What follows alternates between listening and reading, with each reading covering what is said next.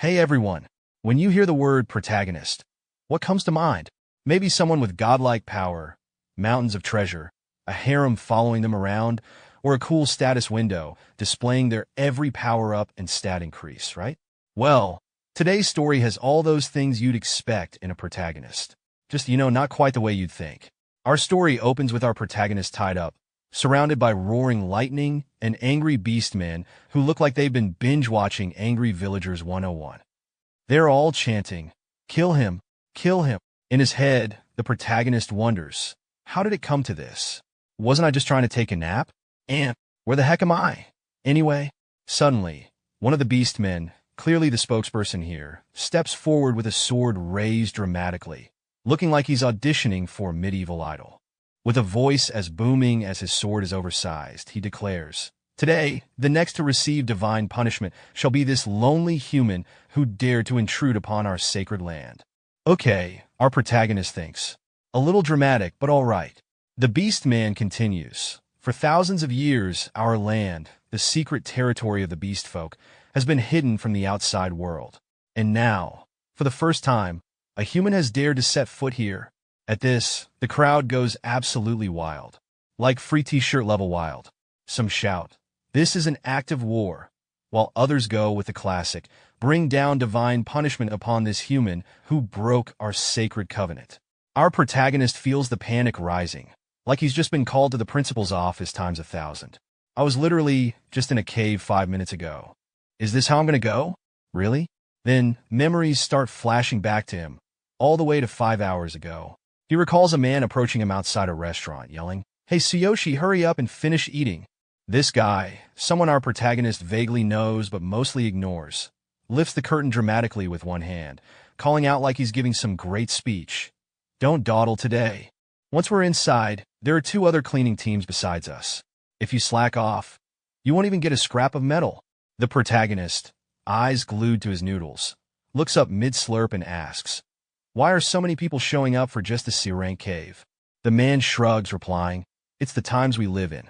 More and more cleaners everywhere. It's not like we're heroes or anything, But Tsuyoshi's barely listening, focusing intently on his meal as though it's his last meal on Earth. Which in hindsight might have been foreshadowing. Just then, a loud voice cuts through the restaurant noise. "Get ready, everyone. The heroes are coming." Our protagonist's friend gives him a nudge. "All right, noodles are done, let's go." Tsuyoshi slurps up the last of his noodles, sighing dramatically. "Goodbye, delicious noodles." I get it. Their cleaning team gathers at the cave entrance, looking like a mismatched group of tourists about to brave a haunted house. The leader, trying to sound tough, mutters, "Even if it's just a C-rank cave, I get chills every time we get close to one." He shivers a little, but quickly tries to play it off. A team member next to him whispers, "If a C-rank feels this creepy, I can't even imagine what it'd be like going into an S-rank cave." Their leader stands at the entrance, squinting at the dark shadows inside. Yeah, at least this one just has a few. Slightly suspicious dark lines. He's barely finished when 2 heroes, actual heroes, stride out of the cave as if they own the place. The first hero is a young guy in golden armor, so shiny it's probably causing temporary blindness for anyone who looks directly at it. Next to him stands a girl with a spear, looking cool, calm, and possibly thinking about how amazing her hair looks in cave lighting. The warrior grins at her. "Looks like we scored an easy reward. Guess we made out pretty well, huh?" She gives him a polite smile, totally chill. "Yeah, I guess we did." As if clearing out a cave full of monsters was just another Tuesday. From the cleaning crew, someone sighs in awe. "Heroes are so cool. If I could be one, I'd be rolling in cash right now." The guy next to him just scoffs. "Quit dreaming, man. You're a cleaner because you flunked the awakening test. Face it, we're here to mop up the crumbs." Awkwardly, one of the cleaners musters the courage to nod at the heroes and says, Thanks for, all the hero ing. Can we, go in now?" The girl with the spear gives a friendly wave. "Sure, go ahead. All yours." The story follows Tsuyoshi Tsukishiro, our not-so-heroic protagonist, whose glamorous title is Stress Collector. That's right, he's part of the cleaners, the guys who venture into monster caves after the heroes have mopped up most of the mess. It's like being part of a rock band, except without the fame, the fans, or the rock music. For Tsuyoshi, who couldn't pass the awakening test because of his weak physical constitution.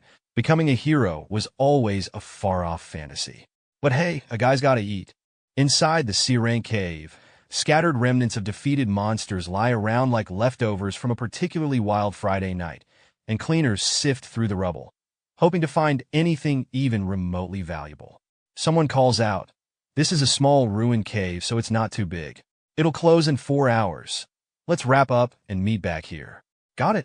The cleaners, including Tsuyoshi, all nod like seasoned pros and set off into the dark, dusty depths. As Tsuyoshi digs through the debris, he spots a fragment of a shield, and his eyes light up. "A shield fragment," he exclaims, lifting it up like he's found treasure. Finally, something that might actually sell for more than a pack of instant noodles. A fellow cleaner, watching him from above, chuckles. "Hey, looks like luck's on your side, Tsuyoshi. Maybe your folks up in heaven are throwing you a bone." Tsuyoshi grins. "Maybe so.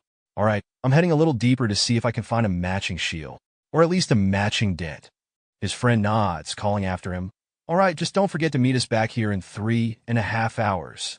Tsuyoshi waves in agreement and heads further into the cave, optimism just barely outweighing the smell of monster guts. 3 hours later, he's combed through more debris than he ever wanted to see in his life, and his treasure count stands at 1 shield fragment. He sighs. Great, just 1 lousy piece. Even the dust mites are disappointed. Just then, a shout rings out from behind him. "Tsuyoshi, it's almost time to meet up." Yeah, I'm wrapping up," he calls back, but he's still scouring the ground. 1 lousy fragment isn't enough to pay for 1 day of Karina's medical bills, he thinks, feeling the weight of it. Suddenly, something catches his eye, a faint glow coming from. "Oh well, what's a random wall doing in here?" He wonders, approaching it like it might magically contain an 18. Leaning over, he peers inside and sees a skeletal hand gripping something that shines like it's auditioning to be in a jewelry commercial. "Whoa, that's a ring," he whispers. With a thrill of discovery, he climbs down the well, ignoring all the creepy corpse vibes. He reaches out and gingerly takes the ring from the skeletal hand. Probably just some poor soul left behind. "Thanks, pal. You're donating to a good cause." The ring glows with a soft golden light, and Tsuyoshi's eyes widen in surprise. An area item. A ring. This kind of gear usually gives a little stat boost, but it'll still sell for a decent price. A mischievous grin spreads across his face. "Well, I'll just wear it for now and let Mr. Nakazato check it out later. Better hurry back before I get locked in here." "Thanks, ancestors, and, random skeleton dude." As Tsuyoshi slipped the ring onto his finger, it suddenly started glowing even brighter, lighting up like he'd just equipped a legendary item in a video game. Then, in a split second, the ring latched onto his hand like glue, sending a jolt of pain through his finger. "Ouch! What is this? A ring or a mousetrap?" he yelped. Suddenly, a system window appeared in front of him with all the tact of a spam email. "The ring has recognized you as its owner. From now on, it cannot be removed or transferred. The boundless passes will open shortly." Tsuyoshi looked around, baffled. "Ah, who said that?" He squinted into the cave shadows, but there was no one around. Then, the ring emitted a yellow glow that expanded into a circular portal. Bewildered, he started shouting, "Hey, somebody, help!" hoping his team might hear him over whatever magic rabbit hole this ring had just opened up. Meanwhile, back in the cave, his teammates heard a faint cry. "Wasn't that Tsuyoshi's voice?" one asked, looking around. "Yeah, he was just here, wasn't he?" another replied. A third teammate shrugged, clearly unconcerned. "Kid's probably off looking for scraps again. It's a shame he didn't pass the hero test, but hey, let's wait it out. We've still got time." But before anyone could blink, Tsuyoshi was engulfed in golden light, his final, "Hey wait," disappearing into silence. Back in the present, Tsuyoshi regained consciousness with a pounding headache. Blinking, he realized he was now surrounded by Beastfolk, and in front of him stood a massive, electrified hammer that looked far too interested in his well-being. It finally dawned on him. He was standing in some kind of secret Beastfolk territory, courtesy of the free teleportation ring he'd picked up. On a grand throne nearby, the Beast King sat watching the spectacle with a look that said, "This will be entertaining." With a wave of his hand, he signaled his kin to commence with divine punishment. At the command, a tall, long-haired orc, clearly a VIP in Beastfolk land, stepped forward, raising his fist and announcing in a dramatic voice, "My fellow kin, today we gather to execute 3 great criminals. The first is one of our own, a traitor who sold secrets of our sacred territory to those filthy elves and humans." The crowd exploded, growling in furious unison. "Shame on you," they roared, practically foaming at the mouth. "Divine punishment upon the traitor." Without hesitation, the long-haired orc kicked the condemned beastfolk forward toward the massive, lightning-crackling hammer. The poor criminal barely had time to blink before the bolt struck, reducing him to a pile of ashes in a flash of blinding light. The crowd cheered wildly, like they were at some twisted halftime show, chanting, "Divine punishment upon the traitor." Tsuyoshi, sweating bullets, couldn't help but gulp. Yeah, this ring definitely should have come with a manual. With the traitor's execution wrapped up, the orc turned his gaze towards Tsuyoshi, raising his sword high and casting a dramatic shadow over him. Next to receive divine punishment, the orc declared grandly, "Is this human, the first outsider to ever set foot in our sacred land, hidden from the world for thousands of years. Today, we bring divine punishment upon the human who dared to break our covenant." A beastfolk guard seized Tsuyoshi and hoisted him up, dragging him toward the altar like he was a misbehaving cat. Panicked, Tsuyoshi stammered, "Wait, I didn't mean to come here. I got lost. I have a sister who needs me. Please, I'm not your enemy." The guard sneered down at him, unimpressed. "Enough," he snapped, delivering a swift punch to Tsuyoshi's chest, knocking the wind out of him. As pain radiated through his body, Tsuyoshi's mind whirled. "I can't die here. I still have Karina." The orc shoved him to the ground in front of the crowd. Kneeling, bruised, and sweating, Tsuyoshi thought, "I dreamed of being a hero. How did it come to this?" "Filthy human," the orc bellowed, clearly enjoying himself. "You dare to enter our sacred lands? Prepare to be reduced to ash under divine punishment." The crowd erupted, chanting, "Bring down divine punishment upon the sinner." With the hammer crackling and aiming right at him, Tsuyoshi's instincts kicked in just in time. Before the bolt could hit, he managed to throw himself sideways, narrowly avoiding becoming beastfolk barbecue. The crowd went silent, stunned. Even the chained beastfolk criminals stared, jaws dropping. The long-haired orc muttered in shock. He dodged the lightning of divine punishment. That's unprecedented." From his throne, the Beast King narrowed his eyes, now watching Tsuyoshi with undeniable curiosity. Panting, Tsuyoshi, still bound, still in a mess, glared defiantly at the long-haired orc. "I refuse to die here, you big, hairy jerk," he shouted.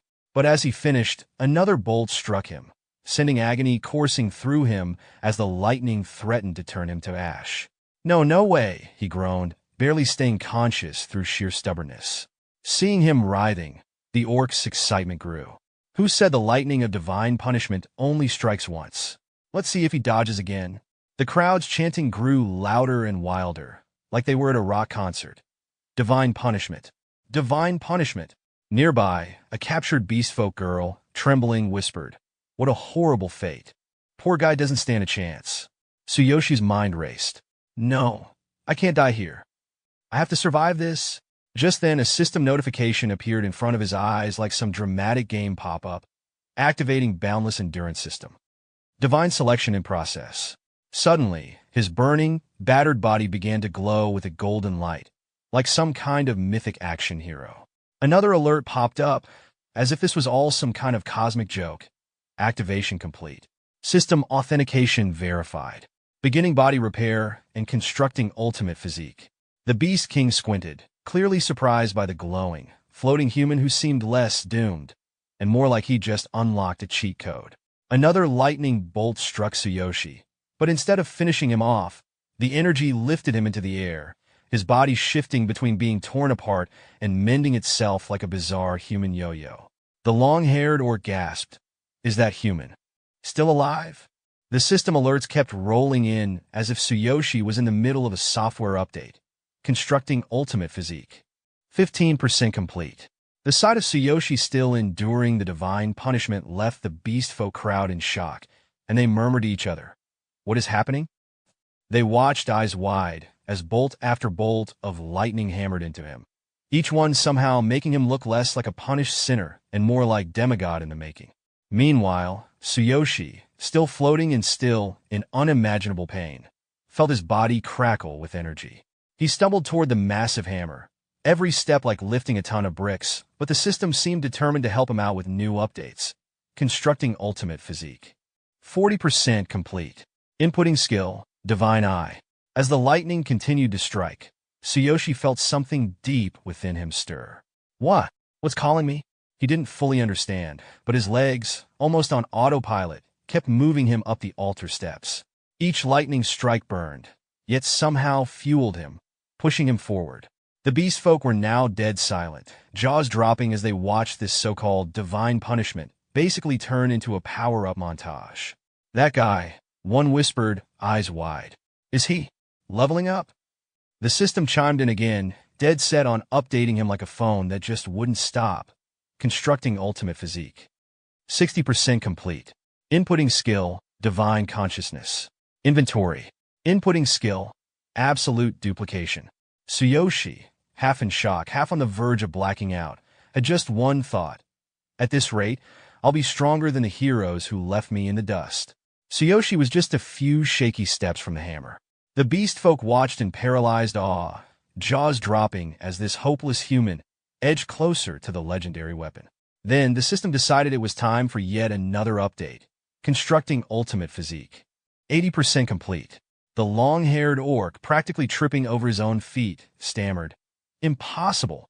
Only the Divine King himself has ever gotten this close to the Divine Hammer. Up on his throne, the Beast King's eyes gleamed, suddenly looking more like a spectator at the world's weirdest sporting event. Is that human?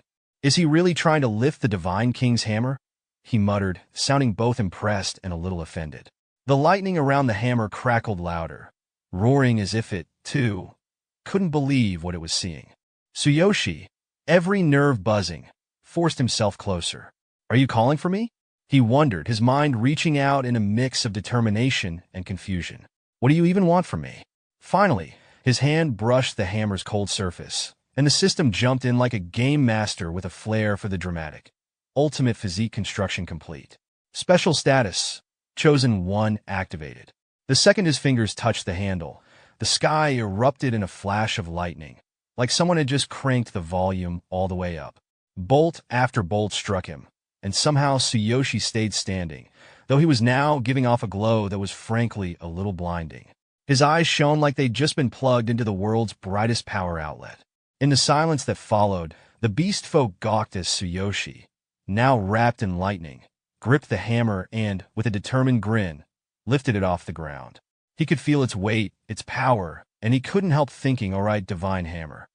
You called me, so I'll put your power to good use. With a mighty swing, he sent a shockwave through the room, rattling the walls and sending dust flying. The Beastfolk stumbled backward, slack-jawed, like they'd just witnessed the world's most epic plot twist. Just as Tsuyoshi was catching his breath, a system notification cheerfully popped up. Congratulations! You have acquired the Divine Hammer. Level up. 3. Current unlocked power of Divine Hammer. 0%. Due to insufficient capability, the full power of the Divine Hammer cannot be demonstrated. Special effect. Unknown. Tsuyoshi blinked at the notification, almost laughing out loud. All that, and I don't even have the full power yet? One of the Beastfolk, a wide-eyed beast woman, gasped, a human, actually lifted the Divine Hammer. It was as if she'd seen a chicken doing calculus. Meanwhile, Ryuga, the long-haired orc who had been yelling the loudest, clenched his fists so hard they nearly cracked. A mere human lifted the Divine Hammer? This was beyond impossible. This was insulting. Even the Beast King hadn't managed it. Legend said that whoever wielded the hammer would become the leader of the Beastfolk, but surely this had to be some sort of cosmic glitch.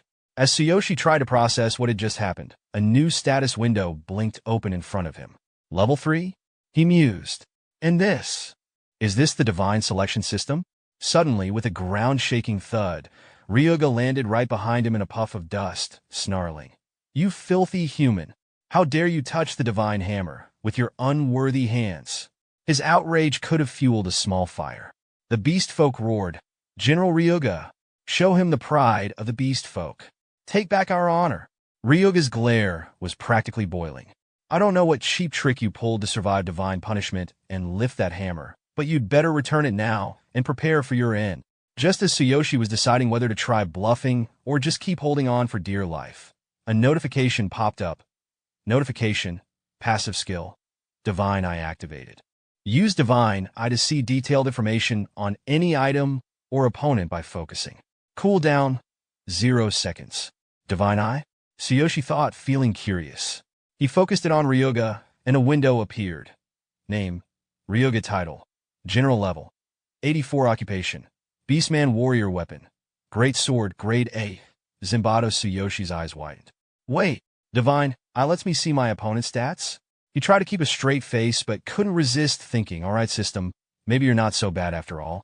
Ryuga unsheathed his massive sword, its gleaming blade sending a chill down Tsuyoshi's spine. You pathetic human. Do you really dare to challenge me? Ryuga sneered. I'll make sure your death is swift. In a panic, Tsuyoshi stammered, wait, it's a misunderstanding. His mind raced, no way. I'm fighting a level 84 warrior. Ignoring him, Ryuga raised his sword high. Silence, he roared. Take this. Tsuyoshi closed his eyes, holding the divine hammer in front of him. Listen to me, please, he pleaded, trying to sound less like a terrified mouse. The beast girl couldn't take her eyes off Tsuyoshi. She thought to herself, the human is done for. General Ryuga is a force of nature, one of the Beast King's 5 great generals. Even a fellow beast man would struggle against him. A single blow would be enough to obliterate a human. She couldn't help but snicker under her breath. Hope this guy has some kind of secret plot armor. As Ryuga's massive sword crashed down on Tsuyoshi, a deafening explosion erupted, sending a shockwave through the air. Dust flew everywhere, blocking the view. When it cleared, Tsuyoshi was still standing, gripping the divine hammer like a man trying to hold on to his last piece of pizza. He had blocked the blow, barely. Inside his mind, Tsuyoshi marveled, I actually blocked it. His arms were numb. His body felt like it was about to fall apart, but the hammer was like that one friend who refuses to let you down. This thing is solid. Ryuga's eyes widened for a split second, his brain trying to process what had just happened. He blocked my strike? This human is still standing? You're lucky that hammer saved your life, Ryuga growled, his voice dripping with disdain. But next time it won't. Tsuyoshi, breathing raggedly, tried to explain in a tone that was almost begging. I'm telling you, it's a misunderstanding. I'm not even supposed to be here. I'm just trying to make it back home. To my sister. He paused, looking up at Ryuga with wide eyes. I swear, I don't even know how I picked up this hammer. Ryuga's sneer deepened, but then he narrowed his eyes. Without another word, the general lunged forward, his massive hand reaching for Tsuyoshi like a hungry bear pawing at the last cookie on the table. Enough talk, human. Ryuga snarled, his fingers closing around Tsuyoshi's torso. Ryuga lifted Tsuyoshi effortlessly, his grip like a steel vise. Gotcha, he thought, a cruel grin spreading across his face. I'll toss him into the sky and finish this with earthquake smash. That'll teach this puny human not to mess with me. Ryuga swung Tsuyoshi up and hurled him high into the air. Tsuyoshi's world spun as he hurtled upward like a ragdoll, gravity playing its usual cruel game. But as he ascended, a system notification suddenly popped up right in his face. Notification. Active skill. Absolute replication activated. Usage. Sense opponent's heart with your hand and choose one skill to replicate. Cooldown. 0 seconds. Note. Only one skill can be stored at a time. Replicating a new skill will replace the previous. Tsuyoshi blinked. Wait, what? I can steal his skill? He quickly read through the message. I need to touch his chest. If I can just get close enough. As he began his descent, Tsuyoshi flailed a bit, awkwardly twisting his body to face Ryuga. With an impressive display of mid-air clumsiness, he extended his hand toward the general's chest. In the most uncoordinated, unheroic moment of his life, he managed to brush his fingers across Ryuga's chest just as he flew by. The system chimed triumphantly. Skill replication complete. Heaven Seeker fully replicated. Meanwhile, Ryuga was still in the middle of processing the fact that a human was flying through the air like a confused pigeon. But now, his anger was more than just a simmer. He was officially done. You miserable insect! Ryuga bellowed, shaking his fist like a disappointed father scolding a child. "What did you do to me, human?" Tsuyoshi, now back on the ground, staggered to his feet, clutching the divine hammer. His arms were shaking, and his head was spinning, but there was a fire in his eyes, or maybe that was just the adrenaline. Either way, he was ready. His grip tightened around the divine hammer, his last hope. He swung it forward with all his might, summoning his borrowed power. Heaven's Seeker. As the hammer collided with Ryuga's sword, a violent explosion rocked the entire arena. The force of the impact sent dust and debris flying in all directions, turning the battlefield into a cloud of chaos. The Beastfolk stumbled back, eyes wide with disbelief, as the dust slowly settled. When the smoke cleared, Ryuga's jaw hung open in shock. Impossible! How can he use my technique? His mind raced, unable to process what had just happened. Ryuga stood there, unfazed, not a scratch on him. He looked himself over, utterly perplexed. What? It didn't hurt at all. It actually felt pleasant. He muttered to himself, as if trying to figure out whether he was dealing with a joke or a nightmare. Just as Tsuyoshi was about to lose all hope, a notification popped up before him. Notification. Due to being level 3 without a profession and unable to properly wield a weapon, no damage was inflicted on the opponent. Improve your abilities to increase effectiveness. Tsuyoshi's shoulders drooped in defeat. Are you kidding me? All that effort, and it didn't even scratch him? Ryuga, finally snapping out of his confusion, scowled furiously. You filthy human! You dare humiliate me like this, he bellowed, raising his sword once more, fury radiating from every pore. Tsuyoshi froze, unable to react in time, the full weight of his failure crashing down on him. But just before Ryuga's sword could descend upon him, a booming voice echoed across the arena, stopping the strike in its tracks. That's enough! The crowd was abuzz with whispers and gasps, sending ripples of energy through the air. Tsuyoshi, still dazed and blinking away the dust, could barely comprehend what was happening. He instinctively raised his arm to shield himself from the shockwave created by the Beast King's arrival. When the dust cleared, Tsuyoshi's eyes widened as he saw the Beast King kneeling before him, a move so unheard of that the entire arena seemed to collectively hold its breath. The Beastfolk were in disbelief. The Beast King kneeling? Whispers spread like wildfire, each Beastfolk exchanging bewildered glances, causing Tsuyoshi to flinch slightly under the intensity. It seems you have truly been chosen by the divine hammer, the Beast King said solemnly, his deep voice resonating through the arena. Tsuyoshi blinked, his mind still spinning. Chosen? What does that even mean? The Beast King turned to address the crowd, his voice rising with pride. For centuries, none have been able to lift the hammer, not even the greatest among us. Yet, today, this human has done what no beastman could. Tsuyoshi could only stare, his mouth dry. What? What's happening? His grip tightened around the hammer. The Beast King raised his arm toward the heavens, his other hand sweeping towards Tsuyoshi with pride, his gaze never leaving him. If he is truly chosen to be the future leader of the beastmen, then he must be allowed time to grow. The crowd shifted, and whispers filled the air. One voice cut through the murmurs. But isn't there a prophecy about this? Another beastman scoffed. He's not even one of us. He's a human.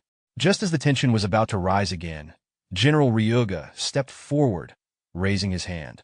His eyes were filled with defiance, his voice low but firm. But Beast King, this man is human. The Beast King shot Ryuga a piercing, irritated look. And what of it?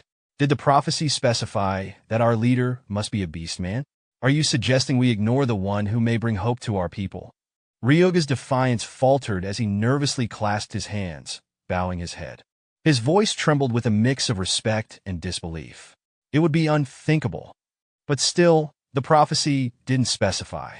If he's not a beastman, then enough, the Beast King interrupted, his voice brooking no further argument.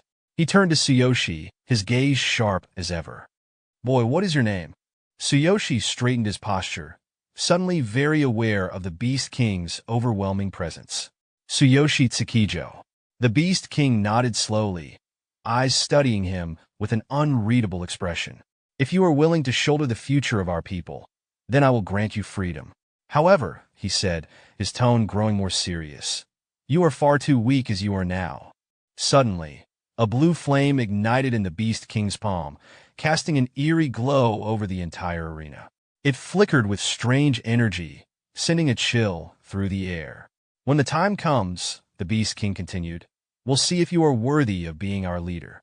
Without further warning, the Beast King pressed his glowing hand to Tsuyoshi's forehead, and Tsuyoshi felt a strange, tingling sensation run through him.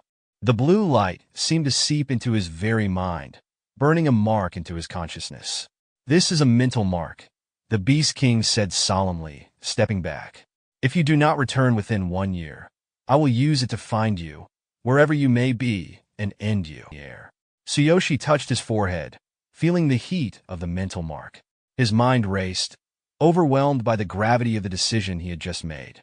This wasn't just about surviving. It was about carrying the hopes of an entire people on his shoulders. As he looked at the Beast King, Tsuyoshi knew one thing for sure. He had just made a promise he wasn't sure he could keep, but he would have to try. The crowd held their breath, waiting for Tsuyoshi's response. He could feel the weight of their gazes on him, and his mind raced with the gravity of the decision. Just as he opened his mouth, a voice broke through the tension. "Accept it," shouted the beast woman Tsuyoshi had noticed earlier. Her fierce, encouraging expression caught him off guard, and her words echoed in the vast arena. "Take this chance, gain your freedom, and grow stronger." Tsuyoshi looked at her, noticing the fire in her eyes. He was intrigued by her intense gaze, but even more so by the gratitude and determination that seemed to emanate from her. Curious, he thought, let's see who this girl really is. Focusing, Tsuyoshi activated his Divine Eye skill, and the information about the beast woman appeared in his mind.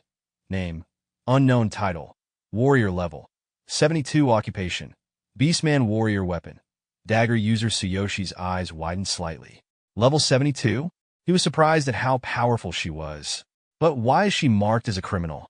The beast woman noticed his gaze and gave him a grin that was a mix of mischief and encouragement. It's better to be alive than to throw away the chance given by the gods. Don't waste it. Just then, the scene took a strange turn. As Tsuyoshi glanced down, the camera or whatever was observing seemed to focus on the beast woman's legs, her beautiful, well-defined figure, and, well, let's just say the melon she was carrying in front. Tsuyoshi's face flushed slightly, his eyes inadvertently darting away before he could stop himself. But with a smirk, he raised his hand in a casual wave. "Thanks," he said a little too casually, his mind trying to refocus on the bigger picture. Indeed, this is a miracle, Tsuyoshi thought. First, I need to survive. After that, I'll figure out a way back to my world. The path ahead was uncertain, but he knew one thing for sure: he wasn't backing down. With a deep breath, he looked up at the Beast King and spoke with new resolve. "All right, I'll take your offer, but I have one condition." The Beast King raised an eyebrow, clearly taken aback by Tsuyoshi's boldness. "A condition?" he asked, his tone skeptical but curious. The entire arena seemed to hold its breath, eager to hear what the human would demand. Tsuyoshi pointed confidently at the beast girl in the crowd. "She comes with me. She might be useful." The beast girl's face twisted in confusion, her eyes flickering between disbelief and what could almost be considered flattery. She blinked, caught off guard. "Me?" She looked like she'd just been handed a puzzling riddle, her expression a mix of confusion and something else, something Tsuyoshi couldn't quite place. She even looked a little pleased. Tsuyoshi cracked a small, confident grin. "Guess we're even now, no debt owed." Later that night, Tsuyoshi stood outside the gates of the Beastfolk village, bathed in the soft glow of moonlight. He gazed down at the strange ring on his finger, lost in thought. "From that voice I heard, it seems everything began with this boundless ring. He tried twisting it off, but it wouldn't budge. Thanks to this ring, I've gained these strange abilities. But how am I supposed to get back to my original world?" "Master, preparations are complete," a voice called from behind, snapping him out of his thoughts. He turned around to see the beast girl approaching, her expression serious and focused. "Master?" She gave him a soft, almost reverent look. "Yes, I've decided to serve my savior." Tsuyoshi's face lit up like a Christmas tree. He froze for a moment, eyes widening. Then he proceeded to make the world's most ridiculous face, half shock, half joy, with a dash of "I can't believe this is happening to me." His brain screamed in the background. To be called master by a cute beast-eared girl. This is just irresistible. Trying to play it cool, Tsuyoshi forced a chuckle but it came out sounding more like a squeak. "You no big deal," he stammered, scratching the back of his head awkwardly. Act cool, don't mess this up now." His mind was racing, but his heart was doing flips. "Let's just get going then," he muttered, hoping she wouldn't notice the ridiculous grin he was desperately trying to hide. He rubbed the back of his neck awkwardly. "It's nothing much.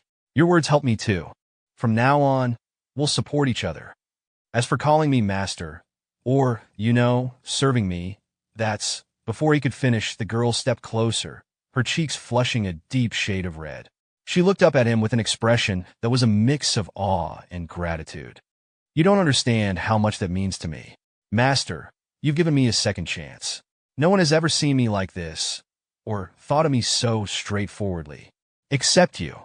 With a shy smile, she reached up and took his hand, pulling it gently toward her chest. Her voice trembled as she spoke. "Your appearance. It's a miracle for me. I want to dedicate everything to you, Master." Tsuyoshi's mind temporarily short-circuited. He blinked rapidly, unable to process how quickly this was all happening. "Wait, hold on. This is getting a little intense." Trying to regain his composure, he glanced up at the sky, nervously clearing his throat. Suddenly, the beast girl turned and looked back at Tsuyoshi with a playful glint in her eyes. "Shall we be on our way? It's getting late," she said, taking a few steps ahead. Then, with a teasing smile, she glanced over her shoulder and reminded him, "Watch your steps." Tsuyoshi let out a sigh, relieved by the sudden change in pace. He slid one hand into his pocket, taking in the vast, almost surreal landscape bathed in the soft glow of the moon.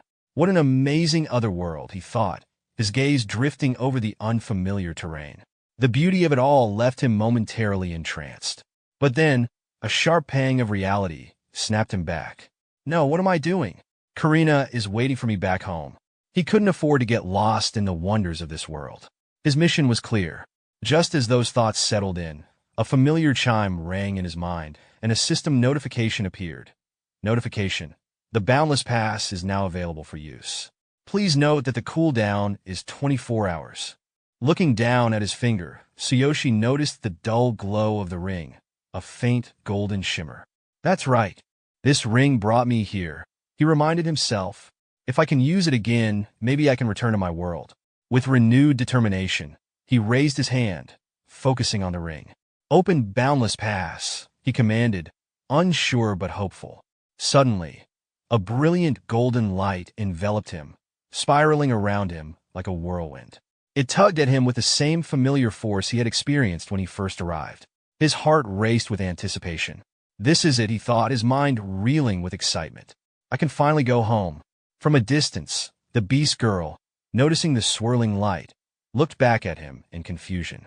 She called out, "Master," her voice carrying through the quiet night as she reached out toward him, but it was too late. The golden light surged around Tsuyoshi, and in a flash, he was swept away. The world around him blurred, and all that remained was the soft moonlight and the distant silhouette of the beast girl, frozen in the moment. And then, there was nothing but silence. In a rush of light, Tsuyoshi felt himself hurtling back through the boundaries of space and time, his body aching from the familiar sensation. The world around him twisted and bent before he finally stumbled forward, gasping for breath. The air was cool, but familiar, and as he looked around, the ground beneath his feet felt solid once more. "Am I back?"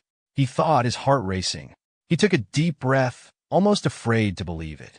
He quickly checked his status window, holding his hands together as if in prayer. Whispering under his breath, he muttered, "I did it. And my abilities, they're still here."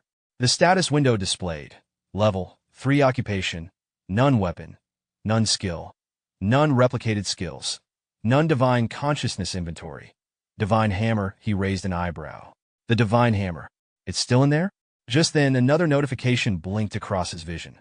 Notification: personal stats are shared across both worlds, but items are not.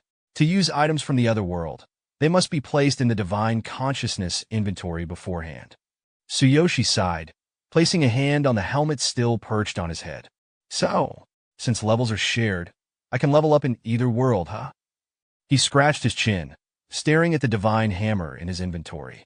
"Guess I managed to bring this thing over because it was in the divine consciousness inventory." He paused, a thought suddenly dawning on him. Wait a second. Does this mean I'm still at level 3 here too? Before he could process this further, a voice echoed from above the well, cutting through his thoughts. What's all the commotion down there? Hurry up before the cave collapses. One of his teammates shouted, clearly annoyed. Tsuyoshi looked up, momentarily confused. Why are you all still hanging around? Old man, I've been gone for hours, he called back. But as the words left his mouth, something felt off. Tsuyoshi's brow furrowed as he climbed up the rope, his thoughts racing. What's going on? He thought, trying to make sense of the strange situation. I spent at least 5 hours in the other world. Something isn't right. From above, the team leader's voice broke through his thoughts. You've been here all along alone. Good thing I came back to get you. Now hurry up and get out of there. Another teammate added, don't dawdle. Once the cave closes, you'll be trapped in there forever. Tsuyoshi grabbed the rope, climbing with urgency. So that's it. He realized time must have been frozen here while I was in the other world. His mind spun as the implications sank in. Was time here completely still? His eyes widened. This is just like something straight out of a manga.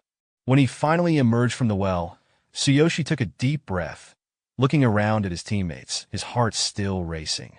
Could it be that time is also frozen in that other world now? He couldn't help but wonder who the original owner of this boundless ring was, and how this strange phenomenon worked. The team leader stood at the top of the well, his arms crossed. Tsuyoshi offered a grin, feeling a sense of relief at being back. Right, old man? The team leader raised an eyebrow. What is it? Tsuyoshi chuckled, his mind momentarily distracted by his memories of the other world. With a playful smile, he replied, the next test is tomorrow, right? But as he spoke, something shifted within him. The playful tone faded, and his thoughts drifted back to the horrifying day when everything had changed. The first gate had opened, and their world had been thrown into chaos. Blood trickled down his forehead, a rough bandage clinging to his cheek as he sprinted through the streets, his sister unconscious on his back. Her breathing was shallow, and her body was cold to the touch. Nearby, an overturned police car blared a piercing siren, a symbol of the destruction that had followed the opening of the gate. Towering above them, a massive monster was smashing buildings like a toddler on a sugar rush with a stack of blocks. Its shadow loomed over everything like it was out to prove it was the king of hide-and-seek, and, spoiler alert, it was winning. From behind him, Tsuyoshi heard a tiny, frail voice. Big brother, I can't feel my legs. His little sister, Karina, whispered like she was trying not to scare away a butterfly, which was an unfortunate choice given that a giant monster was terrorizing the city. Her words filled him with dread, but he kept sprinting, eyes burning with a fierce, red glow, like he'd just downed a double shot of hot sauce instead of adrenaline. Then, she whispered again, almost as if she was asking him to pick up milk on the way home. Are Mom and Dad okay? Before he could answer, boom, a huge explosion tore through the street. He stumbled, clutching Karina like she was his phone, and he'd just dropped it without a case.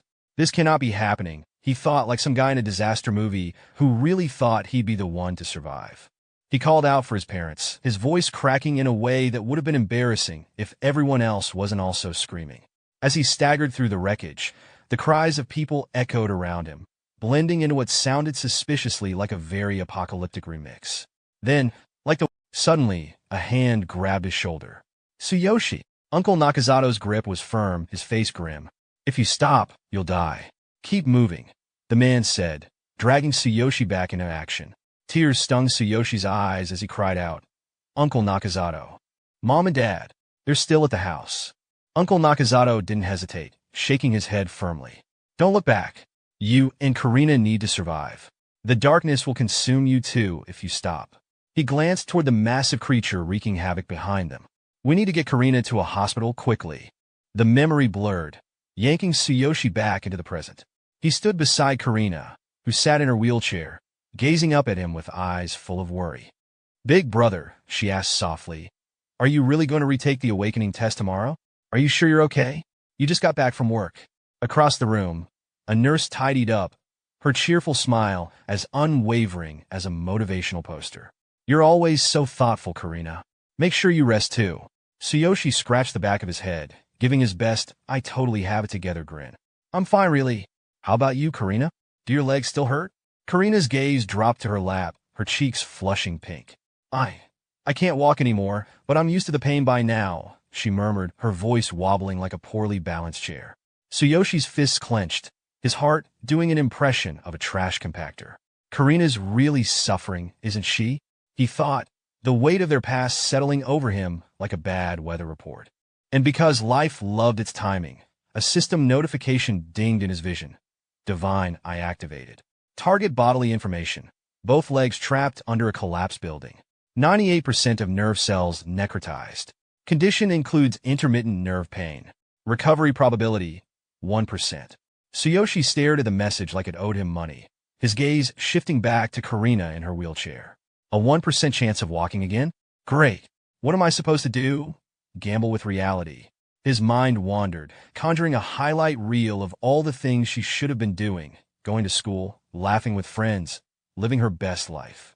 Instead, here they were. Him, trying to ace a test designed to kill half its participants, and her, stuck enduring a cruel hand life had dealt. Karina's my only family. I can't bear to see her suffer, he thought, determined to keep his hopeless poker face in check. Determined, Tsuyoshi made a silent promise. Even if the odds are close to zero, I'll do whatever it takes to help her stand on her own again. The scene shifted to Tsuyoshi walking alone through the city, the night air crisp enough to remind him he forgot a scarf. He clenched his fist as thoughts fired like motivational posters in his brain. As long as there's even a 1% chance, there's hope. There must be a way.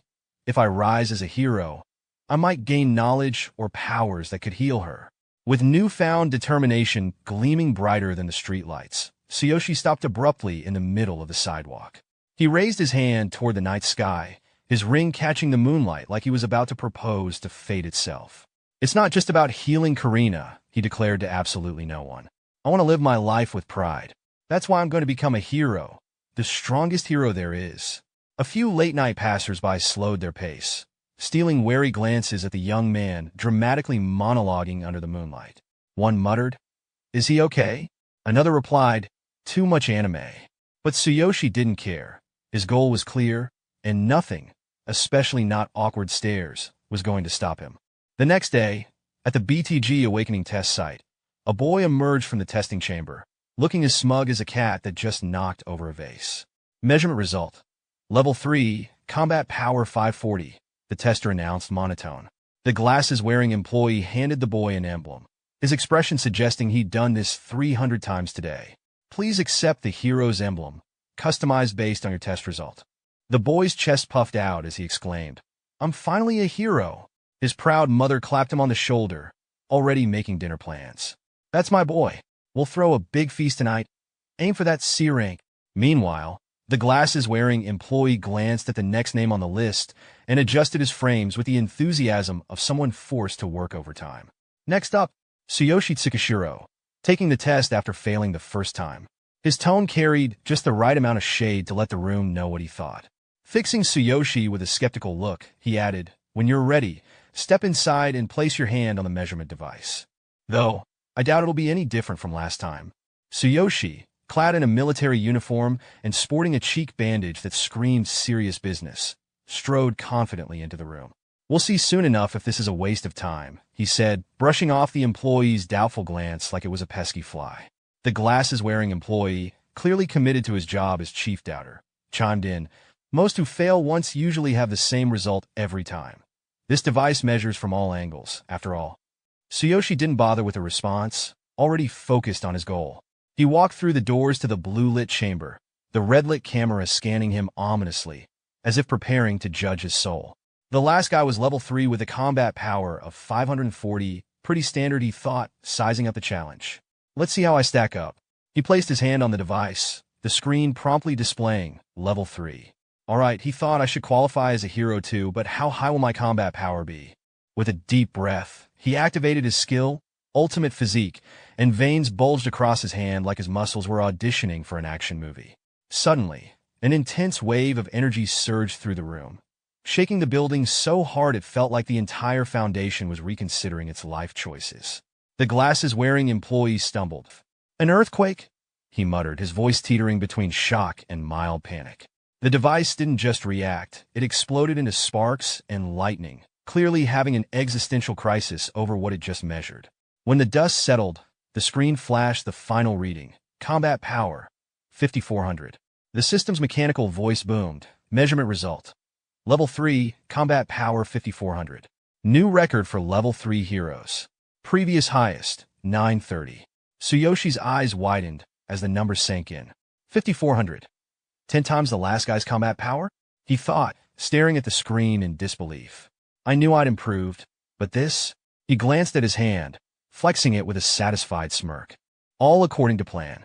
Turning toward the exit with confidence practically radiating off him, he thought, I'll aim for the top. Just then, a thought struck Tsuyoshi. I wonder about the power of the Divine King Hammer. Summoning it into his hand, a system notification promptly ruined the moment. Due to insufficient level and unmet conditions, the Divine King Hammer's full potential cannot be unlocked. Forced activation will consume immense energy. Duration of release, 1 second. Tsuyoshi examined the hammer, its ominous lightning crackling like it was auditioning for a heavy metal album cover. He smirked. So, in my current state, I can only manage 1 second. Fine by me. 1 second should be enough to gauge its power. Gripping the hammer in one hand and placing his other hand on the measuring device, Tsuyoshi's eyes glowed with anticipation. All right, let's give it a shot, he murmured, practically daring the universe to stop him. The system notification wasted no time. The power of Divine King Hammer has been unleashed. Duration of release, 1 second. Suddenly, Tsuyoshi felt an explosion of pain, as though the hammer was draining his very soul. His inner monologue screamed, my entire strength. Gone in a flash. The hammer responded by lighting up like a thunderstorm on steroids, and the device began to spark and sizzle in protest. Through gritted teeth, Tsuyoshi strained, veins popping like his body was staging a revolt. Hurry up and measure it. Tell me how much my combat power has increased, he shouted, practically wrestling the hammer for dominance. Outside, the situation escalated to full-blown disaster movie.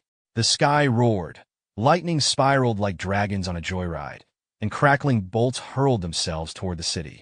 Panicked citizens pointed upwards, screaming, what's going on? An earthquake, while others ducked for cover as the ground shook with a vengeance.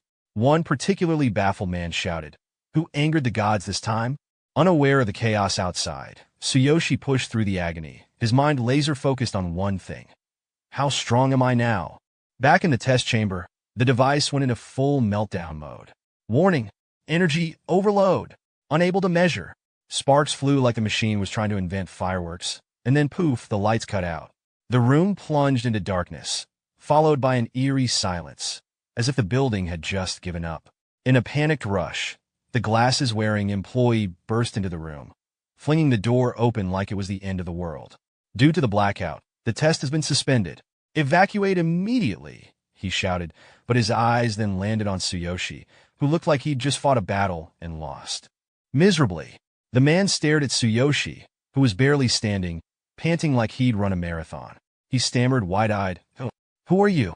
A while later, Tsuyoshi was seen trudging through the building's corridors, rubbing his head like he was trying to massage away the trauma. I really underestimated it, he thought to himself, still processing the fact that he'd just drained every ounce of his energy in 1 second. Should have avoided using the Divine King Hammer until I'm stronger. Then, a grin crept across his face. His eyes lit up like he'd just won the lottery. Laughing with uncontainable joy, he bounced around in excitement. At least I'm officially a hero now. Some time later, in the training grounds, a group of trainees stood nervously as they awaited their instructor. Enter Gaia, a tall, long-haired man in golden armor, looking like he just stepped out of an ancient epic. I am Gaia, the hero responsible for your training, he said, voice booming. The instruction will be tough, but you'll need to keep up. Tsuyoshi, ever the overachiever, activated his skill to assess Gaia's information. Name, Gaia. Level, 9. Occupation, warrior. Combat power, 1200. Tsuyoshi's face scrunched up like he just tasted something sour. Only 1200 combat power at level 9? He thought. I wonder how much my combat power will be when I reach that level. Gaia, however, seemed far less impressed by the whole situation. In fact, he looked downright annoyed, probably regretting his career choice. Being put in charge of rookie training? I'd rather be out exploring a D-rank dungeon than doing this, he thought. eyes narrowing as he glanced at the trainees. He raised his voice, attempting to muster some enthusiasm. You will all be entering a D-rank dungeon tomorrow. After some field experience, you'll determine which occupation suits you best. Expect even lower-level item drops, he said, with the enthusiasm of someone explaining why they need to clean the bathroom. The trainees gasped, their collective enthusiasm cratering. One of them blurted out, "We're going into a dungeon already." Another trainee, already sweating buckets, added with a tremor in his voice, "Isn't there supposed to be a week of basic physical training first?" A third trainee, probably wondering why he signed up for this madness, chimed in, "Shouldn't we decide on our occupation before entering the dungeon?"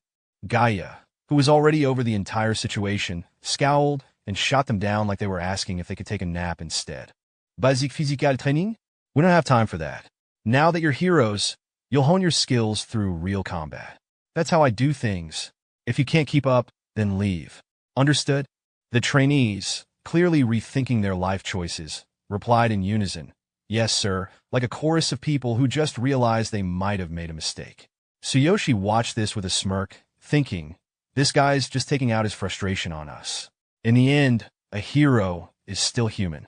Then his thoughts wandered to the past. He remembered the beast girl who had once taken his hand and held it close to her chest, and a faint blush crept onto his face. After all, I've got a level 72 beast girl waiting for me. Once the cooldown for Boundless Pass is over, I'll head back to the other world. Later that night, Tsuyoshi was sitting in his apartment, the daily news droning on in the background like a lullaby for people who still cared about the news. The reporter's voice filled the quiet room. Due to the earthquake that occurred around 7 p.m. tonight, a power outage has affected some areas of the city. Fortunately, no injuries have been reported. The Hero Union is already taking steps to resolve the situation. Tsuyoshi's eyes narrowed, his focus sharpening. All right, now that the cooldown for the portal has ended, it's time to head back to the other world. A spark of excitement flickered in his eyes. I'll grow stronger there, choose my occupation, and gather all the equipment I need. He muttered aloud, I need to open the boundless passage. The ring on his finger began to glow with a golden light, as though it was ready to give him a grand magical entrance. Tsuyoshi felt the familiar energy engulf him, his eyes narrowing in anticipation as the world around him warped. In the blink of an eye, he was transported back to the other world, ready for whatever bizarre adventure awaited him next.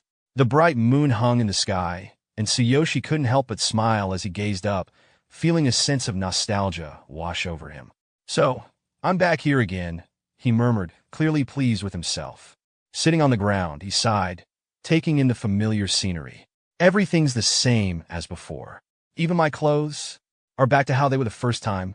A frustrated look crossed his face. Great. So when you leave this world, both time and equipment revert to their original state. What a hassle. Lost in thought, Tsuyoshi didn't notice the approaching figure until it was way too late. Master, is something the matter? The beast girl suddenly appeared in front of him, her melon-sized chest dangerously close to his face. Tsuyoshi froze, eyes wide. Oh, right. I almost forgot about this. His heart skipped a beat. This is the part where I look like an idiot again, isn't it? Tsuyoshi quickly recovered, trying to hide his panic with a nervous laugh. Rubbing the back of his head, he said, No, it's nothing. Anyway, let's get to leveling up. Lead the way. The beast girl beamed, raising one hand dramatically toward the sky while making a fist with the other. I'm so glad to see you're eager, master. But then, her expression shifted to one of seriousness. There's a level 3 goblin nest nearby. They may only be level 3, but those goblins are cunning, lecherous, and numerous. You must stay vigilant.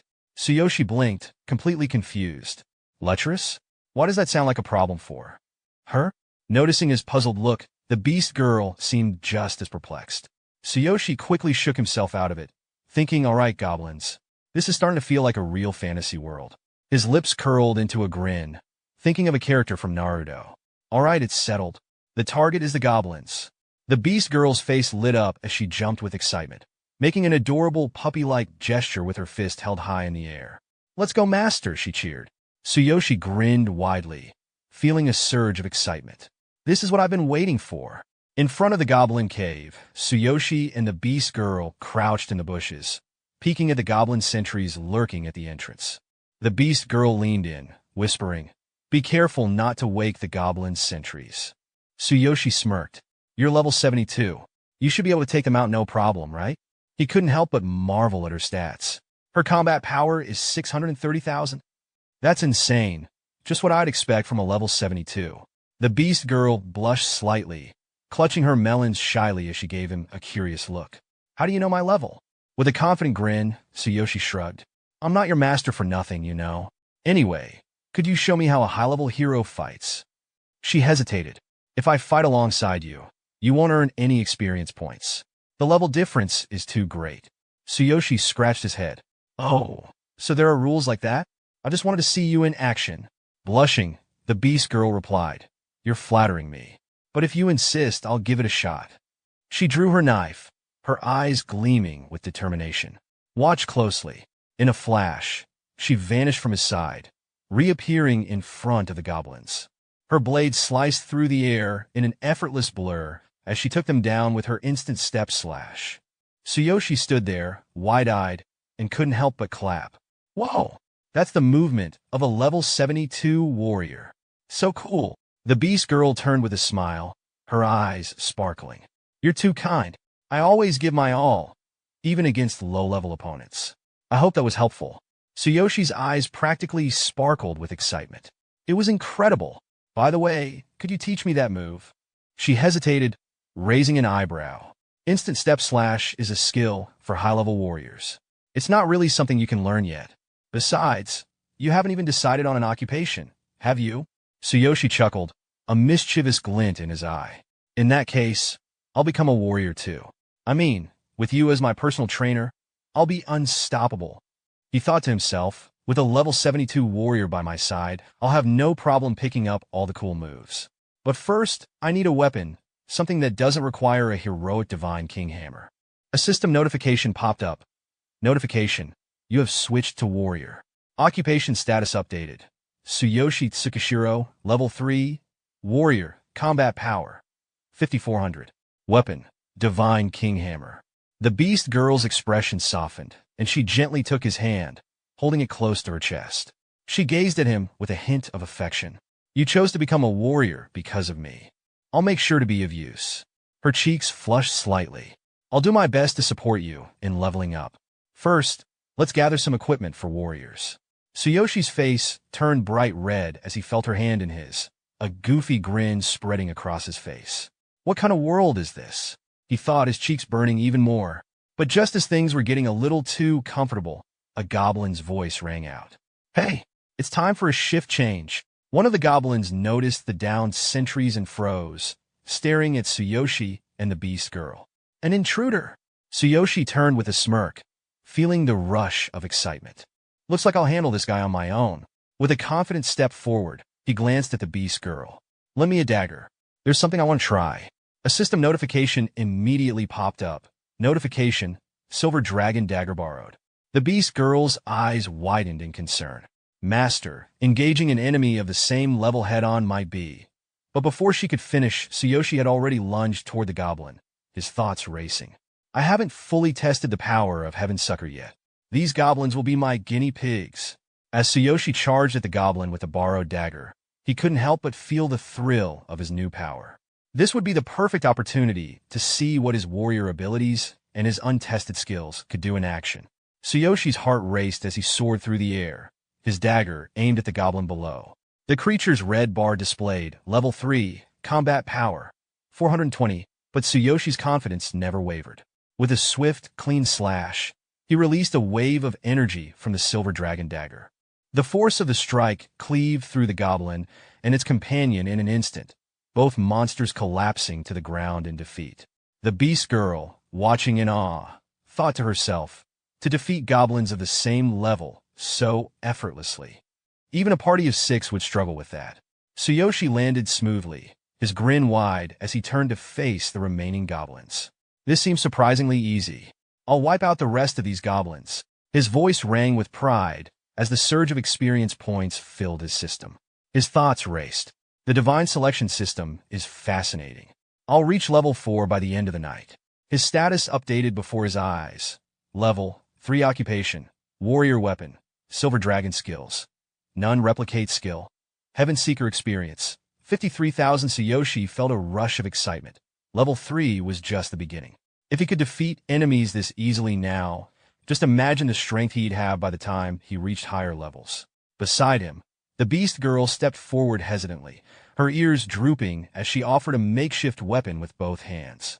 "I'm sorry for the inconvenience," she said softly, her voice tinged with guilt. "Please use this as a weapon for now." Tsuyoshi barely glanced at her, his eyes scanning the battlefield. Then, something caught his attention, a worn-out wooden stick lying in the dirt. Ignoring her offering, he knelt and picked it up.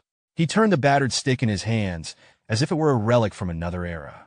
A faint grin tugged at his lips, and his eyes glimmered with mischief. "Don't worry," he said with a quiet confidence, the edge of exhaustion softening his tone.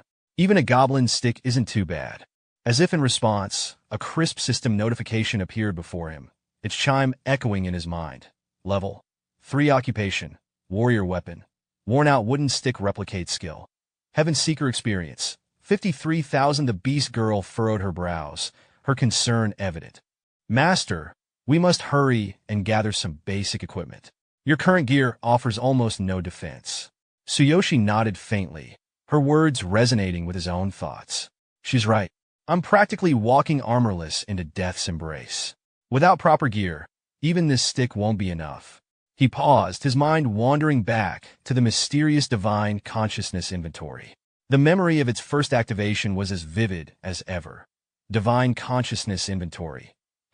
A unique dimensional space accessible through one's consciousness, capable of storing items from both worlds. His panel shimmered into view. Current slot count. 3. Tsuyoshi's frown deepened as his gaze lingered on the one occupied slot. The Divine King hammer rested there like an immovable monument, too valuable to discard. Just one free slot. If only I could unlock more space. But how? His eyes flicked to the beast girl. Her gentle demeanor seemed so out of place in this world of bloodshed and chaos. And yet, 5 parts make a full set of equipment. In this world, who knows what wonders lie hidden among the different races? Unconsciously, his gaze lingered a moment too long. Her furred ears twitched nervously as she caught his stare. Her cheeks flushed a delicate pink, and her voice quivered. "Master, is there something on my face?" Startled from his thoughts, Tsuyoshi chuckled awkwardly, rubbing the back of his neck. "No, nothing like that.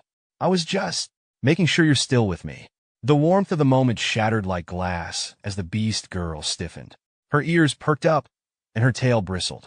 "Master!" she shouted, drawing her short sword in one fluid motion.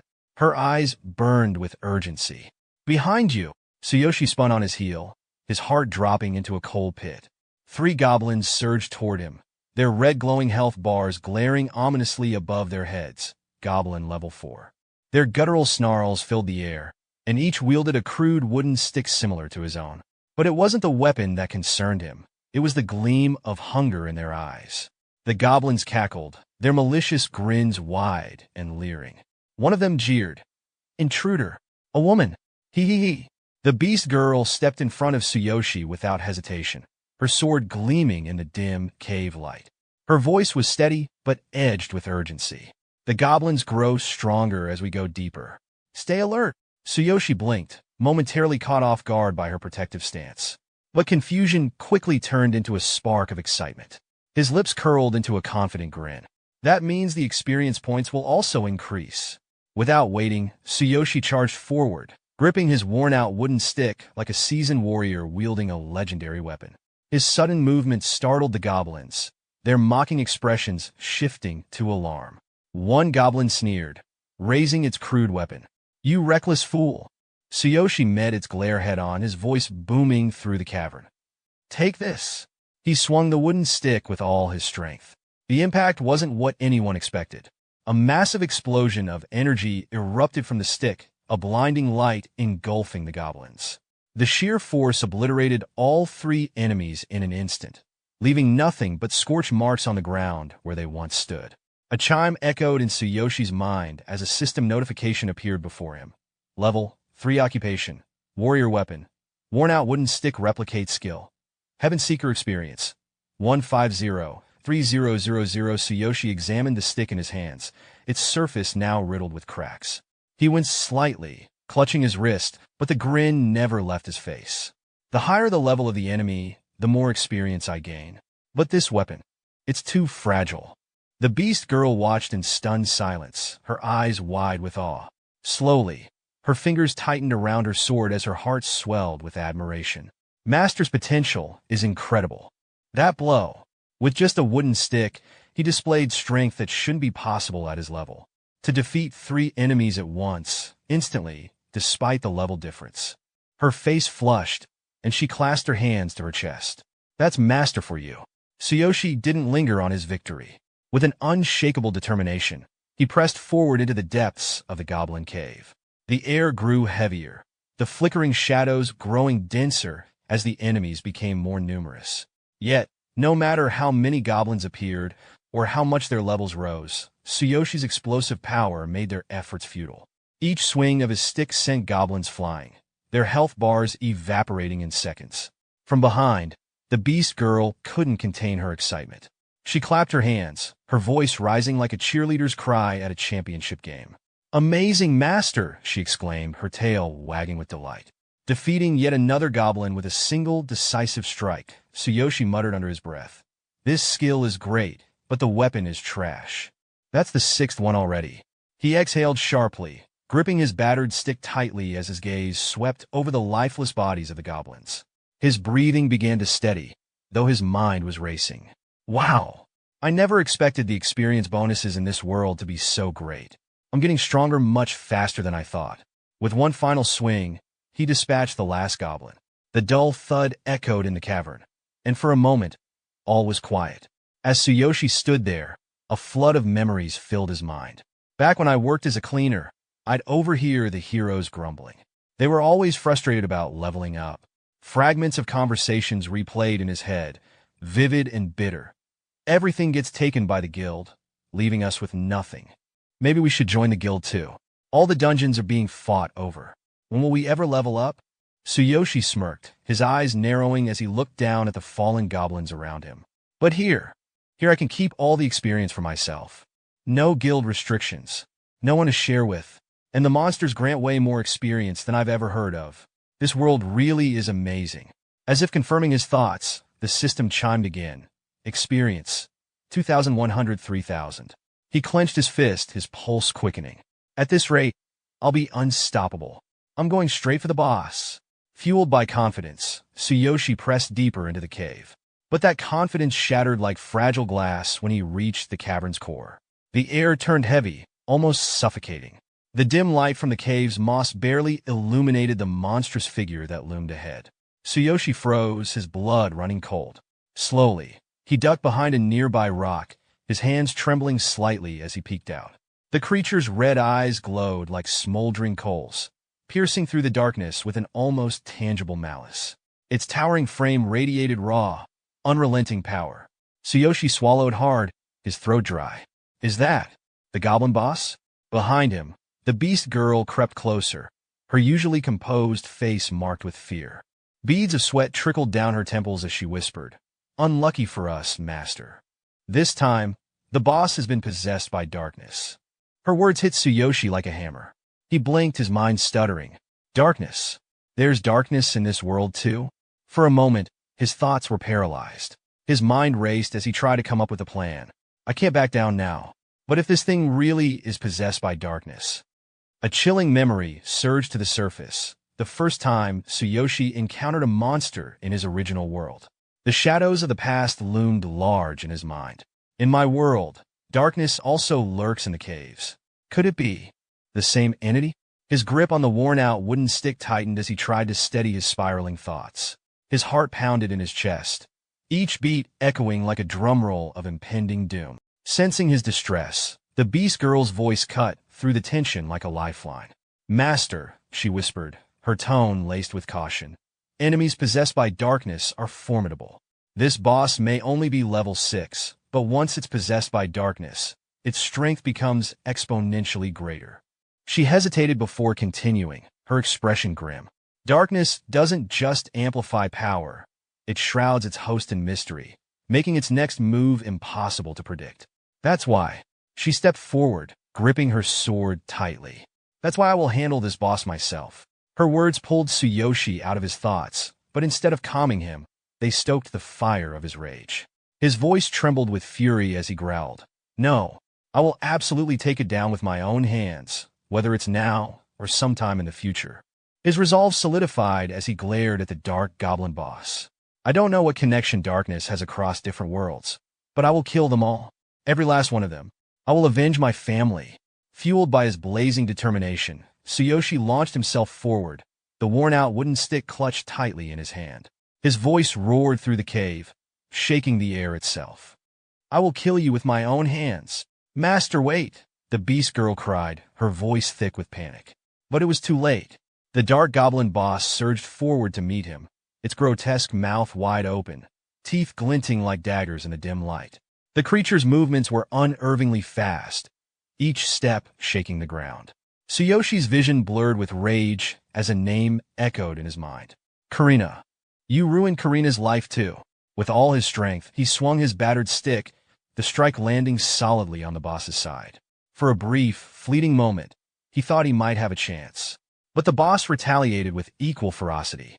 Its clawed arm smashed into Tsuyoshi, sending him flying backward like a rag doll. He crashed hard against the ground, the impact knocking the wind out of him. Pain radiated through his body as he lay there, the cave spinning around him. He coughed, struggling to regain his breath, and stared at the ceiling of the cavern. The goblin boss barely flinched, its health bar mocking him with its stubborn resilience. Tsuyoshi's thoughts swirled bitterly. Damn it! The dark goblin boss loomed over Tsuyoshi, its grotesque face twisted into a cruel sneer. Its long, slimy tongue unfurled, dripping with malice as it lunged to deliver the finishing blow. But before it could strike, a gleaming slash of silver cut through the air. The tongue fell to the ground with a sickening splat. The beast girl stood firm, her blade glowing faintly. "Master, your weapon!" she shouted, desperation in her voice. Tsuyoshi lay motionless for a moment, his battered body trembling as he forced himself to rise. Blood trickled from the corner of his mouth, but his eyes burned with unyielding fury. "The one who took my father and mother. The enemy of Karina. No, I refuse to be killed by the likes of you." Suddenly, his eyes flashed with an intense yellow glow, illuminating the cavern. System notification. Ultimate physique activated. Complete. In an instant, Tsuyoshi's body began to transform. His muscles expanded, surging with energy, his form now resembling that of a world-class bodybuilder sculpted from stone. Power coursed through every fiber of his being, the sheer intensity radiating off him like a blazing inferno. He clenched his fists, his voice thunderous as it echoed through the cave. "If I don't have a weapon..." He stepped forward, his gaze locked on the monster. "Then my body will be the weapon." System notification. Enhancement focused on right hand. Immense strain detected, caution advised.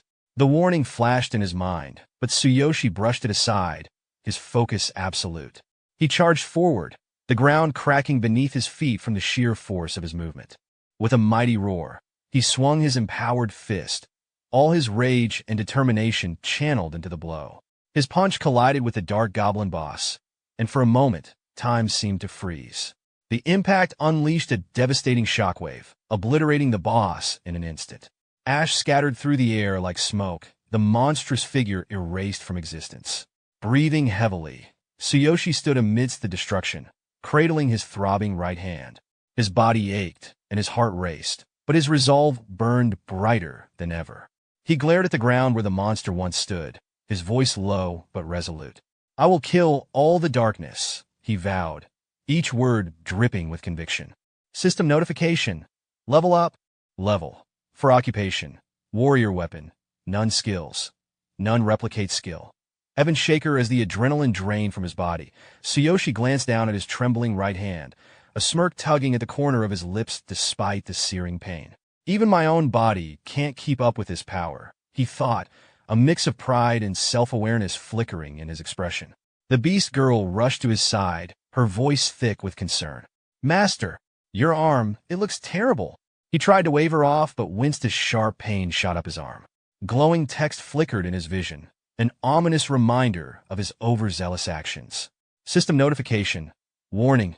Severe injury detected in the right hand. Immediate treatment required to prevent necrosis. Energy output exceeded the hand's physical limits. Future strengthening adjustments are recommended. Clutching his throbbing arm, Tsuyoshi muttered hoarsely, "It hurts," before his knees buckled. His vision blurred, and he collapsed forward, fainting straight into the beast girl's chest. She gasped, catching him with surprising strength. Her voice trembled as she cradled him. "Mustard? Hung on? Don't give up." Frantically, she rummaged through her satchel, pulling out a small vial filled with a shimmering green liquid. An hour passed. The dim cave now seemed oddly serene, with two bats, one white and one black, fluttering playfully above. Tsuyoshi's eyes snapped open, a spark of vitality returning to them. He groaned as he sat up, flexing his fingers cautiously. "Oh, I feel so much better already," he exclaimed, examining his hand. The beast girl beamed, relief washing over her. "The medicine worked? Thank goodness." Tsuyoshi inspected his arm closely. Though still tender, it was no longer swollen or burning. His thoughts turned curious. The recovery speed isn't as fast as the advanced medicine from my world, but its depth. This elixir clearly taps into ancient, intricate healing methods. Feeling a sudden surge of energy, Tsuyoshi jumped to his feet. Striking a dramatic bodybuilder pose, he exclaimed, "I'm stronger than ever." The beast girl clapped her hands, her eyes sparkling. "Amazing, master. You're incredible." Still grinning, Tsuyoshi's mood shifted as something dawned on him. "Wait, the reward. We almost forgot about the treasure." The beast girl giggled, patting her satchel. "It's what we came here for, right? Let's go claim it." As they made their way deeper into the cavern, a soft glow caught Tsuyoshi's eye.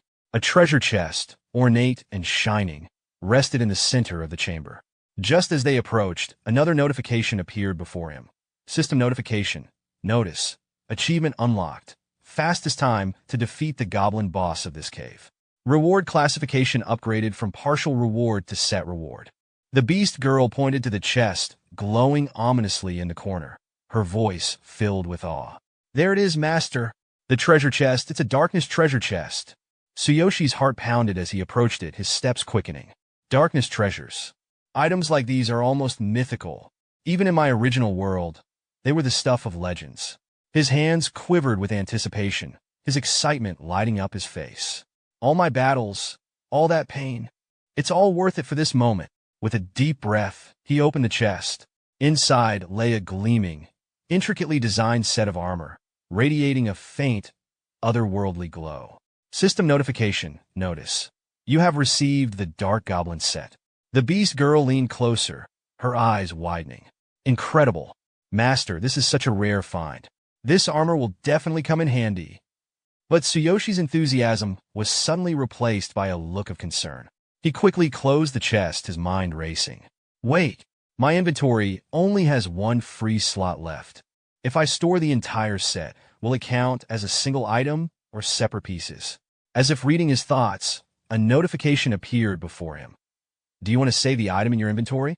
Hesitating for a moment, he finally selected yes. To his amazement, the entire armor set compactly fit into the single slot, leaving the remaining space untouched. System notification. The Dark Goblin set has been added to your inventory. You can retrieve it at your own will. A mischievous chuckle escaped Tsuyoshi's lips, his grin spreading wide. "What a steal! I can't believe I got away with that." The beast girl tilted her head curiously.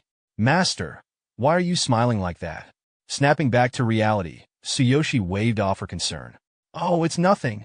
I was just appreciating how efficient the system is." Then a thought struck him. "By the way, can you sew?" The beast girl's ears perked up, and her smile brightened. "Of course. I've been sewing my own clothes since I was a child. I even carry a sewing kit with me." Later, under the soft, silvery glow of the moonlight, the two sat side by side on a grassy hill.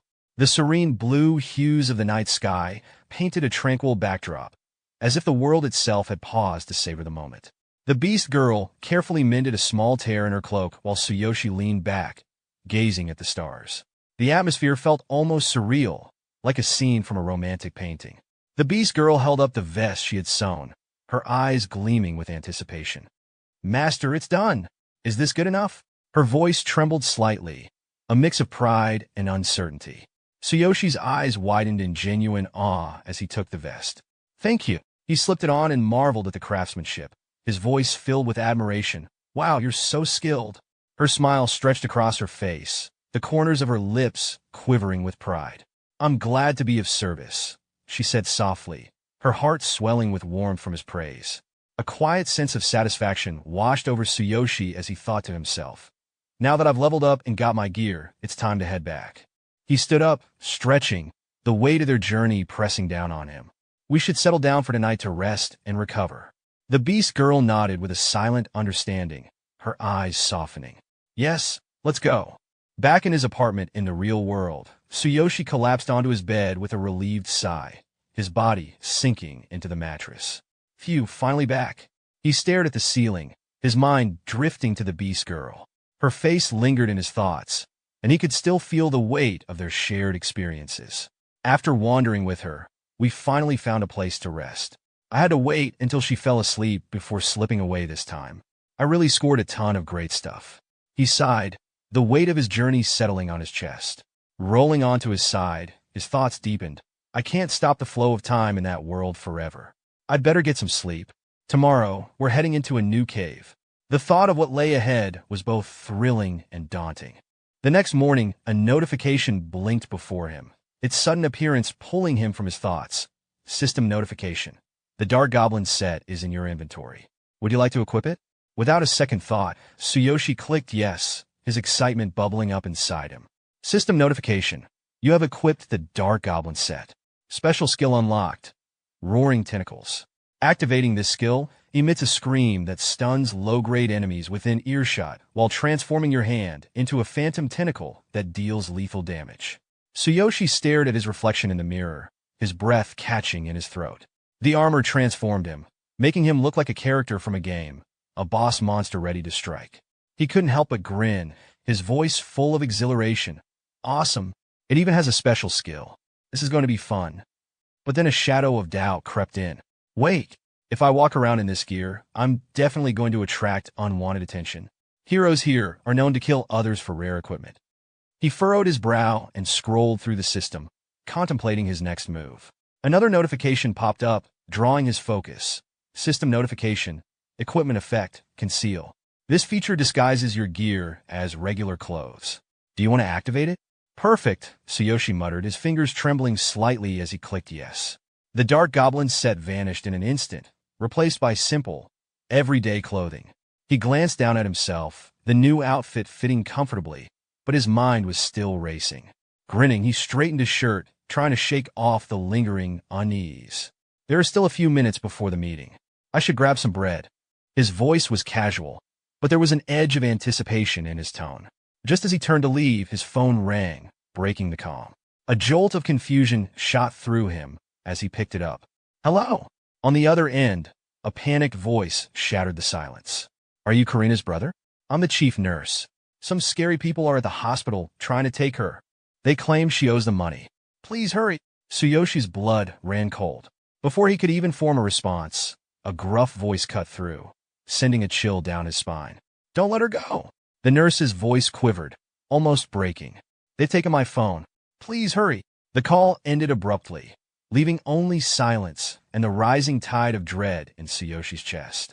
Fury ignited within him, burning hotter than anything he had ever felt. His fingers tightened around his phone, crushing it with a single, powerful grip. With a shout of anger, he stormed out of his apartment, barely noticing the notification flashing before his eyes. System notification. Level 4. Occupation. Warrior. Equipment. Dark Goblin set. Special skill. Roaring Tentacles. Weapon. None. Skills. None. Replicate skill. Heaven Shaker. He barely registered it as his thoughts were consumed with Karina's safety. The image of her frightened, helpless, tore at him. He had to get to her. Now. At the hospital, Karina was on her knees, her voice breaking with desperation. Please wait for my brother. Stop this. What do you want from me? Her words were pleading, but the terror in her eyes was unmistakable. The lead loan shark, a burly man whose appearance screamed trouble, sneered down at her. Your brother borrowed money and didn't pay it back. The contract's clear. We're taking you as collateral. His words were sharp, calculated, and laced with menace. Karina's voice cracked as she protested. My brother would never sign such a contract. You tricked him. The loan shark's grin widened, and his eyes gleamed with dark amusement as he processed the situation. The young boss has a thing for this girl. A beauty like her would fetch a fortune on the black market. His thoughts were cruel, calculating. That fool didn't even read the fine print. He grabbed her chin roughly, forcing her to meet his gaze. Your brother's payments barely cover the interest. He'll never pay off the capital. But if you come with us quietly, we might go easy on you. His hand tightened painfully on her face, and he leaned in closer, his breath foul. His grin twisted into something sadistic, a predator sizing up its prey. If you refuse, though, no hard feelings. Suddenly, the room's door exploded inward with a deafening crash, as if the very air itself had shattered. There, standing in the doorway, his eyes blazing with an intensity that could set the world aflame, was Tsuyoshi. His voice, cold as ice, rang out, sending a ripple of fear through the loan sharks. Who dares? The room fell into an eerie silence as Tsuyoshi's gaze locked onto the man who had dared threaten his sister. The air thickened with menace, the tension palpable. His voice, low and dripping with a promise of violence, reverberated through the room like the growl of a caged beast. Brace yourself. Tsuyoshi kicked the hospital door open with the force of a superhero who's way overqualified for this situation. The system chimed in with a new notification because apparently drama triggers updates.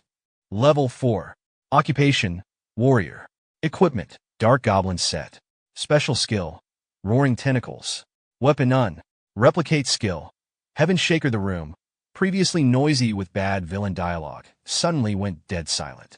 Tsuyoshi's sister, sitting in a wheelchair, yelled, "Brother!" like they were shooting a soap opera. The gang leader, reclining like he was on vacation, turned and sneered. Well, look who decided to show up. He gave off the vibe of a guy who spent way too much time practicing comebacks in the mirror. With the confidence of a third-rate villain straight out of a bargain bin action movie, he smirked. Why so angry? Isn't this what we agreed on? I mean, you don't even need a crippled sister like her, right? He didn't get to finish that sentence. Why, you ask? Because Tsuyoshi, fueled by rage and zero chill, moved faster than Wi-Fi at Grandma's house, and bam. His foot connected with the leader's face, so hard it probably sent a memo to his ancestors.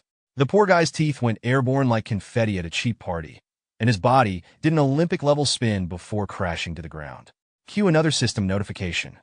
Strongest body part unlocked. Legs, speed, and power increased. Tsuyoshi's eyes glowed an ominous red, like he'd just unlocked his inner anime protagonist. One of the gang members, clearly the team clown, decided to try his luck and threw a punch. Big mistake. Tsuyoshi met the punch with his own, and the guy's hand didn't just lose, it straight up disintegrated. Now he was sitting on the ground, cradling his broken hand like baby, trembling like someone who just found out they owe the IRS. The gang leader, groaning, managed to spit out some nonsense. Nobody defies the Blue Snake Gang. You're dead meat. He whipped out a gun, aiming straight at Tsuyoshi. Let's see you survive this. He fired, and the bullet zoomed through the air. But Tsuyoshi casually caught the bullet with his bare hand, like it was no big deal. The room went silent again, except for the collective sound of jaws hitting the floor. He caught a bullet with his hand? One of the gangsters screamed, probably reconsidering every decision that led him to this moment. Impossible, another stammered, looking like he'd just seen Bigfoot riding a unicorn. Tsuyoshi, unfazed, let the bullet drop from his hand and walked toward them, his face an intimidating blend of fury and "I don't have time for this." His system chimed again, because of course it did. Strongest body part unlocked. Hands, immune to ordinary weapons. The remaining gangsters huddled together, trembling like kids caught stealing cookies. Hero. One of them stuttered because apparently they just realized they were in a superhero movie, not a gang thriller. Moments later, the nurse who'd called Tsuyoshi earlier arrived with security. There are loan sharks harassing a patient and her brother. Hurry, she yelled as she pushed the door open. Inside, she froze. The once feared gangsters were now huddled in a pathetic pile, covered in bruises, their leader looking like he'd just lost a wrestling match with a blender. Forcing a smile, the leader stammered, "Mr. Tsuyoshi, please pay me back in one lump sum as soon as possible. If you delay repayment, our young boss, who is also a hero, might not keep quiet. Well then, if you LOL, excuse me. I'm sorry for interrupting you today." He bowed so low it looked like he was auditioning for a yoga class. The gangsters all joined in. waving their hands in a weird synchronized Buddha peace gesture. "We'll be leaving now," they said in unison before scrambling out the door like cockroaches when the lights come on. The nurse, still standing there, looked at Tsuyoshi and then at the gangsters fleeing for their lives. As the lone shark leader shuffled away from the hospital room, bruised and beaten, he muttered to himself, "The boy's become a hero. Damn it. I've got to report this to the boss, or his plan to take the sister will go down the drain." Then, as if the universe wanted to spice things up, a notification popped up in the leader's mind. Blue Shark Gang Boss. Level 10. Occupation: Warrior Tank. Combat Power: 2,300. But between you and me, notification wasn't even linked to Tsuyoshi. He smirked darkly. "The boss is level 10. That kid's just a trainee. He doesn't stand a chance. We'll crush him like a mosquito." Meanwhile, inside the hospital room, Tsuyoshi's sister, Karina, stared at him in confusion. "They left?" she asked, her voice full of disbelief. Tsuyoshi, holding a white cloth like he'd just come from a failed magic show, sighed. "Yeah, Karina. Sorry I haven't been able to visit you as much as I wanted." He stepped closer and knelt slightly. "They're right, though. If we don't pay them soon, the blue sharks will be back. I've been racking my brain trying to figure out how to repay them, but I've got nothing. Zero. So don't worry about it, okay?" Karina, with a faint smile, looked at him and said, "You really became a hero." Tsuyoshi awkwardly scratched the back of his head, pulling out his hero ID like it was a golden ticket to the chocolate factory. "Well, sort of. I'm still an intern. I'll be officially recognized after I pass the cave trial today." With determination, Tsuyoshi walked out of the room, ready to face the challenge. His thoughts raced. "I borrowed 60,000 yen from the Blue Shark Gang for Karina's treatment. If I try to pay it back slowly, it'll take forever. Even if I become an official hero, it won't be enough. The only way is to sell all my equipment. But that's risky."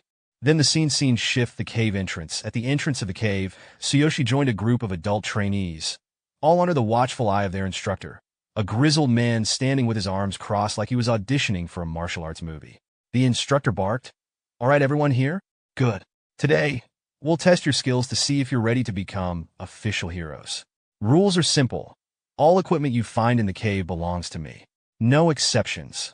The trainees, eager to please, nodded without hesitation. Tsuyoshi, however, thought to himself, "I've heard rumors about this. Seems like the Hero Union is turning a blind eye. But whatever, it's not like we'll find anything valuable in a low-level cave anyway." The instructor raised a fist dramatically, his voice booming. "For the record, I'm a level 9 warrior. As long as you follow my instructions, you'll pass the exam.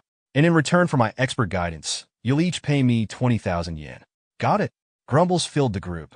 One trainee muttered, "That's way too much." But Tsuyoshi, raising his hand, said loudly, "Why do we have to pay you? You're already taking all the equipment we find. How are we supposed to have any money left for ourselves?" Another trainee whispered nervously, "Don't go against him. He's part of the Crazy Wolf Guild." Tsuyoshi's eyes narrowed. "Ah, so he's got backing. No wonder he's so shameless. But I'm not letting someone like him push people around. Even if it costs me everything, I won't support someone who helps the strong crush the weak."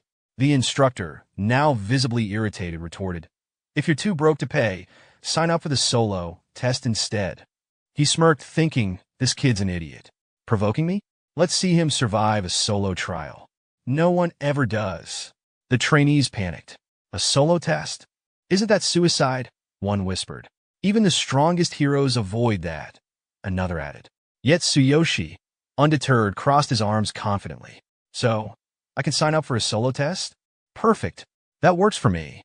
In the middle of forest in front of solo test entrance and cave, a spectacled official, looking like an overworked accountant, adjusted his glasses nervously as he processed Tsuyoshi's solo test application. "Are you serious?" the man asked. "Do you know what you're signing up for?" Tsuyoshi nodded firmly. "I'm sure. Please proceed." The official hesitated. No one has ever passed the solo test, not even the top heroes. It's practically a death sentence for a trainee. With a respectful bow, Tsuyoshi replied, "Thank you for your concern. There's no doubt in my mind. Please let me go." The official, now trembling, thought to himself, "This kid's insane." Meanwhile, Tsuyoshi walked toward the cave entrance, his determination unwavering. He paused, looking back briefly. "Well, I'll be going in now," he said calmly as Tsuyoshi stepped into the cave. The world seemed to shift around him. In front of him was not the dark, damp cave he expected, but a magical forest glowing with an otherworldly light. A new notification popped up. Test confirmation. Trainee Tsuyoshi Tsukishiro. Solo test application confirmed. Cave type, forest type. Recommended participants, 5 or more. Recommended combat power, 600 plus. Tsuyoshi raised an eyebrow. 5 people and 600 combat power? He muttered to himself. I've only seen caves after the heroes cleaned out the darkness. Is this what an original cave looked like? Before he could ponder further, a goblin leapt out of the shadows from behind him, swinging a wooden stick. Huh? The stick connected with Tsuyoshi's back and snapped in half. A faint blue glow emitted from him. Tsuyoshi turned around slowly, looking more annoyed than hurt. A surprise attack? That level of power won't hurt me. The goblin froze. Before it could react, Tsuyoshi yanked the broken stick out of its hand and swung it back at the creature. Thwack! The goblin crumpled to the ground in a heap. Wow, Tsuyoshi said, inspecting the stick. This dark goblin is pretty strong. A notification popped up. Combat power check. 6400. Tsuyoshi smirked, his golden eyes glinting. Looking down at the goblin like it was an ant, he brushed his hands together dramatically. Compared to my power, you're dust. And I know it.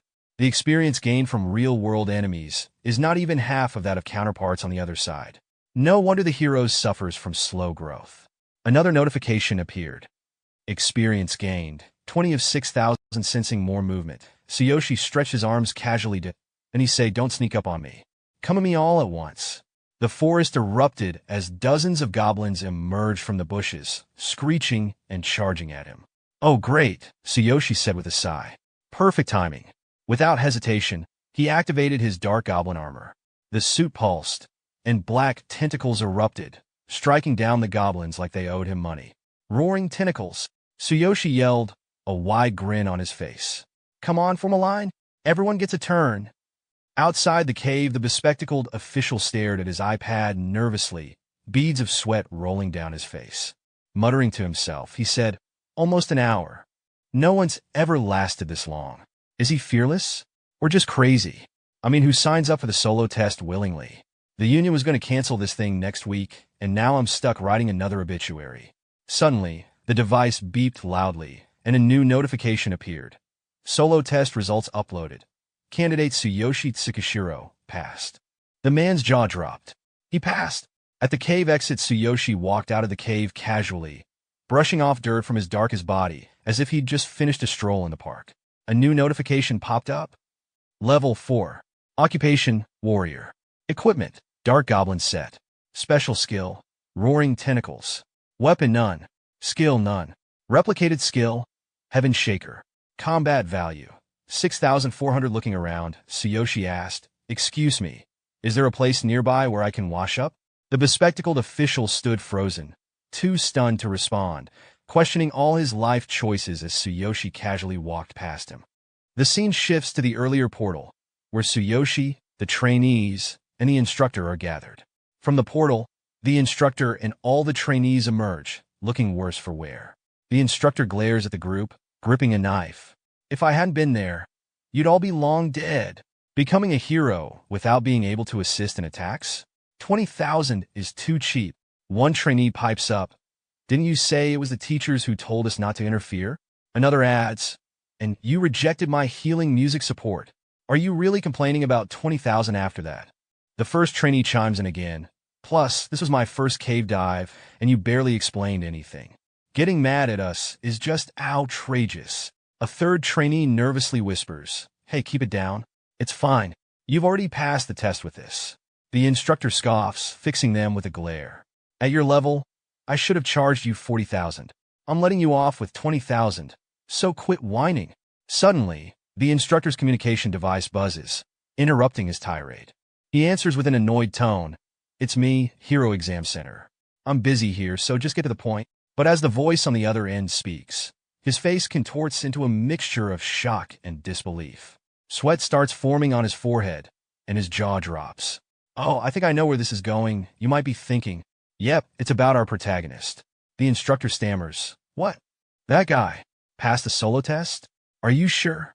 He pauses, listening again, then exclaims loudly, "Nonsense!" Little away from the cave entrance, Tsuyoshi calmly, washing his hands and brushing some dirt off his clothes. The instructor stomps toward him, disbelief etched across his face. "I looked into it," the instructor says, crossing his arms. "At best, you're level 4. Did you use some high-grade gear? There's never been a rookie who passed the solo test before." With his usual nonchalant demeanor, Tsuyoshi tilts his head back slightly, as though posing for a dramatic movie shot. "Just because no one's done it before doesn't mean it's impossible," he replies. "Maybe I was motivated by the thought of saving 20,000. The instructor snaps, grabbing Tsuyoshi's shirt. "Are you mocking me? Answer before you regret it. I'm a member of the Lazy Wolf Guild." Unmoved, Tsuyoshi deadpants, level 9. Combat power of 1,200. "Doesn't seem like a significant guild to me." The instructor's face flushes with anger as he activates his power. His fist glows with golden light. "Who do you think you are? How dare you insult me?" He launches a punch, but Tsuyoshi easily catches it midair. Unbothered, he remarks, "Planning to beat me to death with your level 9 fist?" The instructor freezes, shocked. His thoughts race. This power. At level 4? Flustered, he pulls his hand back and shouts, "You!" Drawing a dagger from his back, he lunges again. Tsuyoshi steps aside and mutters, "Wait a minute." The instructor slashes at him, but the blade shatters on impact with Tsuyoshi's dark goblin armor. The instructor stares at the broken blade, sweat trickling down his face. "It's broken?" he gasps. It didn't even feel like a body. His eyes narrow, suspiciously. "You're hiding some kind of high-grade equipment, aren't you?" Tsuyoshi thinks to himself, "Accidentally showing my abilities like this. It'll be trouble if people find out my secrets." The instructor lets out an evil laugh, sounding like a third-rate villain. "What are you hiding? It must be something good. Did you find it in the cave? Or did you steal it?" Sweat beads on Tsuyoshi's face as he tries to change the subject. "I was scared. If it weren't for that Sabi dagger, things could have been dangerous." At that moment, an office worker arrives and interrupts. "Sorry to keep you waiting, Tsushiro-san. Here's your identity verification. With this, you're officially a hero now." Taking the ID card, Tsuyoshi nods. "Understood. I'll be there right away." Internally, he sighs in relief. That was a lifesaver. Hopefully, the instructor won't pull something in front of the staff. Behind him, the instructor's face contorts into an almost monstrous grin. His malicious intent is clear, but Tsuyoshi senses it. He reflects, "My combat power may be high for level 4, but fighting higher-level enemies is always troublesome." Later that night, in Tsuyoshi's apartment, lying on his bed, Tsuyoshi recalls the earlier events. He thinks, "I seem to have drawn attention from Gaia. There are no beast-eared girls in this world, but my level is too low to risk attracting more attention." However, unbeknownst to him, 2 suspicious figures are lurking outside his door. One of them, holding a glowing magic staff, whispers, "This is the place, right?" The other nods, his voice raspy. "Yeah, break the door, use magic to paralyze him, and we'll knock him out. Then, we take everything." The ugliest instructor in history steps into view, his sinister grin exposing a long, snake-like tongue. Clutching a new blade to replace his earlier broken one, he chuckles darkly. "We'll split the treasure later. No noise. Don't alert the neighbors." The magician begins chanting softly, his staff emitting a faint glow. "Get ready. I'll break the seal first. Then we'll go in quietly." But before the lock can be undone, the door bursts open with a thunderous crash, catching all 3 intruders off guard. Standing in the doorway is Tsuyoshi, his eyes glowing an intense red, veins pulsing on his face. In his hand, he grips a wooden stick tightly. Tsuyoshi snarls, "Daipo. You're quick, aren't you?" The magician, recovering from being knocked down by the door, waves his staff. "I'll take you down," he yells, casting a spell. Tsuyoshi lunges forward, activating Heaven Shaker. The impact knocks the magician off balance, but Tsuyoshi frowns, thinking, even a level 10 mage with 3,500 combat power. The level difference is 6 stages. Fighting head-on is risky. He glances at Daipo, assessing the situation. Combat power is only one part of the equation. My 6,400 should give me an edge, but at level 4, the gap is dangerous. If the difference is within 2 levels, I can handle it. But against opponents this far ahead, the system punishes low-level fighters by reducing their damage output. Let me break it down for you in simpler terms. Imagine a level 3 warrior going up against a level 72 boss. Even if the boss is weak, your attacks would barely leave a scratch, while one hit from the boss could completely wipe you out. That's the power of level difference. It's not just about strength. It's a systematic imbalance that favors the higher level. Turning back to the instructor, Tsuyoshi considers his options. Should I run and rely on my equipment? But if I fail, it'll be instant defeat. Suddenly, the magician stands again, his cloak slightly torn, his face fully revealed. He's a bald man, and you and I are thinking the same thing. This baldy doesn't look intimidating at all. But the magician doesn't share our amusement. Clutching his scratched cloak, he yells, "I'm glad I reinforced the defense of this cloak. I'll kill you and take your stuff." He thrusts his staff forward, activating Flame Jet, a stream of fire barreling towards Tsuyoshi. Dodging the attack, Tsuyoshi narrows his eyes, his thoughts racing. This Dark Goblin set is great against physical attacks, but it's useless against magic. Fighting goblins in a cave was one thing. This is on another level. He grits his teeth, running toward the other side of the room. I need to escape. If I fight them head-on, I'll lose. Seeing Tsuyoshi make a break for it, the magician shouts, "Chase after him!" And they charge forward, determined to claim their prize. As our protagonist dashes away from the two villains, he leaps off the side of a building, calculating mid-air. Focus the body enhancement on both legs. With the Dark Goblin set's defense, I should be able to handle the landing. He activates his ultimate physique, and a notification flashes before him. Ultimate physique. Enhancement concentrated on both legs. Warning: other parts of the body remain unprotected. Feeling confident, Tsuyoshi braces for impact, but just as he's about to land, something unexpected happens. A man below appears out of nowhere, delivering a vicious knee strike straight to Tsuyoshi's stomach midair. Reeling from the attack, Tsuyoshi's thoughts race. An ambush. The system helpfully identifies the attacker. Crazy Wolf member.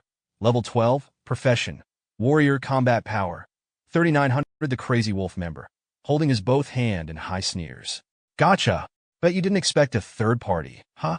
With both hands, the man slams Tsuyoshi to the ground, creating a crater upon impact. "It's a waste for someone like you to even try," the man says, looking down smugly. Struggling to his feet, Tsuyoshi plants one hand on the ground and thinks, "Good thing I enhanced my whole body before landing. That knee strike hurt like hell, especially since I removed my abdominal protection. But thanks to the Dark Goblin set, I reduced the damage." The Crazy Wolf member lands in front of him, visibly impressed. "You're still alive? Not bad."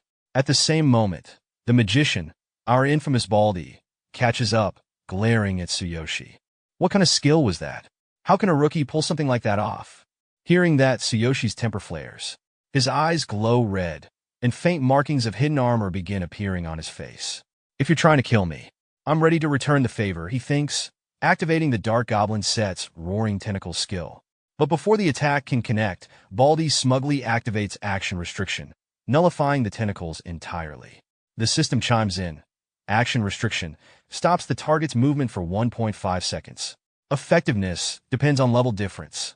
Realizing the situation, Tsuyoshi grits his teeth. "Damn it, my skill's been stopped." Seizing the opportunity, Baldy and the Crazy Wolf member team up for another attack. Baldy chuckles. "For you to have such rare equipment at this level, it must be worth a fortune." The Crazy Wolf member, now dubbed Musclehead, grins. "I bet your goal is the loot, huh? Let's split it after we finish him off." But just as things seem grim, Tsuyoshi's luck takes a sudden turn.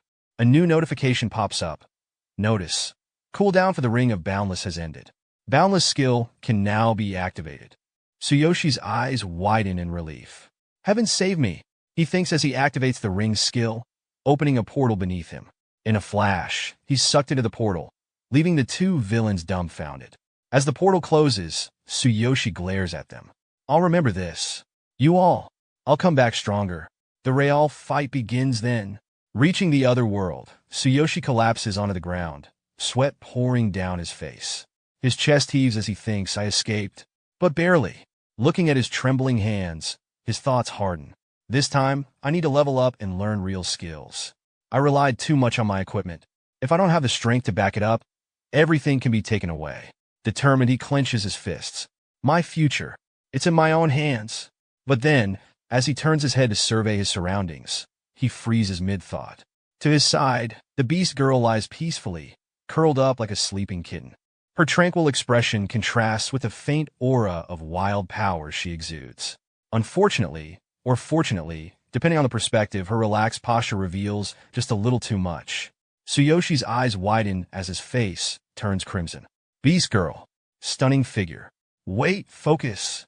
Yet, despite his internal struggle, a single thought escapes his mind as his nose starts bleeding profusely. Right. It's still time to rest here. And guys, after seeing the sleeping girl, what do you think? I mean, have you ever seen a body like that? Seriously, she's officially my virtual crush. And seeing the beast girl, well, our protagonist wasn't immune to the same reaction we all might have. As he took in her stunning figure, he thought the scent of cherry blossoms. She always smells like cherry blossoms. But then his little guy had a mind of its own, and things started to escalate. His thoughts? If I don't take action now, am I even a man? Just as he was about to lose himself in the moment, a new system notification snapped him out of his daydream. System alert.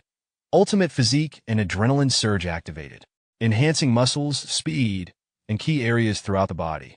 Hearing this, he was jolted back to reality, recalling the moment specifically to that tense escape from the third-grade villains. The sudden reminder cooled him down instantly. The memory doused his fiery thoughts, and soon enough his little guy calmed down. Kneeling like a defeated man, he muttered to himself, No, this isn't the time for that. I need to overcome the crisis back in my world first. I need to focus on leveling up and acquiring skills. The next morning, the beast girl slowly woke up, stretching and letting out a soft yawn. She looked completely at ease, the morning light gently casting a glow over her features. I can't speak for everyone else, but for me, there's something oddly captivating about the way she yawns. It just adds to her charm. There was something undeniably captivating about the way she stretched, the way her body moved so naturally. Even the way she yawned made my heart race a bit. For now, let's get back to the story. Stretching lazily, she said, I slept really well for the first time in a while. As for our protagonist, he sat on a chair, dark circles under his eyes, clearly restless from lack of sleep. He let out a sigh and turned to the beast girl. Yeah, I slept really well too, he said, trying to sound casual. But, could you show me another piece of clothing? Then we can get going. The beast girl paused, a look of confusion crossing her face for a moment. She blinked, trying to process what he just said. Later in the middle of a forest, she said, to learn skills, she began, you need a skill scroll. A shortcut is to study at the Combat Academy. Our protagonist, walking with the beast girl, approached the towering gates of the Beastman Tribe Combat Academy. A burly guard standing at the entrance waved them down and sneered. Are you the human the Beast King has taken an interest in? Let me make this clear. There are conditions for enrollment. First, you must reach level 6. Second, you must pass the entrance exam. Right now, you're only level 4, so it's too early for you to even think about stepping inside. Hearing this, our protagonist sighed and muttered, what a hassle. The beast girl, noticing his disappointment, quickly chimed in, I'm sorry, master. I've been training in the cave for so long that I didn't think there would be such conditions. Looking at her, the protagonist softened his expression and replied, It's okay. I need to level up anyway. I'll come back later. Encouraged by his words, the beast girl smiled and said, Yes. In that case, you can try leveling up in the nearby low-level cave. It's not far from here. But before they could move, the guard interjected with a sneer. Filthy human. The beast tribes do not acknowledge your kind. If it weren't for the Beast King's command, you'd already be torn to shreds. Even if you somehow reach level 6, you'll never pass the exam. And dragging around this lowly mutt? What a perfect pair of losers. The beast girl's smile faded as her expression darkened. Thoughts raced through her mind. This is my fault. Master is so kind that I forgot my place. I'm just a burden to him. If I stay by his side, I'll only cause more trouble. I have to explain everything to him properly and say goodbye soon. Meanwhile, the protagonist's patience snapped. Eyes blazing, he clenched his fists and marched toward the guard with an intensity that made the air feel heavier. Seeing this, the beast girl called out behind him. Master. Our protagonist suddenly grabbed the guard by his collar, lifting him slightly off the ground. His eyes glowed with anger as he growled. You bastard. What did you just say? Should I tear your mouth open? The intensity in his voice left no room for argument. His gaze bore into the guard as he added, Apologize to her. Right. Now. The guard, brushing off the threat, smirked and said, I was just stating the facts. That girl is a hybrid, half-human, half-beast. In other words, she's a half-breed. A disgrace to us beastmen. She doesn't even have a proper name. A system notification suddenly appeared in front of our protagonist. Half-beast. One who is not a pure beastman, generally regarded as a shameful existence by beastmen. Born of a human and a beastman, half-beasts are shunned for tainting bloodlines, rejected by both races, and rarely given names. Most live lonely, abandoned lives. As he read the notification, his mind flashed back to when he first met the beast girl. His eyes narrowed. So that's why her name didn't appear when I used the divine eye earlier. She didn't have one in the first place. When his focus returned to the guard, he noticed other beastmen armed with bows, arrows trained on him. The guard sneered. Don't get cocky just because the Beast King has taken an interest in you. If you disrespect a beastman warrior, I'll punish you. Equally, pass the exam, and maybe I'll consider apologizing to that girl. But we both know a human could never accomplish that. The words stung, and for a moment, our protagonist froze. From behind, the beast girl tugged on his sleeve and whispered, Master, you're absolutely right. There's no need to get involved because of someone like me. Her words made his chest tighten. He released the guard, his voice calm but firm. Sakura, he declared, looking at her. Her name is Sakura. Remember it. The beast girl's eyes widened in shock. Her mind raced. Sakura. Is that the name Master gave me? The guard snorted, but before he could respond, our protagonist turned and walked away. Remember what I said? He called over his shoulder. If I pass, you'll apologize properly. He gently placed a hand on the beast girl's shoulder and said, Let's go, Sakura. Time to level up. As they headed towards a nearby mountain, our protagonist spotted fox beastmen patrolling the area. His eyes gleamed with excitement. Fox beastmen? Rare. Let's level up with these guys. The beast girl hesitated before speaking. Master, she asked softly, why did you name me Sakura? He rubbed the back of his head awkwardly. You don't like it? I just named you on a whim. Her cheeks flushed as she waved her hands frantically. No, I like it. I love it, she exclaimed, then lowered her head shyly.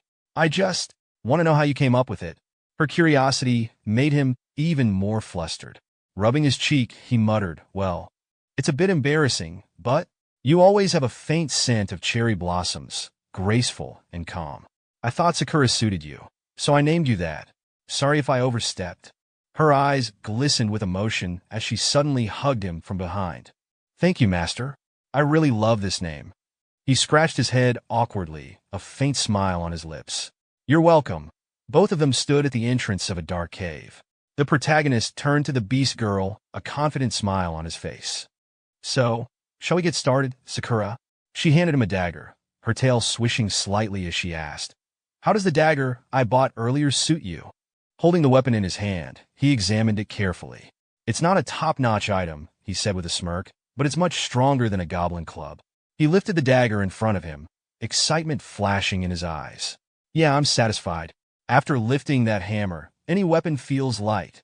Inside the cave, they encountered a group of beastmen with fox-like features. The air felt tense as they silently observed their intruders. The system notification popped up. Fox beastman, members of the fox tribe. They are quick and more intelligent than regular beastmen. Adventurers who underestimate them will regret it. Seeing this, the protagonist turned to Sakura. Sakura, stay in the back and teach me as usual. I want the experience, so don't interfere. Sakura gave him a slight pout, her ears drooping.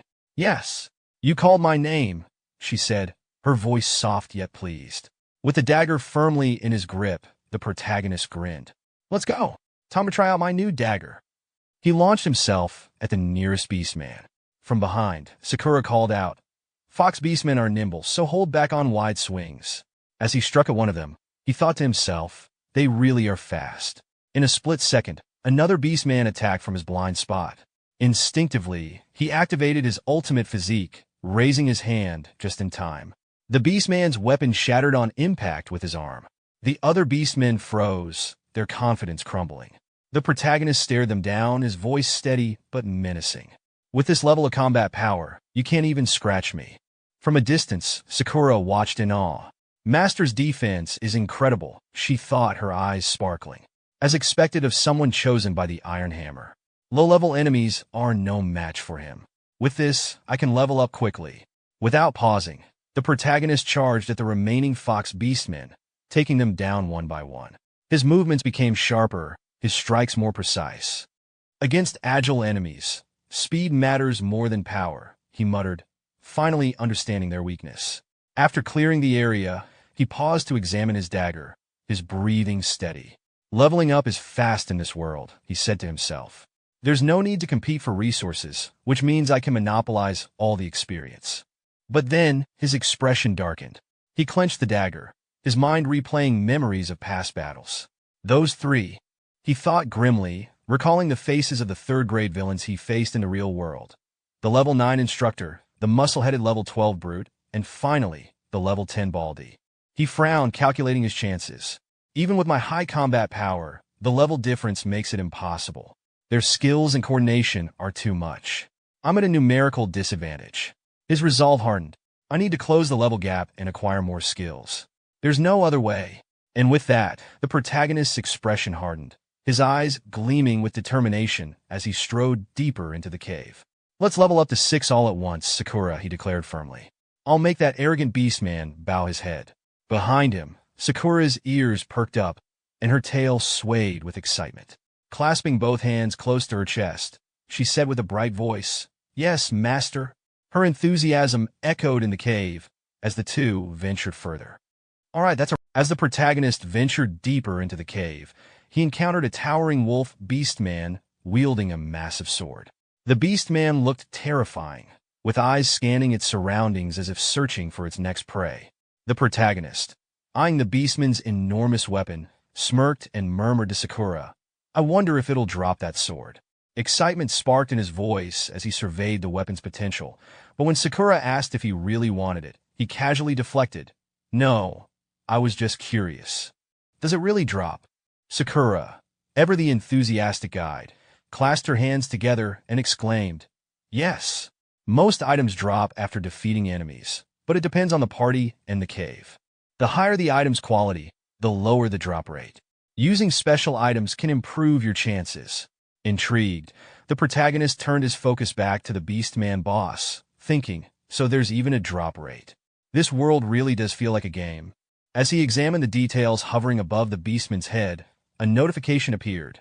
Dark Fox Beastman Boss Level 7, Combat Power 1500 Black Cold Light Sword, Drop Rate 6%. The low percentage made him pause. Only 6%? That's going to be tough. But that sword, it's perfect for me. Suddenly, a golden notification popped up. Exchange system activated, conditions detected. Exchange items to unlock special effects and upgrades. Items unexchanged for long periods will reset. Curious, the protagonist scanned through the exchange options and found a valuable item. High probability drop scroll effect. Plus 30% drop rate for 1 minute condition. Defeat 30 monsters. Current total 114 monsters defeated. Excitement welled up within him as he thought, I've already defeated 114. If I exchange 3 scrolls at once, I'll have a 96% chance. That sword will be mine. Without hesitation, he met the conditions, exchanging 3 scrolls in a flurry of notifications. However, another warning popped up. Storage unavailable. Use items immediately. Wiping sweat from his brow, he put the scrolls somewhere safe and turned to Sakura, determination radiating from him. "Sakura, let's get that sword. This will make me stronger." Sakura, his ever-loyal supporter, beamed with excitement. "Master, do your best." Gripping his weapon tightly, the protagonist fixed his intense gaze on the Beastman boss. "Stay focused. Sakura, guide me." The stage was set for an epic battle. Would the sword drop, or would the Beastman prove too strong? Stay tuned for the next part. Just joking. As the protagonist approached the Dark Fox Beastman boss, their eyes locked, and the tension was palpable. The Beastman, sensing the challenger's intent, lunged forward, swinging its massive sword effortlessly. The protagonist narrowly dodged, sweat rolling down his face as he thought, that sword has a cold effect. Getting hit would be trouble. From behind, Sakura chimed in, her wide puppy dog eyes brimming with excitement. The Dark Fox Beastman isn't just fast, it's incredibly strong. Its weapon is imbued with ice, which slows movement and drains stamina on contact. "Master, exploit its weaknesses, and finish this quickly. She clenched her fists for emphasis and added, use flame oil on your sword. Fire is its greatest fear. Acknowledging her advice, the protagonist applied the oil, igniting his blade in a fiery blaze. With a determined glint in his eyes, he said, got it. Let's see if your eyes can handle my fire. Charging forward, the protagonist met the beastman head-on. The creature's instinct screamed kill as it swung wildly, but the protagonist matched its ferocity. Give me that sword, he growled. Sakura, observing with the excitement of an instructor, called out, its weak points are the arms and neck. Target those areas. Following her advice, he prepared to attack the beastman's weak points. The protagonist slashed at the beastman's arm, slightly reducing its health. A notification appeared. Status change. Cowardice effect. Double damage. Enemy aggression and morale significantly reduced. Duration. 15 seconds. The protagonist grinned, thinking, so it has effects like this? Interesting. Seizing the moment, he launched another attack, saying, I will take advantage of this opening.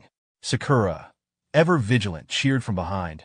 Master, enemies in this state have more obvious weak points. Dodge carefully and strike with precision. Glancing back briefly, he smirked.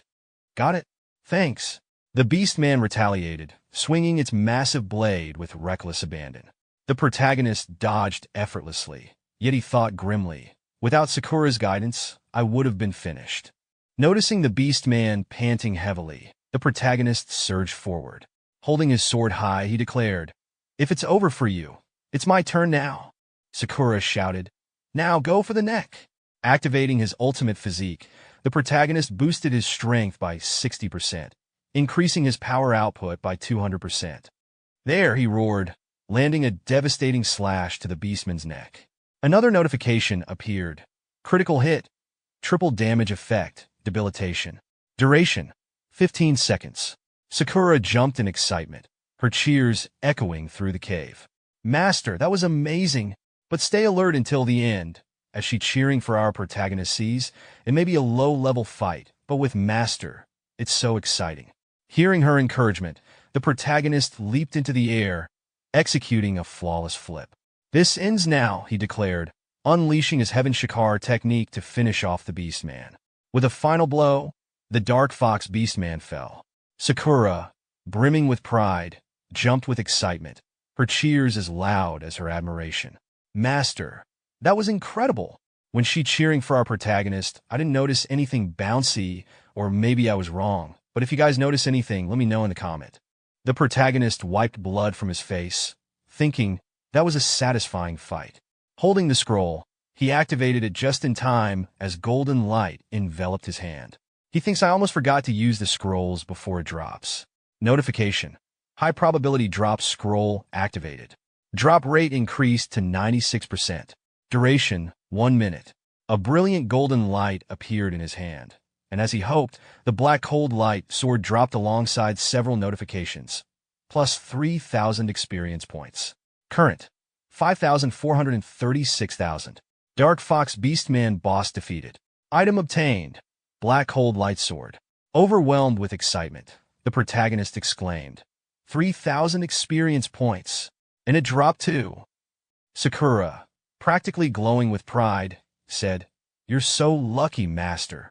Almost no one gets this weapon on the first try. Ignoring her, the protagonist inspected the massive sword, thinking, even with my ultimate physique, I'd be at risk without proper equipment. But this weapon will make me unstoppable. With this, even those 3 crazy wolves will fall, just a little more to reach level 5. I'm gonna hit level 6 by tonight for both Sakura's shake and my own.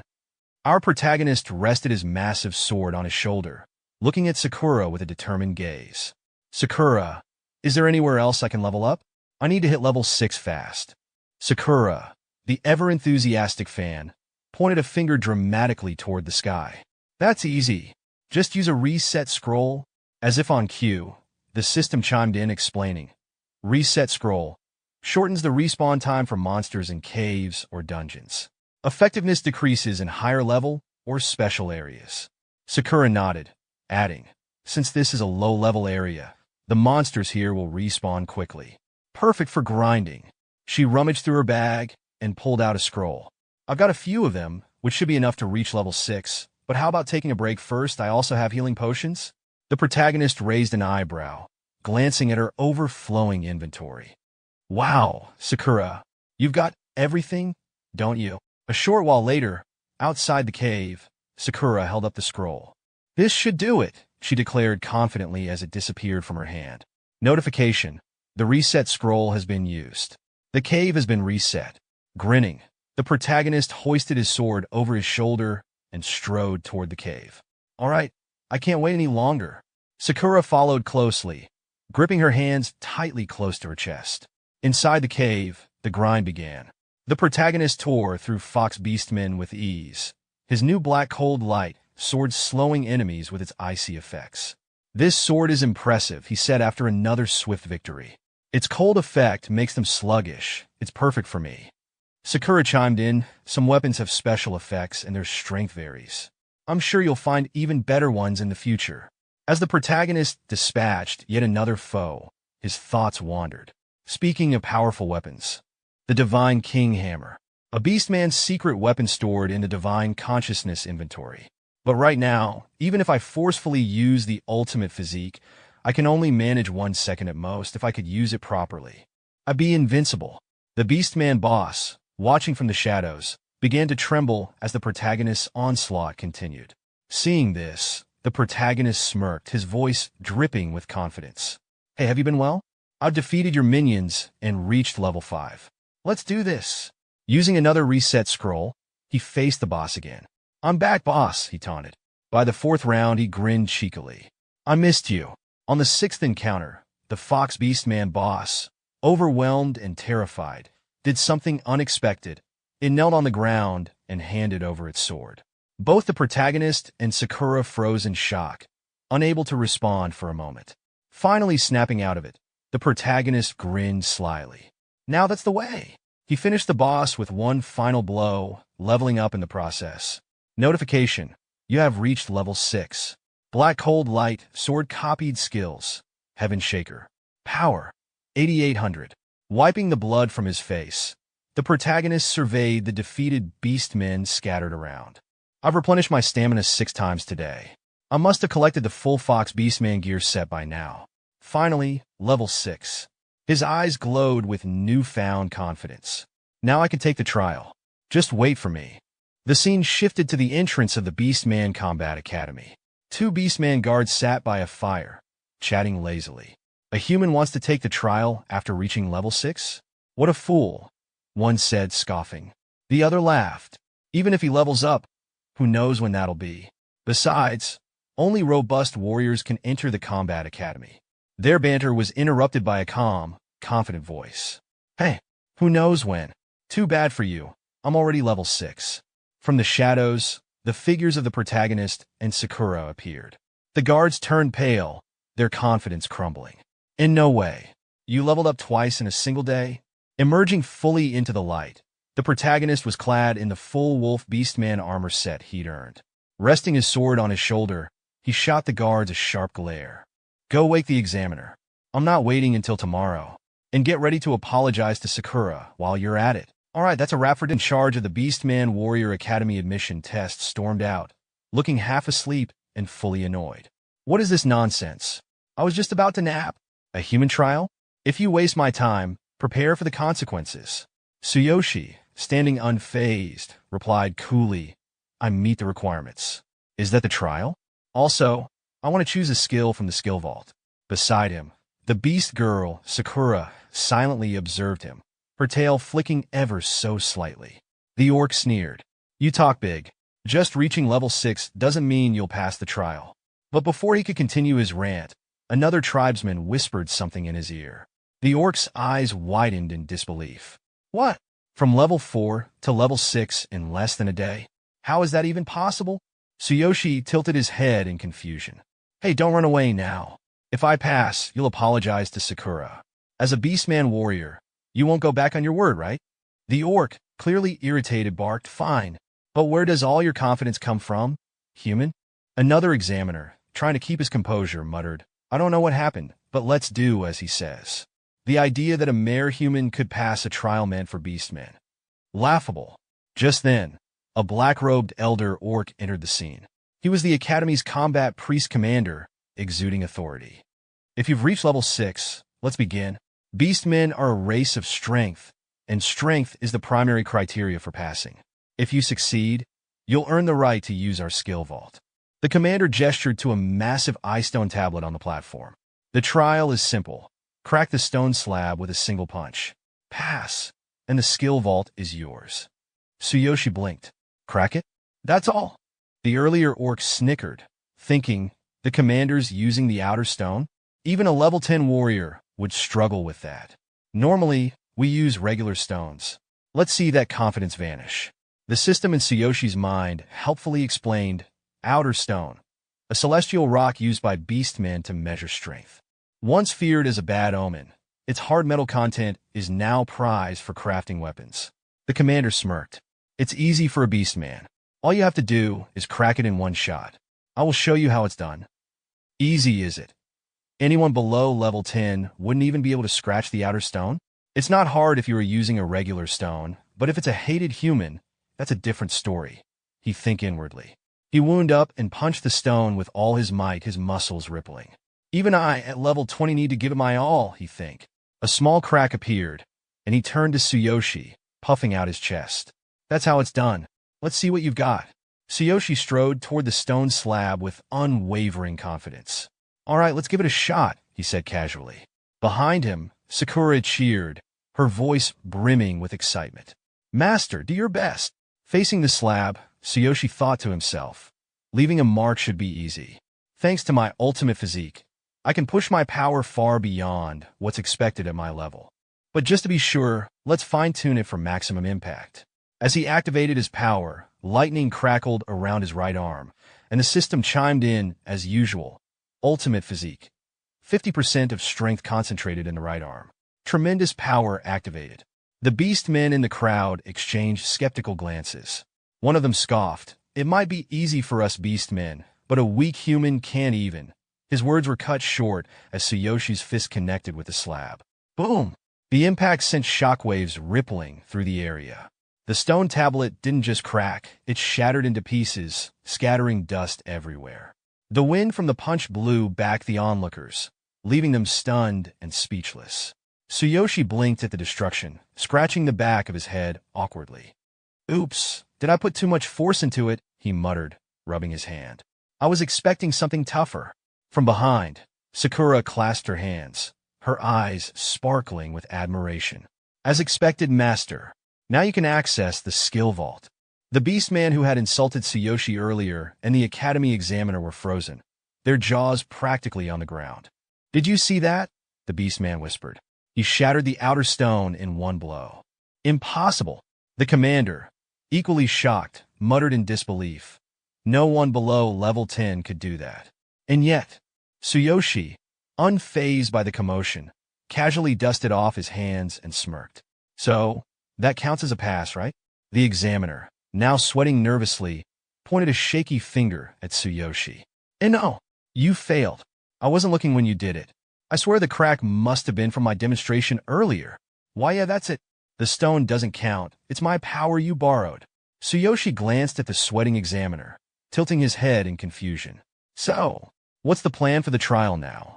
The examiner, clearly panicking, shouted, We'll do it over. Next is the iron bar bending test. His mind flashed to the image of even high-level beastmen struggling with the iron bar, but he quickly puffed up his chest, looking confident. Iron bar bending is a strength measuring test. The participant must bend an extremely hard iron bar using brute force, like this. He grabbed an iron bar and thought to himself, this is no joke. Even for a beastman warrior, it takes explosive power to bend this. Moments later, Tsuyoshi casually bent the steel bar as if it were made of rubber. He tossed it aside, looking at the examiner with unimpressed eyes. How about now? The examiner, refusing to admit defeat, blurted, No, you failed. That iron bar isn't for testing. Then, regaining his fake confidence, he declared, We'll use the most primitive method, arm wrestling. If you can last 10 seconds against our strongest warrior, you pass. He smirked inwardly. This time it's different. Even I can't beat him.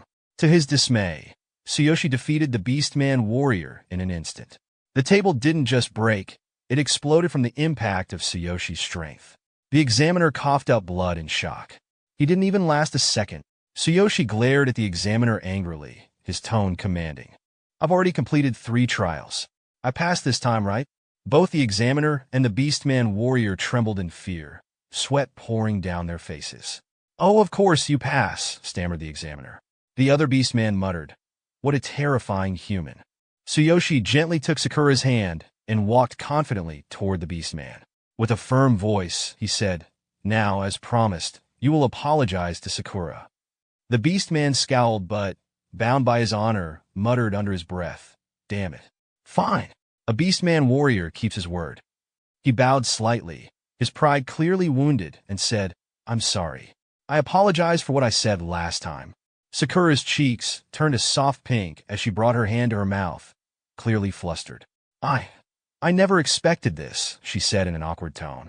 I thought this kind of treatment was just normal. Please don't worry about it. Tsuyoshi turned to her with a calm but firm expression. Sakura, you don't need to be reserved. It's only right that he apologized. You should accept the apology with pride. Hearing those words, Sakura's face brightened with happiness. Her expression was almost glowing as she looked up at Tsuyoshi. Yes, master, she said softly, her voice filled with admiration. Turning back to the beastman, her confidence now shining through, Sakura said clearly, I accept your apology. Sometime later, the group stood before the skill vault entrance. The examiner pointed at the massive doors and said to Tsuyoshi, You may only take 1 skill scroll at a time when you enter. Tsuyoshi's expression twisted in disbelief. Only 1 at a time? That's ridiculous. The beastman, annoyed by Tsuyoshi's complaints, snapped. Did you think you could take whatever you wanted? The Combat Academy has strict rules. The examiner, ignoring the argument, gestured toward the vault. Once you're inside, you have 3 minutes to find a skill scroll you like. If you break the seal on a scroll within that time, it becomes yours. If time runs out, you'll be expelled by the barrier and won't be able to enter again for a while. Tsuyoshi sighed, clearly annoyed. A time limit? A seal? An expulsion? What's with all the rules? The examiner explained, his tone matter of fact. The Combat Academy is a significant place representing the region. High-level sorcerers and mages are invited to place seals and barriers to protect the vault. The system chimed in, explaining further, Scroll Seal, a magical seal that prevents the scroll from being used unless broken. Rules Barrier, a barrier that enforces conditions, allowing or denying entry to living beings. Tsuyoshi scratched his neck, his expression a mix of confusion and irritation. This is more complicated than I expected. Sakura, ever the optimist, chimed in excitedly. That's right. I've heard of even stricter conditions at higher-level combat academies. The vault doors creaked open, and the examiner barked. If you understand, go in. Don't even think about stealing a skill. You'll be expelled immediately. Got it? You have 3 minutes to choose a scroll and get out. Inside the vault, Tsuyoshi's eyes sparkled as he took in the endless shelves of skill scrolls. Whoa, I see why they need magic to protect this place. With so many scrolls, I'd be tempted to steal some too, he joked, running around in excitement. Meanwhile, Sakura examined a scroll, murmuring to herself, This is my first time entering the skill vault. Each scroll is sealed, so I can't see what they are. But it feels like I could just break the seal with brute force. Tsuyoshi, on the other hand, grew serious as he scanned the scrolls. I was planning to use absolute duplication, but finding a really good skill is harder than I thought. He cringed, imagining something awkward. Using absolute duplication could get weird, especially with Sakura around. Suddenly, he remembered his real-world problems and clenched his fists. Focus. I need a skill to deal with those 3. Time to put my strength to use. He activated his power, lightning crackling around his hand. The system chimed. Success. Skill information unlocked. Shield Slam. Strike the target with a shield, dealing physical damage and causing dizziness. Suitable for defense-oriented warriors. Tsuyoshi frowned. Shield Slam? I don't even use a shield. From behind, Sakura held up a scroll. Master, I found something. It's called Gale Step.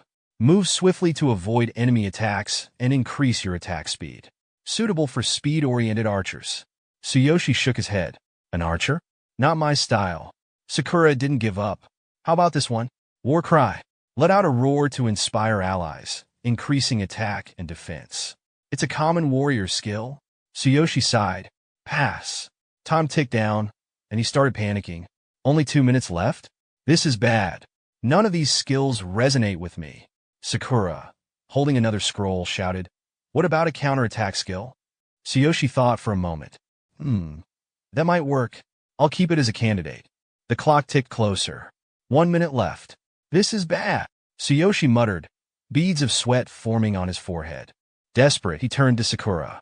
You've got stamina potions and energy potions in your bag, right? I might need them. Hide behind something sturdy, quick. Sakura, startled, ducked behind a wall. Yes, master. Lightning surged around Tsuyoshi's hand as he grinned. All right, time for plan B. Outside the vault, lightning flashed in the sky.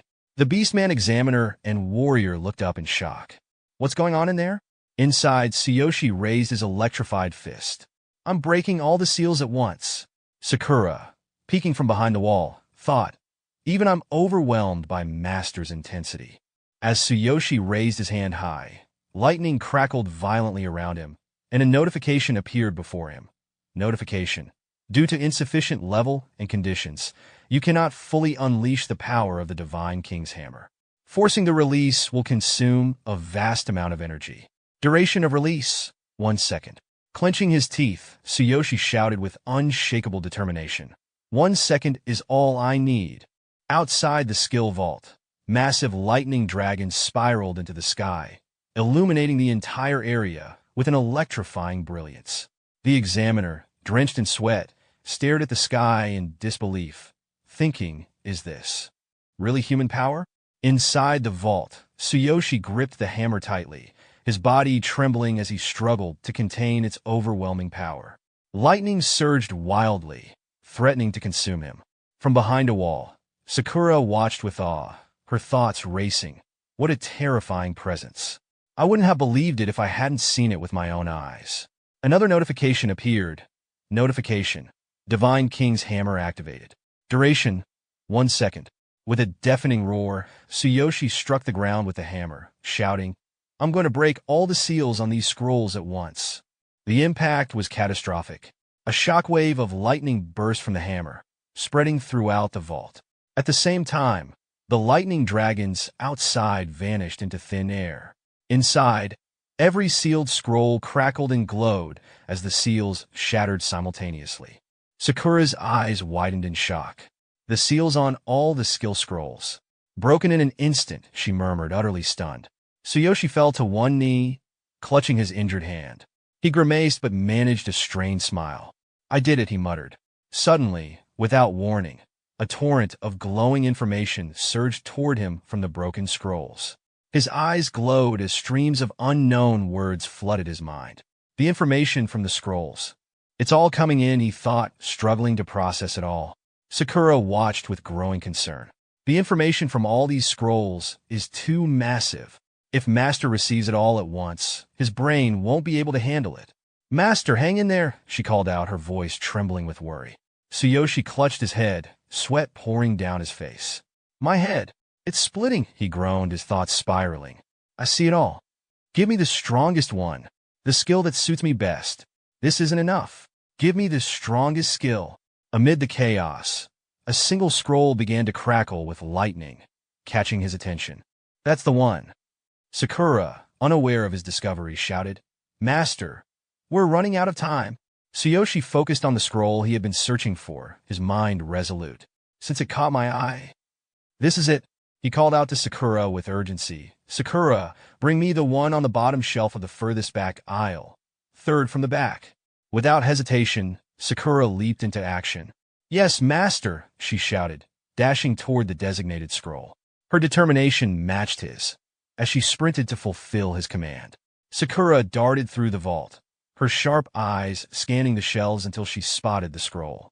She thought to herself, bottom shelf, third from the back. This is it. Grabbing the scroll, she paused, her heart skipping a beat. The information on the scroll appeared before her. Fragmented scrolls that are incomplete due to missing pieces. Requires all fragments to unlock full potential. Fragmented scrolls have diminished power, making them unsuitable for learning. Her hands trembled slightly as she thought, a fragmented scroll? There must be some mistake. No one ever bothers with these. Despite her doubts, Sakura rushed back to Tsuyoshi. Master, are you sure about this? It's a fragmented scroll. We're out of time. Let's get out of here. But Tsuyoshi, his resolve unshaken, scooped Sakura into his arms with ease. I can manage a little more. I'll get us out myself. Meanwhile, outside the skill vault, the examiner stood anxiously. Wiping the sweat from his brow, he muttered, It's quiet now. Only 5 seconds left. Even if he hasn't chosen a scroll, the barrier will expel him once time is up. Suddenly, the doors of the vault creaked open with a loud crack, and smoke billowed out. From the haze, Tsuyoshi emerged, scroll in hand, his expression calm. Just in time, he said, his voice cutting through the tension. I'm done. The examiner's eyes widened in disbelief. You brought out a fragmented scroll?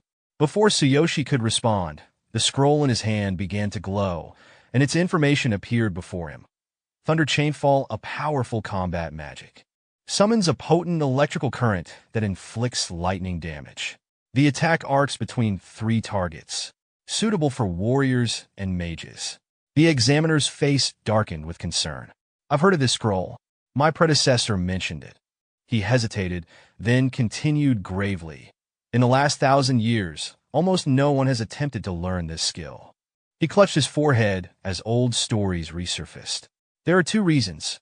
First, this skill is divided into 6 volumes, but only 3 fragments have ever been found. Collecting the rest without any clues in this vast world is unrealistic. His tone grew heavier. Second, every beastman who tried to learn this skill in the past met a gruesome end. As they leveled up, they couldn't control the power, and their bodies exploded, resulting in gruesome deaths, probably because they couldn't control the skill's power. Tsuyoshi raised an eyebrow, a bead of sweat rolling down his temple. So, working hard to learn it, collecting all the fragments, only to blow up in the end? No wonder no one's mastered it. Just then, the old beastman in the robe from earlier appeared, his presence commanding attention. No, he interrupted firmly. There was one. Everyone turned to him as he recalled an ancient tale. 1,000 years ago, the strongest beastman king, known as the Divine King, mastered this skill. He was the wielder of our sacred artifact, the Divine King's Hammer. This skill was his ultimate legacy. Tsuyoshi, poking his nose in mock boredom, remarked, A skill left behind by the wielder of the Divine King's Hammer? Why was such a powerful skill placed with that garbage? The old beastman's face turned red with anger. Are you mocking me? Is this some kind of joke? Taking a deep breath, he composed himself, his tone turning serious. No matter how strong a skill is, it's meaningless if no one can learn it. Just like a superior weapon useless in the hands of someone who can't wield it. You dare belittle a skill left by the great Divine King? It has remained dormant for millennia, just like the former glory of the beastmen. Perhaps it too will never return. Tsuyoshi smirked, raising the scroll high into the air. Whatever it is, it must be perfect for me. He turned to Sakura with fiery determination. Sakura, let's go. Sakura looked up at him with a gentle smile. Yes, master, she replied softly. As Tsuyoshi and Sakura walked away from the old beastman, his gaze lingered on them. That fragment is only the beginning, he muttered. Whether you can find the remaining pieces or master the skill depends on your strength and luck. His eyes narrowed as they shifted to Sakura. And you, he said sharply, you're the half-beast who is supposed to be executed, aren't you? Sakura stiffened, her expression darkening. The old beastman's tone turned accusatory. How could you betray the beastmen like this? That human probably doesn't know your true identity yet. Do you plan to sacrifice him too? Sakura's eyes blazed with anger. This is none of your concern, she snapped, her voice cutting through the tension. The old beastman watched them leave, his expression unreadable. As their figures disappeared into the distance, he muttered to himself, I'll see how far you can go. Later, inside an inn, Tsuyoshi sat on a chair, carefully unwrapping the bandages from his hand. Sakura, your healing potion is incredibly effective, he said with a grimace. But seriously, how the heck did you make something that tastes that bad? Sakura sat across from him, quietly lost in thought. Noticing her silence, Tsuyoshi raised an eyebrow. Sakura, you've been acting strange since we got back. Are you okay? Startled, she quickly looked up. Yeah, I'm just a little tired, she replied, though her voice lacked its usual energy. She fiddled with a piece of cloth in her hands, avoiding his gaze. Tsuyoshi's expression softened. Sakura, I'm just curious. You were supposed to be executed, right? Was it just because of your background? Her face fell, shadows flickering across her eyes as memories of that moment resurfaced. She remembered the cold, unforgiving eyes of her captors and the words that sealed her fate. You're next. Before the weight of the conversation could settle, Sakura forced a bright smile and clapped her hands. Let's not talk about unpleasant things anymore, she said with forced excitement. Master, have you studied the scroll yet? Tsuyoshi leaned back with a grin. Memorized it earlier. That old beastman said some weird things, but this skill feels perfect for me. He recalled his earlier practice session, where the Thunder Chainfall's potential began to unfold. This skill requires a strong body, he thought, his confidence swelling. It's more than suitable for someone like me, who has the strongest body. I can't wait to see its full power once I collect the remaining fragments. Sakura suddenly stood up, her energy returning. Excellent. Shall we go now? She asked cheerfully, stretching as she walked to the door. Stepping outside, she yawned and looked up at the clear sky. It's a beautiful day. Looks like a perfect day for you to level up, Master. Tsuyoshi chuckled, glancing at the ornate ring on his finger. You're right, he said. But first, there's something I need to take care of. At that moment, a system notification appeared before him. Notification. The countdown for the Boundless Ring has ended. The Boundless Passage is now available. A mischievous grin spread across Tsuyoshi's face. Finally, he thought, when I master this skill, I'll know exactly how to deal with those three. With a wave of his hand, the Boundless Passage portal shimmered into existence. Stepping through, he returning to his real world. As he passing through the portal, Tsuyoshi's eyes gleamed with determination. Preparing his attack, he muttered to, I told them to remember me, didn't I? I'll definitely kill them. As Tsuyoshi emerged into his real world, his gaze hardened. I'm back, he thought. Before I start attacking, I need to close the distance. Ahead of him, the three enemies, Baldy, the instructor, and Musclehead, launched a relentless assault. Their attacks came fast and furious, forcing Tsuyoshi to dodge and maneuver. To activate my new skill, I need a weapon, he mused.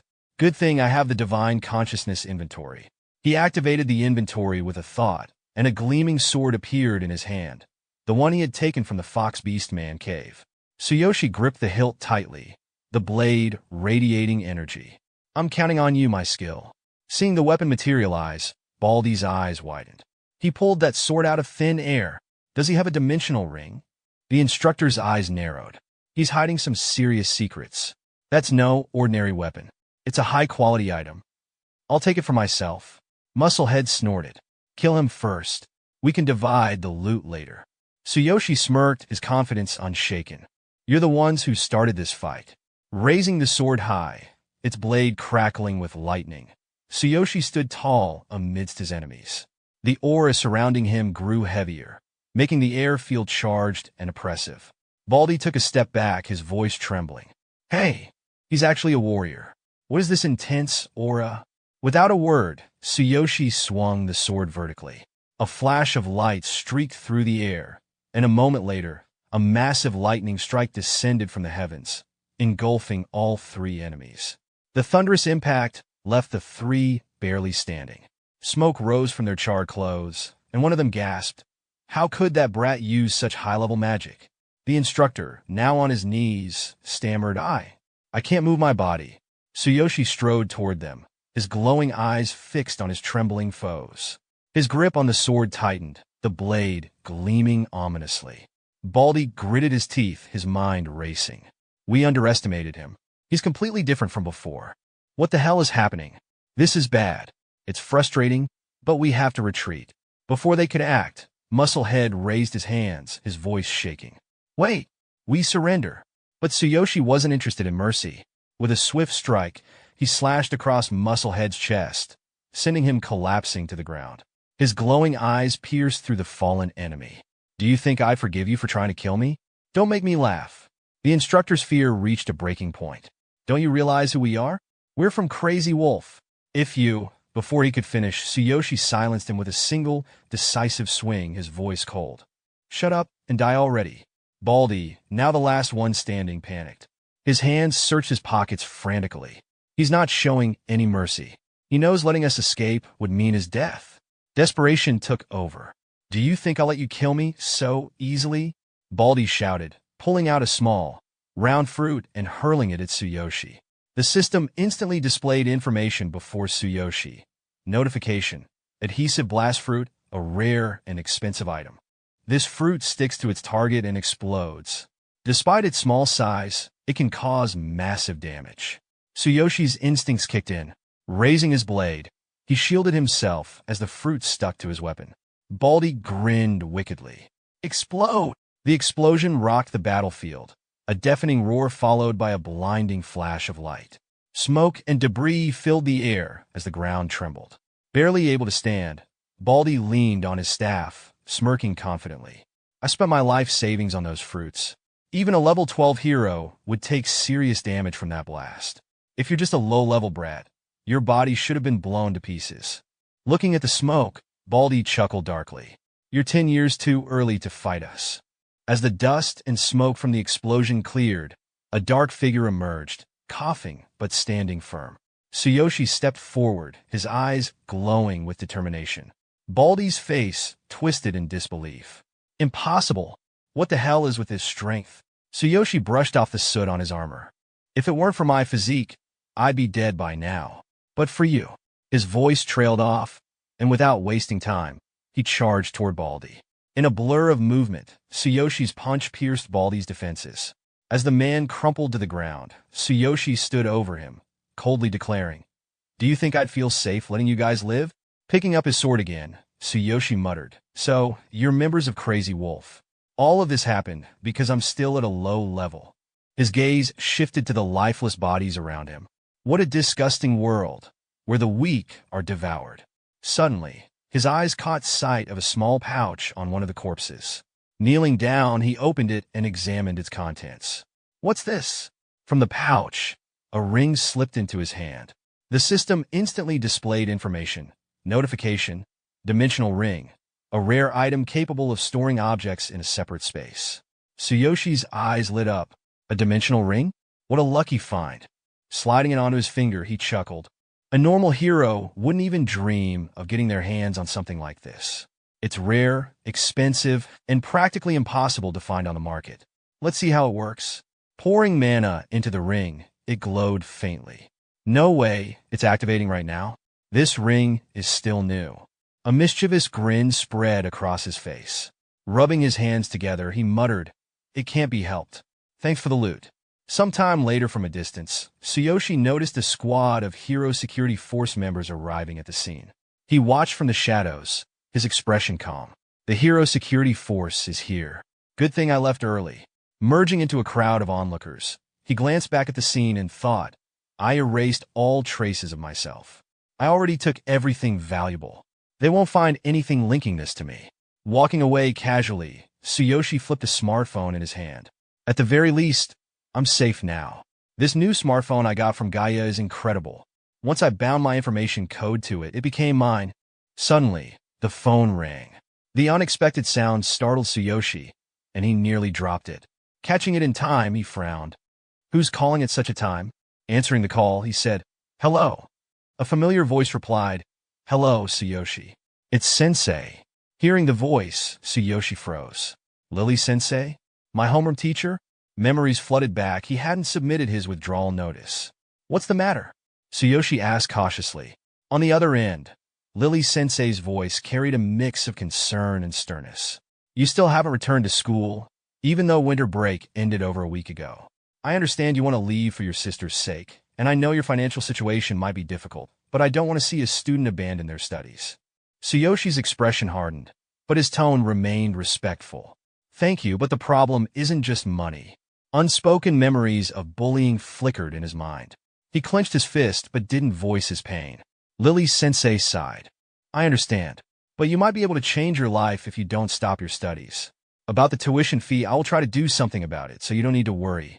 Please be brave, and come back to school tomorrow. You can't just be a cleaner for your sister and your own future. Can you? Tsuyoshi mind wavered. She doesn't know I've become a hero now. She's the only one who ever worried about me. Her voice softened, almost trembling. You're strong, boy, Tsuyoshi. Don't run from your troubles. And continue your studies. I will become your strength as mass as I can. You can do it for your sister and for yourself. Scratching the back of his head, Tsuyoshi sighed. I thought I didn't want to go back to school anymore. It's because I don't have any pleasant memories there, but I realize it after talking to Lily-sensei. Clenching his fist with newfound determination, he thought, I am a hero now. I am not the same person who was powerless and bullied. I will make those bullies pay me back. Thank you very much, sensei, Tsuyoshi said aloud. I'll come to school tomorrow. Elsewhere, in a dimly lit office, a man sits at a grand desk, his sharp gaze fixed on the report in front of him. 3 of our members were killed by an unknown hero, he mutters, his voice low, but filled with menace. And their items were looted. Tapping his finger on the polished surface of the desk, he adds, that dimensional ring I entrusted to them. Stolen. His expression darkens, and anger flares in his eyes. You thief. You didn't even realize that I had already cast tracking magic on that ring. He leans forward, his attention drawn to a glowing device on the table displaying a moving to Tsuyoshi's location. I already know where you are, he growls. You won't live after stealing from Crazy Wolf. With a sudden burst of fury, he slams his palm onto the desk. The impact cracks the wood, the sound echoing through the room. Standing before him, a line of men in black suits remains motionless, their faces devoid of emotion. The man straightens up and commands, bring that thief to me. Without hesitation, the group responds in unison, their voices firm and synchronized. Yes, leader, that's it for part. The next morning, our protagonist, Tsuyoshi, walks alongside his sister, Karina, who's using a mechanical brace to help her move. As they walk, Tsuyoshi glances at her and asks, how are the braces? Karina smiles faintly and replies, it's fine as long as I walk slowly. Don't worry.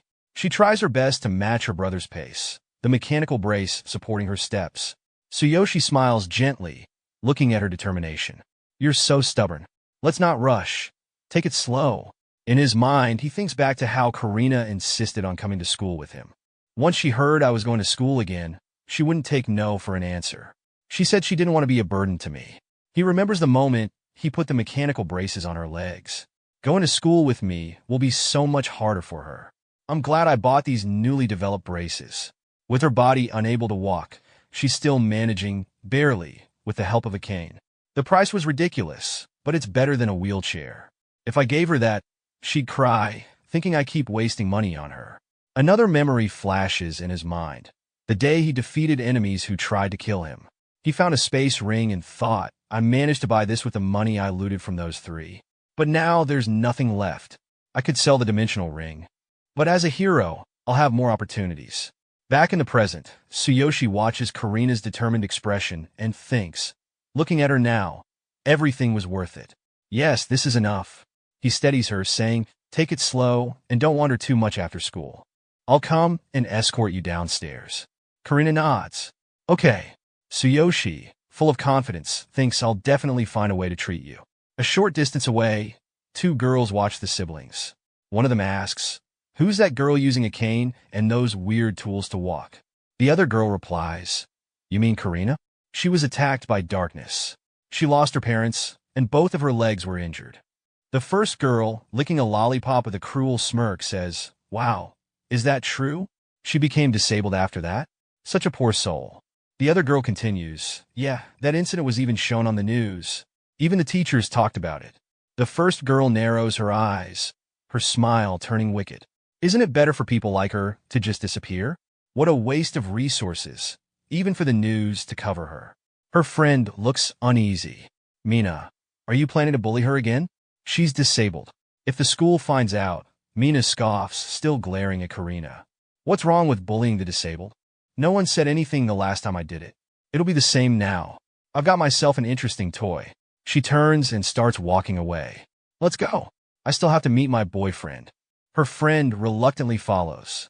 Okay. The scene shifts to the vice headmaster's office. The vice headmaster, A heavy-set man with a stern expression glares at Tsuyoshi and says, "You should thank Lily-sensei. If she hadn't intervened, I wouldn't have let you return to school at all. Half the people here wouldn't care about a student like you." Tsuyoshi bows respectfully, standing straight afterward. Lily-sensei, standing beside him, calmly addresses the vice headmaster. "I understand your concerns, but he has his own circumstances. I've already given him guidance, and his tuition fees are paid. I'll make sure he earns the credits he needs to graduate." Hearing that, Tsuyoshi awkwardly scratches the back of his head and says, "Vice Headmaster Lily-sensei, thank you very much."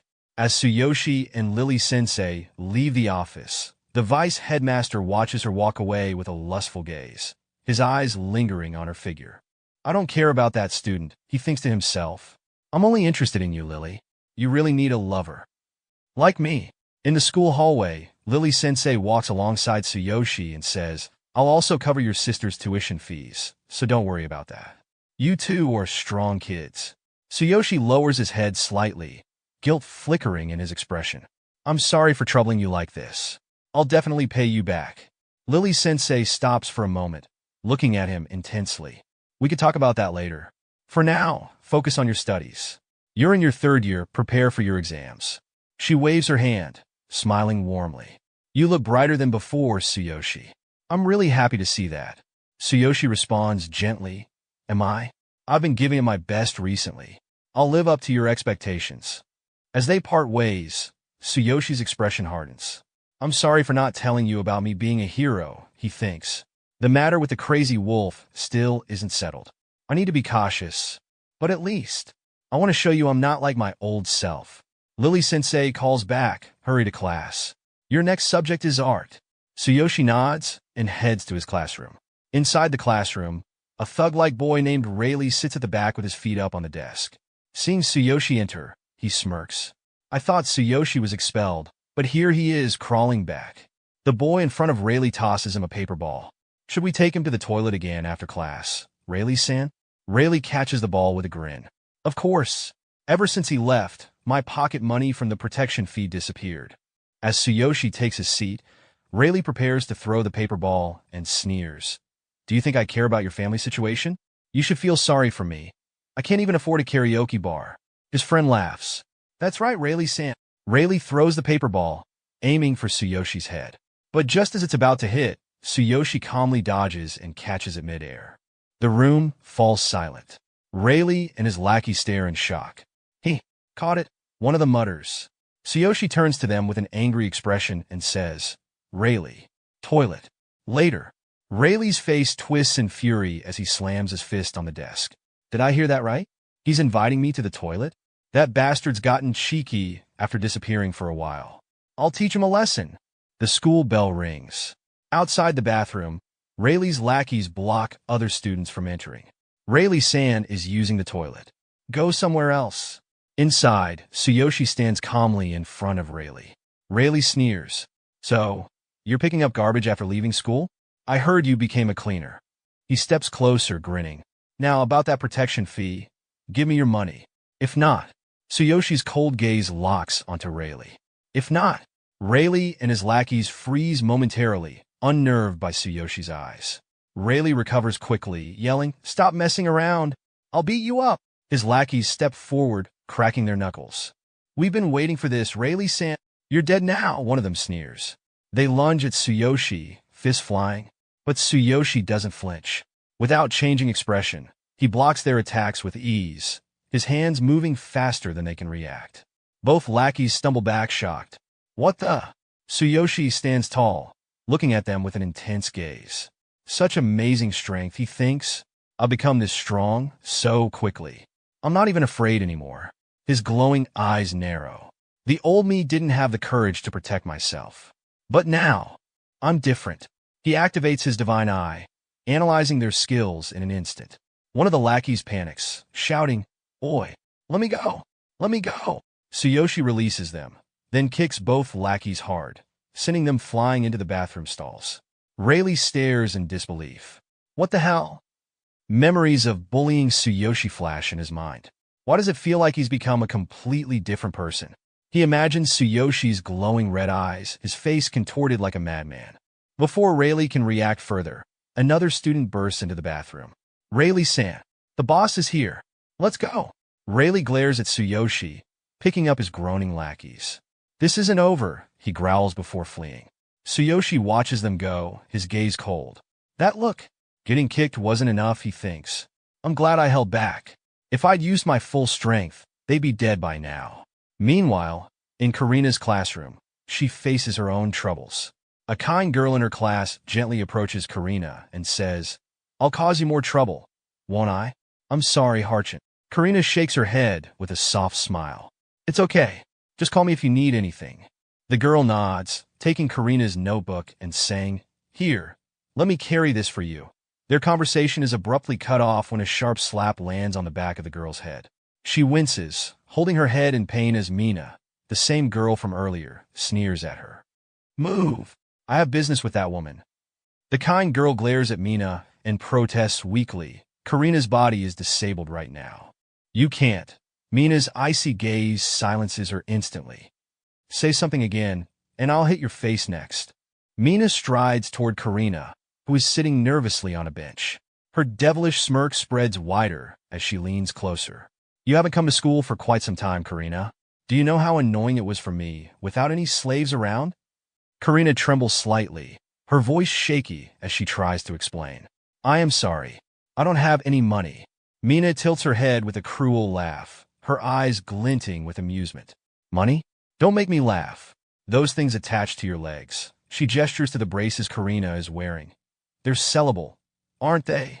Karina freezes, her face pale with fear, while Mina looms over her with an expression of pure malice. We pick up with Karina, our protagonist's sister, sitting at her desk, minding her own business. But suddenly, some girls approach her with no good intentions. Karina's shaking, and in a trembling voice she says, The braces. No, my big brother did his best to buy them for me. So, they're really important to me. You can feel the tension rising as she clutches those braces like they're the last thing keeping her grounded. Then, one of the bullies looks at her with a smug grin, clearly enjoying her discomfort. Oh, so they're important to you? Without them you can't even walk, huh? And Karina, panicking, responds, Yes, they're important. Then, out of nowhere, the black-haired bully stands up and slap. Karina gets slapped right across the face. The whole classroom goes dead silent. Not a single person says a word. Everyone just watches, frozen. The bully walks away, her smirk plastered across her face. The tension is so thick you could cut it with a knife. Just then, the teacher walks in, totally oblivious to what just went down. Class is starting. Go back to your seats, she says, like she didn't just miss a scene out of a drama. The bully girl just walks off, turning back to say, Well, it's the 6th period now. Don't even think about going home right away after school, Karina. Our talk isn't over. Karina's sitting there, trying to keep it together. In her mind, she's thinking, I have to get out of here as soon as class ends. I can't wait for my big brother. I'll sneak out through the back gate to make sure he doesn't run into Mina and the others. You can practically feel the urgency in her thoughts. When the bell rings and the class is finally over, the teacher says, That's it for today. Be careful on your way home. And the students all stand up to leave. They say, Thank you very much to the teacher, and our protagonist Tsuyoshi's class isn't any different. But Tsuyoshi? He's called over by the teacher. She looks at him with a warm, gentle smile and asks, Tsuyoshi, are you getting used to school after being absent for a while? Tsuyoshi, as calm and cool as ever, responds, Yes, what's the matter? The teacher smiles even brighter and says, I was wondering if I could do anything to help you today. Tsuyoshi, giving her a reassuring smile, says, I'm fine, thank you. The teacher sighs in relief. I'm glad to hear that. Just make sure if anything happens, don't be afraid to tell me. Tsuyoshi, standing there with his usual confident air, responds, I'm really fine, teacher, thank you. The teacher walks away from Tsuyoshi, still not looking at him, and says, It seems I was just bothering you, wasn't I? I'm really happy to see you're getting used to the school again. If anything happens, don't hesitate to tell me. You should head home now. Tsuyoshi, with a gentle smile, looks at her and waves. Bye. Just as he turns around, a student approaches him nervously. Hey, Tsuyoshi, I want to apologize for what happened in the toilet. The boy's sweating bullets, panicking as he stumbles over his words. Could you come with me? Let's talk somewhere else. Tsuyoshi raises an eyebrow. Where? The boy glances at him, clearly trying to hide his unease. It's right over there. I want to apologize in private. But as they walk, the boy's expression changes. Sweat drips down his face as he smirks, and suddenly, a ghost-like figure with a wooden stick appears from the corner, ready to strike Tsuyoshi from behind. Then, out of nowhere, a loud yell echoes down the corridor, and the boy, grinning, says, Rayleigh, make sure not to overdo it. But as Rayleigh swings the wooden stick, crack, it breaks in half, splintering against Tsuyoshi's body. The boy is in shock. No way. He stopped it. Tsuyoshi, with a look of pure arrogance, turns to the boy and says, I knew you were planning something shady, but this? Beating me this low? With a swift motion, Tsuyoshi delivers a powerful kick to the boy's stomach, sending him crashing into the wall. The other two boys, seeing their friend get destroyed, launch an attack on Tsuyoshi. But it's no use. Tsuyoshi dodges and knocks them both out with a well-placed kick. He looks down at the defeated boys and sneers, You guys didn't learn your lesson. You're failures. One of the boys, still holding the bat, growls, Go to hell. Tsuyoshi looks at him coldly. If this wasn't school, you'd be dead already. The boy freezes, terrified. In his mind, he thinks, I can't even move my hand. Am I afraid of Tsuyoshi? Tsuyoshi raises his hand, ready to strike.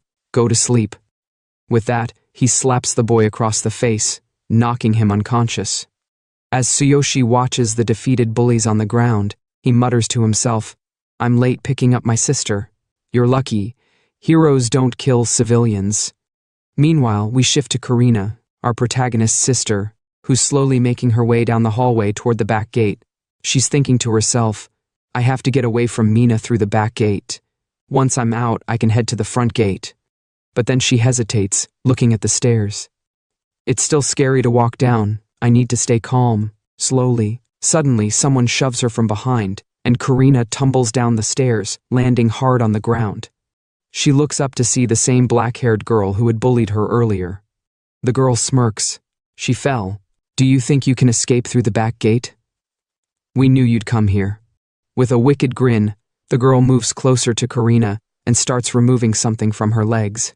Karina, bleeding from her forehead, looks up, trembling. No, stop. Please. Don't take my B-braces. The girl sneers down at her. Do you realize you won't get away if we take them, right? Meanwhile, Tsuyoshi stands at the front gate, still waiting for Karina. He thinks, Karina's still not here. I went to her class earlier, but they said she already left. Just then, a girl approaches him from behind. Excuse me, you're Karina's big brother, right? Tsuyoshi turns around, surprised. Yes. Do you know where she is? We promised to go home together. The girl looks at him with a mix of respect and fear in her eyes. I think she went through the back gate. You should go check for yourself. Tsuyoshi, hearing the girl's words, immediately heads towards the back gate, walking down the hallway of the school. In his mind, he thinks, Karina's at the back gate. He imagines her and then, why is she acting so strange? It seems like she's afraid of something. Tsuyoshi keeps walking, determination in his eyes. Regardless, I need to find Karina. As he approaches the back gate, he sees the scattered books and Karina, blood on her forehead, sitting on the ground. Tsuyoshi's heart sinks. He quickly walks toward her. When she notices him, Karina, still on the ground, weakly looks up at him and says, Big brother, why are you here? Tsuyoshi doesn't answer. He activates his divine eye, and the system panel pops up, analyzing her injuries. Target, Karina. Forehead injuries caused by falling, multiple slaps, bruises on arms and waist, internal bleeding from kicks. Tsuyoshi, still silent, walks closer to her. Karina, with an awkward smile, says, Big brother, it's my fault. I fell down the stairs. Tsuyoshi remains silent, continuing to analyze her injuries. Karina, looking more guilty, says, I'm so stupid, I couldn't even go down the stairs properly. The walking stick is broken. I'm sorry. Tsuyoshi kneels down, gently picking up the scattered books and placing them in her bag. He then hands the bag to her and says, We're family. There's no such thing as a burden. It must hurt to fall like that. Karina brushes it off, shaking her head. No, I'm okay, don't worry about me. Then she looks at him with concern. What about the braces? Are they okay? Tsuyoshi looks down at her, gently taking her hand in his. They're fine. Karina sighs in relief. I'm glad. All right, let's go home. Tsuyoshi, carrying her on his back, walks towards home. As they walk, Tsuyoshi glances at the setting sun. Do you remember, Karina? I carried you like this that day. He smiles softly. I can feel how much you've grown since then. It feels like a lifetime ago. From his back, Karina replies, yes, but it feels like just yesterday. We've always been together. Tsuyoshi's voice softens. Yes, you're the only one I've had. That's why I wanted to become stronger to protect you. I was powerless that day. But now, I've become a hero. I won't let you go through that again. Karina's voice quivers slightly. I know you always give your best. That's why I don't want to be a burden to you. Tsuyoshi gently sets her down on a bench and says, You're saying that again. We're family. Wait here for a bit. He'll be back soon. Karina, with panic in her voice, calls out, Where are you going? Tsuyoshi, walking away, responds calmly, I forgot something. Karina, confused, asks, Something you forgot? Tsuyoshi's expression changes as he walks further away. His face hardens and his resolve solidifies. Meanwhile, in the classroom, a conversation unfolds between a boy with yellow hair and the black-haired girl. The yellow-haired boy says with a smug grin, It felt good watching her try to protect those braces desperately. She was wide open for a kick, but it's really annoying we couldn't get them off her. I'm sure we could sell them for some good money. The black-haired girl, looking pleased, nods. I'll make sure we get them, don't worry. The yellow-haired boy, crossing his arms, looks at her skeptically. You think they're really sellable? The girl licks her lollipop, then glances back at him. I heard her big brother, Tsuyoshi, just came back to school. Is that a problem? The yellow-haired boy scoffs. Tsuyoshi? That loser who got kicked out and became a cleaner? The black-haired girl, with a confident smirk, replies, A cleaner? So, he's just a garbage man. Both the disabled and the garbage man are family. How embarrassing it is to be in the same class with them. They should just get expelled. The yellow-haired boy laughs. Karina was popular before her legs were broken. A lot of boys liked her. She's cute, smart, stylish. The black-haired girl gets angry. What are you saying in front of me? The yellow-haired boy leans in closer to her, smirking. Don't be mad. I didn't mean anything by it. The girl glares at him. After you steal her braces tomorrow, let's play together. We can sell them for some money. Just as they talk, Tsuyoshi stands outside the classroom, hearing everything. He clenches his fists, furious. The yellow-haired boy says with a smirk, It's fine. It's an easy job against a crippled girl. Suddenly, Tsuyoshi bursts into the classroom, and everyone is shocked. The yellow-haired boy glares at him and shouts, Who dares to enter this room? Tsuyoshi, his expression cold and unwavering, responds, So, you're the one who hurt Karina? She said she fell down the stairs, though. So, Tsuyoshi walks into the scene, and the tension is palpable. The yellow-haired girl looked toward our protagonist and said, He's Karina's brother, but somehow. The black-haired girl smirked, locking her gaze on him. Planning to take revenge for your sister? Then you've come at the wrong time, right, Billy? The yellow-haired boy, Billy, crossed his arms and grinned. Tsuyoshi, the garbage man, right? He cracked his knuckles and assumed a fighting stance. You're a third-year student, yet you haven't heard of me? Billy the Great. Mina was only playing a little game with your sister. Without showing any emotion, our protagonist calmly replied, So, you decided to push down a crippled girl and make her fall down the stairs, right? Billy smirked arrogantly, poking his ear with his pinky. Garbage man, do you have any complaints? He pointed a finger at our protagonist and added, Were you apologizing or what? The black-haired girl laughed mockingly. It's easier for us to make him understand his place. How dare a garbage man like him waste our time? Suddenly, Billy yelped in pain. He glanced down at his finger, only to see our protagonist gripping it and bending it backward until it snapped. Billy screamed, clutching his hand. My finger! How dare you, you bastard! The commotion drew the attention of the two girls. Wait, what happened? They asked in unison. Our protagonist calmly closed the door behind him and said coldly, It's not just you. He locked the door and added, I won't let any of you escape. With the help of the system, our protagonist analyzed their characteristics and discovered none of them were heroes. The system confirmed, no occupation, no threat.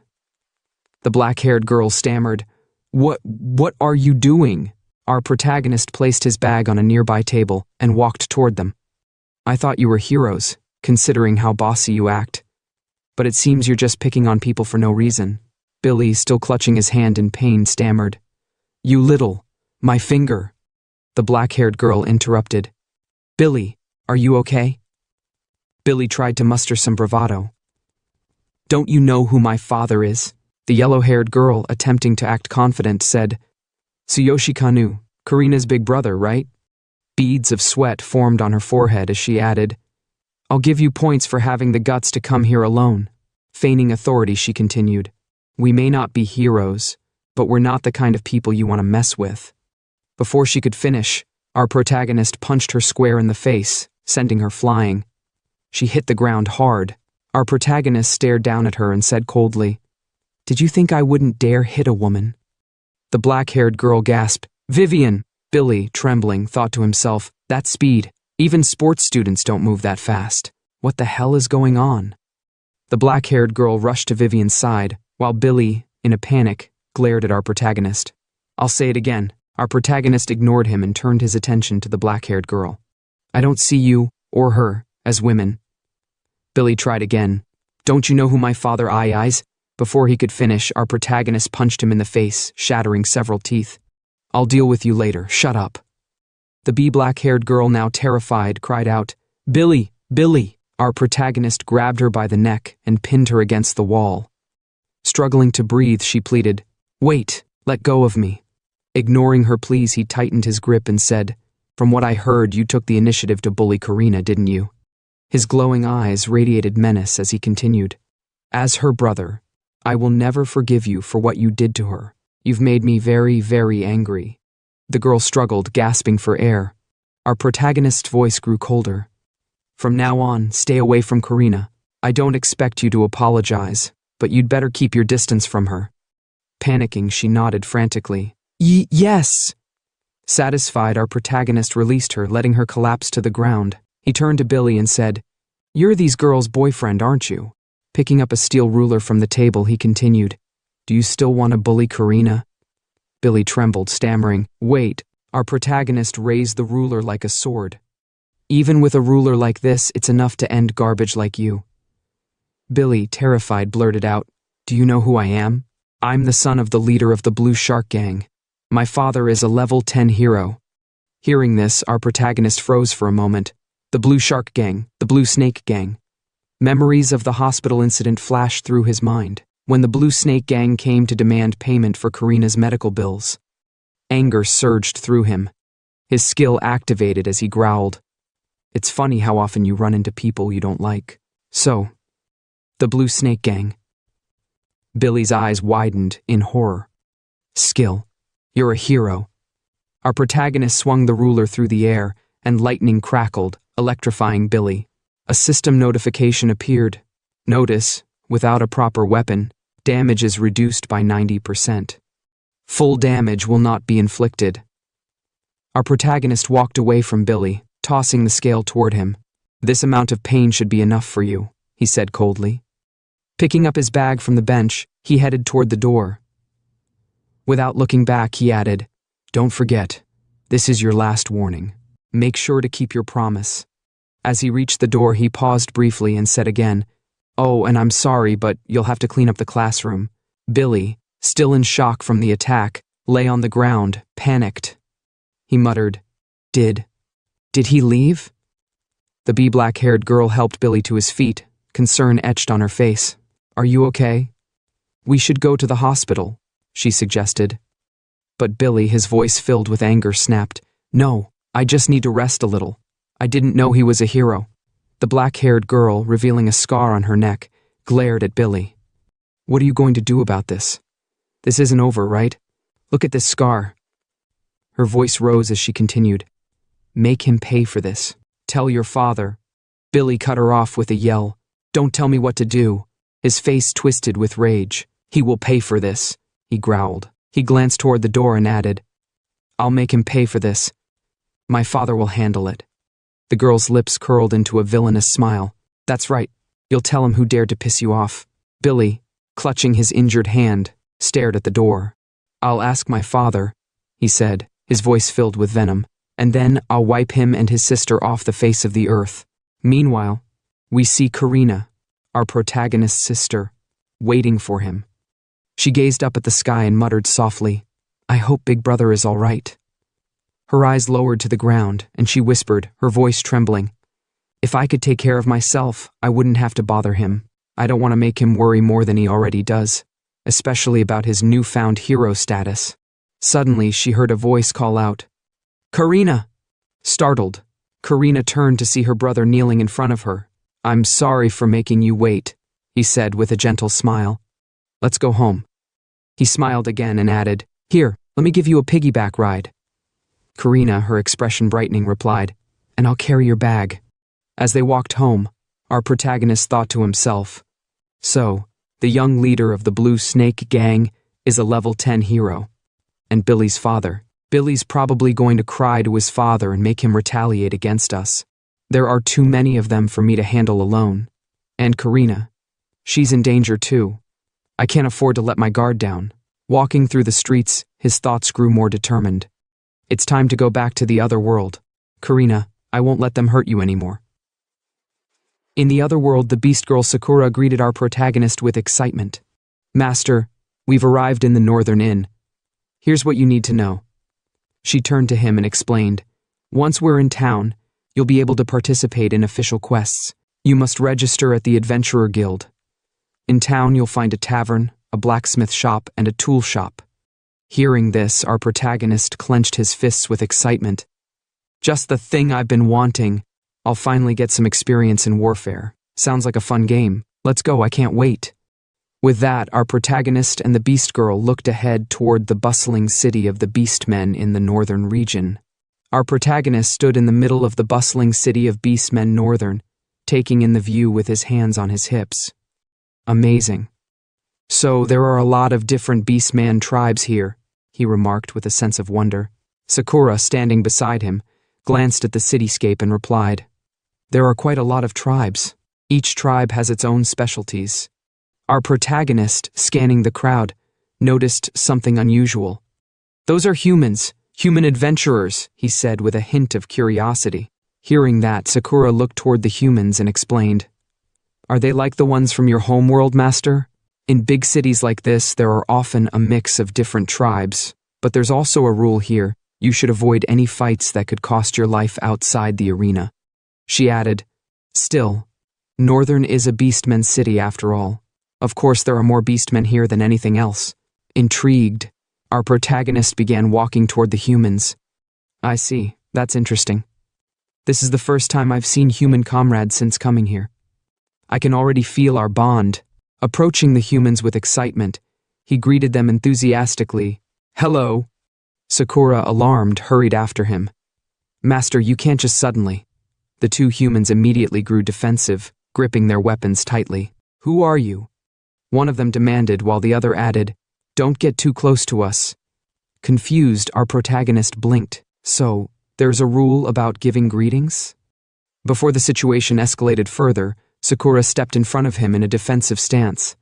This is a misunderstanding, she said firmly, addressing the humans. The humans now looking at Sakura seemed startled. This feeling, one muttered. Without another word, they backed away cautiously, muttering, What the hell? As they continued walking toward the heart of the city, Sakura spoke up. It seems you shouldn't talk to adventurers so casually inside the city. You'll only make them uneasy. Especially humans. They're always wary of their surroundings. Our protagonist nodded thoughtfully. I see. So there are quite a lot of rules in this world. Looking around, he noticed something peculiar. It seems like everyone is whispering about us, he said, his gaze shifting to the crowd. Sakura's expression changed, and from behind him she spoke softly. I'm sorry. It's because I'm a half-beastman. Beastmen hate hybrids. She tried to steer the conversation. Let's just get our registry from the Adventurers Guild. Our protagonist, rubbing his head, replied casually, It's better for them to just leave us alone. Extending his hand toward Sakura, he added, Discrimination exists everywhere, so don't think too much about it. Let's go. Hearing our protagonist's words, Sakura gently placed her hand on his and smiled. Yes. They approached the Adventurers Guild, standing in front of it as our protagonist's eyes locked onto the quest board. With excitement, he exclaimed, "It's just like in games and anime." Sakura glanced at him and explained, "That's the quest board, master, but we can't take any quests until we've registered." Inside the Adventurers Guild, Sakura approached the front desk with enthusiasm. "We're here to register as adventurers," she declared to the beastman receptionist. The receptionist glanced at the duo, raising an eyebrow. "A party with a half-beastman and a human? Interesting. Which one of you wants to register?" Our protagonist scratched his head awkwardly. "That's me. You're different from the others outside who were glaring at us." The receptionist smirked. "I've seen countless adventurers come and go. This is nothing new to me." She placed a form on the table. "Fill this out, your name and class. Once your information is entered, it'll be shared with all the Adventurers Guild branches. You can take quests from any branch after this." Holding the paper, our protagonist stared at it. "So, we're writing an official document?" Sakura patted his shoulder. "The document doesn't matter, master. What's important is your registration. Without it, you can't get an adventurer's badge." "An adventurer's badge?" His eyes sparkled with excitement. The receptionist pulled out a badge and held it up. "Yes, this is the identification for adventurers. This one is the lowest rank iron. The higher your rank, the better the quests and rewards. Work hard to gain experience." She continued. "The ranks go from iron to bronze, silver, and finally gold. Only a handful of gold-ranked adventurers exist, and they usually take requests directly from nobles or the wealthy." Looking at the iron badge in his hand, our protagonist muttered, "The lowest rank badge doesn't look that impressive." The receptionist replied, "Your badge also determines your level. You can hide your level if you want. It's part of the badge's functionality." "Amazing. How does it work?" he asked, eyes gleaming. Sakura explained, "Your badge links to you as an adventurer. You can hide your level just by thinking about it, but you'll need to remember how to do it." "By thinking, huh?" Holding the badge tightly, he focused. "Like this?" he thought, and thanks to his divine selection system, he mastered it immediately. The receptionist's jaw dropped. "Wow, you managed it on your first try? That's rare. Most new adventurers struggle with it." Before she could continue, a group of beastmen warriors barged in, shoving our protagonist aside. One of them slammed materials onto the desk. "We're here to report a completed quest. Got any other quests for us?" The warrior leaned in closer to the receptionist, smirking. "If not, how about a drink on me?" The receptionist, unfazed, replied, "Unfortunately, I'm busy." She picked up a scroll and teased, "There is one emergency request. The reward is high, but so is the difficulty. It's recommended for adventurers at least level 15. Think you can handle it?" The warriors hesitated. Is there something around level 10 instead? What kind of request is IIT?" She explained, "A flock of carnivorous darklings is terrorizing a farm. A party of 3 tried this quest and was severely injured. One of them is still missing. Their levels were higher than yours." Sweating, the warrior stammered, "Level 10 darklings, and a flock of TM?" Another warrior shook his head. "No way. That kind of request needs level 20 or above." Suddenly, our protagonist stepped forward, snatched the scroll from the receptionist's hand, and declared, "We'll take it." The warriors glared at him. "What did you just say, trash?" Our protagonist met their anger with calm defiance. "You're in the way, trash," one warrior growled. "Do you even know what happens if you draw your weapon in the guild?" The other added, "Don't underestimate us, human. If you value your life, don't take this quest." Our protagonist smirked. "Since you can't handle it, just shut up." Activating his ultimate physique, he challenged, "If you doubt my capabilities, let's settle it in the arena." He thought to himself, "Thanks to the divine selection system, I can easily handle a level 9 beastman in a one-on-one match." The warriors sneered. "Even if you're new, your iron badge is still laughable. You'll just embarrass yourself if the requester rejects you." The receptionist intervened. "I admire your courage, but they have a point. The requester might reject you at your current level." The warriors smirked triumphantly. "Hear that? Start small, trash. Go catch a runaway dog or something. But then Sakura stepped forward confidently. No, we will do it. The room fell silent. One of the warriors stammered, You're just a half. Do you even have the skills to back that up? Sakura pulled out her golden badge. Is this proof enough? The warriors recoiled. A gold badge? No way. The receptionist smiled. You should have said that from the start. I'll entrust this request to you. The requester will be thrilled. Embarrassed, the warriors slinked away. Our protagonist called after them mockingly. Running away already? Sakura turned to him respectfully. This request will help with your level progression, master. Rubbing his head, he smiled gently. Yes, let's do it. The receptionist watched them leave, thinking, a gold badge adventurer calling him master? Just who is this boy? What an interesting party. In the forest, Sakura walked beside our protagonist, holding the request paper. The farm where the carnivorous Darklings reside should be around here. Our protagonist glanced at her. I didn't know you had a gold badge, Sakura. Flustered, Sakura replied. Yes, I joined the Adventurers Guild when I was young. I've completed many quests with different parties. Eventually, I met the requirements for the gold badge. Is that weird? He thought to himself. She's been active in the guild since she was young. That must have been tough. No, you're amazing, Sakura, he said warmly. Blushing, Sakura whispered, Thank you. They stopped in front of a house, standing amidst a farming field. Sakura looked around. It seems like we're here. Our opponent seemed strong. Sometime later, in front of the gate, our protagonist Tsuyoshi and the beast girl, Sakura, stood looking through the gate at the dark monsters lurking inside. Sakura observed the creatures and said, A flock of level 10 carnivorous darkness. I wonder how many people are inside that bee building. Tsuyoshi simply replied, They are disgusting. Hearing that, Sakura glanced at him and explained, They are darkness after all. They corrupt all living beings, turning them into more of their kind and intensifying their strength. Low-level beings would even lose their intelligence. She gave a gentle smile before continuing. They're just like those dark goblins, creatures that were corrupted. These carnivorous monsters used to be slimes before they were swallowed by darkness. Tsuyoshi stared at the slimy darkness monsters and muttered, So they were slimes before. No wonder they're so mushy like tat. With newfound confidence, he declared, Okay, so these carnivorous darkness creatures are just dark slimes. They're dangerous, but only thunder element attacks will work against them. Looking at Sakura excitedly, he added, Then my thunder chain fall would be the best option. Summoning lightning in his hand, Tsuyoshi smirked. Let's do this, Sakura. You can just watch from the side as usual.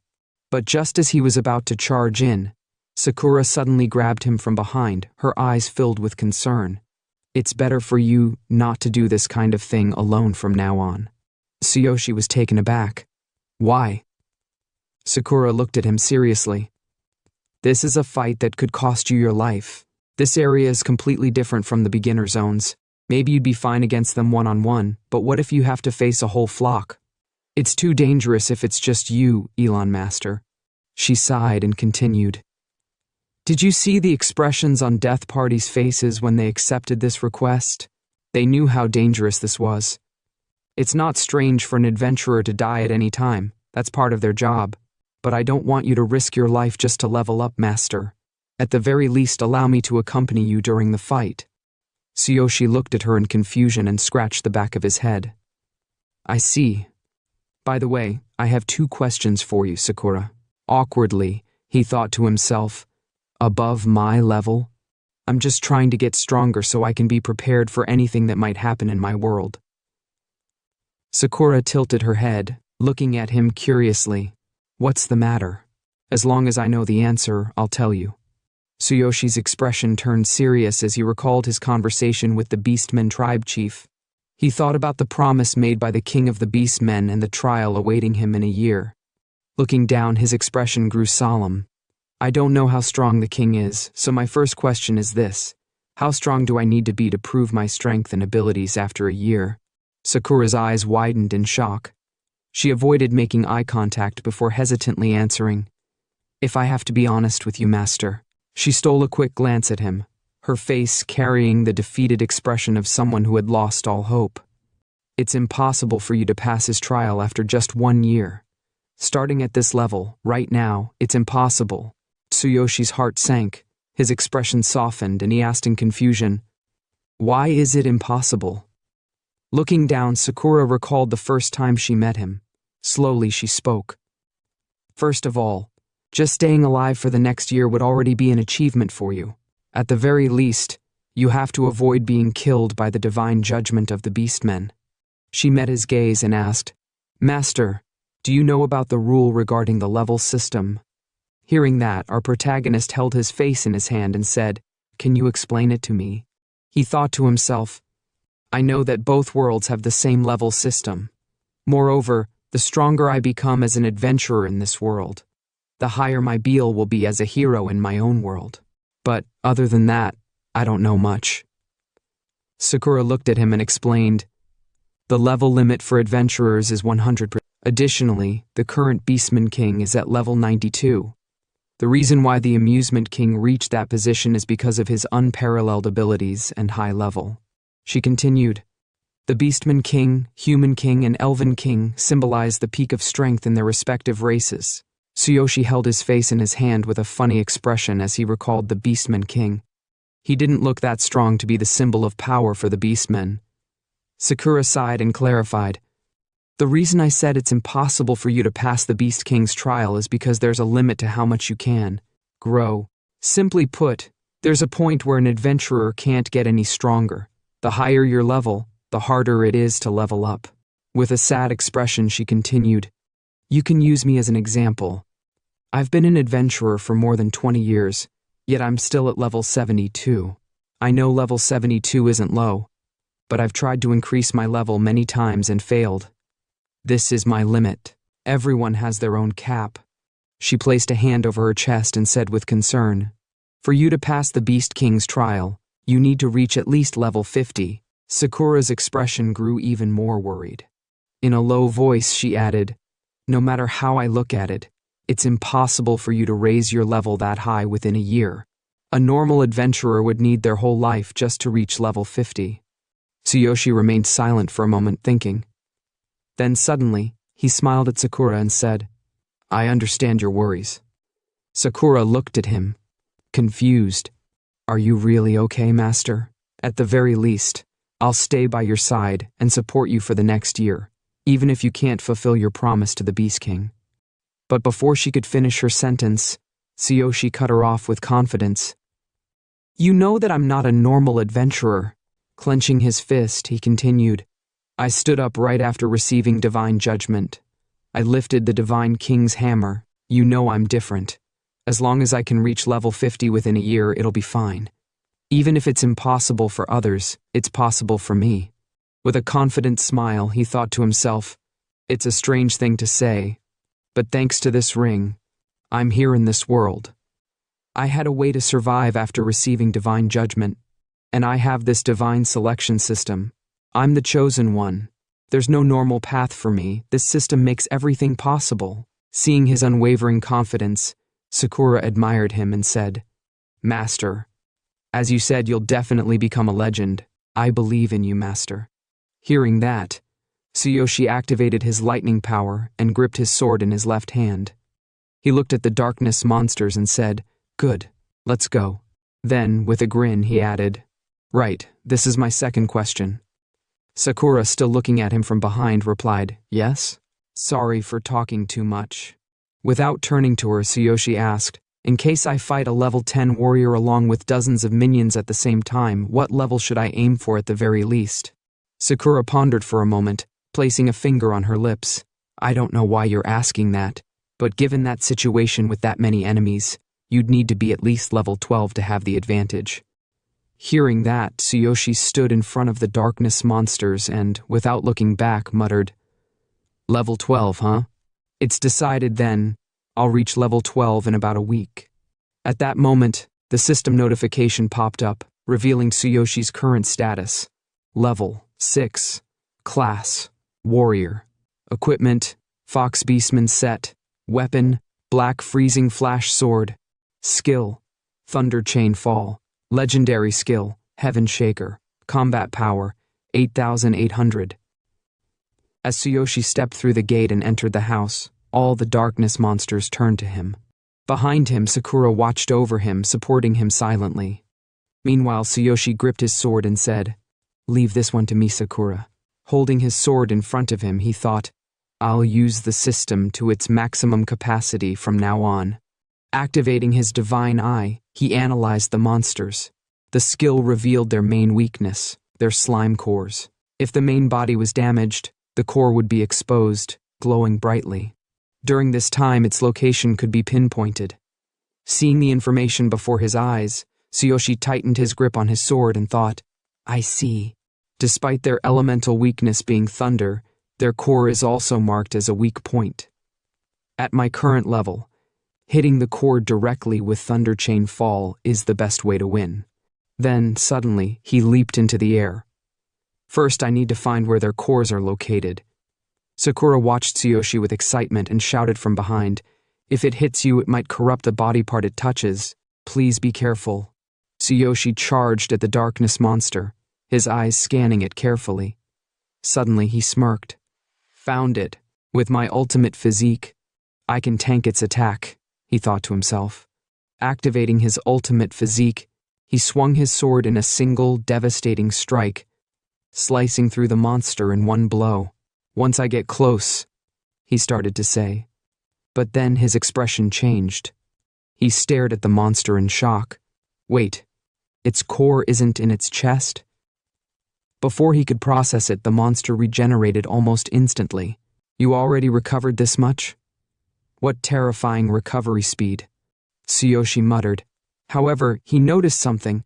The monster's health didn't fully replenish, leaving a small part of its MP empty. At that moment, the monster lunged at him. Tsuyoshi quickly raised his knife like a shield and taunted, "Oh, you plan to eat me? You've sadly picked the wrong opponent." Activating his ultimate physique again, he focused all his strength into his arm and grinned. "You're just like a bug flying into a fire." With sheer brute force, Tsuyoshi split the monster clean in half. "Let me rip your mouth open."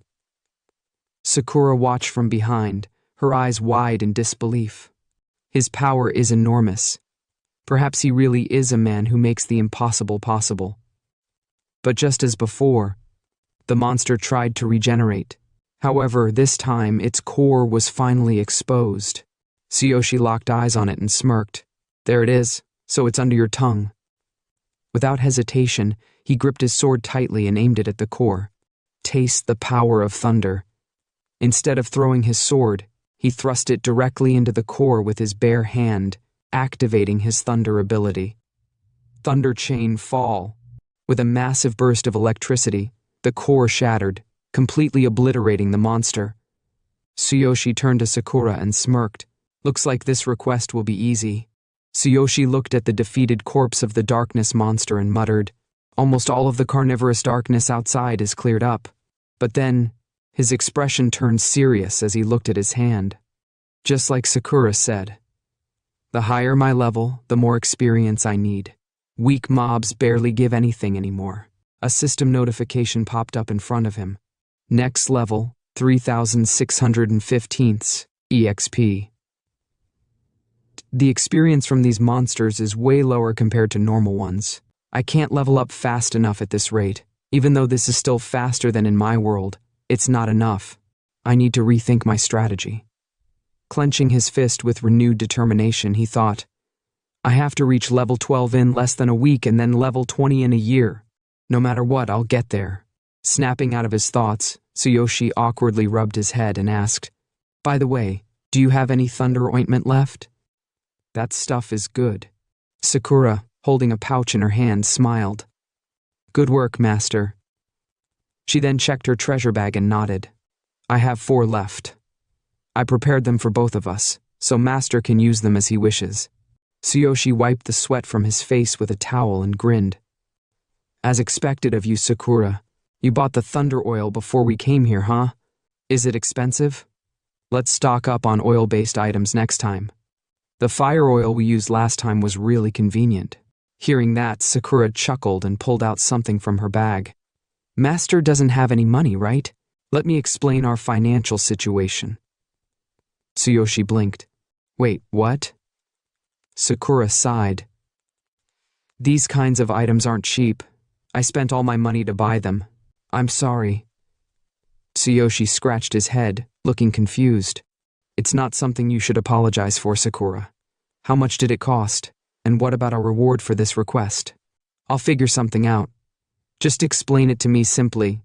I haven't thought about our finances at all. In his mind, he admitted, I've been too focused on leveling up and completely forgot about money. Even if I spent all of Sakura's savings, she probably wouldn't say anything. Seeing Tsuyoshi's reaction, Sakura suddenly entered full-on anime teacher mode, adjusting her posture and speaking like a pro instructor. Ahem. The price of items varies. Since thunder oil is rare, each bottle costs around 30 silver coins. As for low-level requests, the rewards depend on the value of the task or item being sought. Based on my experience, the reward for a low-level request is usually less than 1 gold coin. That's why people often hire adventurers personally to retrieve valuable lost items.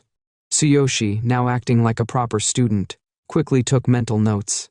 Damn, you know so much. Sakura continued. For example, monster cleanup requests usually reward around 50 silver coins to 3 gold coins depending on difficulty.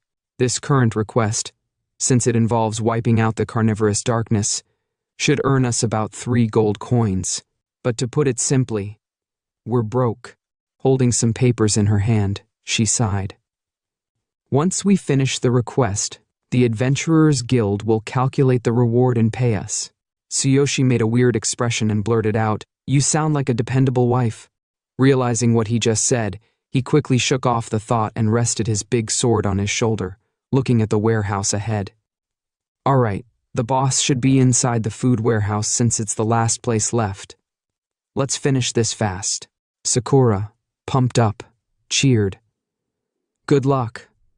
But just as they were about to enter, a loud voice shouted at them. Who the hell are you, barging into my farm without permission? Tsuyoshi and Sakura turned to see a group of beastmen approaching, led by a man who looked like an ordinary farmer. The farmer narrowed his eyes. I'm the owner of this place. Are you adventurers?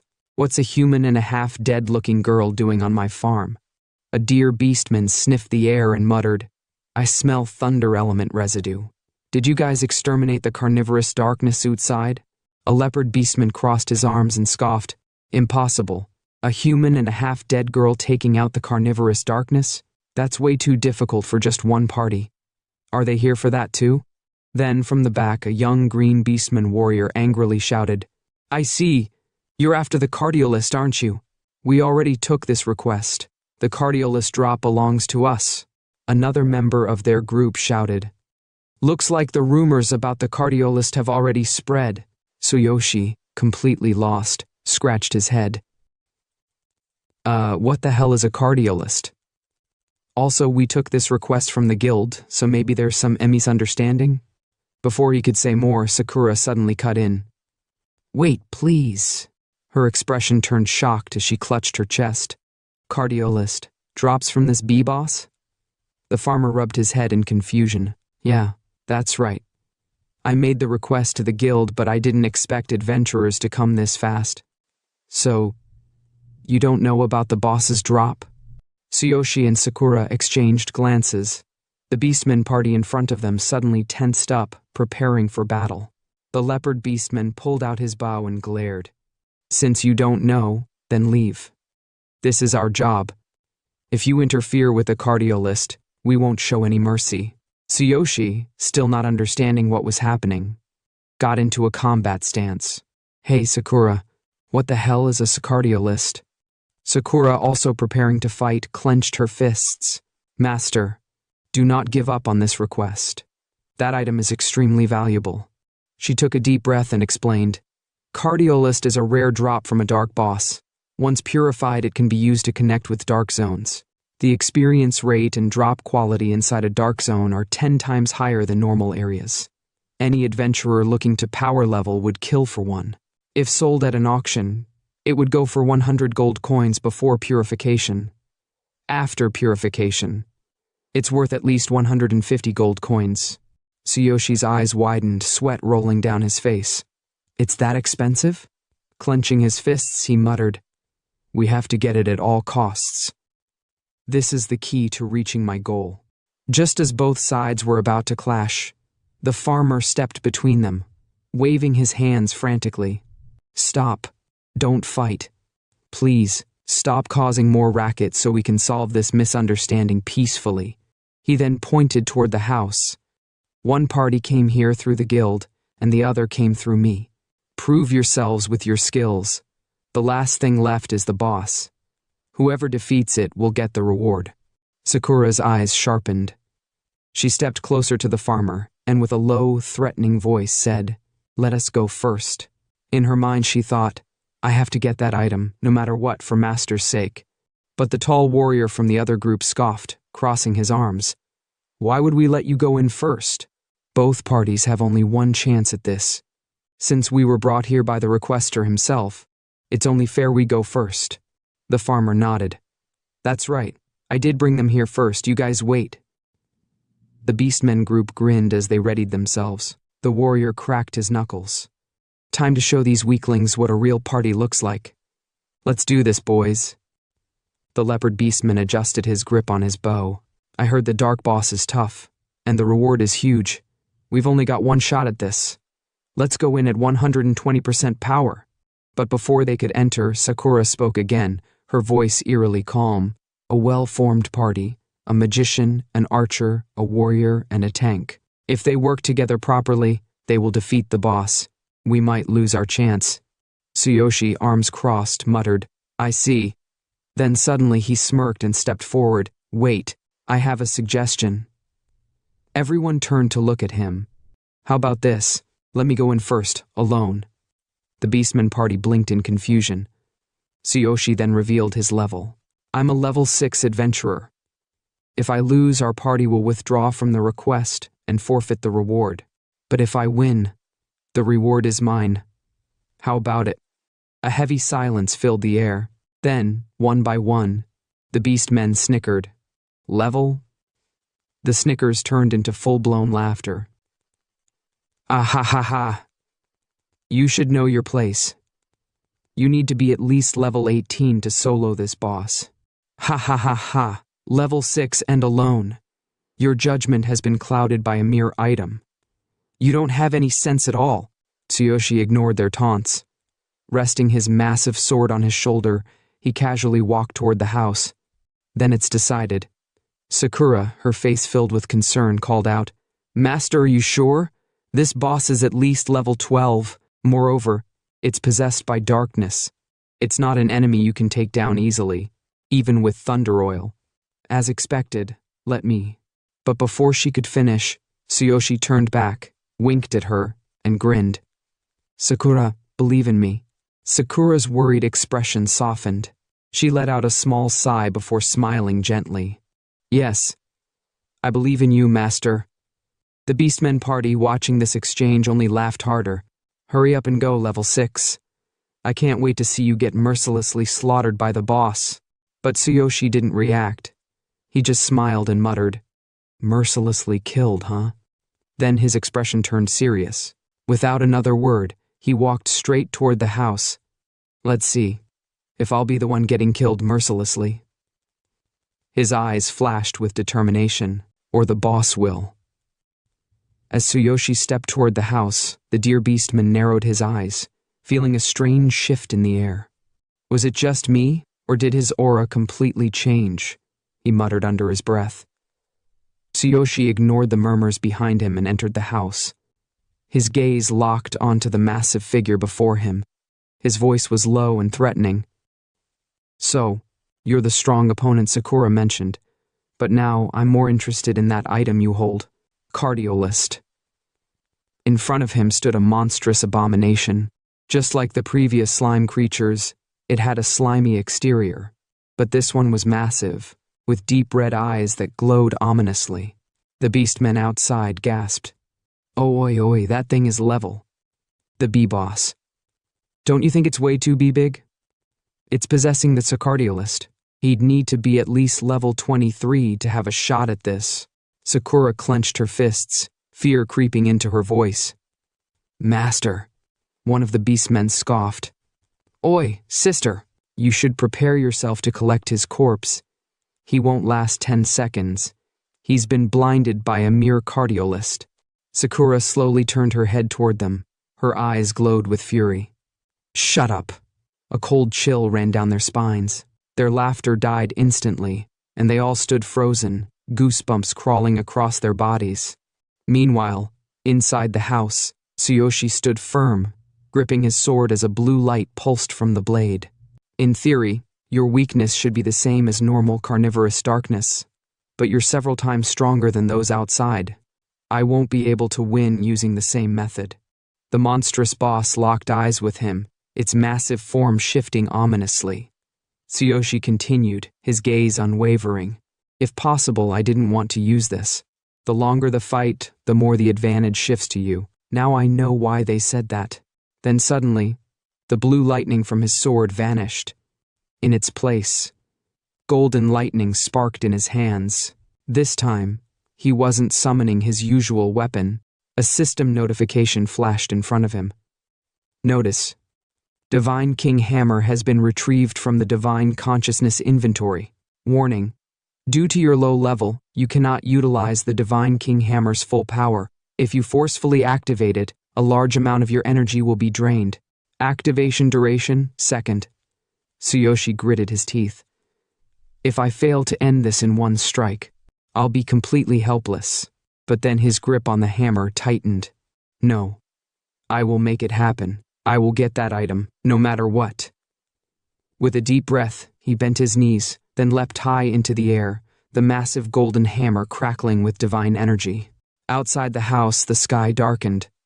A colossal dragon-shaped thunderbolt appeared in the storm clouds, coiling menacingly above the battlefield. The beastman's eyes widened in shock. What the hell is happening?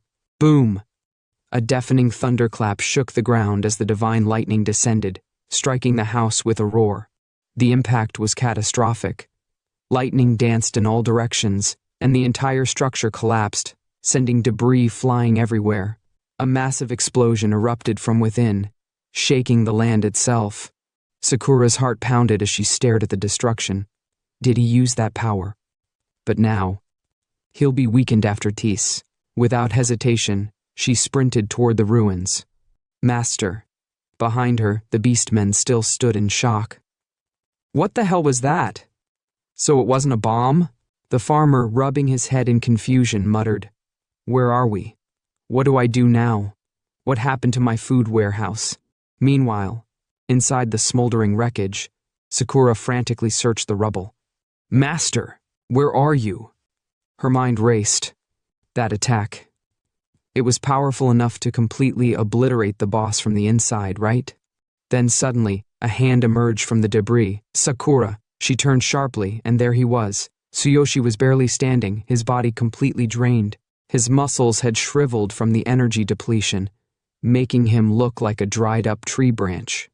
His breathing was ragged, but in his hand, a blue crystal gleamed, black smoke slowly seeping from it. He lifted it weakly. So, is this the cardiolist you guys were talking about earlier? And just then, the system notification appeared once more, displaying Tsuyoshi's current status. The scene shifts to the Adventurers Guild, where the lively atmosphere hums with chatter. Behind the counter, the receptionist lights up with excitement as Sakura approaches. You finished so quickly? That's impressive. She reaches under the counter, pulling out a small pouch and sliding it toward Sakura. Here's your reward for this time. As expected of a gold badge adventurer.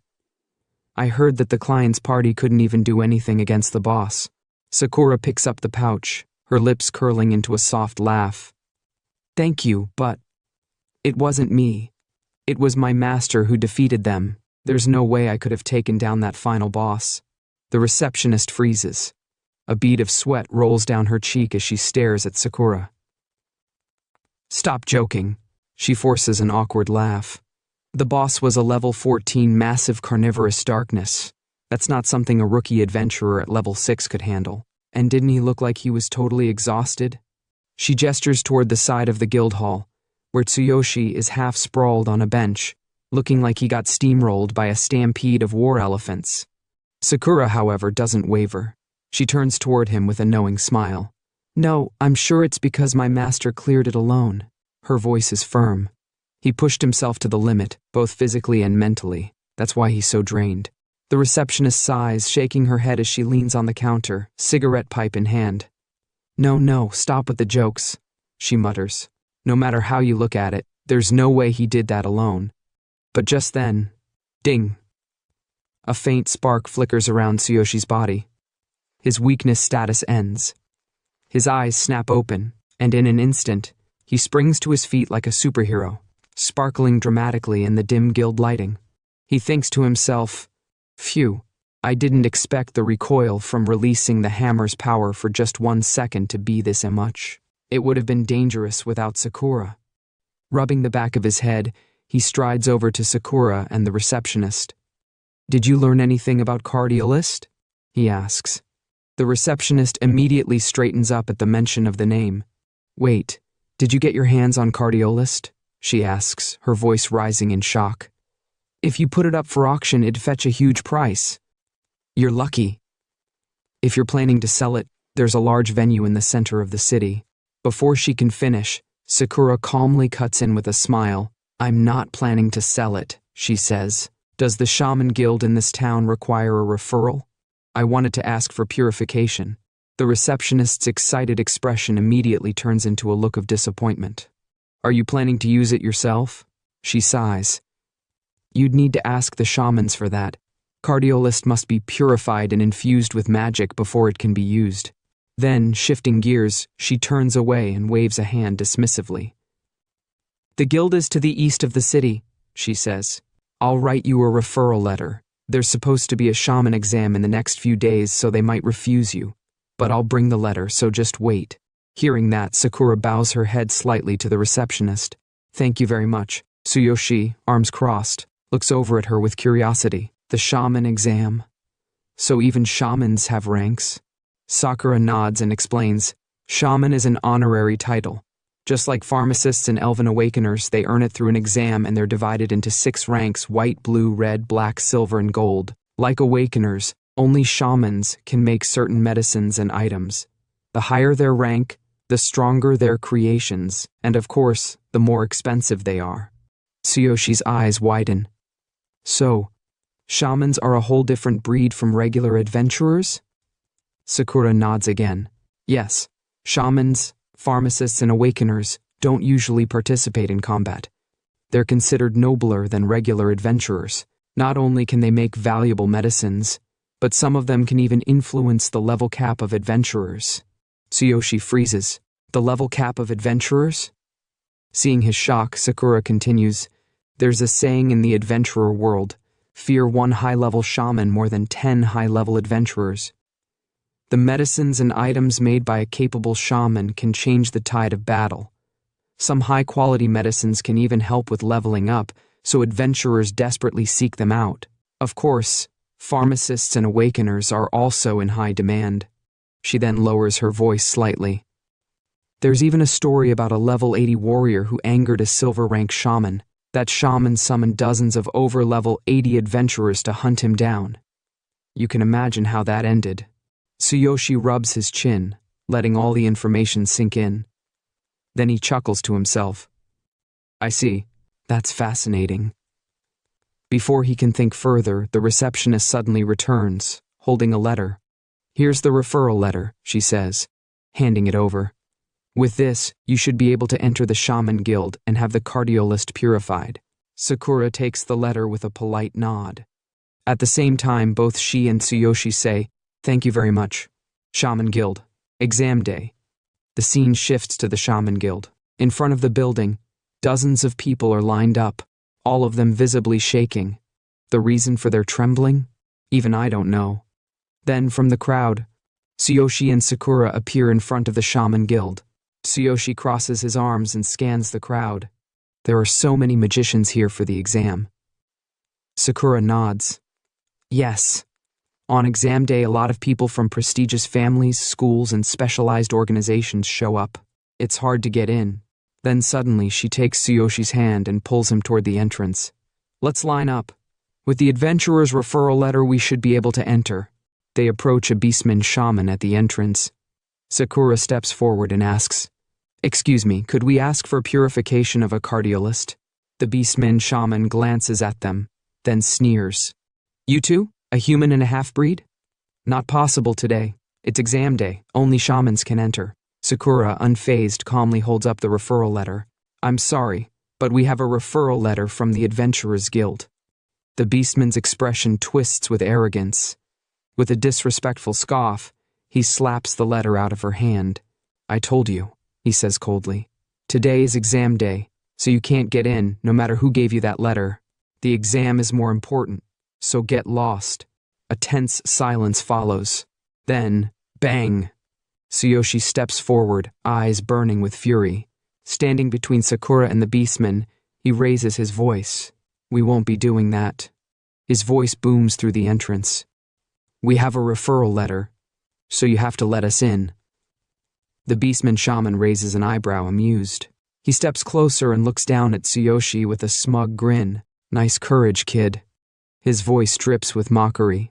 "But let me make something very clear. Here at the Shaman Guild, we hold the power. No matter how many days pass, you can't get in until the exam is over."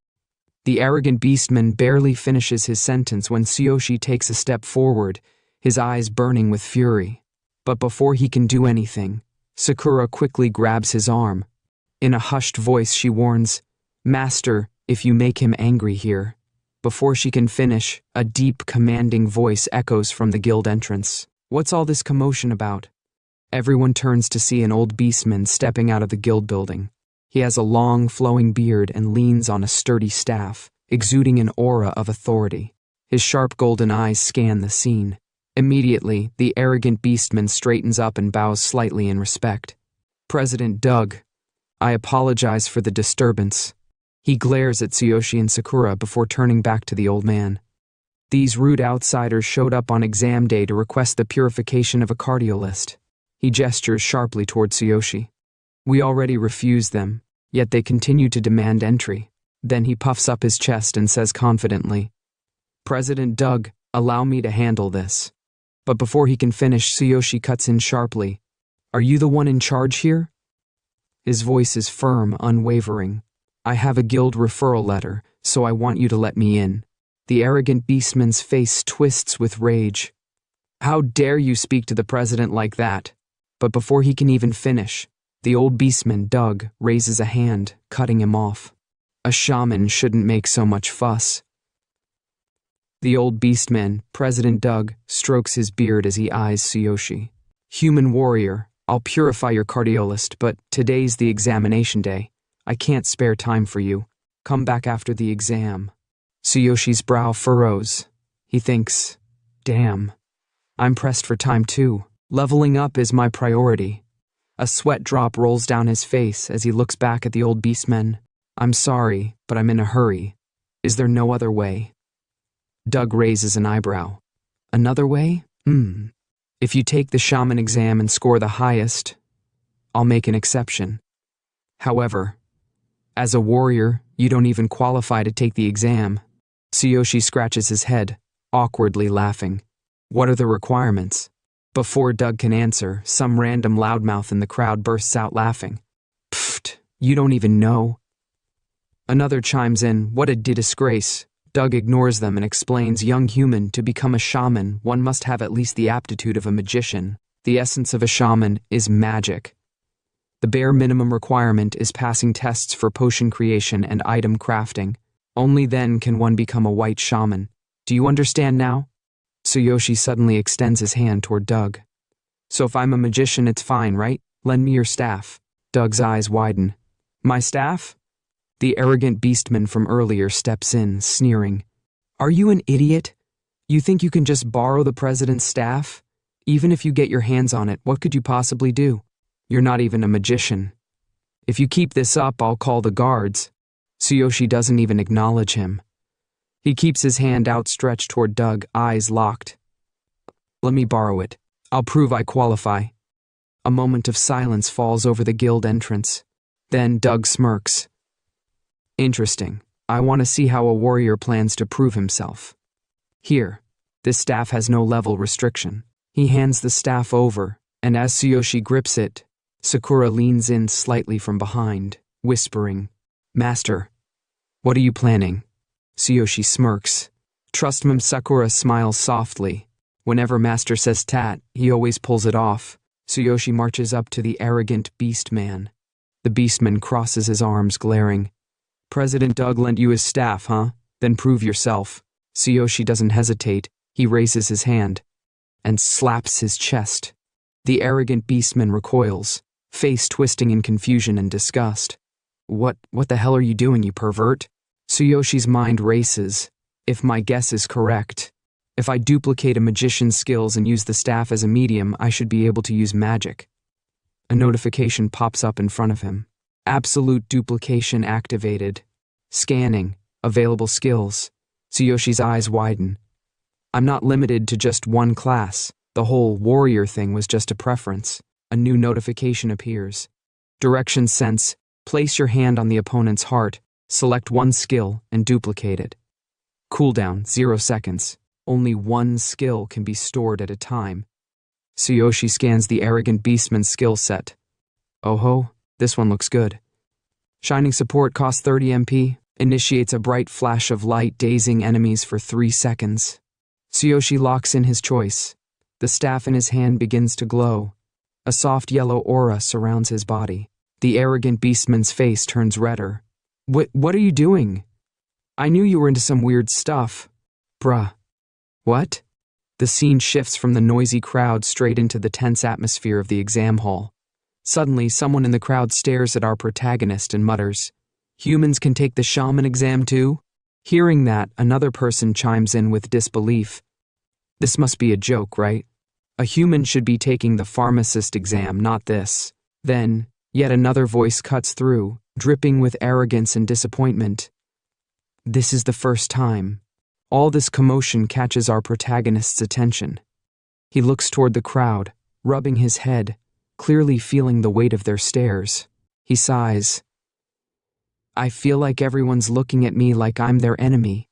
Standing beside him, Sakura glances over and says, Master, you're the first human ever to take the shaman exam, so they probably assume you're up to something.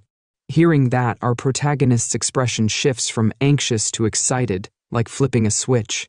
His eyes light up as he turns to Sakura, exclaiming, Am I the first? Seriously?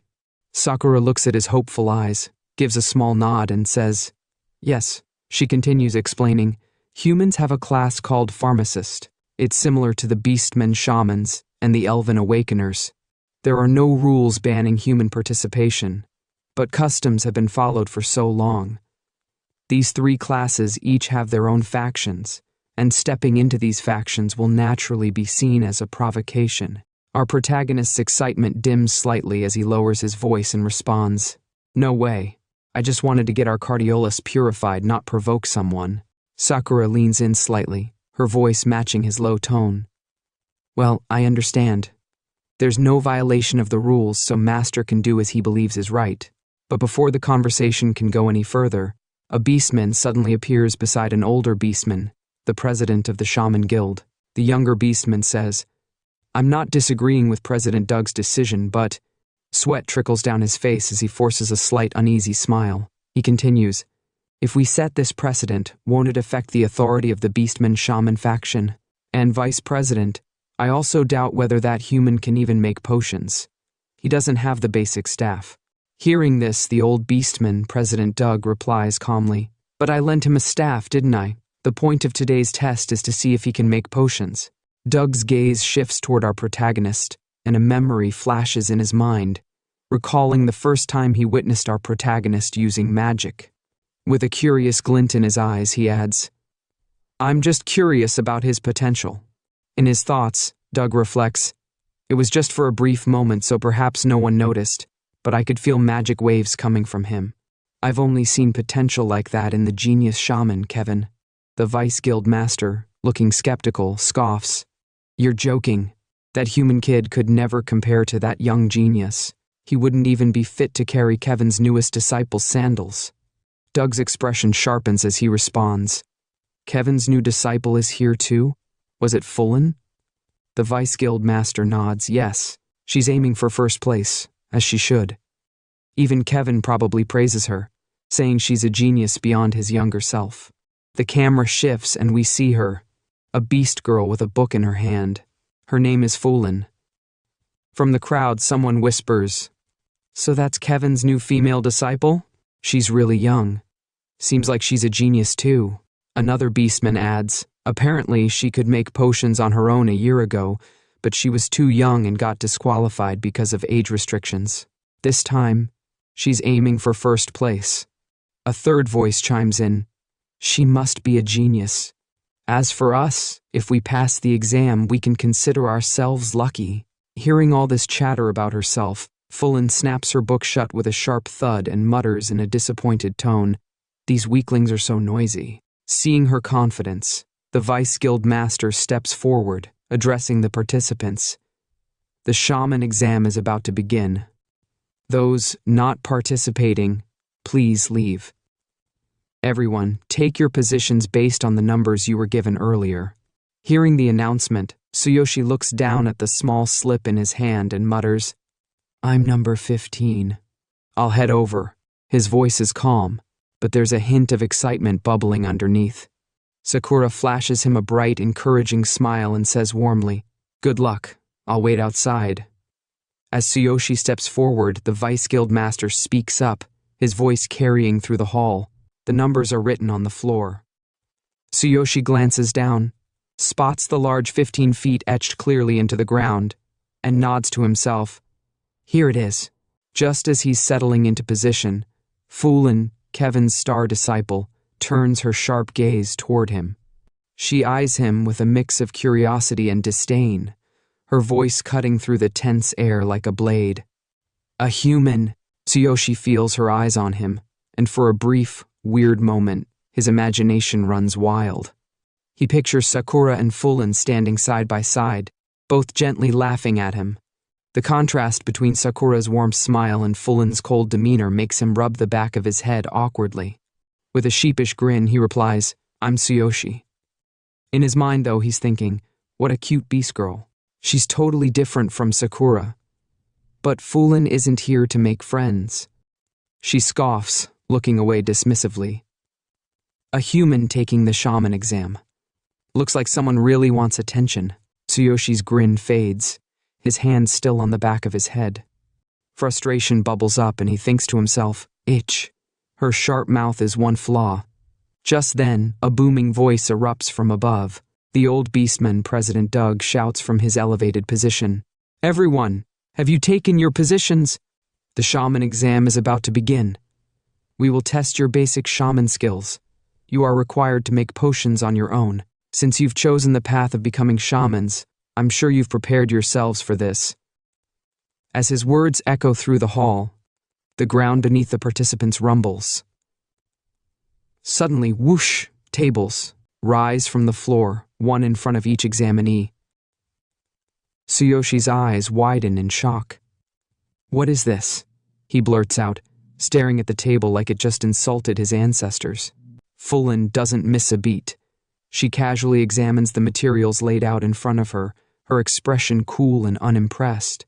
Glancing sideways at Tsuyoshi, she remarks with a smirk, "You don't even know what a shaman refining station is? Maybe you should just go home." That does it.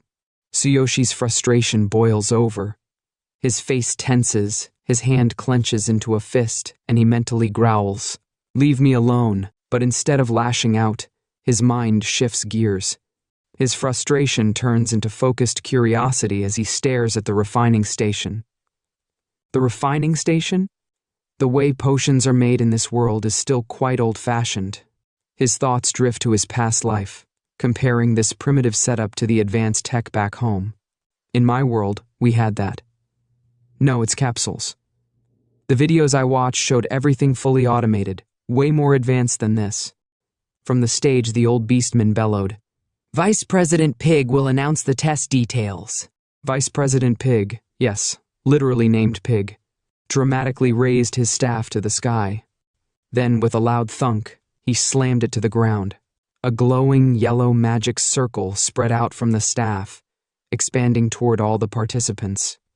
Tsuyoshi glanced at the slip in his hand, now glowing faintly. It read, Basic Energy Potion, Quantity, 3, Time Limit, 1 hour. So this is the test, Tsuyoshi thought. He rubbed his temple. 3 basic energy potions in 1 hour. Let's see how the others handle it. The old beastman continued. The first hurdle is selecting materials. On your refining table, there are various ingredients. A certain level of knowledge is essential. Most amateurs don't even know there are 3 key materials for a basic energy potion. A wave of panic rippled through the crowd. Participants groaned, their faces twisted in confusion as they stared at the random pile of herbs and powders in front of them. Tsuyoshi raised an eyebrow.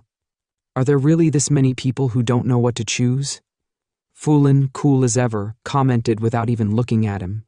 It's pathetic that they can't even remember the basic materials for such a simple potion. She effortlessly picked out the correct ingredients, her hands moving with speed and precision. Tsuyoshi's jaw dropped. Amazing. That was fast. With a swift motion, Fulin summoned her staff out of thin air, a confident smirk on her face. Passing first place is the bare minimum Master Kevin expects. I'll accomplish it with ease, she thought. Vice President Pig's eyes lit up. As expected from Kevin's disciple, she's already started. The old beastman nodded, stroking his beard. Her precision and speed are impeccable. This test must be child's play for her. Fulin crushed the selected materials, her movements sharp and efficient. She expertly extracted the essence needed for the potion, her focus unwavering. Tsuyoshi watched in awe. She's got a sharp tongue. But she's amazing, he admitted. Activating his divine eye, he thought, I should try to imitate her techniques. The old beastman couldn't hide his excitement. Kevin's judgment was spot on. Fulin's use of magic is meticulous.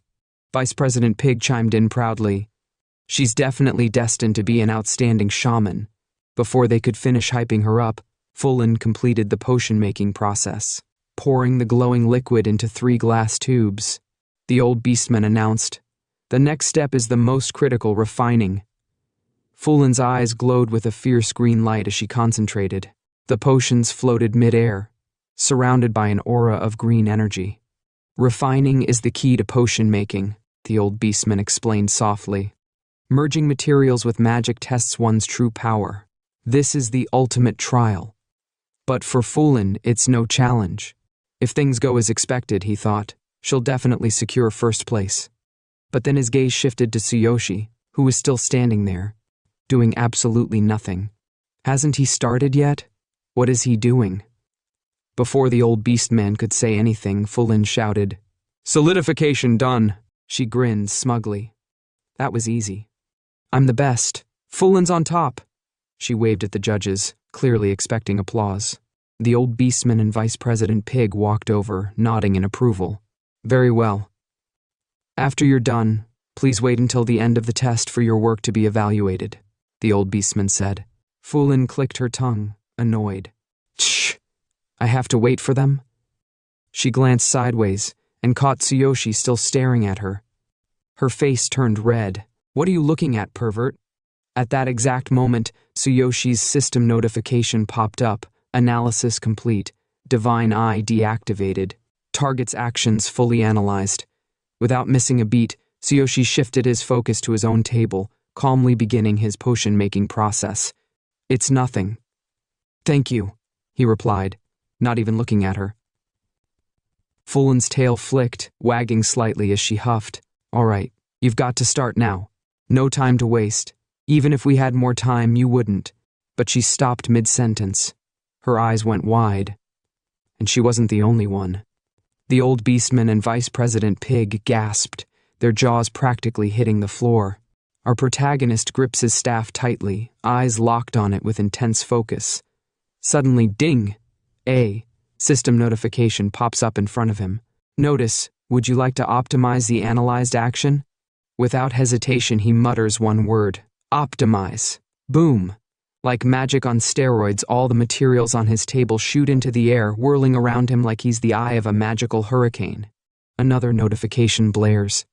The correct materials have been automatically selected. They've been automatically crushed. Powerful refinement is in process. The crowd, floored. The beast girl, Fulin, stares with her jaw practically on the ground, thinking. He's selecting materials and crushing them. At the same time, no, he's refining them too. I didn't know he had this kind of power. But it doesn't stop there. Our protagonist stands calm in the chaos, his staff glowing like a beacon of dominance. The vice president, Pig, nearly chokes on his own words. He was hiding his power all along, selecting, crushing, and refining simultaneously. That's the technique Kevin used during his shaman exam. Simplifying the process. This isn't just impressive, it's genius. Could he be on par with Kevin's level? Meanwhile, our protagonist, stone-cold focused, holding his staff steady as the materials swirl, merge, and refine with flawless precision. No sweat, no struggle, just pure mastery. Cut to, outside the Shaman Guild entrance.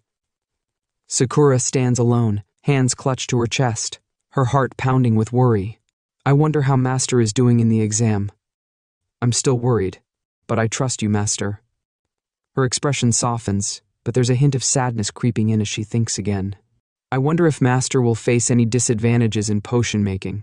Our protagonist is deep in concentration, refining the potion materials with the help of his trusty system.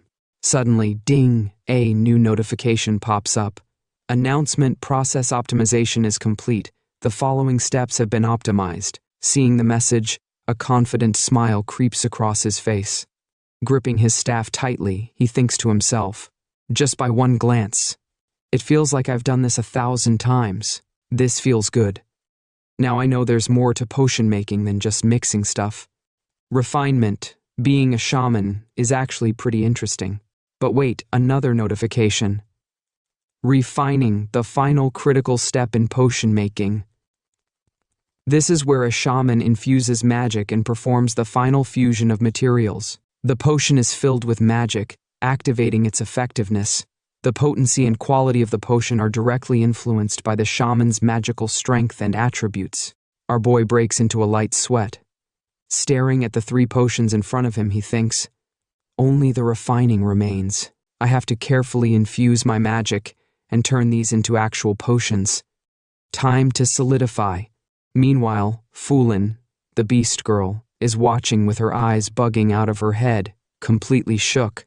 In her mind, she's screaming, no way, how? How is he faster than me? I can't let myself be beaten by this worthless human. Then it hits her, like a slap from her own pride. Wait, could he be imitating Master Kevin's technique from his shaman exam? The swift completion? Impossible. And guess who's also having flashbacks?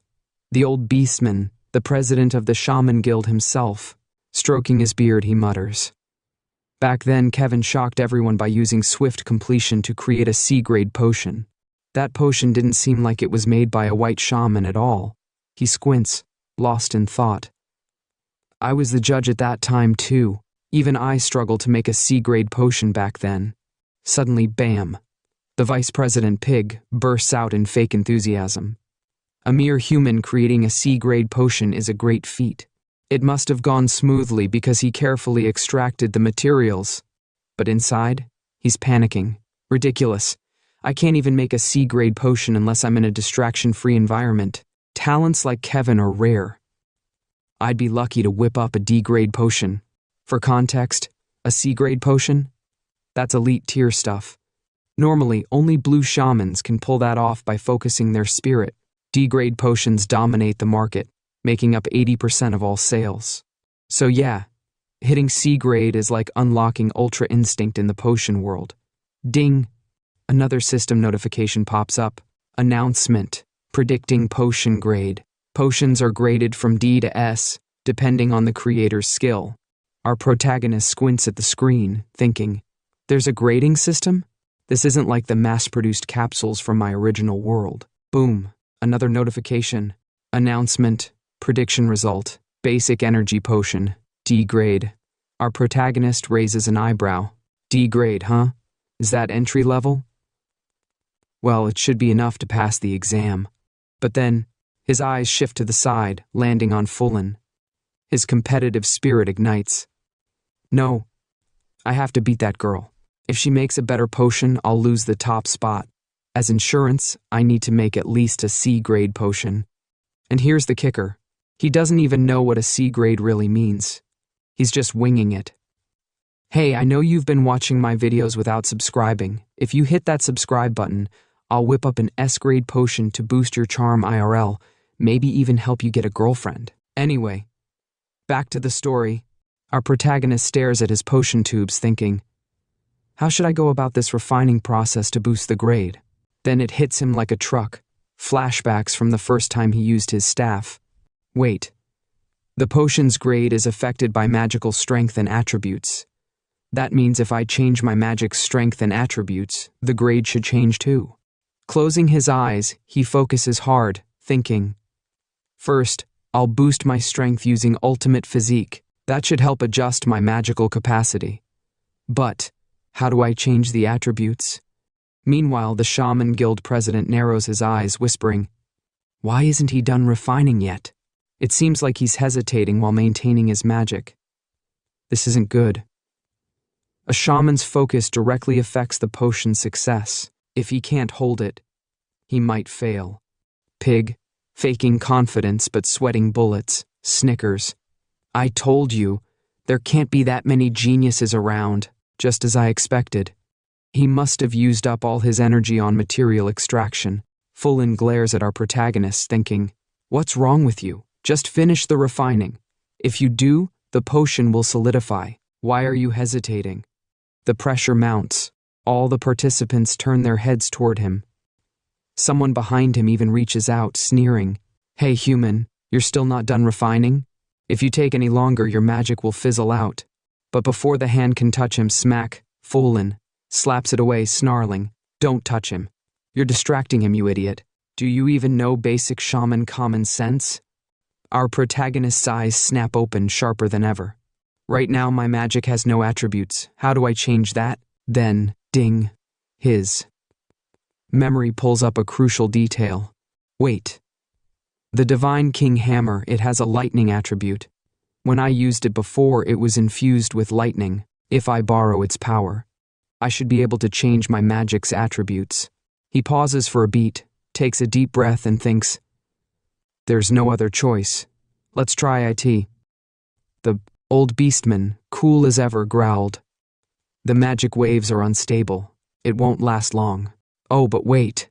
Here comes Vice President Pig, oozing that smug energy, smirking like he just won a petty argument. Oh my, I can sense the intensity too. If the magic doesn't hold, the refining will fail. How unfortunate. But Tsuyoshi? Nah, he wasn't about to fold under pressure. His eyes flared with a brilliant blue light, and in his mind echoed the words, comfort, comfort, divine king, hammer. Bro was channeling his inner god of DIY home improvement. Then, zap, a small yellow glow flickered before him. Without missing a beat, he thrust his hand forward, thinking, grant me your power. And boy, did the power grant him. His magical energy shot through the roof like someone plugged his soul into an overcharged battery. The other participants? Jaw on the floor. The beast girl's eyes widened. His magical power suddenly surged. Like girl, yes, he's basically a walking thunderstorm now. Ding, ding, ding. Notifications exploded in front of Tsuyoshi like he just leveled up in a video game. Strengthen magical capacity through the ultimate physique. Current magic capacity, 3,500. Shining has been enhanced. Current magic attribute, lightning. Duration, 6 seconds. Tsuyoshi smirked, thinking, just as I thought, the lightning attribute has been endowed. It'll only last a few seconds, but that's enough.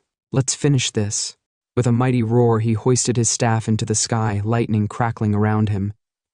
Refining final solidification, he bellowed, as if he was summoning the gods themselves. Sweat poured down his face, like he just ran a marathon through a sauna. but he stood tall, grinning. Basic energy potion complete. Wiping sweat from his forehead, he muttered, "Didn't expect changing attributes and using magic to be this exhausting. Was it really enough to surpass her?" Meanwhile, Vice President Pig's cocky grin vanished faster than free snacks at a party. He wiped sweat from his own brow, mumbling, despite it being unstable. He succeeded in both refining and solidifying.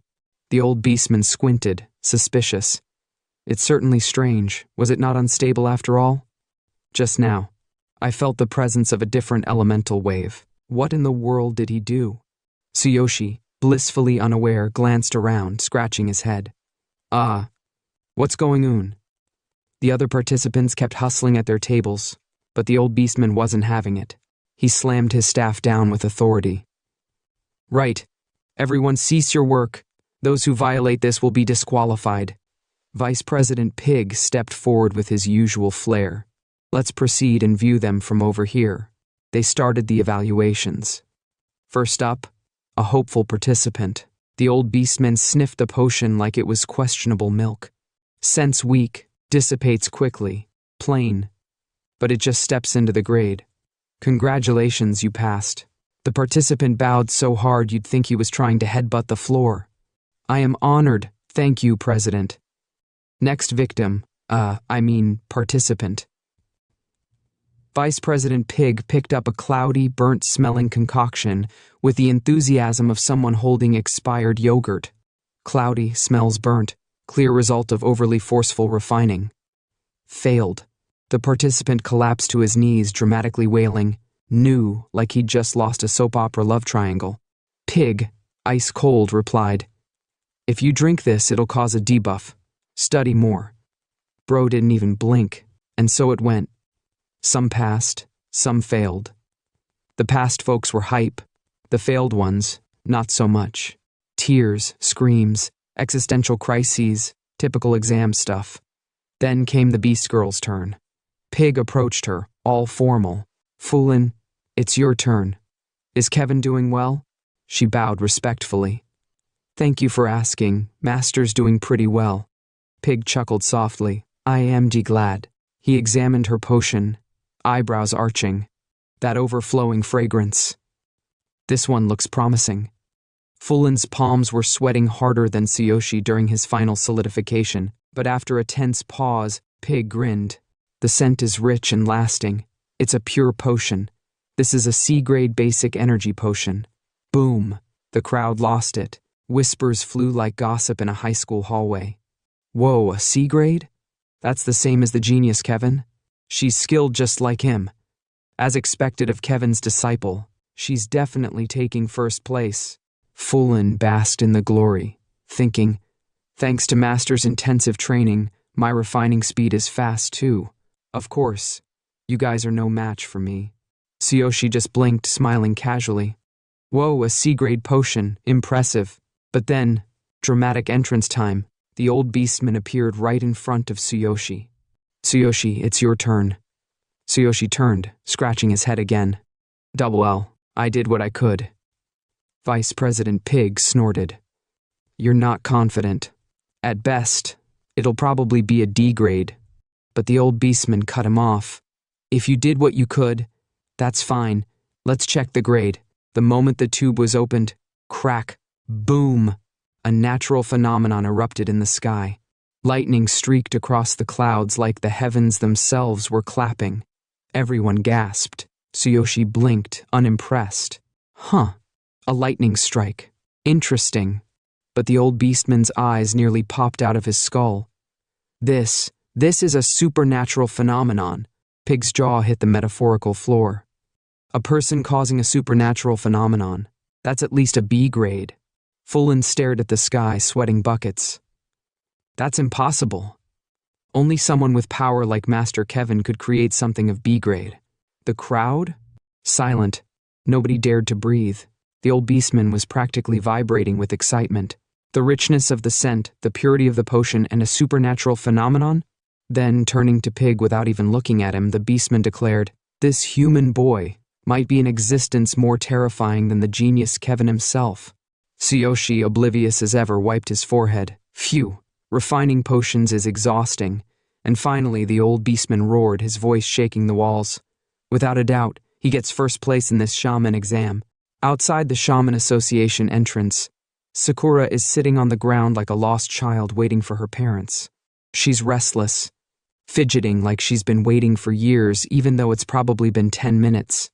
Her eyes dart around nervously, and she keeps mumbling something under her breath, making the people passing by give her that, "What's wrong with this one?" look. They instantly avert their gaze like looking at her might summon a curse. She mutters softly, "Is Master still not here?" Her voice is so low you'd need ultra instincts just to catch it. But then, out of nowhere, a familiar shout echoes, slicing through the awkward air like a katana. "Sakura!"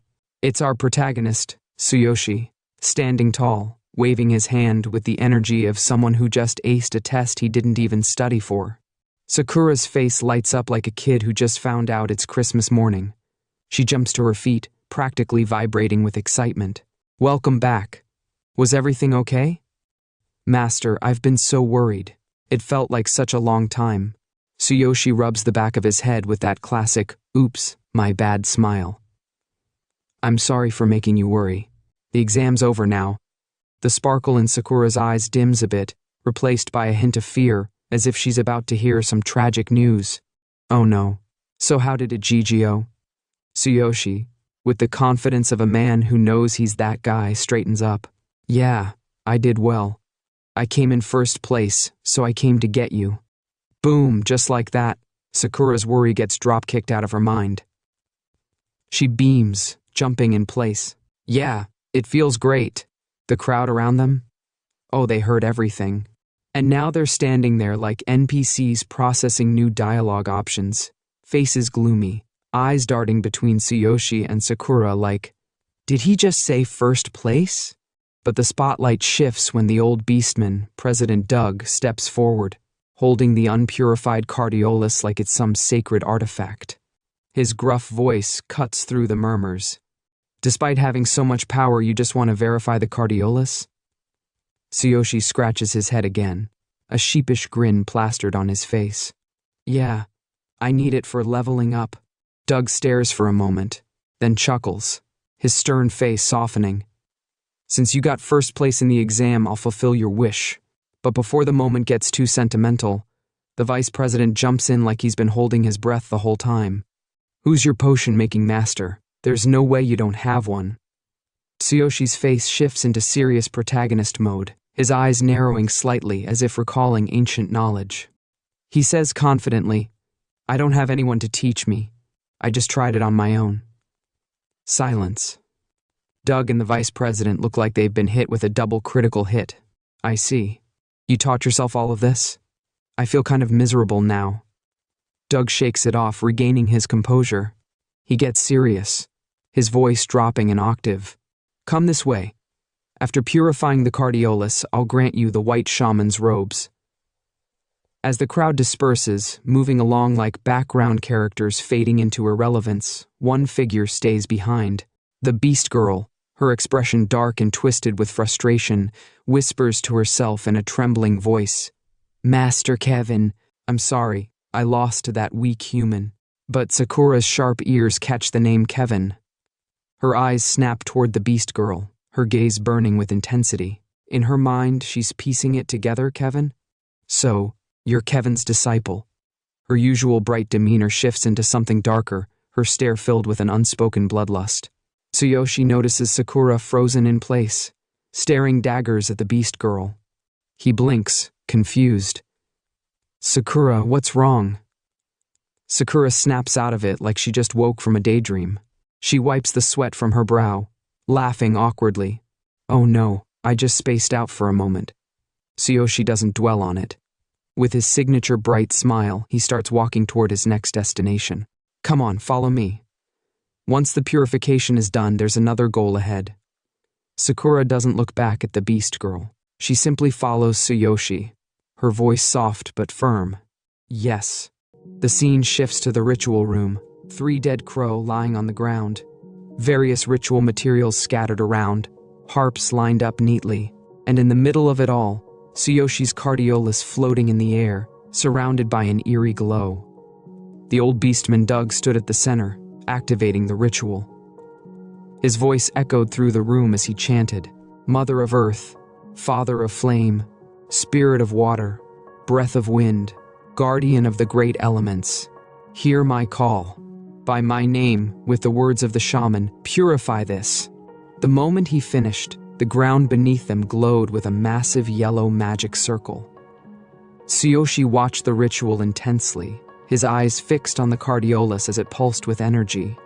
Beside him, Vice President Pig glanced at him and said, "Cardiolus is filled with dark energy. A specialized purification ritual is required. It's lucky that the chairman himself is handling it for you." Tsuyoshi, without taking his eyes off the ritual, murmured, "Wow, this is serious. So this is the kind of spell shamans use?" Standing next to him, Sakura chimed in, "Well, yeah, shamans are basically magicians, but for a specific type of magic. The more powerful the spell, the longer the incantation. This purification ritual is a form of specialized magic." While they were talking, Doug was nearing the completion of the ritual. But suddenly, he tapped the ground, reinforcing the spell, and shouted the incantation once more. Before their eyes, the cardiolus finished its purification, floating in the air with a radiant glow. Doug reached out, took the purified cardiolus, and handed it to Tsuyoshi. "Infuse your magic into this, only then will you be able to use it." Tsuyoshi took the cardiolus eagerly, his excitement barely contained. "Thank you. What an incredible ritual." Doug, standing beside him, stroked his beard and said, "Cardiolus is classified into low, medium, and high grades. Even if it's low grade, adventurers often die in the dark area. After all, it's still a part of the darkness. Yours is medium grade." Tsuyoshi's eyes widened. He stared at the cardiolus even more intensely before exclaiming, "This is medium grade? Lucky. That means the experience gain in the dark area will be even higher." Doug, his voice laced with concern, warned, "Of course, the higher the difficulty, the greater the reward. However, the dark area is completely different from beginner zones. From my experience, your party should include at least one tank, one warrior, a defensive magician, and a pharmacist." Still stroking his beard, Doug asked, "Have you decided on your party members? What's the composition and number of members?" Tsuyoshi, with a calm smile, pointed at himself. "Party? There's none. I'm going in alone." At the same time, Sakura waved her hand dismissively and added, "I'm not joining either. If I do, the experience points will be divided equally." Silence. Doug and Vice President Pig looked at each other in pure shock before exclaiming in unison, "You're going to challenge the dark area alone?" Sometime later, a portal appeared before them, swirling with ominous energy. Doug pointed toward it and explained, "This is the entrance to the dark area. Once inside, you'll have 3 resets.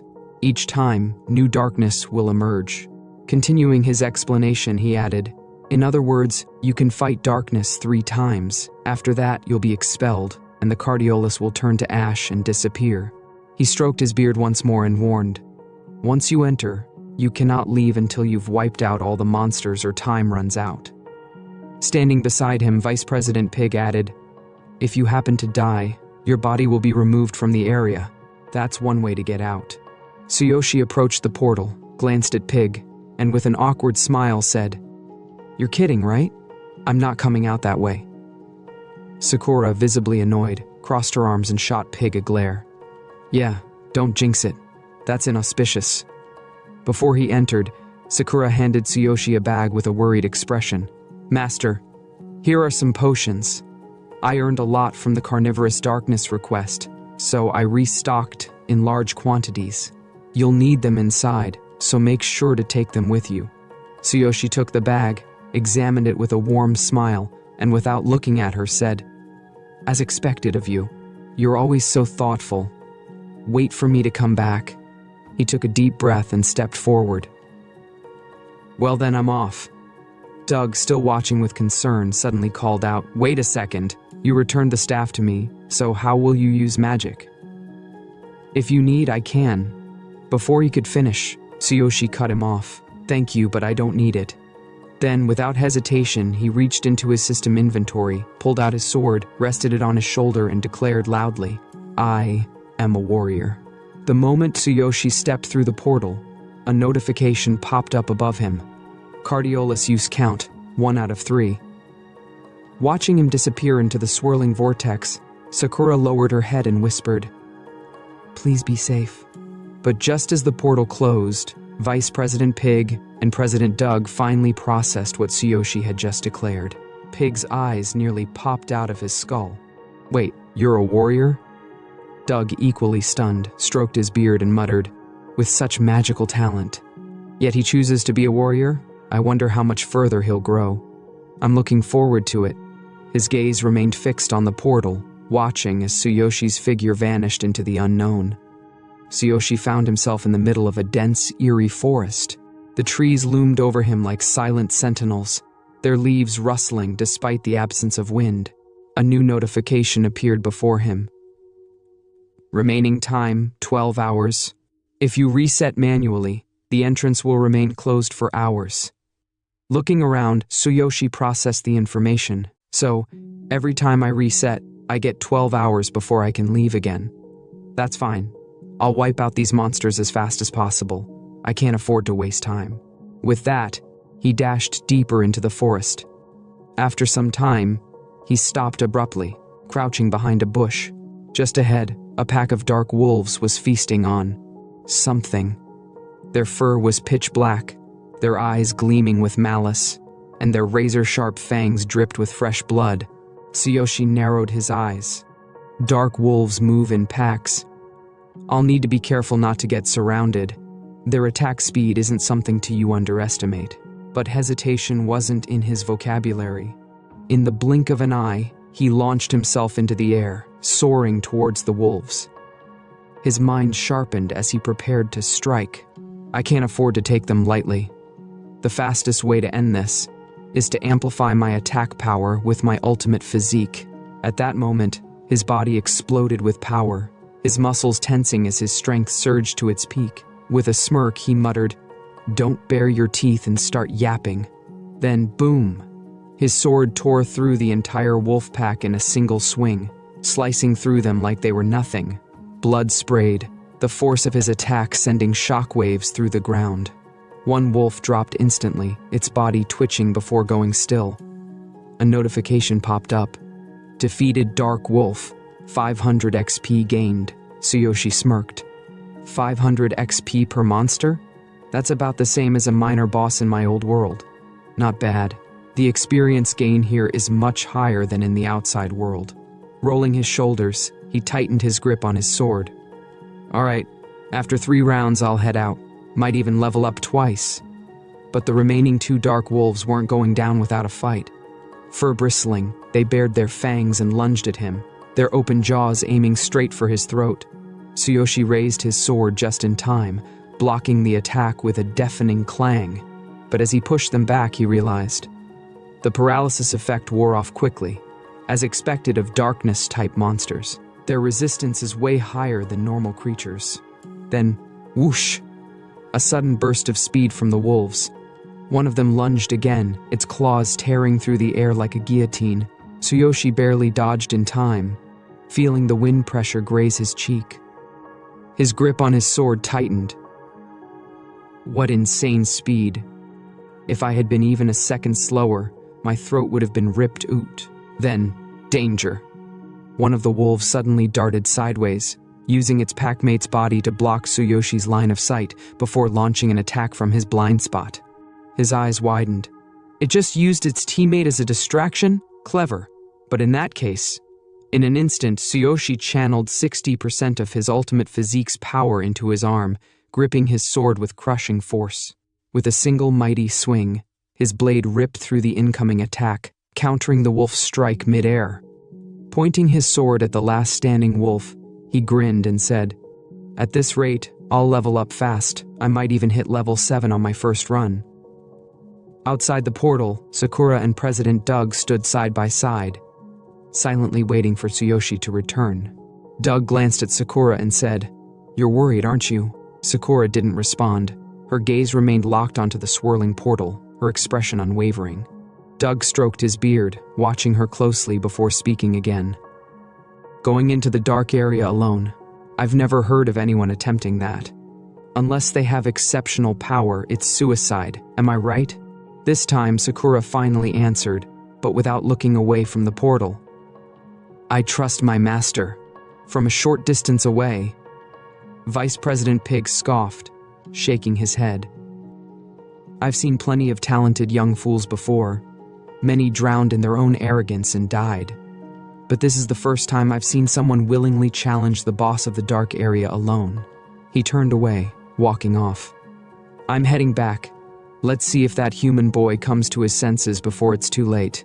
Sakura frowned at Pig, her expression scrunching up like an annoyed little girl. She muttered under her breath, but didn't say anything aloud. Inside the portal, Tsuyoshi stood amidst a pile of defeated monsters, his sword resting on his shoulder, his body drenched in sweat. He exhaled heavily. It's been nothing but non-stop fighting. He looked down at the slain creatures around him before adding, my stamina and willpower are running low. A new notification popped up. Announcement, willpower reduced to Tsuyoshi groaned. Using my ultimate physique at full power drains my body fast. Without hesitation, he pulled out 2 bottles, one filled with energy potion and the other with stamina potion. Sakura really helped me by restocking my medicine. He popped the first bottle open and took a gulp, only to immediately spit it out. Blurg. I forgot how disgusting this stuff tastes, but there was no other choice. Grimacing, he forced the potions down. Moments later, a notification appeared. Announcement, stamina and willpower are recovering. Outside the portal, Doug and Sakura remained quiet, standing in the same spot, both waiting patiently. Then, Sakura finally turned to Doug and asked, Isn't Chairman Doug heading back? Doug shook his head. I'm worried about whether that human boy will make it back safely. He recalled the moment Tsuyoshi revealed his profession and muttered, a warrior who took the shaman exam just to purify Cardiolus. And despite not carrying a staff, he was able to craft a B-quality potion. Suddenly his ears perked up. He frowned and said, I've been hearing something from inside. Sakura smiled slightly. That's the sound of Master's thunder. Doug's eyes widened as she continued. As long as we can hear it, we know Master is still fighting. Back inside the dark area, Tsuyoshi gripped his sword tightly, his body surging with crackling thunder energy. He leaped into the air and slashed through an entire pack of dark wolves in one swift motion. Their bodies dropped instantly, the smell of burnt fur filling the air. He wiped some dust from his face and muttered, I guess that just leaves the boss. His gaze shifted to the large door ahead, the entrance to the boss room. A grin spread across his face. I made it all the way to the deepest part. Next up is the final boss. If I beat this, I'll definitely hit level 7. He stretched his arms, rolling his shoulders. Maybe I should rest a bit before the fight. Tsuyoshi sat on the ground in front of the boss room, exhausted. He took a deep breath and muttered, It's seriously awful. Once I get used to this taste, it's over for me. He frowned, remembering the capsules from his original world. Those had taste and convenience, but this world's medicine, way stronger. But as soon as the potion kicked in, his stamina and willpower were fully restored. Feeling the energy surge through his body, Tsuyoshi smirked. He grabbed his sword from the ground, stood up, and walked towards the boss room door, resting the blade on his shoulder. All right, now that I'm fully recovered, let's GGO. With that, he pushed open the heavy doors and stepped inside. Darkness loomed around him. He scanned his surroundings, left, right, forward. Then, from the shadows, something moved. A figure emerged, a shadowy presence with bright red eyes locked onto Tsuyoshi. He tensed, his grip tightening on his sword. But instead of fear, excitement flickered in his gaze. Oh? The level is the same as the carnivorous darkness I fought before, but the intimidation. That's different. This must be the boss of the dark area. Without hesitation, Tsuyoshi activated his ultimate physique. His attack power surged, his muscles strengthening as lightning crackled around his arms. The boss stepped forward. It was a towering monster, gripping a massive sword, its blade wrapped in thick iron chains. The sheer presence of it sent a wave of pressure through the room. Then, the boss disappeared. Before Tsuyoshi could react, the monster reappeared above him, its massive sword already swinging down. So fast. Instinct kicked in. Tsuyoshi raised his sword just in time, blocking the devastating attack. Clang! The impact sent shockwaves through his arms, forcing him to his knees. The power is incredible too. Then the boss inhaled deeply. A strange wave of energy passed through Tsuyoshi, making his body shake uncontrollably. A notification appeared. Tremble slow, shock skill. A high-level ability that terrifies the opponent, slowing down their movements. Once affected, it's difficult to escape. Tsuyoshi's eyes widened as his body refused to move. Move. Please move. His veins bulged as he struggled against the paralysis. The boss raised its sword again. Then, a bright yellow light flashed from Tsuyoshi's ring. At that exact moment, he regained control. He dodged instantly, just as the boss's attack came crashing down. A new notification popped up. Notice, Tremble Slow effect has ended. Tsuyoshi blocked the next strike, his eyes glowing with lightning. He exhaled sharply, then grinned. I won't go down so easily. Pure energy surged through him. His ring of the infinite. Was this why the status effect ended? For the first time, the boss hesitated. Seeing this, Tsuyoshi smirked. I won't die so easily, you bare bastard. The boss growled and swung upward, but Tsuyoshi met the attack head-on, blocking once again. Seeing Tsuyoshi match its strength, the boss spoke in a deep, confident voice. You're strong. My tremble slow, broken. That surprised him. Tsuyoshi's eyes widened slightly. You can talk? Lowering his sword slightly, he stared at the monster. I thought darkness was just a bunch of beasts that couldn't even talk. The boss's red eyes flared with anger. Human. We are darkness, a higher existence than anything else. Then, it disappeared again. Tsuyoshi's breath caught. Again with that technique. Memories of their first clash flashed through his mind. If only I had the dark goblin's eye, I could use Roaring Tentacle to strike its weakness. But I left it in my original world.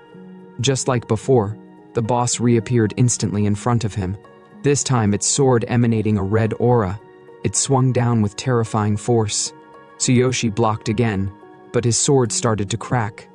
Damn it, my weapon won't last at this rate. His vision blurred slightly.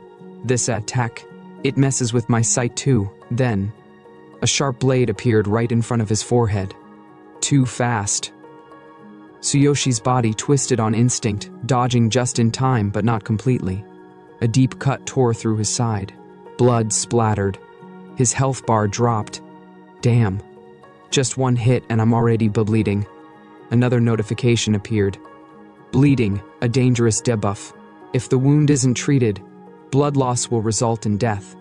Can be cured with potions, skills, or healing magic. Tsuyoshi clenched his jaw. I don't have any medicine for bleeding. At this rate, I'll diddy. He glared at the boss standing before him. His mind raced. Without medicine, I might actually bleed out before this fight is over. He steadied his breathing, then thought, should I retreat? If I leave now, I can heal. But damn it, if I stay here, I'll keep bleeding. If I run out of potions, I'm dead. Then, his grip tightened around his sword. No. That leaves me with only one option. Summoning every ounce of his willpower, Tsuyoshi leaped into the air. Lightning crackled around his body. He raised his sword high, and with a thunderous roar he unleashed. Thundering chain fall. Seeing Tsuyoshi charge at him, the boss monster's eyes widened for a brief moment. Then, boom. Iati, my thunder attack. Tsuyoshi's lightning-infused strike landed perfectly on the monster. The impact sent shockwaves through the battlefield. Tsuyoshi landed safely on the ground, breathing heavily. His mind raced. Did I do it? Why didn't it dodge? But his expectations were shattered. The boss monster stood there, completely unharmed. It had redirected the thunder strike into the ground with a simple step, absorbing the attack effortlessly. Then, with a mocking expression, the boss sneered. Laughable. Tsuyoshi's eyes widened. That didn't work. This is troublesome. But before he could process it, the boss monster attacked. I will kill you. I don't need the sacrifice either. Sweat dripped from Tsuyoshi's forehead. Sacrifice? What the hell is that? Then, the boss leaped into the air, sword raised high, and brought it down with brutal force. Boom! The impact slammed Tsuyoshi into the ground. His health bar dropped. Dust and debris flew everywhere. The boss glared down at him, then scoffed. Weapon lost. Adventurer useless. He rested his sword on his shoulder, assuming the battle was over. Turning his back, the boss muttered, "Next time, I will kill you." But then, something made him stop. A presence. The boss turned around, his red eyes narrowing as he saw Tsuyoshi, standing. His aura had changed. The boss's expression twisted in confusion. "What is this? Who are you?" Tsuyoshi smirked, his voice dripping with confidence. "Is this your so-called sacrifice?" A sudden shockwave pulsed through the battlefield. The boss took a step back, visibly shaken. "Why sacrifice? That is a darkness-exclusive skill." For the first time, fear flickered in the monster's eyes. "Who are you?" Tsuyoshi grinned as his body was engulfed in red smoke. His presence turned monstrous, his aura more terrifying than the boss itself. Then, he spoke. "Thanks to you coming closer to attack, I was able to replicate your sacrifice using absolute duplication." The boss froze. Then, boom! From within the swirling crimson mist, Tsuyoshi emerged, his appearance now more dangerous, more fearsome than the boss monster itself. His muscles pulsed with overwhelming power. His eyes glowed with savage intensity. A notification appeared. "Sacrifice, you sacrifice half of your blood, removing all debuffs and temporarily gaining immense power. It amplifies your strongest current skill and makes it evil." Tsuyoshi smirked, his newfound power surging through his veins. "Now," he cracked his knuckles, "I might be able to do it." Then, with a feral grin, he raised his fists. "I'll grind you into meat using only my bare hands." So when Tsuyoshi stepped out from the red smoke, a brand new notification popped up right in front of him. Absolute physical strength has been activated. Boom! The evil power of the sacrifice skill was now his. His physical strength just tripled, but at a cost. This new power put insane strain on his body. The boss immediately locked eyes on him and shouted, "Why can you use darkness skills?" Tsuyoshi just smirked, bent down, and raised his hand like it was nothing. "For me, this is way too easy." Ding! The system window lit up. This is a special attribute of the Chosen One. The ability to copy and use any skill, regardless of race or level. The power of the copied skill depends on the combat power of the owner. The ground trembled as red light flashed everywhere, shaking the space with smoke rising like a volcanic eruption. The boss, wide-eyed, gasped his speed. "It's too fast." But it was already too late. Bam! Tsuyoshi's fist slammed into the boss. The force sent shockwaves through the air. The boss barely managed to raise his sword in defense, but the moment the impact hit, crack, his sword began to break. The system window instantly notified. Weapon durability is severely damaged. The boss gritted his teeth, staring at his sword. You're strong, but just copying a skill won't let you brute force your way through me." Ding! Another system notification. Any weapon and item can be damaged or taken away under certain conditions. Tsuyoshi clenched his wrist, his veins pulsing with raw power. "I don't care how. I'm killing you right here and now." His eyes burned with determination. Using sacrifice means no health recovery. So, I only have one shot. The system window popped up again. During the use of the sacrifice skill, lost blood cannot be replenished. The evil power raged through his body, but he didn't hesitate. The boss, seeing this, threw his sword into the air and laughed. "You think you can beat me that easily? Have you forgotten? I can use sacrifice too." Boom! A violent storm of blood and dark lightning erupted around the boss. His body morphed into a more terrifying form. His voice echoed through the battlefield. "Your sacrifice is just a copy. You're nothing compared to me." The boss expected fear, but instead, Tsuyoshi smirked. He slowly raised his hand to the sky, and blue lightning surged through the air. Forgot something? Tsuyoshi's voice was calm, deadly. I knew you'd try to counter me, so I made sure you drop your weapon first. The boss's face froze. He whipped his head back to his discarded weapon, eyes widening in shock.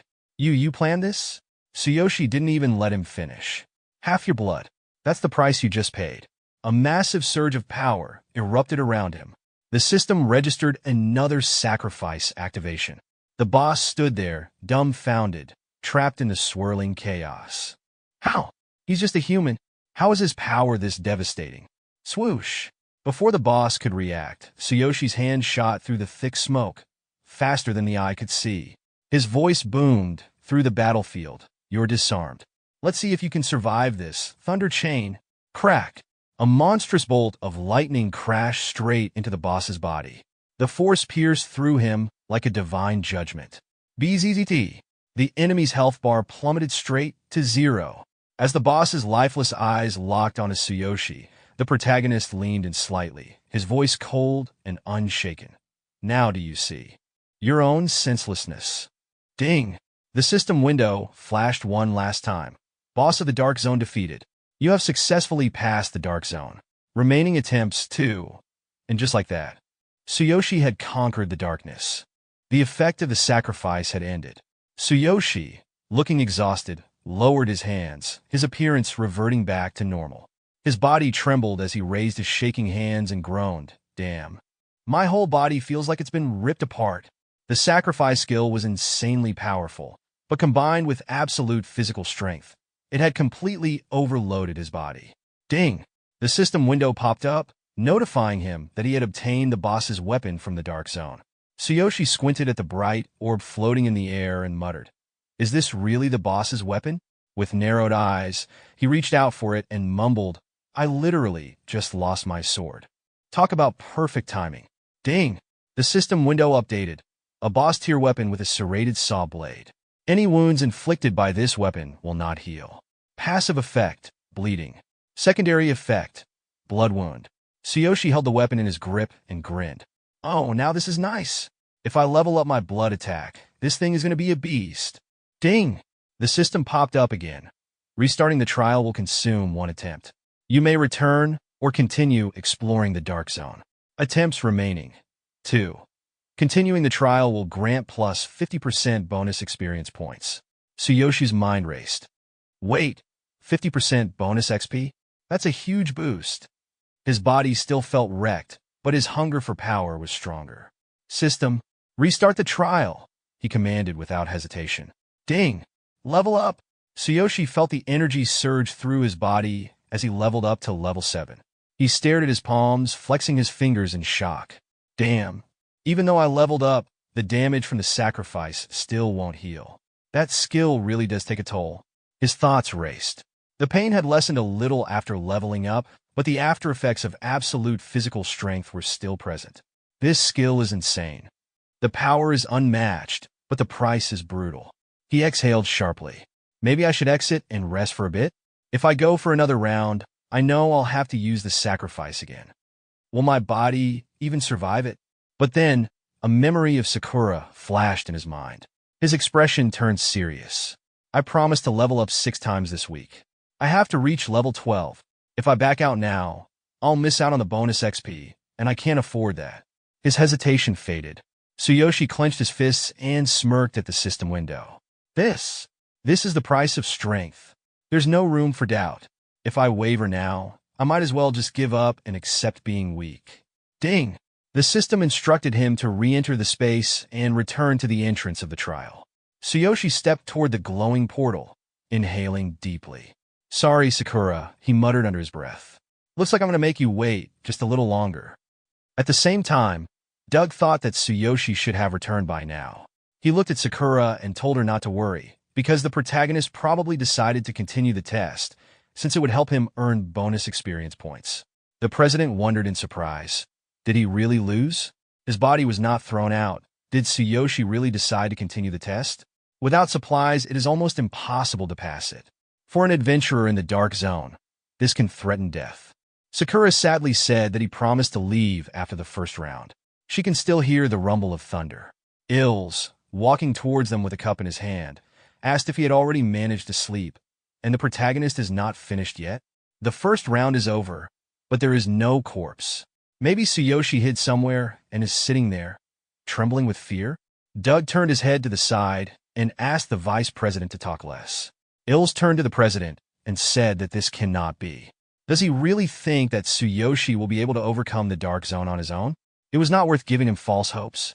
The vice president opened his eyes and said that he was saying the same thing, that the protagonist was not telling the truth.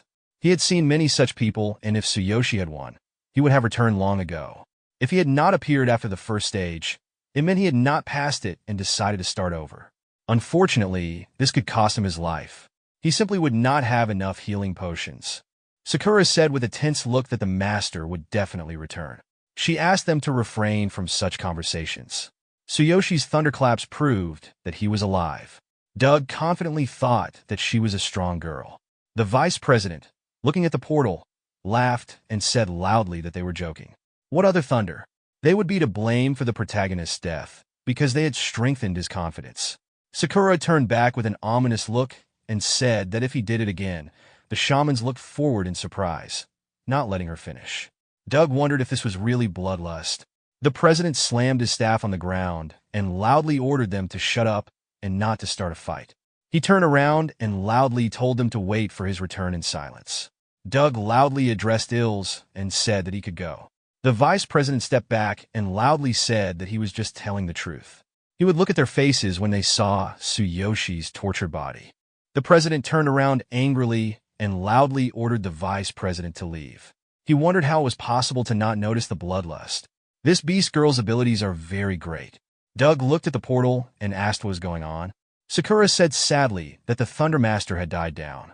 ILS turned around and loudly said that the thunder had died down. Well, do they have anything to say? It is reckless for a simple person to enter the Dark Zone alone. The vice president quickly looked at the portal. Doug loudly asked what that sound was. Lightning quickly struck from the portal. The president, watching this, asked what this feeling of déjà vu was. He pointed his staff forward and asked loudly, "Did the darkness really destroy the seal? This simply couldn't be." Doug, watching the silhouette that appeared in the portal in surprise, loudly ordered everyone to get ready, because the darkness was breaking through. Ills threw his cup aside in fear and loudly said that this couldn't be. The darkness couldn't destroy the seal of the Darkness Zone. Sakura, surprised, loudly asked them to wait. Tsuyoshi, looking exhausted, exited the portal and turned to Sakura and apologized to her for the wait. He said that he had completed 3 rounds and received bonus experience points at each. The protagonist had leveled up several times. He said with a stern look that he was now level 9. Sakura quickly ran towards the falling Tsuyoshi, loudly calling out his status. The vice president asked loudly in amazement, could it really be 3 stages in one go? Doug was surprised on his face, loudly asked how much power this guy was hiding within himself. The president extended his hand forward and loudly ordered to help the protagonist. After some time, Sakura put her hand on Tsuyoshi's back. The shaman standing next to him directed the light from their staffs to the sides and used the reflection skill. Doug said that Tsuyoshi's muscles and nerves were seriously injured. The vice president said tensely that the protagonist simply miraculously survived. Tsuyoshi, smiling, clenched his hand into a fist and looking at him said that thanks to the treatment, he feels much better. Sakura, offended, puffed out her cheeks and sighed loudly said that he was doing as always. The protagonist acted recklessly and did not keep his promise. Tsuyoshi, putting his hand on his head, looked at her and asking for forgiveness, said that from now on he would be more careful. He simply could not refuse bonus experience points. Having reached the 9th level, the protagonist received a good reward. She understands how much he needs experience points, right?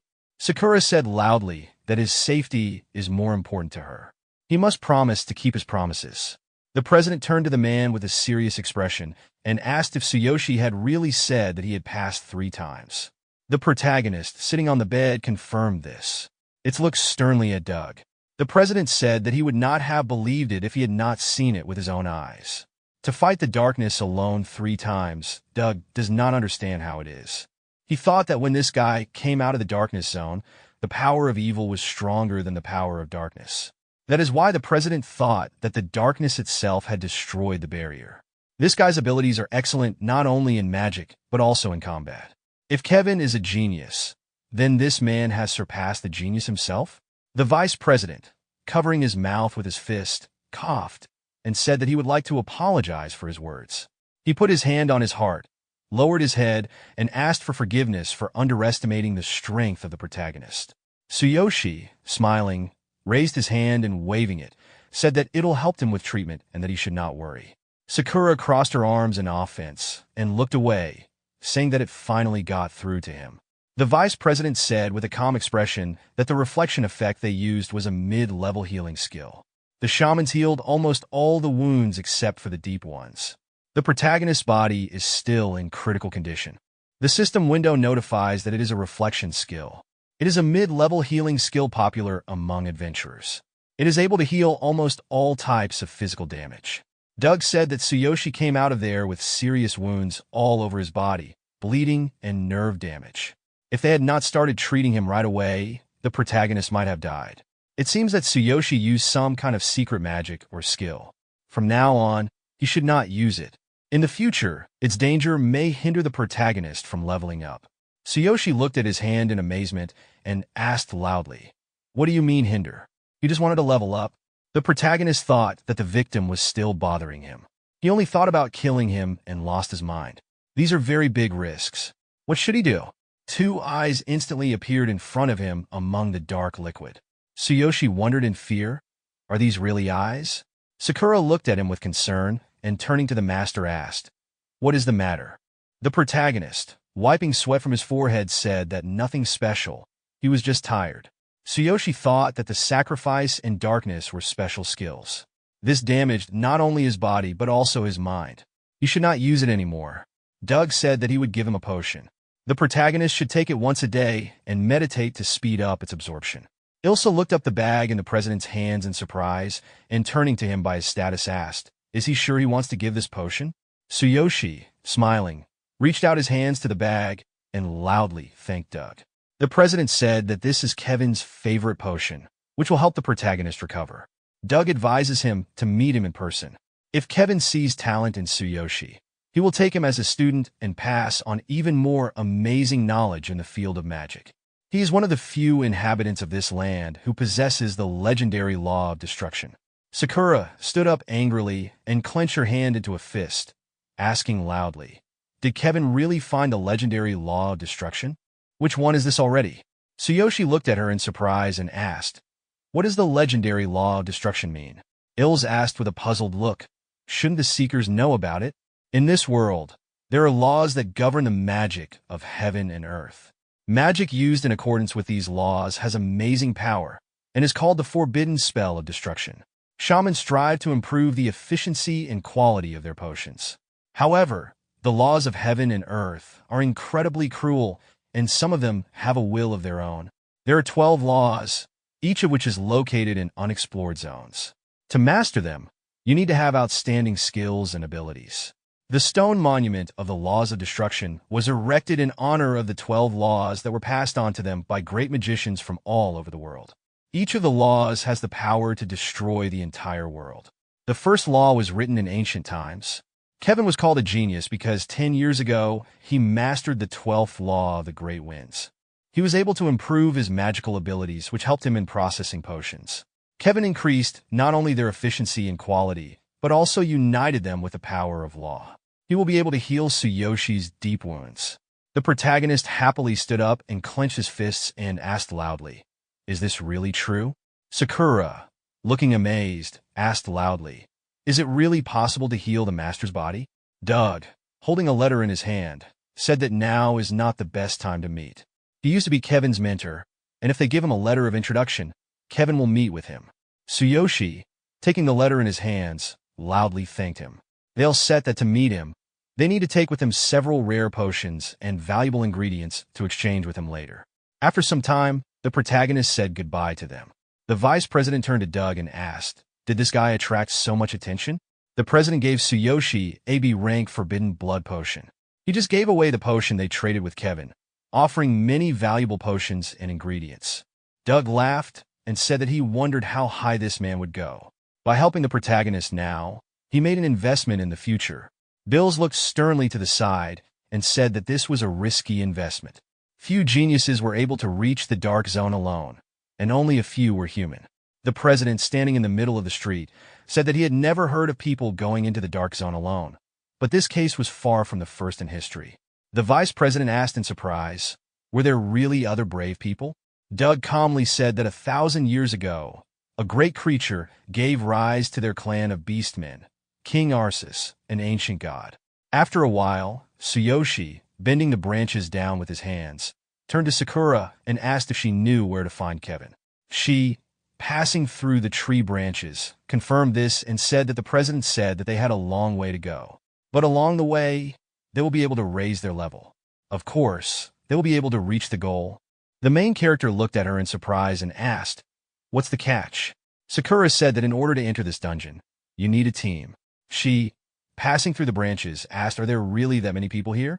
Sakura, smiling, put her hand on the branch and said that this is the so-called checkpoint. Most of the adventurers gather here, and after a while, disperse to different zones. This place was on their way, so she brought him here. The system window notifies that this is a checkpoint. This is a place where dungeons are randomly opened, for the passage of which you can get special bonuses. As a rule, they are intended for a certain number of participants. Tsuyoshi, smiling, clenched his fist with his palm and asked, "Is there really such a place here? This looks like a shop. You can try it." He thought that in this world the choice of dungeons is much more diverse. Maybe you should try his skills here? The protagonist turned towards Sakura and said that he was leaving. She asked him to be careful and said that she would watch him. The captain raised his hand and said loudly that they were looking for a warrior or tank of level 15 with a combat power of more than 6,000. They will generously reward bonuses and people can come up. They will leave as soon as they recruit the required number of participants. This team has been here for the second day already. The bonuses are good, but the task is dangerous and no one is in a hurry to join them. It seems that today they will go home with nothing. The man said in surprise that there was no one present with a combat power equal to 6,000 and a level 15, and the captain was stubborn. The thief turned to the captain with a sad look and said that they had better choose another dungeon. They had already spent 2 days on this. If anyone wanted to join, they would have already done so. They did not need to lose even more experience points. The captain angrily turned his head to the side and loudly called him a fool. Did the thief forget how much the information about this dungeon cost them? Besides, only in this dungeon can you get a bloody rose. One of them costs 500 silver. He will never take on a low-level dungeon. The system window notifies that the bloody rose is a rare ingredient for potions that significantly increases the effect of healing. Due to its popularity among shamans and magicians, it is sold at a high price. The thief raised his hand and said that maybe someone will volunteer next time. Without the required number of participants, they still won't be able to enter. Tsuyoshi raised his hand with a smile and asked if he could join. He's a warrior and his level is a little below the required level, but the protagonist is confident in himself. The team looked at him in amazement. The captain said loudly that Tsuyoshi was their savior. He's level 14, right? Even 13 would do if they could provide him with a 12th. The protagonist interrupted him, scratched his head, and said that he was level 9. The captain could leave him the vanguard. The captain raised his hand in his direction in anger and loudly asked, "What can Tsuyoshi do on the 9th level? Is he really saying this so easily? Is the protagonist really mocking them?" Tsuyoshi sadly put his hand on his head and said that he wasn't joking. The system window notified that there were 10 minutes left before the passage closed. The team members looked at the open portal. The thief quickly looked away and loudly addressed the captain and said that if they missed this chance, they would lose another day. The captain should decide faster. The priest of light asked why they didn't take a level 9 warrior. They could handle it on their own. The wind archer, holding the captain with his hand, said that it was right. Otherwise, they would not be able to recoup the cost of the information they had received. The captain angrily said loudly that there was no other way. He furiously loudly ordered Tsuyoshi to listen to him and said that he would give him a chance. The protagonist should not act arbitrarily during the passage. Tsuyoshi must listen to his orders. Their 4 are already strong. They took him for the number. Is the protagonist happy with this? Tsuyoshi confidently placed his hand on the captain's shoulder and loudly agreed that he would be glad to join the team for the first time. The captain, disappointed, smiled and greeted him loudly. The protagonist confidently placed his hand on his wrist and loudly said that it was time to go. The captain raised his hands in surprise and asked if this was his first time joining the team. The system window notifies that they have entered a level 16 dungeon. The system window notifies that this is a level 16 forest rhino. His characteristics are a very large body, and he is not susceptible to physical attacks. The weakness of the forest rhinoceros is lightning, and the combat power is 7,600. The captain, standing with the team behind the stone, said that this is a 16th level dungeon. He angrily clenched his hand into a fist and said loudly that the informant is a freak. If the captain gets out of here, he will kill him. The thief, looking frightened, put his hands on his head and, turning to the captain, said that he is not sure that at such levels they will be able to get out of here alive. It is scary to imagine the dungeon boss if the first opponent was a forest rhinoceros. The captain knelt down, put his hands on the ground, and loudly said that everything is fine. They're on the 15th level and have gone through many difficult dungeons together. They can do everything as always and will definitely defeat him. He is not sure that this will work, but they can use the Horn of Resurrection. The system window notifies that the Horn of Return is a very expensive item, blowing which allows you to leave the dungeon. Its use may be limited in special dungeons. Due to its rarity, the horn can only be purchased at auctions. The captain looked at the thief in surprise and asked where the warrior went. The wind archer raised his hand and said that the protagonist was here when they entered. A bright glow from the thunder chain quickly appeared among the foliage. They look at the bright light in amazement. Tsuyoshi, shrouded in lightning, standing among the flying stones, said loudly that this is good. Compared to those guys from the Dark Zone, this is very easy. The team members, wide open in surprise, said loudly that the protagonist defeated him on his own. Tsuyoshi smiled, put his sword on his shoulder, and gave a thumbs up, loudly telling them to follow him. The protagonist is used to doing everything quickly and is really looking forward to bonuses. Our protagonist took down a monster and then turned to his teammates with a confident thumbs up. Keep up with me. I've gotten used to speed races lately. I can't wait to see the bonus. Moments later, the rest of the team rushed toward other monsters, with one of them shouting to the group, "There's another one behind the three, and a weakened monster over there. Take care of it." Then, one of the team members, a bow user, pulled back his arrow while observing the fight. That level 9 warrior is insanely strong. He was a level 15 wind archer with a combat power of 6,230, yet even he was impressed.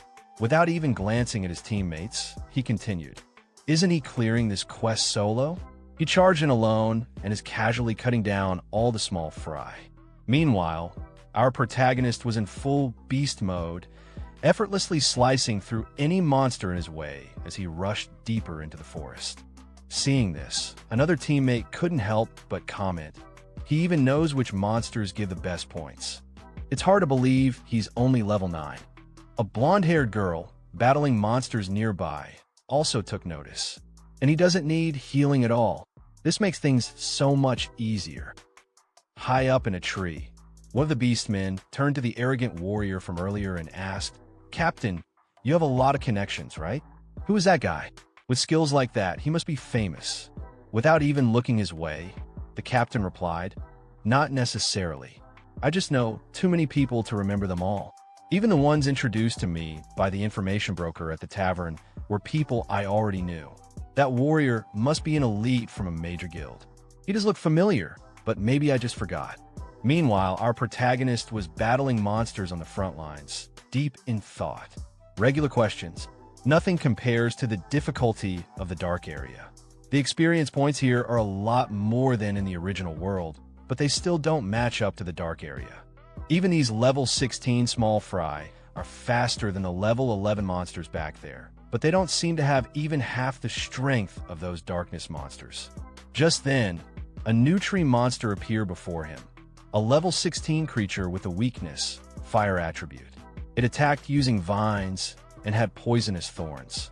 Tsuyoshi observed it carefully and thought, "As long as I stay cautious of the poison thorns, this thing isn't much of a threat. The divine eye lets me see all monster weaknesses, but is there more I can do with it?" Without hesitation, he cut down the tree monster with a single strike. As it fell, another thought crossed his mind. This quest involves collecting blood roses. Maybe I could take some back as a souvenir for the cabins. Right then, a notification popped up, displaying a rose icon with a sign on top. It read, "Blood Rose, a rare medicinal material. When added to medicine, it greatly enhances recovery effects. Highly valued by shamans and potion makers, making it consistently expensive in the market." After taking in the information, Tsuyoshi turned to his teammates and announced, "Everyone, the boss fight is coming up soon. The small fry are increasing. These monsters are weak to fire. Can the magicians use fire-type magic to attack?" Hearing this, one of the team members, possibly the captain, gripped his staff tightly, nodded, and shouted, "Yes, right away." Internally, he thought, "Finally, it's my time to shine." Tsuyoshi, still focused ahead, warned, "Watch out for the vines. They have poisonous thorns. If you get hit, you'll be poisoned." The rest of the team turned to face the tree monsters with sudden concern, their minds racing. How does he know so much about these monsters at just level 9?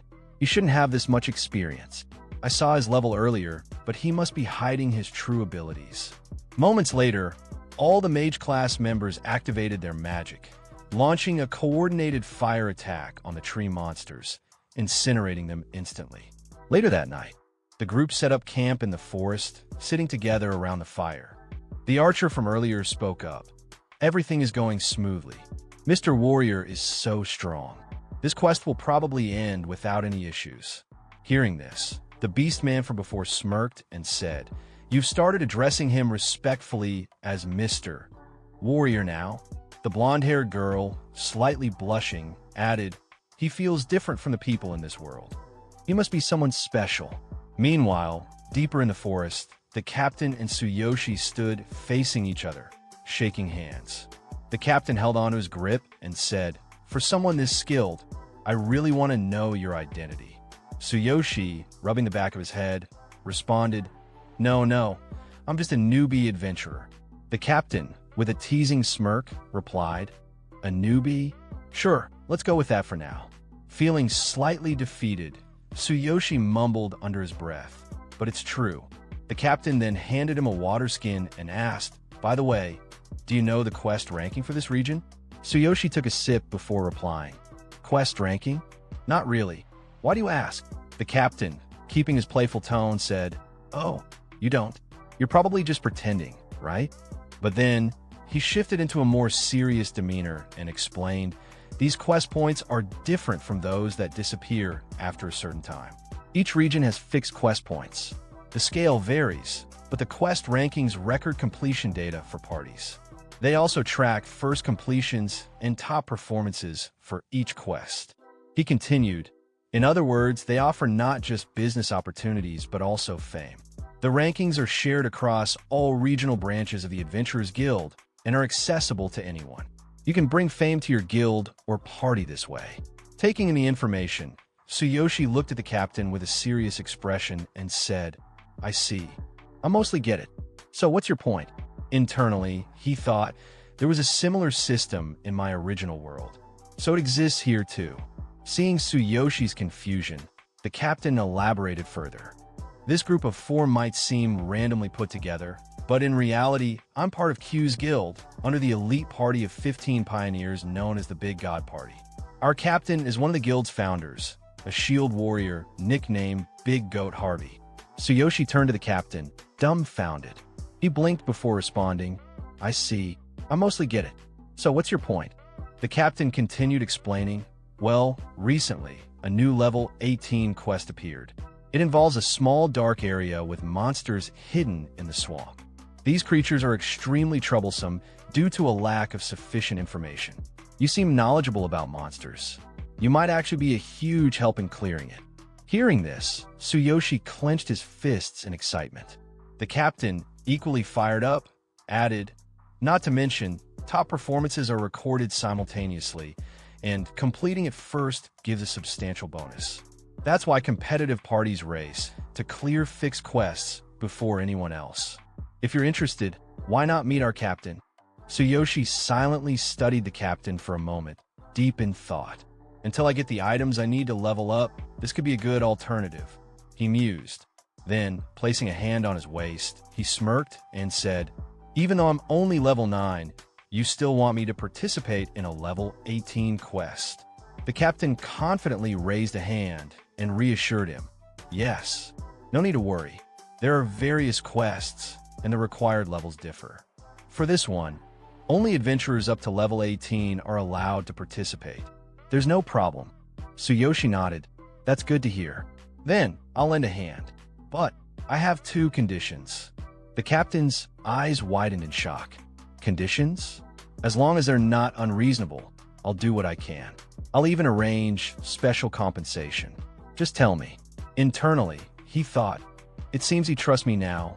If he joins and provides information on the darkness monsters, it'll give us an advantage for the first completion.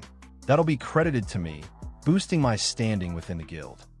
Tsuyoshi, maintaining his usual composed demeanor, laid out his terms. "First, if we clear the quest, I get all the initial experience points I need. Second, I get first pick of the bonus rewards. Of course, once I've chosen, the rest is yours. What do you say?" The captain's face twisted into an awkward expression. "That's unreasonable. Even if I agree, the captain and the other members might not allow it. I'll need to ask." Without missing a beat, Tsuyoshi turned toward the rest of the team, signaling it was time to move. "Then let's talk again once this quest is finished. We've rested enough, let's move out." Sometime later, Tsuyoshi and his team emerged from the gate. From behind him, a teammate called out, "It's clear." Another one chimed in, "The captain's final fire-type magic, grand explosion, hitting the boss's weak spot was insane." The blonde girl added, "Well, the boss's attribute weakness was fire, so it went smoothly. But if Tsuyoshi hadn't been here, I wouldn't have been able to time my attack properly. It took me over 10 seconds just to align my aim with the weak spot." The captain, rubbing the back of his head awkwardly, turned to Tsuyoshi.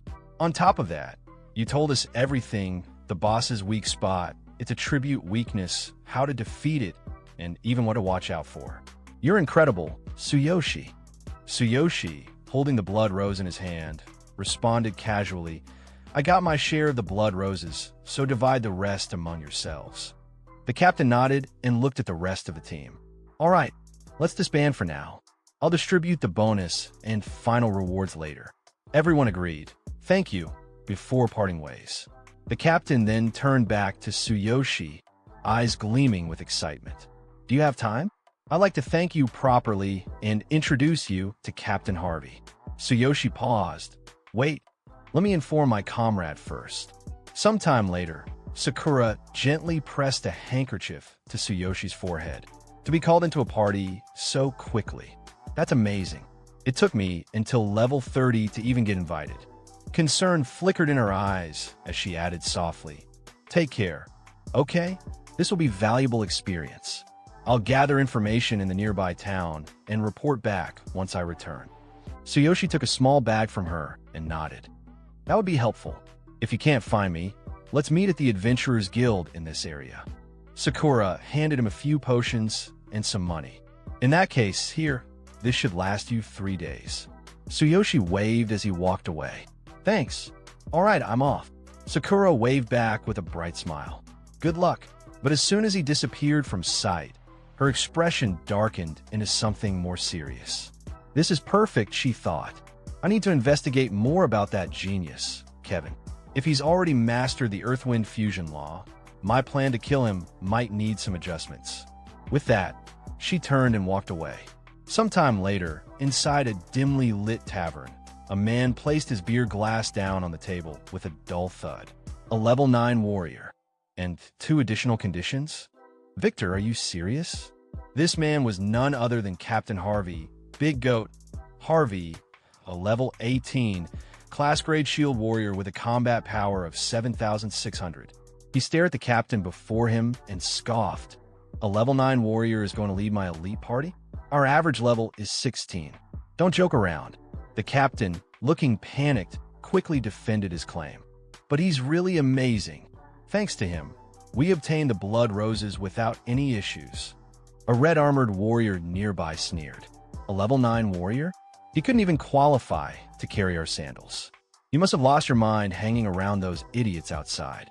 This man was Luke, the sharp-tongued vice captain, a level 17, class grade blazing dual blade warrior with a combat power of 6,930. Luke scoffed again. So what, Victor? Does this mean you can't keep up with the Big Go party anymore? Don't waste our time. Victor clenched his fists and shot them a firm look. It's true. If you don't believe me, meet him for yourself. Captain Harvey, without even turning his head, simply said, "Is he here?" The captain turned to Captain Harvey with excitement. "Yes, I brought him. He's waiting outside the entrance." Hearing this, the red-armored warrior sneered. "You must be fearless to bring someone like that here." This time, the captain's expression darkened as he snapped, "Enough!"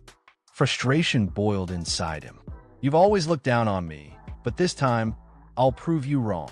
Captain Harvey, still not looking at them, simply said, "All right, let's meet him." The captain nodded. "Thank you." Then, without wasting another second, he led Tsuyoshi toward Captain Harvey. "This way," he gestured. As they approached, Tsuyoshi rubbed the back of his head, looking slightly confused. "I'm Tsuyoshi, a level 9 warrior. Nice to meet you." Silence fell over the room. All eyes turned toward him. Then, the red-armored warrior burst out laughing, pointing at him mockingly. "Ha ha! Just look at him. He screams weakling." The captain quickly reassured Tsuyoshi. "Ignore him." At that moment, Captain Harvey finally turned his attention to Tsuyoshi. "So, according to Victor, you can clear this new quest for us. Is that right? If that's true, how confident are you?" Tsuyoshi met his gaze and replied firmly, "I'm 100% confident." Captain Harvey raised an eyebrow. 100%, huh? Then what's the additional condition? With a determined and almost arrogant smirk, Tsuyoshi declared, "Let me be in charge. I will be your captain." Hearing Tsuyoshi's words, the entire room fell into silence. Captain Harvey turned to him, his gaze sharp and intense. "You want to be the captain? Command 15 elite members." The red-armored warrior's face twisted in anger. "Hey, have you lost your damn mind? This man here is Big Goat Captain Harvey. Our party has some of the most renowned members around. Don't make me laugh." Even the captain who had been hyping up Tsuyoshi started sweating. In a shaky voice, he whispered, "Tsuyoshi becoming the captain? That's absurd." Tsuyoshi, completely unfazed, simply replied, "It's for the quest. Don't worry." Captain Harvey placed his beer glass on the table, his expression unreadable. Other parties have attempted this quest multiple times. Most failed at the same spot. We failed 6 times already. He continued, "Each attempt eats up potions and items. The more people involved, the higher the cost. We've already spent over 2 gold coins on this." Tsuyoshi smirked. "So, it's about big money? Then let me make it simple. Appoint me as captain, and I'll guarantee we clear the quest." The red-armored warrior's fury exploded. He's got the nerve to say that. Another warrior, just as pissed, clenched his fists. "Captain, let's just punch this guy already." But Captain Harvey, surprisingly calm, gave his verdict. "All right, I'll accept your 3 conditions." He leaned in slightly, his voice dropping. "But if you fail, and it turns out to be all talk, I, Harvey, the Big Goat, will show you no mercy." The red-armored warrior's eyes widened. "Captain, are you serious?" Tsuyoshi crossed his arms confidently. "Relax. If we work together, we'll clear it easily." The red-armored warrior was fuming, pointing a shaking finger at Tsuyoshi. "Captain, do you really trust this guy? What can a level 9 weakling even do?" Captain Harvey exhaled sharply. "Do we have another option?" The room fell silent again. Harvey's voice was like iron. "Without him, we're not trying again today. Simple as that." The red-armored warrior started to panic. But making him captain. He's level 9. He's obviously just joined. We, the Big Goat, have been struggling, and now Victor, that little brat, got tricked too. He's not suited for our party. We should kick him out right away." Captain Harvey turned to him, his eyes dark with frustration. "Do you know how much we've been laughed at in the guild?" He continued, voice heavy with irritation. "It's because we've got nothing to show for ourselves. We've been outdone by other parties." His fist clenched.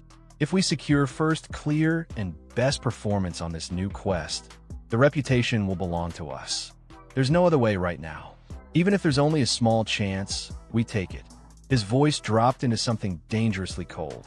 And if this is a scam, Harvey, won't let that guy off easily. In front of the quest point, a crowd had gathered. Hey, is that the big goat? Someone whispered. Are they actually attempting the new quest today? Another voice chimed in. Probably, and they'll be retreating with the return horn as usual. A third person pointed. Wait, who's that? Weird outfit. Looks like they changed their leader. Tsuyoshi confidently walked at the front of the big goat team, heading straight for the quest portal. Among the spectators, a beastman werewolf scoffed, his sharp eyes locking onto Tsuyoshi. So Big Goat really changed their leader, acting all high and mighty without any strength. At this rate, they won't even be able to afford their meals. Spend your money wisely. One of the captains from earlier whispered in Tsuyoshi's ear. That guy's the captain of another party. He's always seen us as rivals. But to be honest, he's not entirely wrong. Losing repeatedly has left us broke. That's why Captain Harvey and the rest of us are under so much pressure. Hearing those words, the entire Big Goat team looked gloomy, avoiding eye contact with the crowd. The captain sighed. Lately, our party situation has been rough. Tsuyoshi, with a confident grin, shrugged. All right, I get it. Then, without hesitation, he shoulder-checked the werewolf captain while passing by. Oops, sorry for getting in your way. The werewolf bared his fangs. TCH, Harvey, your new leader looks full of himself. He smirked, arms crossed. Wonder if he'll have that same attitude when you retreat with the return horn again? Just before entering the portal, Tsuyoshi turned back, eyes sharp. Whether we get the first clear or not, we'll find out soon enough. All right, everyone, let's begin. Stepping through the portal, Tsuyoshi recalled Victor's words in his mind. This quest involves an unknown group of darkness-type monsters in the swamp. They're said to be a nightmare to deal with. But Tsuyoshi's grin widened. With my divine eye? No problem. I'll give them a stronger-than-expected first clear performance. Then, a new notification appeared before him. Welcome to the West Shadow of the Swamp Level 18 quest. Shadow of the Swamp Party Condition. 12 to 17 members member level must not exceed 18 as the party arrived inside. Captain Harvey immediately turned to Tsuyoshi. So, what's the plan? Tsuyoshi placed his hand on his waist, brimming with confidence. First, let's confirm, am I getting all the initial experience points? Harvey nodded. Yeah, for us, the party's honor is more important. As long as we get the first clear, it doesn't matter. But don't disappoint us, you've seen it yourself. We're desperate for results. Making you captain is a huge gamble on my part. If we fail, Harvey's eyes turn cold. You better be prepared for the consequences. Looking at the system panel in front of him, Tsuyoshi smirked. Understood. Harvey turned to the team. All right, everyone, prepare yourselves and listen to his instructions. Tsuyoshi cracked his knuckles. Got it. Let's do this. But the red-armored warrior clenched his fists, gritting his teeth. I can't believe we're letting this guy take all the experience points. Just wait and see. Meanwhile, Tsuyoshi lifted his massive sword onto his shoulder and thought. All right. Next up, Death Mode begins. He selected Hard Mode on the system panel. A new notification flashed in front of everyone. Hard Mode, selected quest difficulty, is divided into Normal Mode and Hard Mode. In Hard Mode, all rewards, including EXP, are tripled. The entire team froze. Hard Mode! Captain Harvey shouted, his eyes wide with shock. One of the warriors gasped. Why the hell would you do that? Another stammered. It must be a mistake, right? A bald warrior turned pale. Hard Mode is suicide. Victor, sweating bullets, looked at Tsuyoshi. Did you mess up? I told you. Hard Mode shouldn't even be activated unless you're completely familiar with the quest. You didn't, right? The red-armored warrior exploded in rage. You idiot! No one has cleared Normal Mode yet. Hard Mode is several levels more difficult. Are you trying to kill us? He clenched his teeth, thinking, what a fool. I was just waiting for a chance to call him out, and now he's handed it to me. He really messed up. Grinning, he pulled out a return horn. That's it. We're out. We'll have to waste this valuable item just to escape from hard mode. But better than dying. We've been tricked by that bastard. But before he could activate it, Tsuyoshi suddenly rushed toward the forest. If I brought you here, I also have a plan to get you back out. Stick with me. He smirked, eyes gleaming. Hard mode or not, it doesn't matter. With my divine eye and this many people, we might clear it without a single injury. The red-armored warrior, still fuming, shouted after him. Stop making empty promises. You've dragged us into this mess. Do you even understand that people could die? This isn't a game. If you want to die, do it alone. Ignoring him, Tsuyoshi activated his divine eye. His vision pierced through the swamp, analyzing everything instantly. Just as expected, since this is a swamp, it's a wetland area. That means the small fry enemies here are weak to lightning. Suddenly, the shadows of countless monsters appeared ahead. Fongkroks, level 18. Their weaknesses flashed before Tsuyoshi's eyes. Weakness: lightning-based attacks, fire attacks, exploiting water conductivity. A sharp grin spread across his face. Then our protagonist forms a grin on his face, thinking, if I concentrate, I can enhance my divine eye even further. Seeing our protagonist approaching the monsters, the red-armored warrior gets scared and shouts, "Hey, that fool is charging in. That's a hard mode, Fongkrok. There's so many of them. It's over. We're done for." Even Captain Harvey looks a little doubtful, but he grips his shield tightly, stepping forward toward the monsters. He mutters, "Did he really come to save us after all?" Standing in front of the monsters, our protagonist looks toward Captain Harvey and commands, "Follow me. I will lead you in clearing this hard mode." The members of the team hesitate, slightly scared, standing frozen in place. But our protagonist, standing boldly in front of all the monsters, raises his sword and shouts again, "Stop standing around. Fire magicians, get ready." Hearing that, Victor wipes the sweat off his face and mutters, "All right, fine. I'm going all in. I will trust you."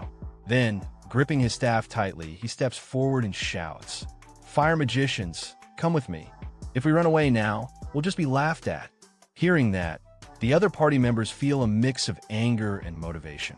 One clenches his fists and shouts, "I will do it." Another one joins in, saying, "Yeah, no way am I going to be humiliated." Meanwhile, the monsters charge toward our protagonist, their jaws wide open. Captain Harvey's eyes widen in panic as he shouts, "Kid, get out of there." 6 Fongkroks are coordinating their bite attack. You'll be torn to pieces, but our protagonist remains unfazed. Swinging his sword, he commands, "Fire magicians, concentrate all your firepower and attack exactly 1 meter in front of me." The magicians quickly prepare their attack and respond, "Got it." Then they unleash their fire magic exactly where our protagonist instructed. Flames engulf the attacking monsters, and Victor's eyes widen in shock. 6 enemies, taken out simultaneously. What just happened? Standing confidently, our protagonist slightly turns back to his team and explains, "My skill, Thunder Chainfall, inflicts a weakening status on these enemies. When they're weakened, any active skills they use get interrupted. Moreover, while they are weakened, any attack inflicts double damage. Since you all combined your fire magic at a single point, the attribute damage was multiplied, making it easier to take them down." Thinking to himself, our protagonist smirks, all thanks to divine eye analysis. Hearing his explanation, the party members feel a surge of excitement. One of them exclaims, "What the? How did you come up with such a strategy so quickly?" Another shouts, "We might actually be able to clear this quest." A third one adds, "Using their weaknesses to interrupt skills and dealing massive fire magic damage. It's so precise." Victor, eyes sparkling with excitement, clenches his fists and shouts, "He pulled it off again, just like the last quest. With that analysis, I knew he could do it." Seeing this, Captain Harvey stands in stunned silence, deep in thought. He's level 9. With that kind of skill, who is he? Meanwhile, the red-armored warrior, who had been doubting our protagonist, stares at him in disbelief. Trembling, he falls backward, tumbling onto the ground and muttering, "It's just luck. That's all it is. There's no way anyone could analyze the situation so perfectly under these circumstances. A nearby party member glances at him and sighs. Vice Captain. That's why he's so amazing. Everyone saw it with their own eyes. Why are you being so dramatic? Victor, irritated by the red-armored warrior's attitude, snaps. Why don't you just shut up? Dragging us down is embarrassing. Hearing that, the red-armored warrior clenches his fists in anger and shouts, "What did you say?" But before the argument can escalate, our protagonist steps forward with confidence and commands, "Enough of this. We don't have time to argue with someone like him. Everyone follow me. We are going to conquer hard mode." With that, our protagonist strides toward the depths of the forest. Captain Harvey, snapping back to reality, quickly runs after him and calls out, "Didn't you hear me?" Hearing Harvey's call, the rest of the party rushes after our protagonist, leaving the red-armored warrior behind. In frustration, he shouts, "Wait for me." Sometime later, as the party marches side by side, Captain Harvey grips his shield tightly and looks toward our protagonist. Then, he says, "Follow Captain Tsuyoshi. Let's conquer hard mode." 30 minutes later, at the shadow of Swamp Quest, our protagonist and his team hide in the bushes. Victor, wearing an awkward expression, turns to our protagonist and says, "It looks like all the other parties have been defeated in the swamp ahead. What should we do now?" As always, the red-armored warrior gets irritated and snaps. "The monsters here are darkness type, and this is hard mode. This is nothing like what we've dealt with before. I'm not sure where you got your information from, but if we fail here because of you, the party won't let it slide." Hearing that, Victor gets irritated and shouts back, "Hey, it's thanks to his sources and analysis that we've barely taken any damage up until now, isn't it? This kind of feat was impossible before. Don't you see how incredible that is? How can you even say that?" The red-armored warrior gets even angrier and fires back, "Victor, don't forget that I'm the vice captain. He's only a temporary leader. As vice captain, I'm just looking out for the party." Captain Harvey, now visibly annoyed, glares at him and says, "Be quiet. You're disturbing Captain Tsuyoshi." Meanwhile, our protagonist ignores the entire conversation, completely focused on the task ahead. Suddenly, his divine eye displays a new notification. Analysis result. The boss home cannot be bypassed. Path to the next area is beyond it. Recommended strategy. One person distracts the monsters while the rest of the party moves ahead. Seeing this, our protagonist thinks, "I see. If that's the case, this might actually be easier than I thought." Moments later, a second notification appears. Swamp area. 300 square meters shallowest depth. 24 centimeters deepest depth. 126 centimeters average depth. 84 centimeters optimal route mapped. Average depth. Less than 40 centimeters fastest, shortest path, avoiding dangerous areas. Holding a tree branch in his hand, our protagonist smirks and thinks, "Such precise analysis. It seems the divine eye's functions are proportional to my combat abilities. I've memorized the analysis result. Time to plan the route." He carefully prepares the route in his system, reviewing it again and again. Sometime later, our protagonist stands up and says, "As Vice Captain Luke said, this is a joint effort for mutual benefit. I'm just a temporary leader. So, if any of you are frustrated with me, feel free to leave. I won't stop you." Then, looking directly at Luke, he adds, "But since I am the leader and captain for now, follow my orders." Luke grits his teeth in frustration and mutters, "This guy," just because he knows a little about monsters. Captain Harvey cuts him off sharply. "Enough. Save it for later. After the quest, everyone just wants to get through this quickly." Luke clicks his tongue in irritation. This damn level 9 rookie." Our protagonist glances at Luke for a moment and thinks to himself, "In the past, my spirit might have been crushed by someone being so openly hostile." Then, memories of his original world flash through his mind, how he was treated before. No matter the world, there are always people who bully the weak or see others as threats. Such malice is innate, impossible to explain or avoid. I used to be a victim of this behavior, just like Karina and so many others. The only solution is to become stronger. But I am not the same Tsuyoshi as before. Standing up with confidence, he declares, enough pointless chatter. Looks like we have to cross the swamp to reach the next area. Harvey nods. Yeah, I once got halfway through and saw the entrance to the path leading to the next area. To get there, we can't avoid attack from the darkness monsters hiding inside. They strike unpredictably. If things go wrong, we might have to use the return home function. In the worst case, we could all die here.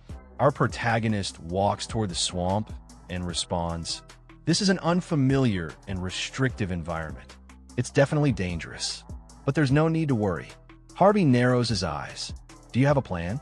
Our protagonist smirks slightly and says, "I'm going to stay behind and lure out the monsters while you lead everyone to the next area. I'll catch up with you guys later." Victor and Harvey are shocked. Victor exclaims, "You're going to lure all of them by yourself? That's way too dangerous." Harvey agrees. "I respect your strength, but this is reckless. We don't even know how many of them are in there. I can't approve of such a thoughtless plan." Luke suddenly bursts out laughing and sits on the ground. "Haha, I thought you had some kind of grand plan, but this is just pathetic. Anyone could come up with that.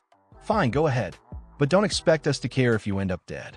Ignoring him, our protagonist hands a map to Victor and says, "Victor, here's the optimal route.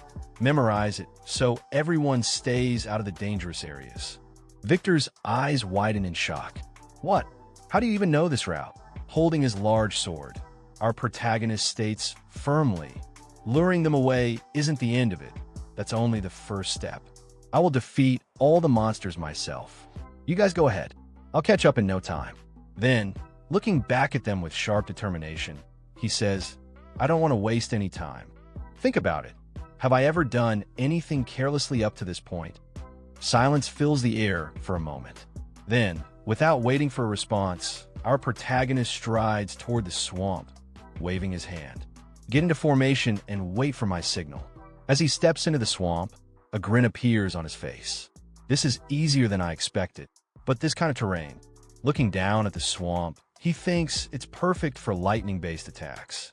Meanwhile, Luke and Harvey watch him. Luke scoffs and turns to Harvey. "Captain, do you seriously trust him? A level 9 against a whole horde of darkness monsters." Harvey takes a deep breath and replies, "I don't know. I honestly can't trust him." But that determination. Victor clenches his fists and says, "I believe in him. His rank doesn't matter. Just follow his plan. He even gave us the best route." Standing in the swamp, our protagonist surveys his surroundings. 15 of them, he mutters. Normally, being surrounded by that many darkness monsters in a swamp would make anyone freeze in fear. Suddenly, a group of darkness soul ghoul monsters emerges out of nowhere. But instead of panicking, our protagonist readies himself as if he was expecting them to appear. At the same time, a new notification pops up. Their bodies are saturated with moisture, making them immune to fire attacks. Lightning-based attacks are highly effective. Their round bodies are vulnerable to precise damage. Seeing this, our protagonist grips his massive sword and smirks. "Sorry for keeping you waiting. Come on out, you bastards." Without hesitation, he swings his sword, cutting down one monster after another. Then, suddenly, he holds his blade high, eyes locked on the creatures with a confident grin. So that's how it is. They're pitch black and hide in the swamp after every attack. He swings his sword again, striking the water. There's no way we can figure out their weak points if they keep hiding. But the moment his attack lands, all the monsters rise from the swamp, rushing toward him. Seeing them gathered together, he grins. Perfect, he thinks to himself. For most adventurers, being surrounded like this would be fatal. But with the ultimate physique, this shouldn't be a problem. Dashing between the monsters with incredible speed, he activates his skill. "Harvey, lead the others through the route I showed you." Watching in awe, one of the party members gasps. He actually managed to lure out all the darkness monsters. Another chimes in, "His agility is insane. How is he moving like that without getting stuck in the swamp?" With Captain Tsuyoshi on our team, it feels like we could clear any quest. Is he really just a temporary leader? Victor turns to Luke with a smirk. "See? I told you so. Do you believe me now? Luke wipes the sweat from his brow, looking embarrassed. I'll admit, I underestimated him. Meanwhile, Harvey regains his focus and shouts, "Stop standing around. Let's move while Captain Tsuyoshi is still distracting them." "Follow me." Victor takes charge. "I'll guide us along the path." As they rush through the swamp, our protagonist stands alone before the horde, sword raised. This is the combat area. "I'll handle everything here." Readying himself, he mutters, "Piercing attacks work, right? Then let's add lightning to them. They won't stand a chance."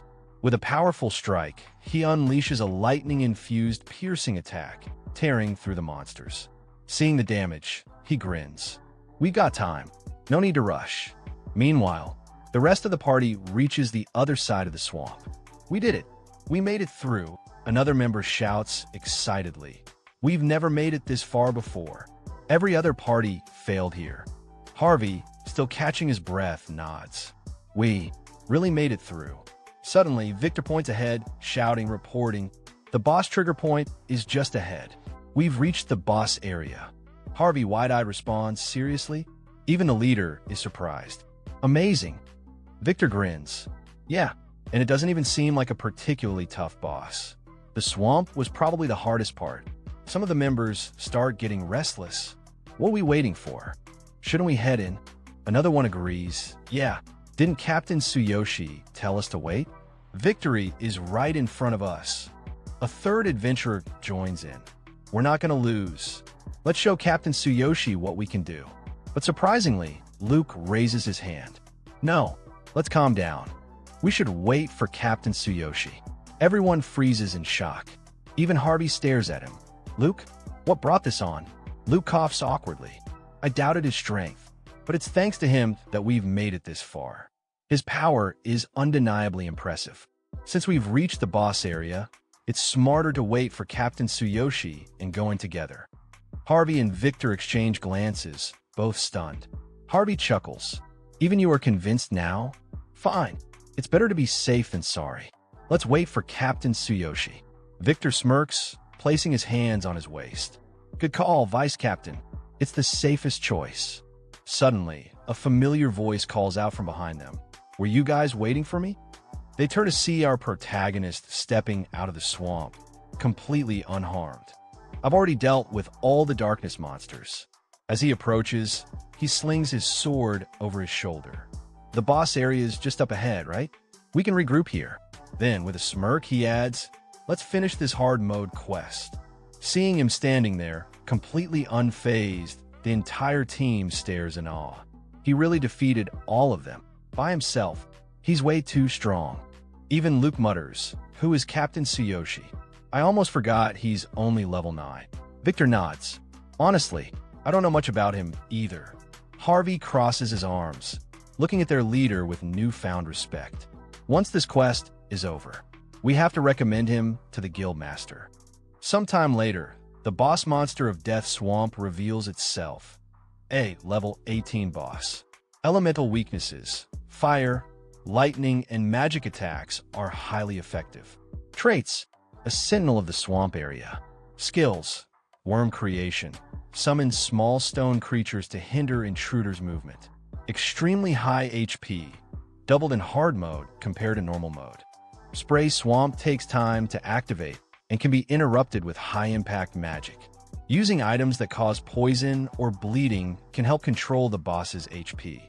Preparing in advance can significantly lower the difficulty. Hidden in the bushes, our protagonist and Luke observe the boss. Our protagonist frowns. "There's no boss gate? Is this really supposed to be hard mode?" Luke replies, "Hard mode doesn't necessarily mean there will be a boss gate. The presence of a trigger point for a boss gate depends not on the overall quest difficulty, but on the boss's strength." He continues explaining, "It's not unheard of. Even if a quest isn't that challenging, a strong boss may have a gate." Our protagonist thinks to himself as he studies the Swamp Watcher. "I see. So the boss's strength is the key. The large one I saw in the Cardiolus Dark area must have been unique to Dark-type monsters." He stares at the boss's massive, eerie eye.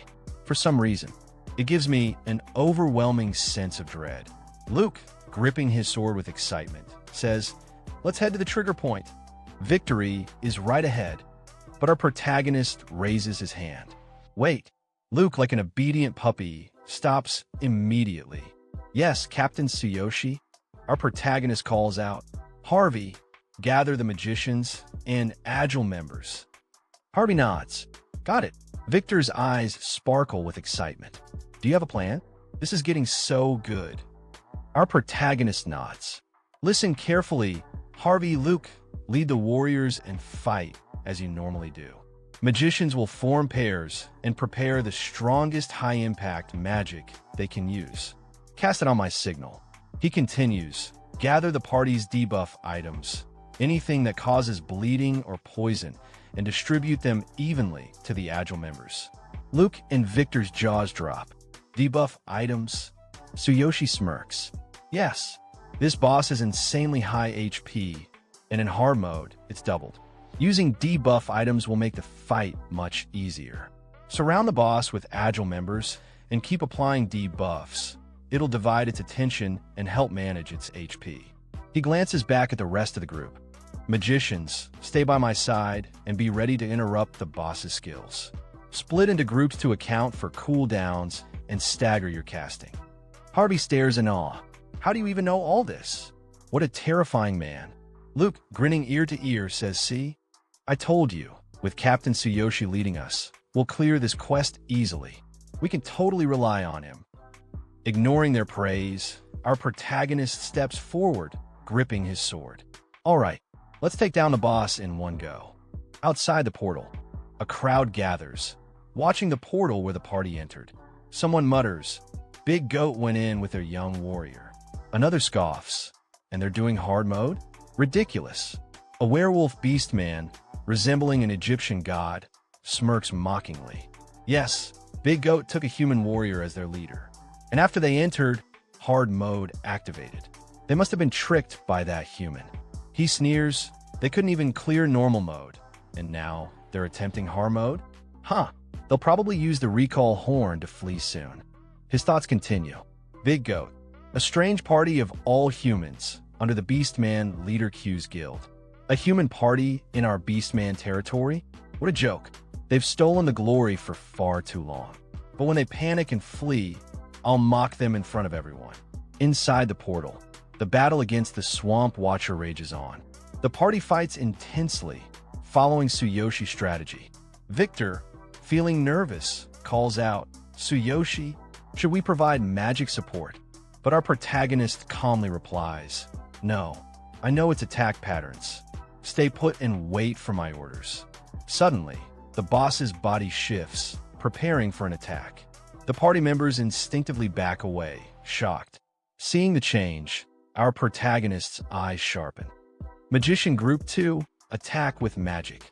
The magicians launch a coordinated strike, bombarding the boss with high-impact spells, interrupting its skill activation. Luke, watching in awe, grips his sword.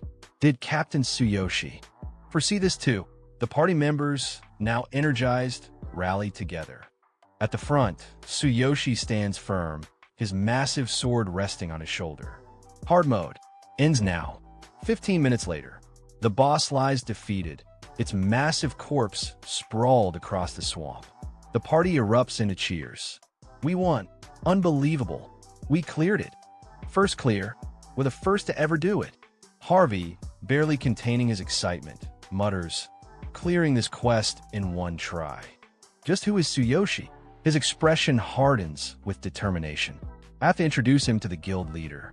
If he officially joins the guild, our achievements will skyrocket. Even Victor, unable to hold back, shouts, "We have to recommend him to the leader. He's not only incredibly strong, he can predict the quest objectives. With him on board, no quest or mission would ever be a challenge again." Meanwhile, our protagonist stands before the boss's corpse. Current level, 10 combat power. 45,000, he clenches his fist. Claiming all of the boss's experience points feels amazing. I've finally reached level 10. Just 2 more stages to reach my goal. I think I can do it. Suddenly, another notification pops up. Bonus, Black Armor Disguise set unlocked. Tsuyoshi's eyes widen. You get bonuses when you reach certain levels? Let's take a look. As he checks his inventory, his body is suddenly engulfed in a dark aura. A sleek, black armor forms over his shoulders. A highly flexible and practical set. Only those wearing the Ring of Infinite can possess it. Cannot be sold or traded. Features. The armor transforms based on the wearer's imagination, with the cape adapting as needed. Can be used alongside other armor sets. If another set is hidden, this armor will be displayed. After equipping the new armor, his combat power surges to 150,000. Tsuyoshi flexes his fingers, admiring the armor. Well, the Fox Beastman set is hidden. This armor appears instead. Looks like my body has changed too. His lips curl into a smirk. Does it adapt to my needs? I'll test it out next time. Victor took one look at Linha's new appearance and practically did a double take. Whoa, who is this handsome guy? Do we get a new party member? Linha, now clad in sleek, black armor, gave a gentle smile. I just changed, my dear. That's all. Harvey and Luke, seeing Linha's transformation, were just as stunned. Luke let out a dramatic sigh. If you'd shown up looking like that from the start, I wouldn't have called you weak. But Harvey, always the serious one, stepped forward. Hey, Tsuyoshi, I need a favor. Linha turned to him, his expression calm. What is it? Meanwhile, outside the portal, the Beastman standing in front of the gate sneered, arms crossed. Look, they're coming out. Come and see for yourself, the overconfident Big Goat party. Let's see them try to act tough now. But just then, a loud ding echoed in the air. Then another, then a third. Silence. The Beastman's smirk disappeared as he stared at the notifications, eyes wide. What? Is this real? They actually cleared hard mode. Just then, Linha and the rest of the party stepped confidently out of the portal. The crowd around the gate instantly erupted into murmurs. The black-armored human warrior. Was it him? Yes. Big Goat made him the leader, and they cleared it immediately. Incredible. This makes the rest of us look bad. Harvey, listening to the whispers, smirked and glanced at Linha. It's been a while since we've been surrounded like this. This is all thanks to you, Tsuyoshi. I promise. I'll take you to the guild and personally recommend you to the leader. Victor, practically buzzing with excitement, leaned close to Linha. Everyone's talking about you now. Linha, unfazed, simply crossed his arms and looked around confidently. This is only the second time something like this has happened since I came to this world. It's a bit strange. The Beastman from earlier was completely frozen, his mouth opening and closing like a fish. His eyes darted to Linha, then back to the notification. He couldn't even muster an insult. Victor, still riding the high of their victory, smirked at the Beastman. Oh, you're still here? Sorry, but Big Goat just secured the first clear in the record. The Beastman jolted in panic, sweat dripping down his face. That's because you brought a strong person. Linha's expression darkened slightly as he turned toward him. A strong person? What did you say about me earlier? The Beastman's face paled. He started sweating even more profusely. And my apologies.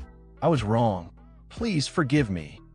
Then, suddenly, he straightened up, eyes full of desperation. Would you consider joining our guild? Let's work together. Name any term you want. What should we call you? Internally, the Beastman was panicking. This guy is no ordinary person. And just when our guild received an important high-level request, too, if his power is real, he'll be an incredible asset. But before Linha could even respond, the entire crowd lunged forward. Give me your contact info. My guild master wants to speak with you. Join our party. We'll reward you handsomely. The Beastman from earlier growled, stepping in front of them. Hey, get in line. I asked him first. You all wait your turn behind me. Linha watched the chaotic scene unfold, a flicker of nostalgia passing through his mind. Even back in my world, talented people were always in high demand. Big guilds would fight over powerful heroes. If you're strong, you'll be wanted no matter where you go. Just then, Harvey stepped in front of him, arms spread wide. He's coming to our guild. Make way. The crowd hesitated as Linha, completely composed, strode confidently through the masses, walking toward his next destination. In the northern Beastman city, our protagonist, now sporting a fresh new look, strolls through the streets, walking alongside his new teammates. He draws the attention of every townsperson. All eyes are locked on him, their faces filled with shock and curiosity. As he moves side by side with Harvey, the beastmen whisper among themselves. Isn't that the big goat from the Q's Guild? Wasn't Harvey supposed to be the captain? When did he turn human? Another chimes in, squinting at the unfamiliar figure. Who is that guy? I've never seen him before.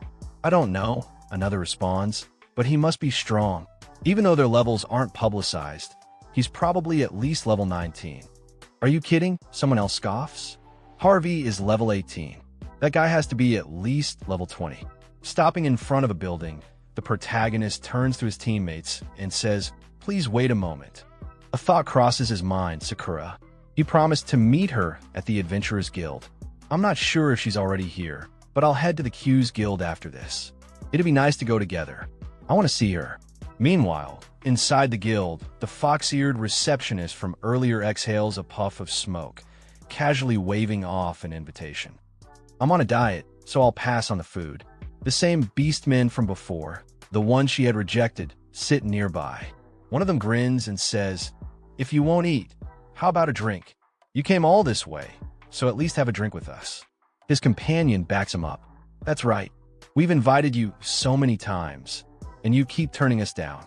Before she can answer, the protagonist suddenly appears, stepping in and pushing his way between them. "Let me through." One of the beastmen, irritated, snaps at him. "Hey kid, we're in the middle of a conversation here. You want to get punched?" But his companion narrows his eyes at the protagonist, something clicking in his mind. "Wait a second, I feel like I've seen you before." The receptionist, now recognizing him, tilts her head. "Oh, it's you. You've changed quite a bit." One of the beastmen glares. "You're the one who took our quest, aren't you? Where'd you steal that gear from?"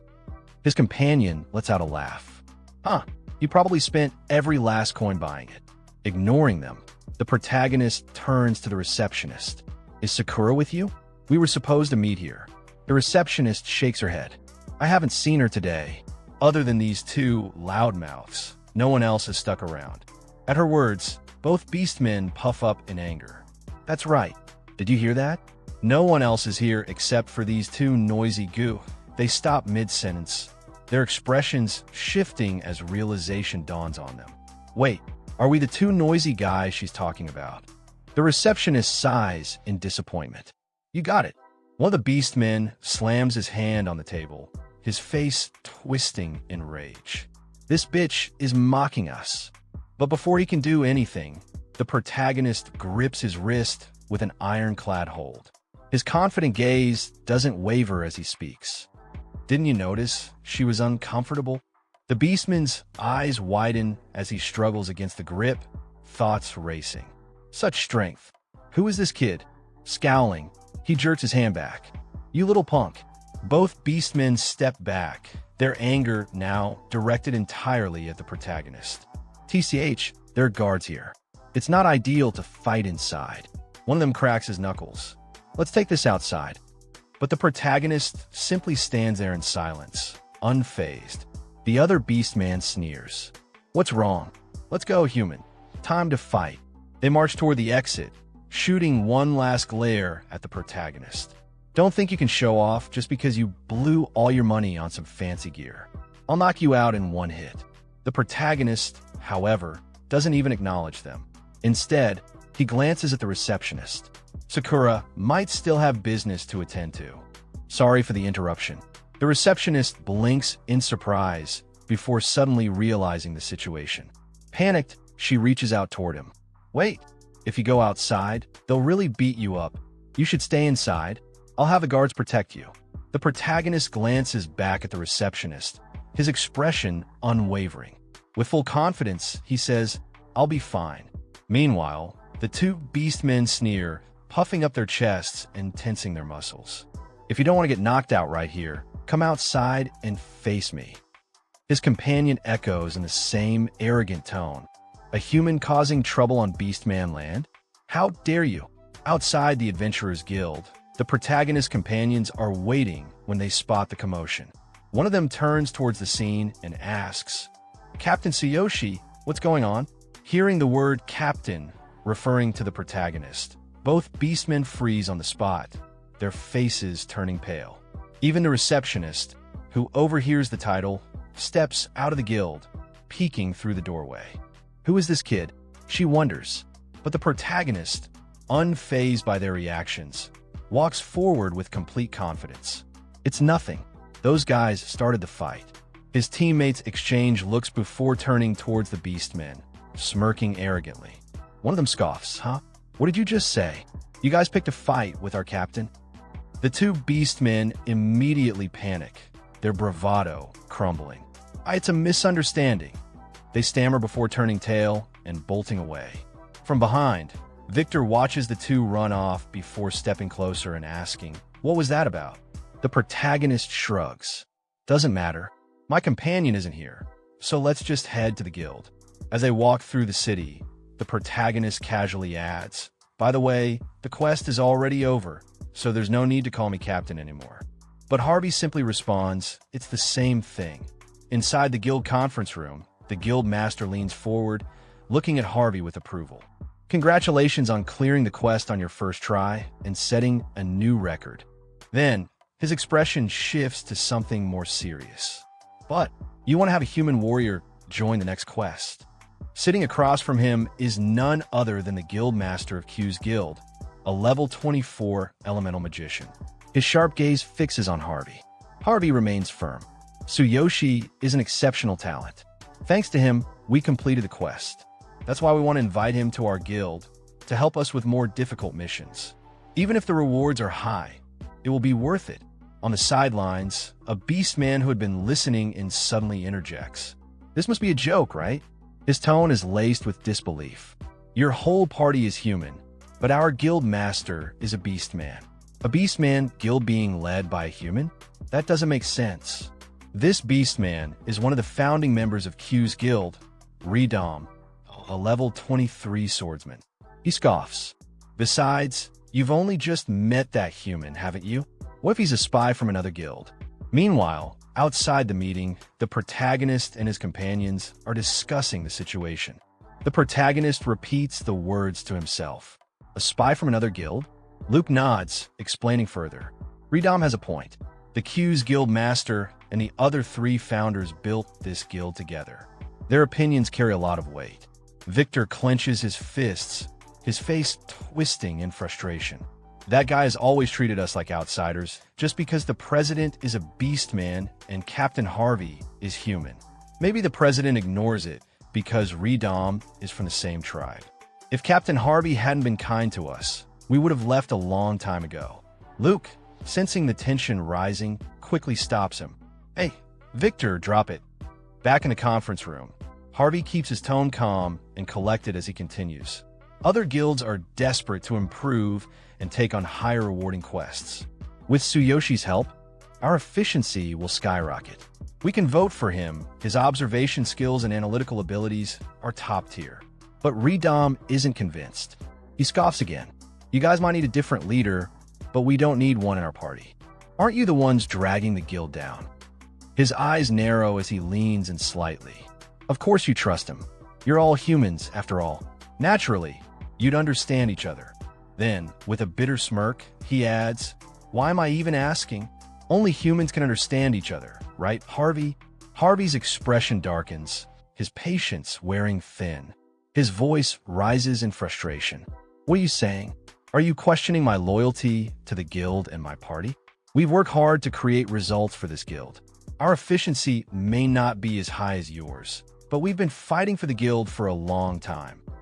Another beastman mutters in annoyance. "The guild has already been controversial because of Harvey's human party. If other guilds find out we've taken a human as our leader, we'll be in trouble. The guild could collapse." He then turns to the guild master. "You understand, don't you? Think about the guild's future." Harvey's jaw tightens before he suddenly stands up, his eyes locked onto the guild master. "What do you think, guild master?" The guild master, his expression conflicted, hesitates before finally speaking. "Maybe we should go with Ryuga's suggestion." "Harvey, I understand your feelings, and they're appreciated. But we need to solve our problems ourselves. I'll send your human friend off with proper hospitality. Harvey's eyes widen in shock. Guild Master. His voice is laced with urgency.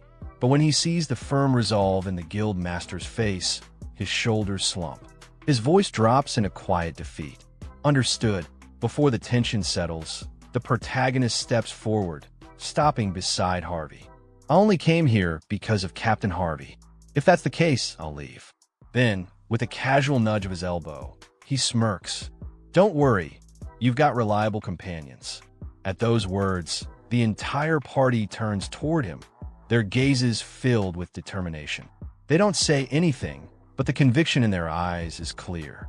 Harvey, taken aback, silently watches them. With a wave of his hand, the protagonist adds, I'm leaving. It was fun fighting together. Luke steps forward, his voice hesitant. Tsuyoshi, but the protagonist cuts him off with an easygoing wave. If fate allows, we'll meet again. Until then, I'll keep leveling up. As he turns to leave, Ryuga crosses his arms and smirks, shifting his weight onto one foot. Take care, human. His voice drips with condescension. Harvey, his hands clenched into fists, glares at Ryuga. Don't you get it? He has the potential to change the future of this guild. We could have grown stronger with his help, but now we've lost that opportunity. Ryuga chuckles, his arrogance unwavering. Huh, that's laughable. What can a human warrior do? That quest clearance was just luck. Harvey's frustration boils over, but he takes a deep breath before turning away. Enough. Let's go. Don't regret this. Outside the guild, the protagonist walks through the city, lost in thought. Where should I level up next? Or should I look for Sakura? His brows furrow slightly. I need to apologize to her. She worked so hard on that shirt for me, and I just ran off. Before he can decide, a familiar figure appears before him. One of the beastmen who had been trying to recruit him into another guild. The beastman grins. I finally found you. The protagonist raises an eyebrow. You've been looking for me this whole time? What? The beastman suddenly shifts his expression into an exaggerated look of desperation, his voice taking on a syrupy, businesslike tone. Please help me. We got a tough request at our guild. The president asked me to find a strong person, and you're the perfect fit. Our guild welcomes you with open arms. I couldn't forget you after witnessing your strength. He leans in slightly, adding with a fake smile, the reward terms are up to you. Please, we're counting on you. The protagonist places a hand on his chin, considering it. The reward terms are up to me? What's the request? His thoughts race. If I can monetize the quest and make more money, it's a win. Seeing his interest, the beastman's tone becomes even more urgent. Good. It's an emergency request. A wealthy merchant's daughter has been kidnapped. We need you to rescue her. Come with me. The guild master is waiting. As the fox beastman and the protagonist walk through the bustling city, the murmurs of the townsfolk follow them. Many glance toward the protagonist with curiosity, but he pays them no mind. Instead, he focuses on the fox beastman. A rescue mission for a kidnapped girl. Did your guild really take on something like that? The fox beastman lets out an awkward chuckle. A guild needs more than just honor, you know? We need income too. Every request is part of our revenue stream. Usually, the Adventurers Guild competes with us for high-paying jobs in the city. Our Pace Guild is well known, but securing this request was no easy task. The protagonist recalls the Darkness boss from his previous fight and smirks. So, it's a competition for high-reward requests. The payout must be decent. Around 5 gold coins, right? As he muses, he remembers the farm request he took with Sakura. It was worth 3 gold coins. Not bad at all. The Fox Beastman shakes his head. It's not that simple. The one who was kidnapped is the daughter of a very wealthy family, one of the richest in this city. The reward is 100 times that of a normal Argent request. 500 gold coins. That would cover our guild's expenses for an entire year. The protagonist stops in his tracks. 500 gold coins? His brain stutters for a moment before the Fox Beastman drops the real bomb. If you help, we'll give you half of it. The protagonist's jaw nearly drops. Half of 500? You're telling me I'd get 250 gold coins. His mind instantly conjures up an image: Sakura running around on top of a mountain of gold coins, her face filled with joy. 200 gold coins. She'd be over the moon. Before he can entertain the thought any further, they arrive at the Pace Guild headquarters. The Fox Beastman gestures toward the entrance. Hurry up and get inside. The guild master is waiting. A beastman standing by the entrance eyes the protagonist. Is this the guy the captain mentioned? Inside the guild, tension fills the air. A beastman with 2 imposing bodyguards sits at a large table, his fingers drumming against the wood impatiently. His eyes, sharp and unforgiving, glare at the Pace Guild members in front of him. His voice booms through the hall. It's already the 3rd day. Tomorrow is the deadline, just as the kidnappers demanded. What have you been doing? With a loud bang, his fist slams against the table. The entire room flinches. Let me make one thing clear. If you fail this quest, you'll pay 10 times the reward as compensation. Otherwise, I'll make sure your guild can never set foot in Northern again. Don't underestimate me. This man is none other than the wealthy merchant the Fox Beastman had mentioned earlier. His name carries immense weight in the city, and his threats are far from empty. Across from him, the Pace Guild Master, a towering level 28 hammer warrior, maintains a respectful tone, though tension lingers in his voice. This is outrageous. We are currently drafting a plan. We will definitely rescue your daughter by tomorrow. From the side, an injured beastman stumbles forward, his voice filled with panic. 10 times the reward. That's 5,000 gold coins. That's an amount we can't possibly pay. The bull demon, yeah, that name suits him. He looks like the type of guy who would beat someone up just for breathing wrong. His deep, rumbling voice booms through the guild hall as he glares at the guildmaster. Drafting a plan? You said that on the first day. And yet, here we are, still waiting. I've heard about your failures. How many times are you going to make a fool out of me? Just as the tension in the room reaches its peak, the doors swing open, and in step the protagonist and the Fox Beastman. The Fox Beastman's eyes widen in shock as he spots the bull demon. The client's already here. The protagonist crosses his arms and smirks. That beefy guy's the client? Figures. You can tell just by looking at him. He reeks of money. Then, shifting his gaze, he asks, by the way, you didn't send a rescue team, did you? The Fox Beastman lets out a tired sigh. We did. As soon as we accepted the request, we sent out a squad. But the location is deep in the mountains, so we had to be careful not to make any suspicious moves. We sent 15 people, all around level 20, with the Vice Guild Master leading them. We thought we had it under control. His expression darkens as he recalls the mission. But we didn't even get close to the enemy base. The entire area was filled with traps and ambushes. We walked straight into a nightmare. The enemy group has around 20 members, with an average level of 19. Their leader is a level 25 berserker. If it had been a straight-up fight, we might have had a chance, but they turned it into a complete disaster. The protagonist listens, rubbing his chin. So even getting to their base is a huge disadvantage. And if you send over 10 people again, you'll just make yourselves an obvious target. The Fox Beastman nods grimly. Exactly.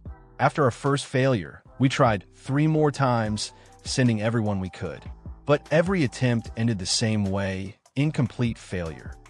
The protagonist exhales through his nose. After failing so many times, the enemy is probably feeling confident. They're expecting you to come back and are fully prepared. The Fox Beastman lets out a frustrated groan, rubbing his head. Yeah, we realized too late that brute force wasn't going to work. But by the time we started thinking smarter, we'd already wasted too much time. That's why the guild master called you in. It's do or die at this point. Then, out of nowhere, the Beastman drops to his knees, his eyes welling up with exaggerated puppy dog tears. Please, we only have 1 day left. If we fail again, the hostage will be killed, the Pace Guild will be ruined, and we'll be drowning in compensation fees. Please, we need your help. The protagonist blinks. Calm down. Internally, he starts assessing the situation. A mountain hideout filled with traps, enemies averaging level 19, with a level 25 berserker leading them. Nothing too crazy. My divine eyes and duplication skill should come in handy. But sacrifice is too draining. I'll need to swap it out for something else. Suddenly, the bull demon slams his fist on the table again, his voice shaking the walls. Let me make this clear one last time. If you fail this request, you will either pay 10 times the reward in compensation or immediately disband the guild. His voice echoes, hammering the threat into everyone's minds. 10 times the reward. That's 5,000 gold coins. Do you understand? The protagonist's eyes lock onto the bull demon. His gaze sharpens. So that's what this is about. Not once had this guy mentioned his daughter. Not once had he shown concern for her safety. The only thing he kept talking about was money. The bull demon turns his gaze away from the guild master, his deep voice rumbling like distant thunder. Enough stalling. Answer me now. Will this request succeed? If not, you better prepare those 5,000 gold coins. The guild master, his face pale with panic, stammers, well, 5,000 gold coins isn't something I can just pull out immediately. One of the beastmen beside him tries to calm things down. Please, sir, let's be reasonable. We're still finalizing our plan. We'll definitely rescue your daughter. Before he can finish, the protagonist steps forward, his voice cutting through the tension like a blade. She can be saved. The entire room falls silent as he strides toward the bull demon with unshakable confidence. Your daughter will be rescued. We'll have her back by tomorrow. The bull demon narrows his eyes and jabs a finger toward him. And who the hell is this? He turns to the guild master, his voice dripping with skepticism. Some random human waltzes in and starts making big promises. What kind of joke is this? Even the guild master looks confused, but before he can respond, the fox beastman steps in. With a smirk, he speaks lightly, "Guild master, this is the guy I mentioned earlier. Looks like he's decided to take the job." Hearing that, the guild master stares at the protagonist in shock. "Wait him!" The bull demon exhales through his nose, crossing his arms. A beastman guild hiring a human? Humph. He coughs and then, with a smirk, says, "Fine. You say you can do it? Let's see what happens tomorrow. But don't forget, if you fail, that's 5,000 gold coins you owe me." The protagonist doesn't even flinch. Instead, his smirk widens. "In that case, Winton, let's make a wager." The bull demon raises an eyebrow. "A wager?" The protagonist crosses his arms. "If I rescue your daughter, you double the reward, 1,000 gold coins." The entire guild hall erupts in murmurs. The bull demon scoffs. "Are you an idiot? Do you think you can fool me with some cheap bet?" The protagonist raises a hand. "Hold on. Let me finish." His expression sharpens as he leans forward. "If I fail," his voice grows firm, his eyes burning with intensity, "I'll pay you 50,000 gold coins." Silence. Then Pua. Two beastmen in the back cough up blood on the spot. The sheer insanity of the number sends shockwaves through the room. The bull demon, still holding his cigarette, squints at the protagonist like he's looking at a lunatic. 50,000? You're the one who brought it up, so don't think you can back out now. He exhales a puff of smoke. "All right, I accept. If you save her, I'll double the reward. But if you fail, you owe me 50,000 gold coins." Sometime later, a contract is drafted. The bull demon shoves the paper toward the guild master. "Now sign it." The guild master, hands shaking, hesitates before scribbling his name. His voice is barely a whisper. "Fail.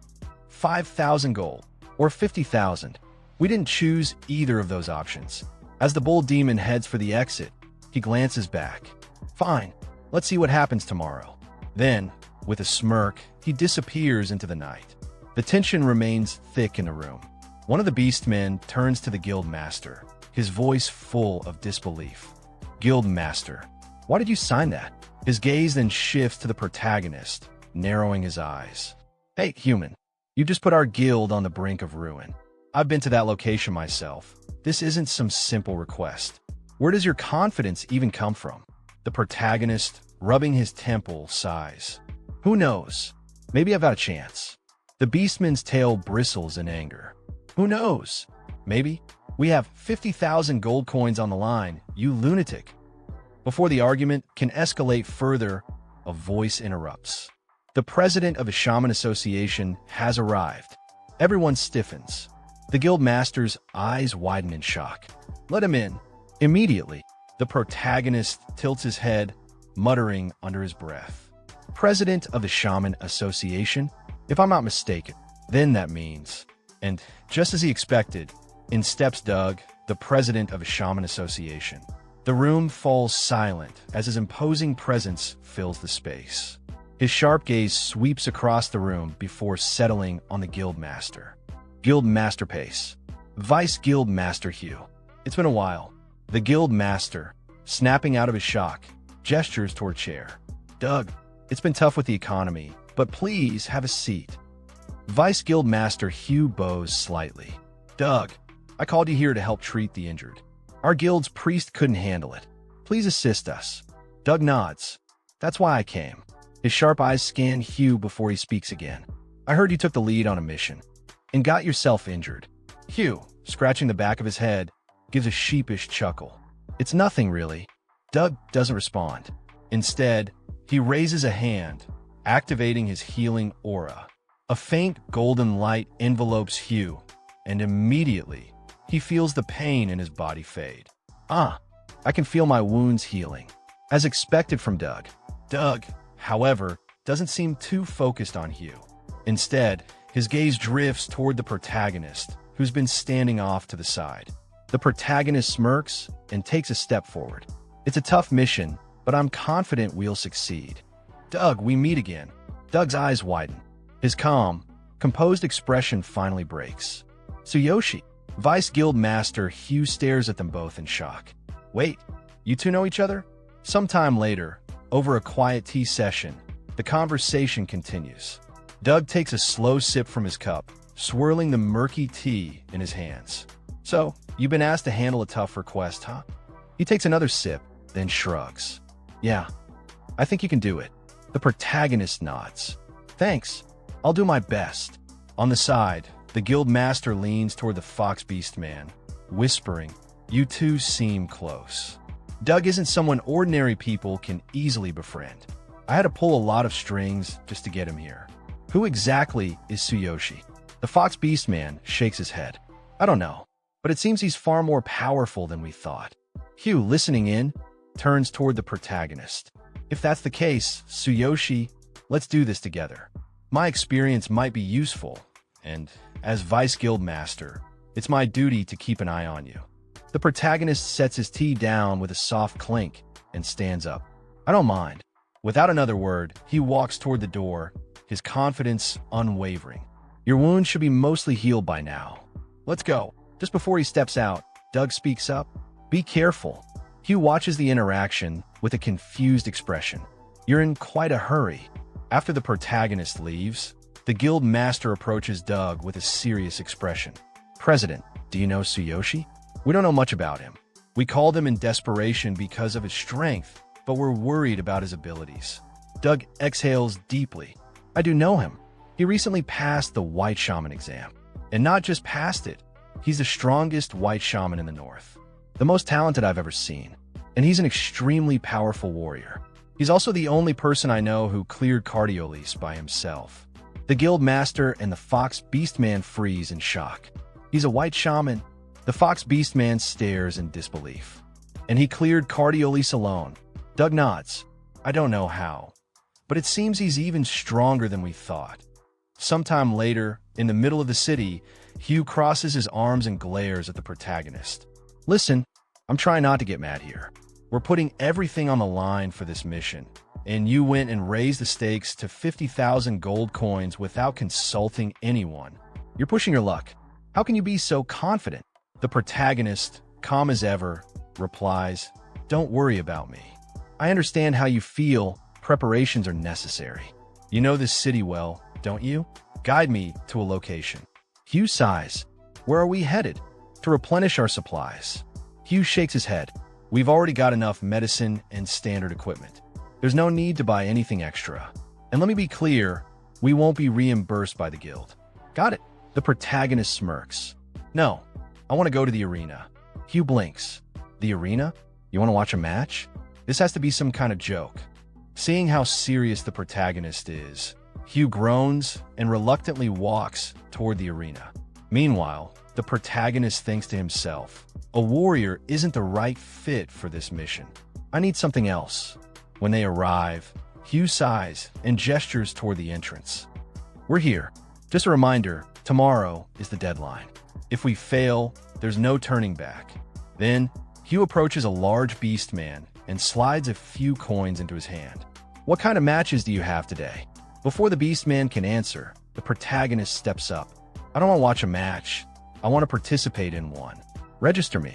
Hugh's jaw drops. Wait, what? You want to fight in the arena? Are you out of your mind? This doesn't make any sense. The beastman at the entrance points toward the registration booth. If you're serious, go inside, fill out the forms, and pay the entry fee yourself. Without hesitation, the protagonist strides toward the arena entrance. His thoughts remain sharp and focused. I'll use the divine selection system to adjust my attributes to an assassin. This mission doesn't need a warrior. It needs someone who can blend into the shadows and take down targets without drawing attention. Through combat, I'll select the most suitable assassin skills and duplicate them. Sometime later, the arena buzzed with anticipation.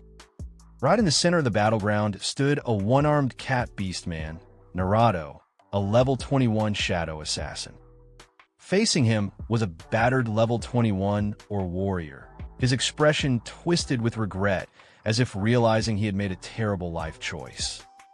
The warrior gritted his teeth. Damn it, you're making me wait. But inside, doubt crept into his thoughts. Not only is he missing an arm, but he's fast. What a troublesome opponent. Naruto smirked. Come at me.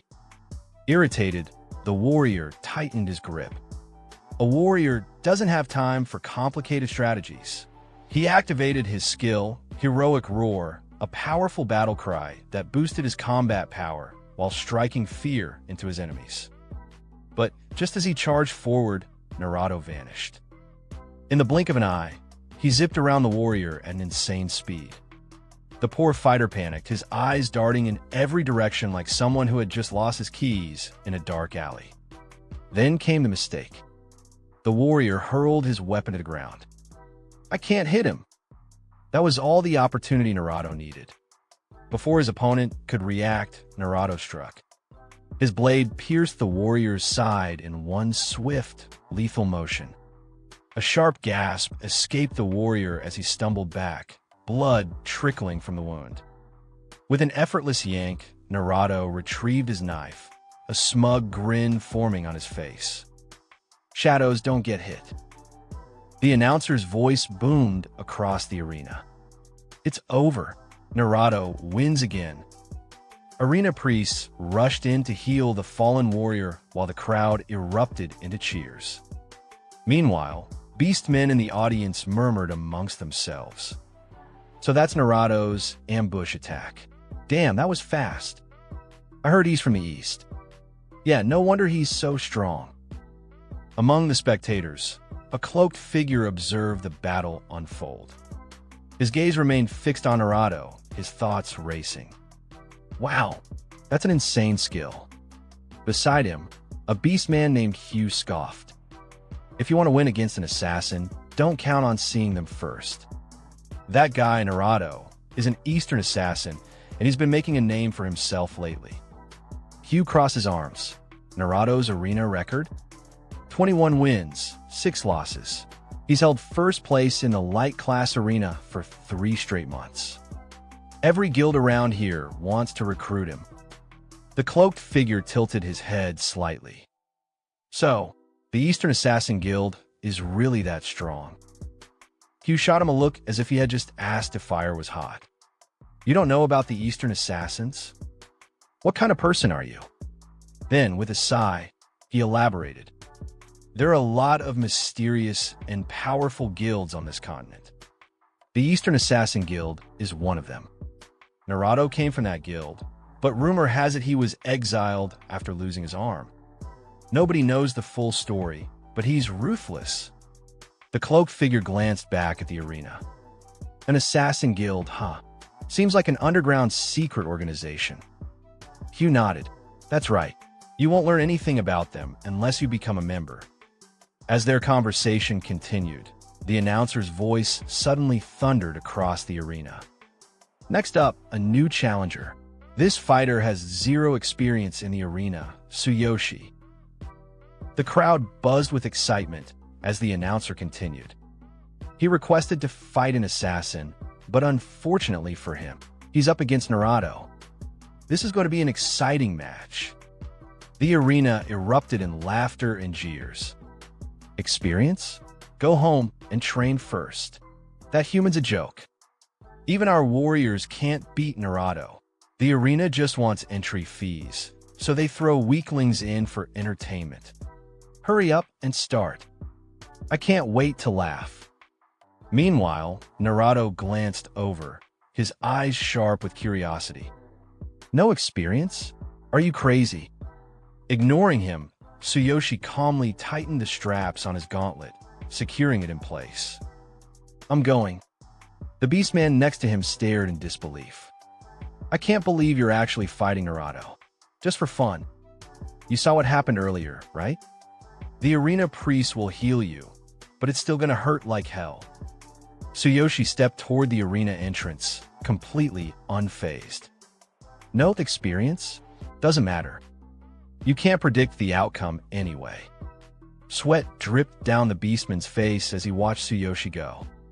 It's useless trying to act cool. Where's all that confidence even coming from? Standing face to face with Tsuyoshi, the dark-cloaked beastman narrowed his eyes and scoffed. Zero experience? He smirked. Fine, I'll give you some advice for free, Run. But if you really want to fight, I won't hold back. Tsuyoshi met his gaze, eyes glowing, and said with a smirk, Go ahead. The announcer's voice boomed through the arena. Begin. The new challenger versus one-armed Naruto.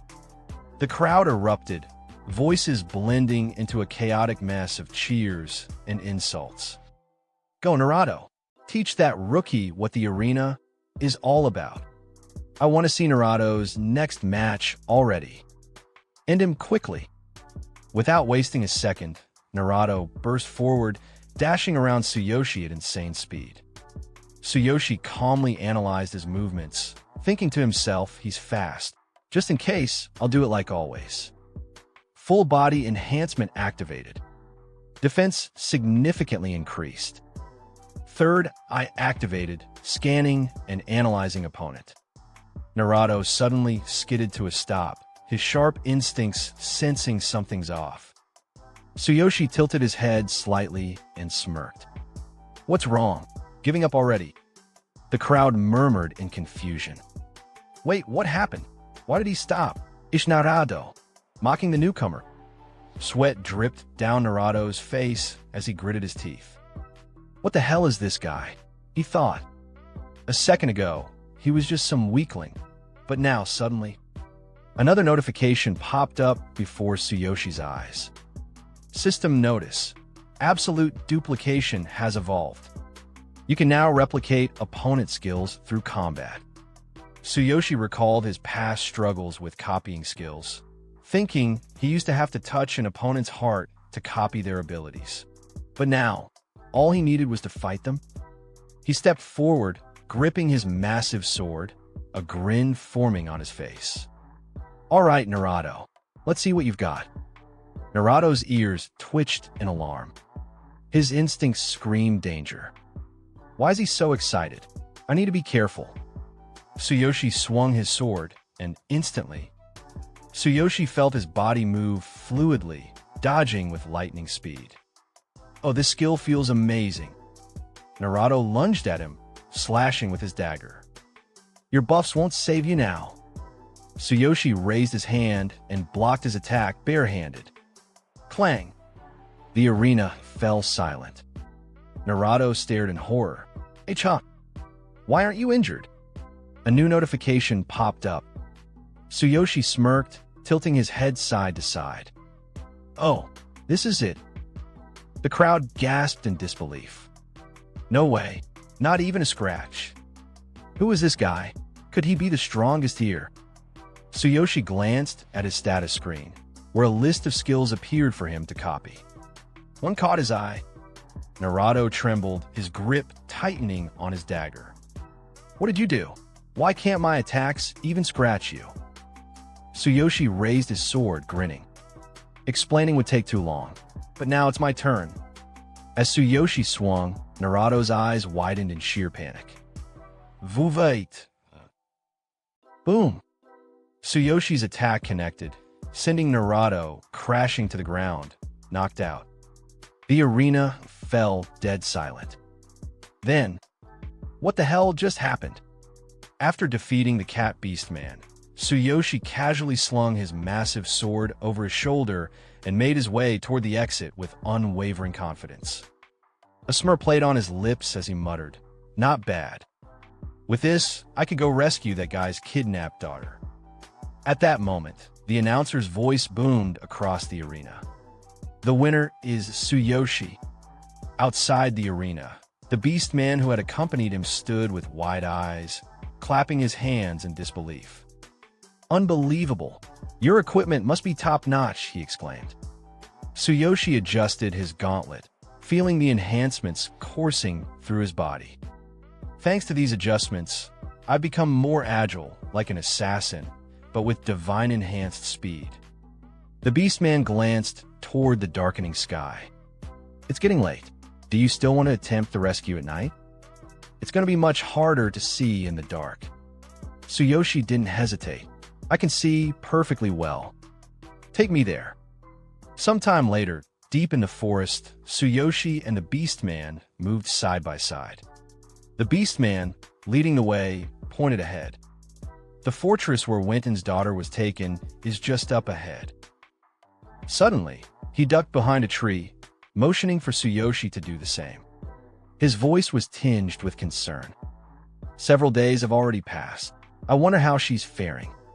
Tsuyoshi's gaze locked onto the fortress. This terrain. No wonder past attempts have failed. The beastman sighed, looking toward the stronghold. "No matter how many times we've tried to rescue her, we've always failed. This fortress is perfectly positioned, easy to defend, nearly impossible to attack. The enemy has set countless traps, using the environment to their advantage. The path to the entrance is nothing short of a nightmare. No local guild stands a chance against them." He turned back to Tsuyoshi, skepticism in his eyes. "I saw what you did in the arena, but even with your skills, accepting this request is a heavy burden. How do you plan to attack with just the two of us?" But as he spoke, he suddenly realized Tsuyoshi was gone. Panic flickered in his eyes. Where did he go? Meanwhile, at the fortress gate, 3 guards stood chatting. One of them scoffed. "These small guilds trying to rescue her. They never learn. Even if they try again tomorrow, the outcome won't change." Another guard chuckled. "Even we struggle to remember the exact locations of all the traps. For outsiders, trying to sneak in is basically a suicide mission." The third guard smirked. "It's impossible for any intruder to get past our defenses. There's no way anyone could bypass the traps in this fortress." Unbeknownst to them, Tsuyoshi was already observing from the shadows, perched atop a tall tree, silently taking in every word. With a flicker of power, his divine eye activated. A surge of energy coursed through him as his vision sharpened, scanning the entire area, every guard, every trap, every hidden passage. As Tsuyoshi surveyed the fortress, glowing red spots suddenly appeared on the ground. At the same time, a notification popped up. Scan result: 9 large trigger-type traps and 6 automated traps detected on the way to the main entrance. Trigger points are displayed. Seeing this, Tsuyoshi smirked. "So Divine Eye has evolved. I can now clearly see the trigger points." Just then, another notification appeared. The switches for the automated traps are inside the entrance, behind the 3 guards. Suggested course of action: approach carefully. Tsuyoshi cracked his knuckles. "Let's go." Silently, he leaped from the tree, landing gracefully on the ground. Impressive. This divine selection system is incredibly thorough. Without wasting a second, he moved toward the entrance, nimbly avoiding every trigger trap like a phantom. As he reached the fortress walls, he took cover behind a tree, eyes locked on the 3 guards still chatting near the gate. Time to take them down one by one. Tsuyoshi cupped his hands over his mouth and let out a faint noise. Rustle. One of the guards flinched. What was that? Another scoffed. Go check out. Could be an intruder. The first guard, eager for action, grinned. It's probably just an animal. Happens all the time. If it messed with the traps, I'll kill it. He stepped away from the group. His companion called after him, laughing. You're still inexperienced. Don't panic. No one would dare attack this fortress at this hour. The first guard snorted, walking off. Last time, a deer ruined 3 of our traps. This time, I won't let it live. He would regret those words. High above in a tree, Tsuyoshi's eyes gleamed as he summoned a kunai from his inventory. At this distance, I can use the kunai. He moved in a blur. Before the guard could react, Tsuyoshi appeared behind him, gripping his throat tightly to silence him. A kunai sank into the beastman's chest. A system notification flashed. Ultimate Physique, R Enhance activated. Strength increased by 120%. Sneak attack damage increased by 30%. Critical hit delivered, fatal blow to the heart. As the guard's body slumped to the ground, Tsuyoshi glanced toward the fortress. Next, using his robo-enhanced speed, he zipped toward the fortress wall, landing right behind the remaining 2 guards. They were still chatting. Hey, he's not back yet. TCH, slacking off again? That guy's such a slacker. One of them sighed and started walking. I'll drag him back. If the boss finds out, he'll be furious. The second guard exhaled, briefly looking away. In that instant, swoosh, his companion vanished. A faint thud followed. The remaining guard stiffened. Huh? He turned sharply, nothing. Sweat dripped down his face. No one's here. Tsuyoshi crouched above him, kunai in hand. One left. But then light flared. The last guard spun around, his staff glowing with energy. I know you're there. Stop messing with me. Tsuyoshi remained still. The beastman gripped the switch for the traps. His hand trembled. Answer me, or I'll activate the defenses. He gulped. What is this terrifying feeling? Then, like a ghost, Tsuyoshi appeared in front of him. You won't be activating anything. The guard's breath hitched. He tried to scream, but never got the chance. Slash. Tsuyoshi finished him in a second. With all the guards eliminated, he turned to the trigger system. The entrance is clear now. Just then, another system notification popped up. Divine Eye. 6 manual traps detected along the entrance corridor. Destroying the support bars will disable them. From the bushes, the beastman who had accompanied Tsuyoshi trembled as he watched the one-man massacre unfold. "S so strong," he muttered. Tsuyoshi glanced in his direction. "I'm coming for you. Wait for me. Be careful of the remaining traps." Without turning back, he flung his robe over his head and added, "Don't step there. Crouch under the trigger line." The beastman gulped. How do you know where the traps are? And you already took out the guards. As he carefully approached the entrance, he mumbled, "While we're at it, let's destroy the other traps." Tsuyoshi grabbed his wrist before he could proceed. "No, we'll need them later." The beastman froze. G got it. He stepped back, still shaking. "You're really strong." Without looking back, Tsuyoshi began walking toward the fortress. "Follow me. We're rescuing the hostage in one go." The beastman swallowed hard and nodded, following behind. "You understood." Tsuyoshi and the beastman carefully maneuvered through the fortress, avoiding the deadly traps. Just then, he nearly stepped on a hidden trigger, barely dodging it by a hair. His breath hitched. Damn, that was close. Finally, They reached the innermost chamber.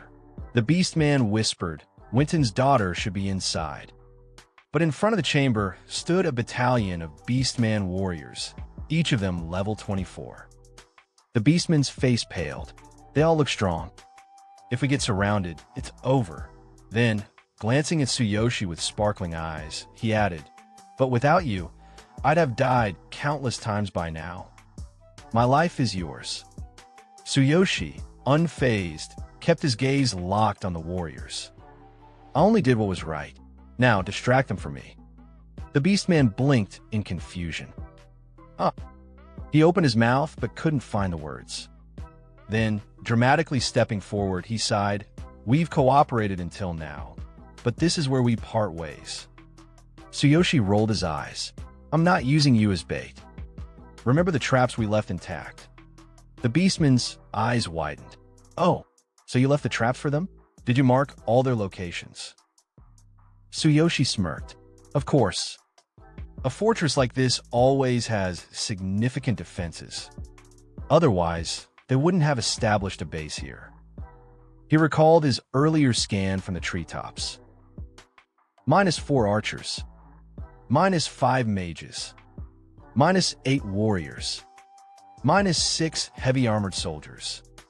-1 leader. Good. Divine, I gathered this data perfectly. Tsuyoshi turned to the beastman. "Those traps will be effective against them. Lead them into the mark spots. They'll take serious damage. Leave the leader to me." Dawn was approaching. Time was running out. The beastman nodded. "Understood. Thank you for thinking of the girl's safety. As the Vice Guild Master, I'm truly grateful." But then, one of the fortress warriors sensed something off. "Tonight is unusually quiet," he muttered. "It's usually noisier over there." Before he could react, thunk!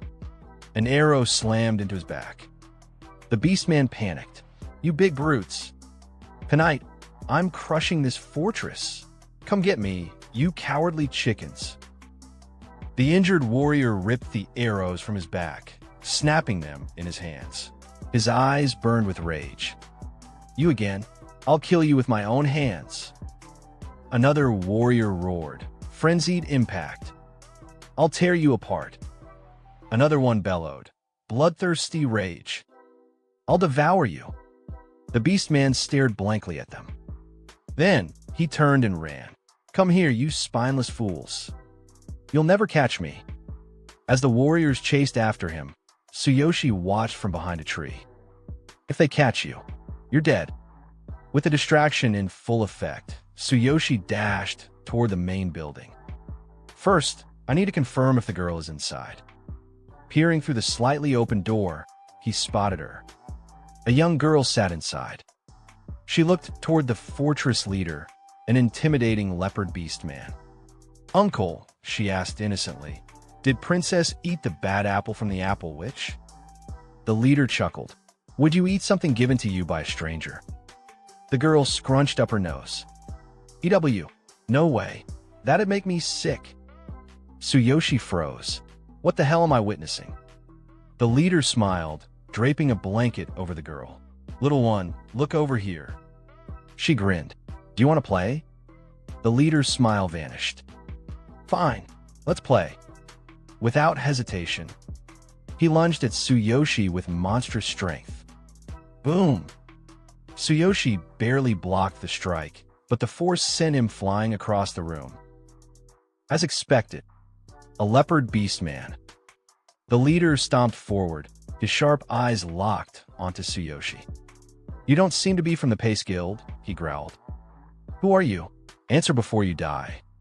Tsuyoshi steadied himself, gripping his sword.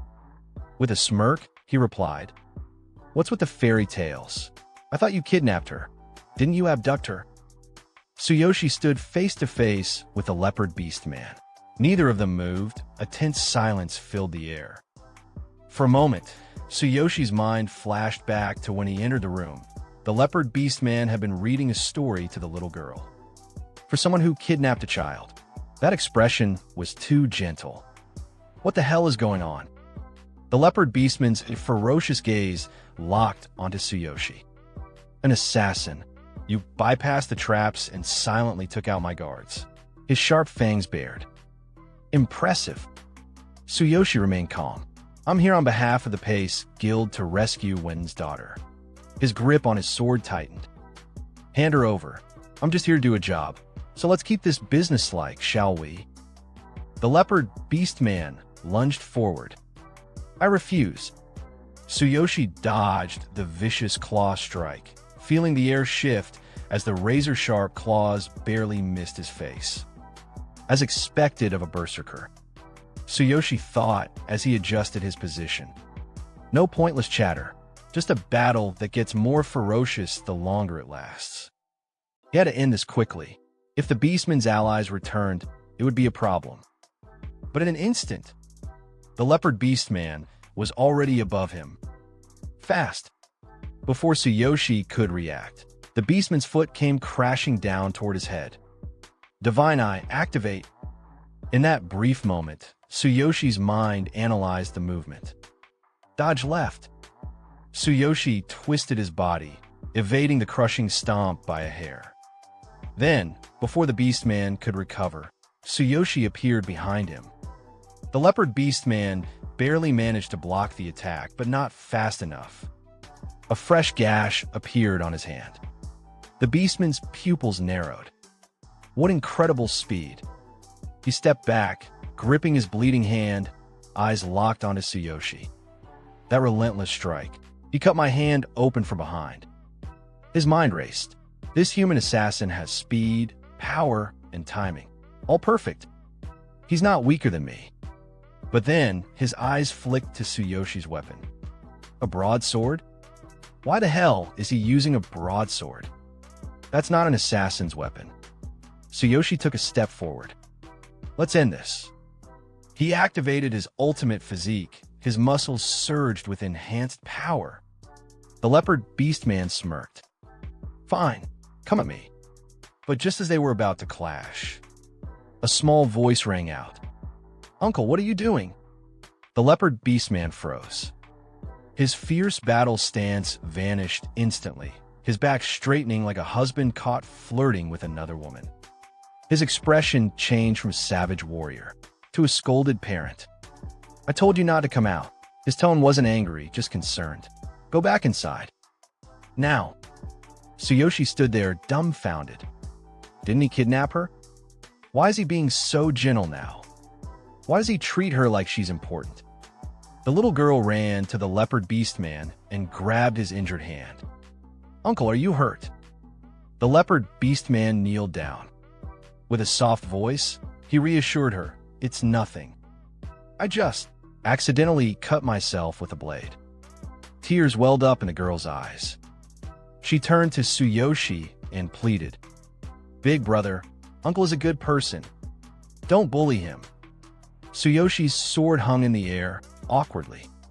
This is a bit of a complicated situation, the leopard beastman muttered. Tsuyoshi sighed, lowering his blade slightly. Look, kid, I'm here to rescue you. He scratched his head. I'm not the bad guy. But as he looked at the girl's tear-filled eyes, a memory hit him. Karina used to look at me like that, too. Whenever she was mad at me. The little girl stomped her foot, tears welling up in her eyes. I don't want to be rescued, she shouted, her voice a mix of anger and sorrow. This place is fun, and Uncle is kind. I don't want to go back. The leopard beastman sighed and gently placed a hand on her head. All right, I won't make you leave. Tsuyoshi, still gripping his sword, narrowed his eyes. Hey, what's going on? His voice was sharp. I can tell you've got a reason you can't talk about, but are we going to keep fighting or what? The leopard beastman picked up the little girl, holding her in one arm. Without looking at Tsuyoshi, he turned toward the fortress's main building. Let's talk inside. I need to put her to bed first. She gets scared if I don't read her a story before she sleeps. Some time later, the little girl finally fell asleep. The leopard beastman watched over her for a moment, then muttered, she finally slept. Behind him, Tsuyoshi stood straight. She's really attached to you. He crossed his arms. This isn't a simple kidnapping, is it? The leopard beast man didn't respond at first. He simply tucked the girl in, pulling the blanket over her gently. Then in a low voice he said, "I work for Winton. You could call it a secret gang." Tsuyoshi's eyes widened. "You work for Winton?" His voice grew sharp. "Then why would you kidnap his daughter?" The leopard beast man exhaled. "For money." His voice was bitter. "To extort a large sum of compensation from other guilds." Tsuyoshi mind flashed back to the bull demon incident. Extorting compensation. I see. So that's why this fell off. It was all a setup. The leopard beast man gave a disappointed smirk. "We were secretly hired by Winton as low-level thugs to carry out his schemes. We kidnapped the girl, and Winton makes an expensive rescue request." Tsuyoshi's fists clenched. No ordinary adventurer would accept a mission involving a group of fighters like you. The leopard beast man continued. "And the local guilds aren't strong enough to even enter this fortress." He gestured vaguely at the traps and mechanisms hidden in the fortress. The traps? Winton set them up himself. Tsuyoshi crossed his arms. "I see." His voice was icy. Winton fortified the defenses so no local guild could possibly complete the request, buying time until the compensation was secured. But Tsuyoshi narrowed his eyes. "Once the ransom is collected, wouldn't it be risky to let the girl return home safely? If anyone saw her alive and well, the scam would be exposed." Then, a terrible realization struck Tsuyoshi. His voice dropped. "No way." The leopard beast man closed his eyes. Then, in a cold, matter-of-fact voice, he said, "Winton stole a newborn baby and raised her as his own. All for this scheme. To him, she was never his child, just a tool. And now that he's achieved his goal, she has no further value. There's no reason to keep her alive." A sharp, dangerous aura surged from Tsuyoshi. "So, in other words, he plans to kill her." His grip on his sword tightened. "That's not just scam behavior. It's something far worse." But then, another question came to mind. "Then, why is she so attached to you?" Tsuyoshi's voice was steady, but his gaze was sharp. The leopard beast man exhaled. "Because I was the one who stole her." His voice grew softer. "And I was the one who secretly took care of her. The more mercy I showed her, the stronger my guilt became." Tsuyoshi remained silent for a moment. Then he finally asked, "Now that Winton has gotten what he wanted, does this girl have any future left?" He stared at the beast man. "You could easily take her and escape, couldn't you?" The leopard beast man shook his head. "I was a homeless man, starving to death before Winton took me in." He clenched his fists. "He gave me food, clothes, training. He turned me into a warrior. I can't betray him." Tsuyoshi's voice grew colder. "So there's no such thing as freedom in this world, huh? Everyone just lives for some purpose or another." He turned toward the sleeping girl. "Her so-called father doesn't give a damn about her." His eyes narrowed. "To her, you're probably her real parent." He locked eyes with the leopard beast man. "You should cut ties with Winton and run away with her." His voice was firm. "It's what's best for both of you." But the leopard beastman's expression hardened. "If Winton hadn't saved me, I would have died a long time ago. But this girl, to me..." Tsuyoshi turned away and started walking. "You've already repaid Winton's kindness over the years, haven't you?" He glanced back one last time. "Take her and run. Give her a new life. And give yourself a chance, too." The leopard beastman's expression darkened. "What do you know?" His voice was low and tense. "If I defy Winton, he will never forgive us. He'll send assassins, as many as it takes, to hunt us down." His fists clenched. "You really think we could just leave and live a peaceful life?" Tsuyoshi met his gaze with a calm, knowing stare. "Don't worry." His voice was gentle, yet firm. "I understand your pain very well. Living while protecting others. It's hard, but don't lose hope. Good things can still happen. The leopard beastman looked at Tsuyoshi, his expression conflicted. If that's the case, Winton. Before he could finish, Tsuyoshi turned and walked toward the exit. If you can't do it, he said without looking back, I will help you. I won't let scum like Winton harm you or the girl. Sometime later, deep in the forest, as Tsuyoshi walked through the woods, a familiar figure suddenly jumped down from a tree in front of him. It was his companion, the beastman who had been assisting him. Oh, there you are. The beastman grinned, panting slightly. I've been running circles around these guys this whole time. With a cocky smirk, he added, just like you said, they couldn't handle their own traps. He laughed proudly. Thanks to your markers, I dodged every single one of them perfectly. You should have seen the stupid looks on their faces. Tsuyoshi let out a gentle smile. Good to hear. But then the beastman suddenly paused. His ears twitched. Wait, why are you alone? His tone shifted. Didn't you rescue Winton's daughter? His eyes widened. Wait, did you fail? Oh no, it's all over. Before he could panic further, Tsuyoshi calmly placed a hand on his shoulder. Go back to the guild and report our success to the president. His tone was steady and commanding. I'll join you after I collect the reward from Winton. The beastman's eyes lit up. It's already done. That's amazing. Then, with a sparkle in his eyes, he suddenly bolted forward. My brother's going to be thrilled when he hears this. I'll go rush and tell him. See you at the guild. Great job. As the beastman disappeared into the distance, Tsuyoshi's smile faded. His expression turned serious. All right. His gaze sharpened. Now it's time to talk with Winton. Scene shift, a grand, luxurious mansion. Inside a lavish private chamber, a massive figure sat comfortably in an ornate chair. Gold coins were scattered across the table in front of him, glimmering under the candlelight.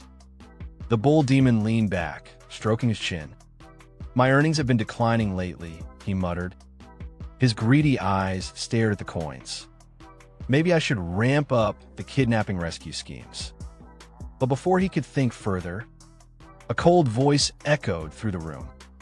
No, you won't have that opportunity anymore. The bull demon's body stiffened. His eyes widened in shock. Who's there? Then, a shadow stepped into the room. Tsuyoshi stood at the entrance, his sword gleaming in his hand. His eyes glowed ominously. The one who has come. He raised his blade. To take your life. The bull demon's face twisted in panic. His massive hands scrambled for the bell on his desk. Someone, help! But before he could even touch it, Tsuyoshi was already in front of him. The bull demon barely saw a blur of motion before Tsuyoshi's blade rested against his throat. With a cold, unwavering glare, Tsuyoshi whispered, It's no use calling for help. A dark aura radiated from him. While you were busy counting your money, his glowing eyes pierced into the bull demon's soul. I've already taken care of all your underlings. All across the mansion, the bull demon's guards are sprawled on the ground, beaten to a pulp. Trembling, the bull demon stares at our protagonist and, in a shaky voice, asks, You're from the Pace Guild. What is the meaning of this? All my bodyguards have been killed. Panic fills his eyes as he stares at our protagonist in shock. They were all excellent warriors, above level 15. Yet you took them down alone. Hearing that, our protagonist replies, This mansion has been peaceful for so long that none of them had any sense of danger. I crept up quietly and slit their throats before they could even react. At those words, the bull demon looks even more terrified and maybe just a little angry. Useless fools. I feed them well every day, and this is how they repay me. Then, try to regain some control. He quickly adds, If it's money you want, name your price. I promise I won't pursue this matter further. But our protagonist calmly sits down in front of him and, in a cold, threatening voice, says, "If it's money, I expect you to return the 5,000 gold coins you owe the guild." Then, locking eyes with the bull demon, he continues, "And don't forget, technically, the request has been fulfilled. Your so-called daughter is now in a much safer place." The bull demon's face twists in fear as our protagonist presses further. "I heard you're raising children." Then, placing his blade against the bull demon's neck, he adds, "Those kids make you money." I'm a bit curious. Panic spreads across the bull demon's face. Curious? Of course they do. If my plan is properly executed, they'll bring in a fortune. If you help me, I can make them even more useful. I can fake kidnappings, or sell their organs for a high price on the black market. His voice turns desperate. What about a 50-50 split? If you spare my life, I'll give you half of my entire fortune. You wanted money, didn't you? Hearing that, our protagonist's expression darkens. Organs. You're planning to harvest children's organs. The bull demon, still shaken but slightly regaining himself, nods. Exactly. It's easier and less risky than faking kidnappings. But instead of answering, our protagonist remains silent. The lack of response sends the bull demon spiraling into fear once again. Is that not enough? Fine, take it all. You'll live comfortably for the rest of your life. Surely that satisfies you, right? Then our protagonist smirks slightly, closing his eyes. No, I'm feeling a bit greedy. There's still one thing I want, something I don't have yet. Desperate, the bull demon quickly blurts out, "Name it. If it's within my reach, I'll give it to you. What do you want?" With a swift motion, our protagonist slices his throat. "Your life." The next morning, a group of townspeople gathers in front of the bull demon's mansion. One of them mutters, "There were no signs of struggle. It must have been a surprise attack. Their backs, their necks, all fatal blows." Another chimes in, "Wiped out in a single night." Someone else adds, "Winton himself was found in his bedroom, but the condition of his body was horrific. Who could have done this?" A man looks at the corpse and says grimly, "Winton's body has evidence of a single strike that pierced his heart from behind." Another villager shudders, "Pierced through the heart. That must have been a painful way to die. Someone must have held a deep grudge against him." Just then, someone notices a letter in the dead bull demon's hand. A confession letter was found next to his body, they announce. It exposes all the crimes he committed, fake kidnappings, illegal activities. With everything he did, his death isn't exactly surprising. Whoever did this made him write a confession before he died. Among the crowd, Naruto, the cat beastman from the arena, silently watches the scene. His eyes narrow as he thinks, a single strike piercing his heart from behind. There's no mistake. I recognize that wound better than anyone. Memories of his fight in the arena flash through his mind. He studies the fatal wounds and mutters to himself. They all bear the mark of an amuse, especially Winton's. His expression darkens. Amuse is a unique skill of the Assassin's Guild, the one I once belonged to. But something doesn't add up. Upon investigation, Winton wasn't targeted by the guild, so who could it be? Then, realization hits him. His thoughts race. Could it be the human warrior? He recalls their battle. I clearly remember his final blow in the arena. It was almost identical to my ambush skill. But he wasn't from the Assassin's Guild. Then, another memory surfaces, our protagonist looking at him with arrogance. Naruto clenches his fists. He was undoubtedly a warrior, so why? Who is he? Finally, the pieces fall into place. Unless he somehow stole the skill. A sinister grin spreads across Naruto's face. If I report this to the Brand Assassin's Guild leader, I might earn my way back into the guild. His gaze turns sharp. The Assassin's Guild never forgives traitors, or anyone who steals their skills. Determined, he turns away from the crowd. This could be my chance to redeem myself. Without another word, Naruto disappears into the distance. I must report this to the guild leader immediately. Inside the Pace Guild's meeting room, our protagonist finishes explaining the mission and confirms that the job is complete. One of the guild leaders stares in shock. You really recovered 5,000 gold coins? In response, our protagonist places a heavy gold coin box in front of them. The moment they see it, everyone's eyes widen in disbelief. The fox beastman from earlier, the one who looks like an Egyptian god, smirks. I knew it. The moment I saw you, I could tell you'd succeed. Then, another guild leader turns to our protagonist, their face filled with surprise. I just heard that Winnan was assassinated. It happened right after you left. If you hadn't recovered the gold, Lewis wouldn't have received our reward. Hugh, still unfazed, replies, even with all the scandals about Winnan coming to light, his death isn't enough. Our protagonist remains calm. I don't mind. The request has been completed, and I even leveled up. As he reflects, he thinks to himself, after dealing with Winton and his associates, the system even gave me a bonus.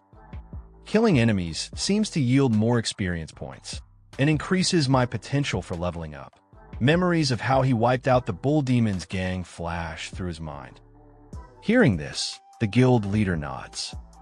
You leveled up. Congratulations.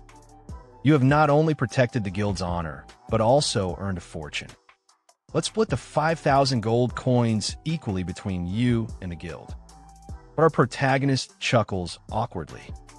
I don't need 2,500 gold coins. I was originally supposed to get 250, so I'll donate the rest to homeless children or struggling families. At those words, the three leaders exchange bewildered glances before exclaiming in unison, "Donate." Our protagonist picks up his share and shrugs. Yeah, there are plenty of people who need this money more than I do. As he turns to leave, he waves a hand. I'll take 250 coins as agreed. See you next time. Watching him walk away, Hugh mutters, he's remarkable, not just in skill, but in generosity. The guild leader nods. Truly, to give away such a fortune without hesitation. As he wishes, let the rest be donated to those in need. The others agree. Yes, understood. Walking through the city, our protagonist reflects, I've reached level 11. Just one more step to level 12. My target, Sakura, should be around here somewhere. But where could she be? A smirk crosses his face. She'll definitely be surprised when she sees me now. Thanks to the black armor disguise, I look completely different. As he moves past the building, he notices a large crowd gathering outside. His eyes narrow. Maybe I should wait for her at the Adventurers Guild. But why are there so many people outside? Just then, his attention shifts to a heated argument. A fat beastman woman, clearly furious, shouts at someone. Don't you know who I am? I am the wife of the president of the Beastman Trading Company in the north. You filthy half-beast. How dare you bump into my child? Apologize. His eyes land on Sakura, who looks unshaken as she calmly responds, Madam, as I already explained, your son bumped into me. I was simply standing here, waiting for someone. Hearing that, the Beastman woman's fury explodes. How dare this disgusting half-blood accuse us of lying? Are you suggesting that we're making this up? We wouldn't go near someone like you. Half-beasts are truly despicable.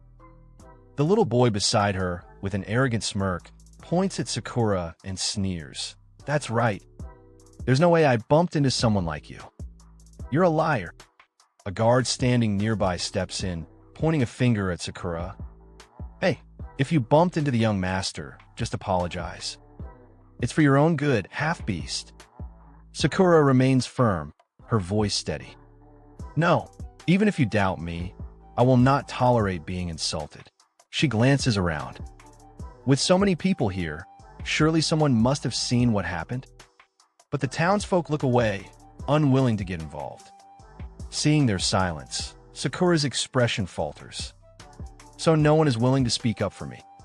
Before she can say more, the beastman woman suddenly slaps her across the face.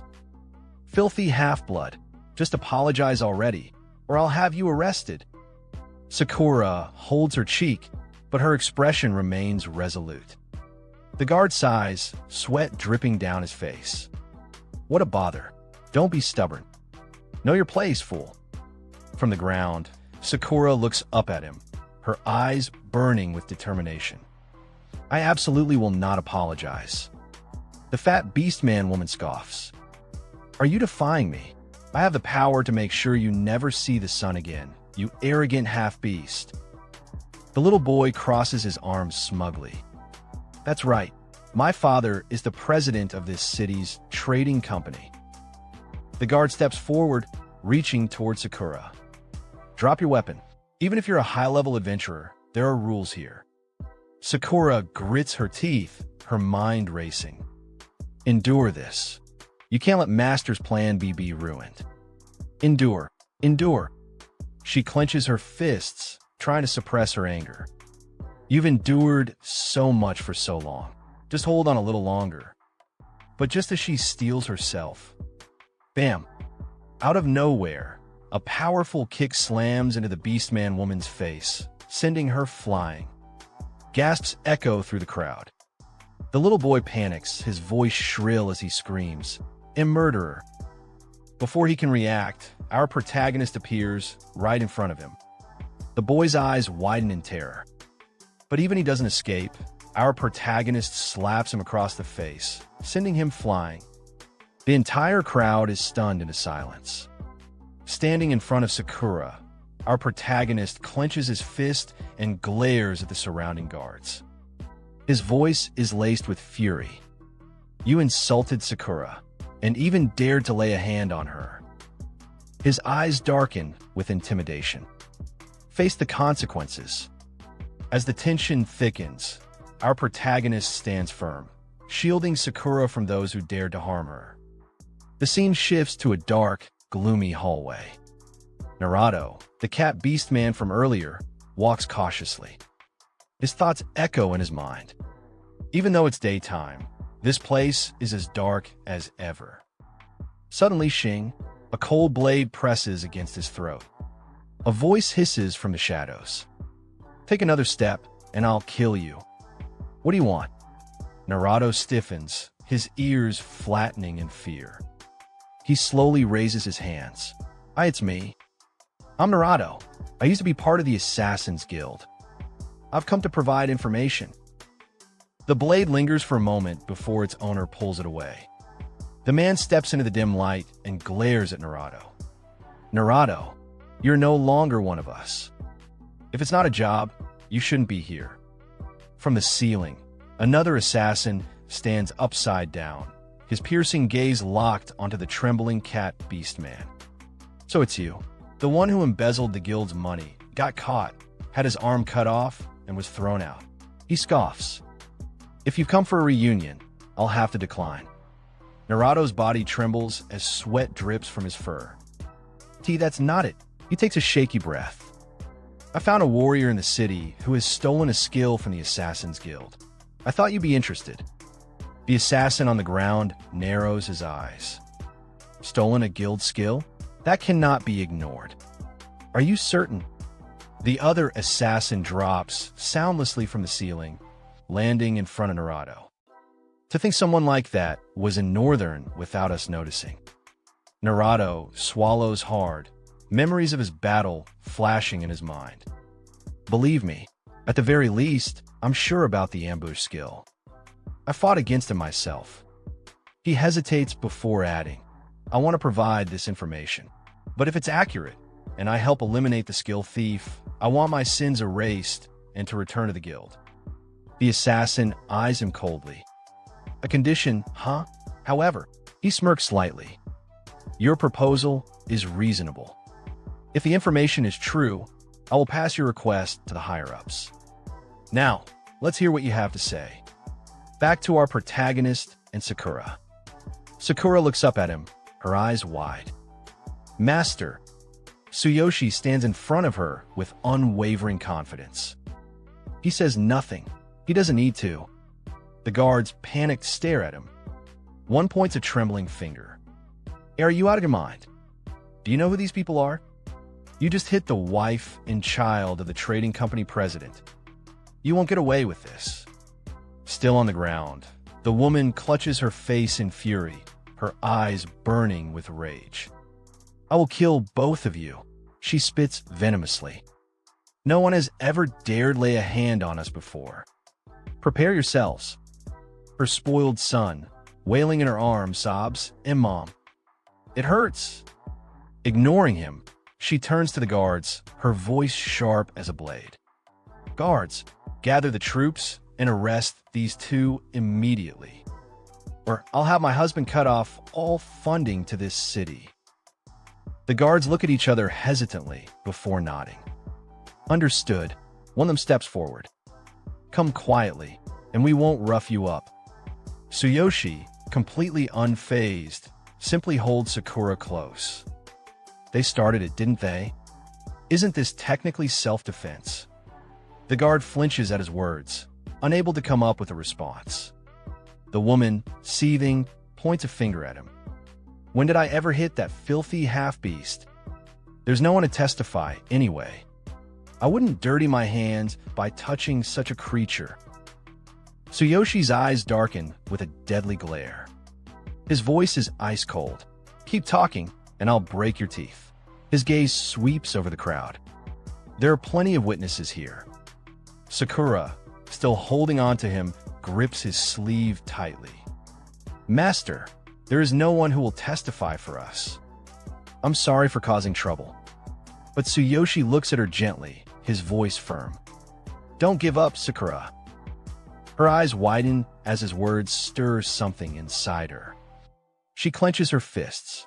But earlier, I thought someone would step up to speak for me. I am a half-beast, and she is the wife of the trading company president. No one wants to risk angering someone like her, for the sake of a half-beast. Hearing Sakura's words, the woman's confidence swells. With an arrogant smirk, she sneers, exactly. Who would testify for something as lowly as a half-beast? Or a human foolish enough to defend one? But then suddenly, our protagonist's friends appear out of nowhere. One of them looks towards Tsuyoshi and says, Isn't that Captain Tsuyoshi? It really is. What's going on here? Another chimes in, I heard he just completed a major request for the Pace Guild. As expected of him. Seeing the adventure group, Tsuyoshi gets confused, rubbing the back of his head. Oh, it's you guys. I just did what I could. The woman from earlier, now shocked, mutters to herself. What does he mean? At the same time, Hugh appears, walking up with a smirk. Sweetest, you're still in Northern? I just came back from donating the money, as you wanted. Looking towards them, Tsuyoshi replies, I was about to leave with my team, but I got caught up in some trouble. Sakura, hearing and seeing all the commotion, asks, Master, do you know them? They seem very well respected. One of the adventurers turns to her. Is there a problem? Who's causing trouble here? Picking a fight with you is the same as picking a fight with the Pace Guild. Hearing this, the boy clings to his mother, crying. Mother! The woman holds him tightly, panic setting in. Who is that man? The guard, also sweating, looks around and explains, well, those two are in trouble with the trading company president's wife. If no one can prove that she struck first, the law requires that we take them both into custody. But before he can finish, people start stepping forward one by one. Arrest Captain Tsuyoshi? Are you serious? One adventurer scoffs. Another one butts in. Do you have any idea how much he's donated to the poor in this city? He deserves a reward, not an arrest. I will testify, someone calls out. Me too, another adds. Count me in, a man shouts. In front of them all, a warrior clad in red armor steps forward. Is this not enough? The entire guild is willing to testify if needed. At that moment, this guild receptionist steps out. I will testify too. I saw the lady strike first. Sakura is a gold badge-ranked adventurer, and I can confirm her innocence. The woman, now in the middle of the crowd, grits her teeth in frustration. You fools! I am the wife of the trading company president. I will. But before she can finish, another witness steps forward. I also saw her strike first. Then another. If so many people are stepping forward, I'll testify too. More and more people come out, and seeing this, the guard starts sweating even more. He turns to the woman. That's enough, madam. I must ask you to come with us. But before she can move, Tsuyoshi steps forward with a cold glare. But first, how about an apology to my companion? Otherwise, you won't be leaving here anytime soon. The adventure group standing behind him glares at her with gangster-like expressions. Apologize. Now, can't you speak? Even as the wife of the trading company president, our guild won't show you mercy. Did you hear that? He wants an apology. Shaking in fear, the woman breaks into a cold sweat. She lowers her head and bows in front of Sakura, her voice trembling. Fine. I'm sorry. We were wrong. Please forgive us. The little boy, following his mother's example, also bows. I am sorry. So sorry. With that, the guard steps forward, grabbing the woman by the arm. Now, then, madam. This way, please. As the guard takes the lady away, Tsuyoshi looks at all the people who stood up for him. Thanks for your help. The adventurers all grin at him. Don't mention it, Captain Tsuyoshi. Your problems are our problems, too. Hugh smirks, crossing his arms. If you ever run into trouble in Northern, just mention the Pace Guild. At the same time, Sakura also thanks the receptionist. Then, Tsuyoshi glances slightly over his shoulder at her. All right, let's head out. Come on, Sakura. Sakura nods, smiling. Yes, master. As Tsuyoshi starts walking away, Sakura turns back to the crowd one last time, bowing. Thank you very much. Outside the city, Sakura walks beside Tsuyoshi, looking at him curiously. Master, you look so different. I almost didn't recognize you at first. Tsuyoshi gives her a gentle smile. Is that so? I got some special equipment that slightly changes my appearance. The clothes you made for me got torn during a quest. Sorry about that. Sakura shakes her head. Don't worry about it. It's not just your appearance. You seem more mature now, too. And your aura. Did you level up? Tsuyoshi nods. Yeah, I helped resolve an issue between a party and a guild. That's how I met those guys from earlier. I managed to level up and get some extra funds. Here, 250 gold coins. Can you hold on to them for me? Sakura takes the gold in her hands and gasps. 250 gold coins. That's amazing. You could buy some excellent gear at an auction with this. Tsuyoshi clenches his fist. I was planning to get you some new equipment, but an auction sounds interesting. Let's check it out in the next town. Sakura's expression changes as she remembers her grudge against Kevin. You don't need to spend money on me. But if you're interested in auctions, we should definitely go. The next town has a mid-tier auction hall, and it's where the genius shaman Kevin lives. Hearing Kevin's name, Tsuyoshi suddenly remembers when he used blood sacrifice. His expression darkens. I almost forgot. I needed to meet him. In his mind, he thinks, after that last battle, I feel like stagnant blood is weighing me down, like a stone burning inside me. It must be a side effect of sacrifice. I need Kevin to heal me. Walking through the forest. Tsuyoshi and Sakura make their way through the forest, laughing occasionally. But then, Tsuyoshi suddenly notices something. His eyes narrow. FWIP. A faint slash cuts across his face. Leaves from the trees start flying toward him, too fast, too precise. Tsuyoshi frowns. What are those leaves? Shing. Sakura reacts instantly, drawing her sword and swinging it, deflecting all the incoming leaves. She yells, "Come out!" A shadowy figure appears, holding his hand in a ninja-like pose. He sneers, so there was another one hiding. Tsuyoshi and Sakura's eyes widen in shock. Up in the trees, two figures stand. They are the assassins we saw earlier, the ones talking with Naruto. One of them looks down at Tsuyoshi. You must be Tsuyoshi.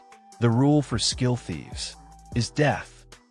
The other one flicks his tongue like a snake and grins. We are from the Assassin's Guild.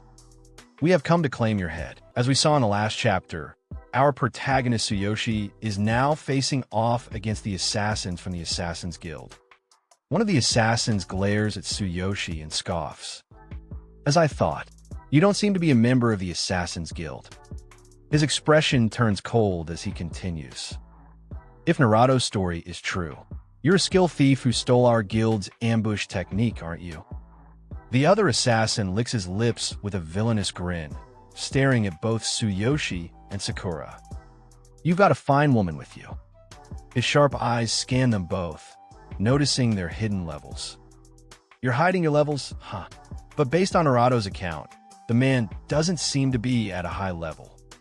Then, his gaze shifts towards Sakura with a nasty smirk. As for the woman, she seems a bit stronger. Around level 20? Well, it doesn't matter.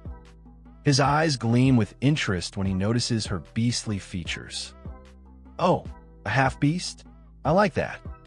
Hearing those words, Sakura immediately draws her sword, stepping forward with a fierce and intense look in her eyes. Her killing intent fills the air, like a sharp blade pressing against the assassins. Seeing this, Tsuyoshi looks at Sakura, and for the first time, he feels it. This is the first time I felt such strong killing intent from Sakura. Then Sakura turns her head slightly, looking at Tsuyoshi with her usual gentle voice, but her eyes remain sharp and focused. Master, please be careful. These two are stronger than any opponents we've faced before. Sakura, standing firmly beside Tsuyoshi, explains in a low, serious tone, her eyes never leaving the assassins. Y senza morderos inten. That only someone who has killed a lot could admit. Her grip on the sword tightens as she continues. If it's true that they're from the Assassin's Guild, they'll be troublesome opponents. Recalling her past knowledge, Sakura explains further with a grim look on her face. The Assassin's Guild, a terrifying underground guild with roots in the East. It's composed only of powerful assassins, and they're known for taking their targets' heads or body parts as trophies. Even major guilds avoid angering them. Once they've set their sights on you, nothing good can come of it. Hearing all of Sakura's explanation, Tsuyoshi simply looks towards the Assassin Guild members with calm eyes and says, The Assassin's Guild, huh? I did meet a beastman warrior who said he was expelled from there. But I have no connection to that guild, and I've never met these people. But then suddenly, Tsuyoshi's eyes widen slightly as something clicks in his mind. Wait a second. He starts thinking back, remembering the moment when he copied the ambush skill from Naruto. They said, a skill thief. His expression turns sharp as he finally understands. I see now. The ambush attack skill I copied is unique to the Assassin's Guild. That's why they're targeting me. While Tsuyoshi is thinking, Sakura looks towards him with a bit of confusion, not fully understanding what's going on yet. But then, from up in the tree, one of the Assassin Guild members sneers at Tsuyoshi and says with a twisted grin, I know your tastes. I'll let you have that half-beast woman. But be careful. She seems quite skilled. Then, forming a hand sign like a ninja, his eyes narrow coldly at Tsuyoshi. I'll take the skill thief. If I bring back his head and hands, the guild won't question me. Then suddenly, the snake-like assassin, with a twisted grin plastered across his face, looks towards Tsuyoshi's group and licks his lips like a predator eyeing his prey. Oh, I like feisty women. His eyes lock onto Sakura with excitement oozing from his voice. No matter how strong they are, they're no match for me. With an eerie chuckle, he declares proudly, It's settled then. And at that exact moment, Swoosh. Both assassins move in perfect sync, activating their terrifying powers like true ninjas. An intimidating, bloodthirsty aura explodes from their bodies, causing even the air around them to feel heavier. Their voices overlap with chilling confidence. Now, feel the power of the Assassin's Guild's unique combo skill. Tsuyoshi, with a sharp look of confusion in his eyes, watches them closely. But suddenly ping. A new notification pops up right in front of Tsuyoshi. Combo skill, Absolute Darkness, a unique capture skill of the Assassin's Guild. It envelopes the target in darkness, narrowing their vision, making it easier to trap and attack them. Seeing this ominous notification, Tsuyoshi's eyes narrow. Sakura, sensing danger immediately, shouts with panic in her voice. This is one of their unique skills. Stay close so we don't get separated. Hearing that, Tsuyoshi's expression hardens. Separated? But instead of panicking, a sharp grin forms on Tsuyoshi's face. His fighting spirit ignites. It's better if we split up. That way, we can fight them one-on-one more effectively. With a determined glint in his eyes, he adds, "In fact, I like to see just how strong they really are." Both Tsuyoshi and Sakura then glance up at the sky. The two assassins had already launched themselves high above, preparing to strike down like hawks aiming for their prey. Then, with their sharp gazes locked onto Tsuyoshi's group, the snake-like assassin sneers mid-air. "Oh my, neither of you are running or hiding." His grin widens wickedly. "Fools, that's exactly how I like my prey." Seeing the assassins dashing straight toward their position with murderous speed, Sakura's eyes widen in panic. Without wasting a second, she shouts towards Tsuyoshi, "Master, be careful." And just like that, whoosh. The snake-like assassin, with his blood-red eyes glaring menacingly at Tsuyoshi, lets out a cold, disdainful snarl. How arrogant. His killing intent skyrockets as he closes in fast, practically blending with the shadows around him. "Do you really think you can steal the skills of our guild and live to tell the tale?" His tone grows sharper with every word, filled with murderous rage. "Narevo told us you stole ambush attack. I'll show you what the real ambush attack looks like." And like lightning, Zosh.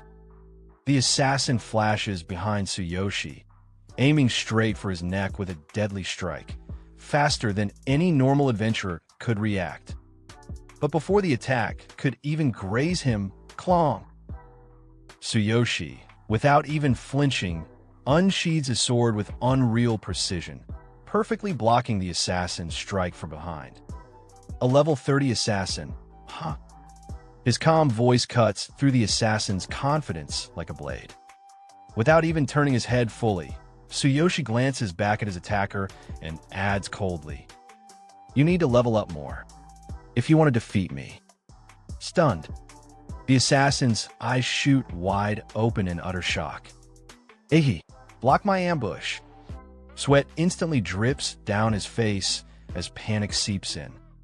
His thoughts race wildly. How did he see through my attack? How does he know my level? Realizing the danger he's in, the assassin swiftly leaps backward, putting distance between them. His face, now pale and drenched in sweat, looks towards Tsuyoshi with disbelief and nervous tension. What's your level?" The question slips from his mouth almost unconsciously, as if deep down, he already fears the answer. But then, with his sword resting casually on his shoulder, our protagonist looked at the assassin with absolute confidence and declared, "Level 11." At the same time, his characteristics, his trust in the OD system, and everything about him appeared right in front of the assassin. Level 11. Class, Warrior. Equipment, Black Armor Disguise Set. Fox Beastman Set. Weapon, Bloody Mist Saw. Skill, Thunder Chainfall. Duplicated skill, thunderous ambush attack. Combat power, 15,500. Hearing that, the assassin's expression twisted in anger. Gripping his sword tightly, he roared, "Level 11? Impossible. Are you mocking me? Unless you're a genius, there's no way you could react like that at level 11. But our protagonist, hearing that, simply replied with arrogance, "Believe it or not, it's up to you." Yet the assassin wasn't interested in listening to anything. He charged straight at our protagonist, swinging his sword and scoffing, "HMPH, stubborn fool." But the moment he attacked, a horde of giant snakes suddenly appeared in front of our protagonist. And the assassin sneered, "Let's see if you can handle this next move." Right then, a new notification popped up. Serpent's Walk, a movement skill that confuses the opponent. It involves weaving in a serpentine motion to approach and attack from sharp angles. While weaving, speed increases by 30%. Seeing all this information flashing before him, our protagonist thought to himself, "Impressive body technique. Without my divine eye, I'd be completely fooled." But it didn't end there. The assassin, along with his clones, suddenly appeared from all directions, surrounding our protagonist as he sneered, "Let's see how you deal with this. Even my comrades can't counter this." At the same time, his trusty system displayed another notification. Multiple enclosure killing method, a unique capture skill of the Assassin's Guild. Summons multiple clones from the darkness to encircle the enemy and attack simultaneously. Clones disappear after attacking. Without hesitation, our protagonist slammed his sword into the ground, activating his ultimate physique, and right then, the system announced. The ultimate physique activated. All strength is focused on the upper body. Defense is greatly enhanced for a limited time. The assassin's attack landed, but it didn't even leave a scratch on our protagonist. He just stood there, completely unfazed, with his ultimate physique fully activated.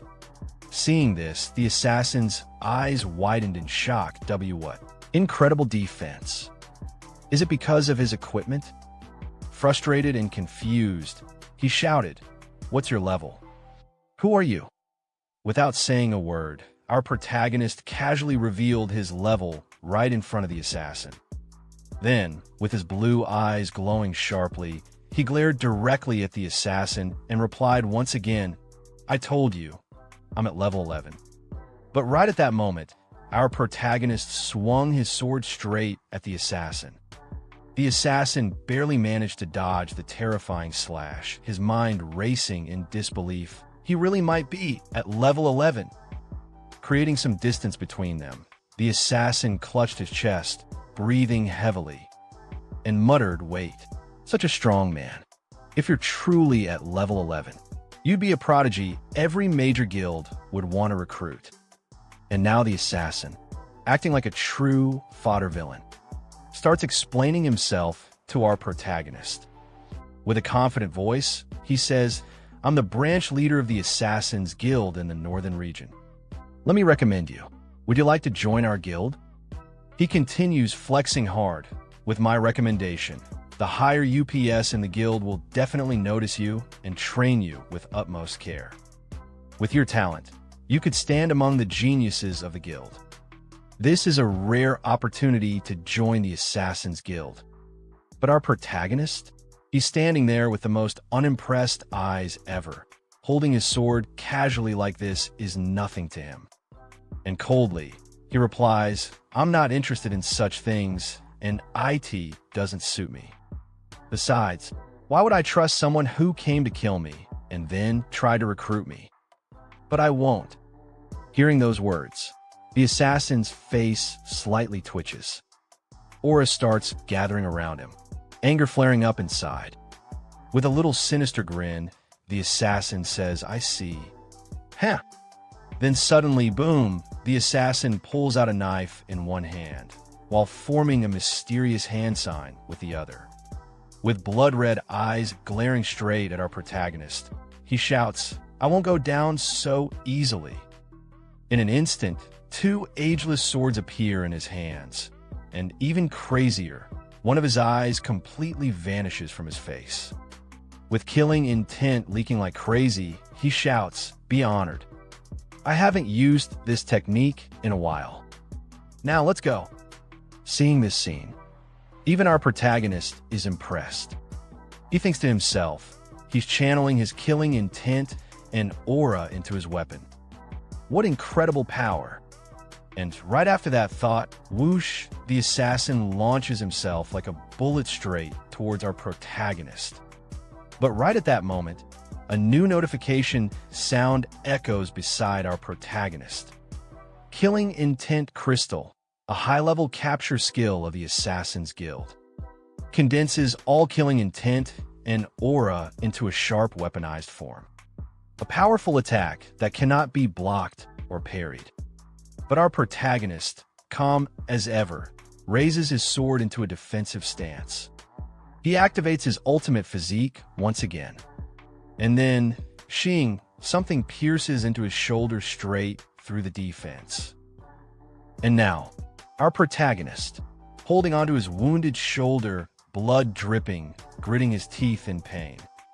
Thinking in his mind, damn it, my right arm. Even the ultimate physique body couldn't withstand this attack. What incredible power. If that strike had pierced my heart, I'd be dead. But standing right in front of him, with that cocky face, holding his sword proudly, the assassin looks dead into our protagonist's eyes and says, "Don't underestimate me, boy. This is my ultimate skill. I'm at level 30. No matter how talented you are, you're just at level 11. Your skills can't match mine.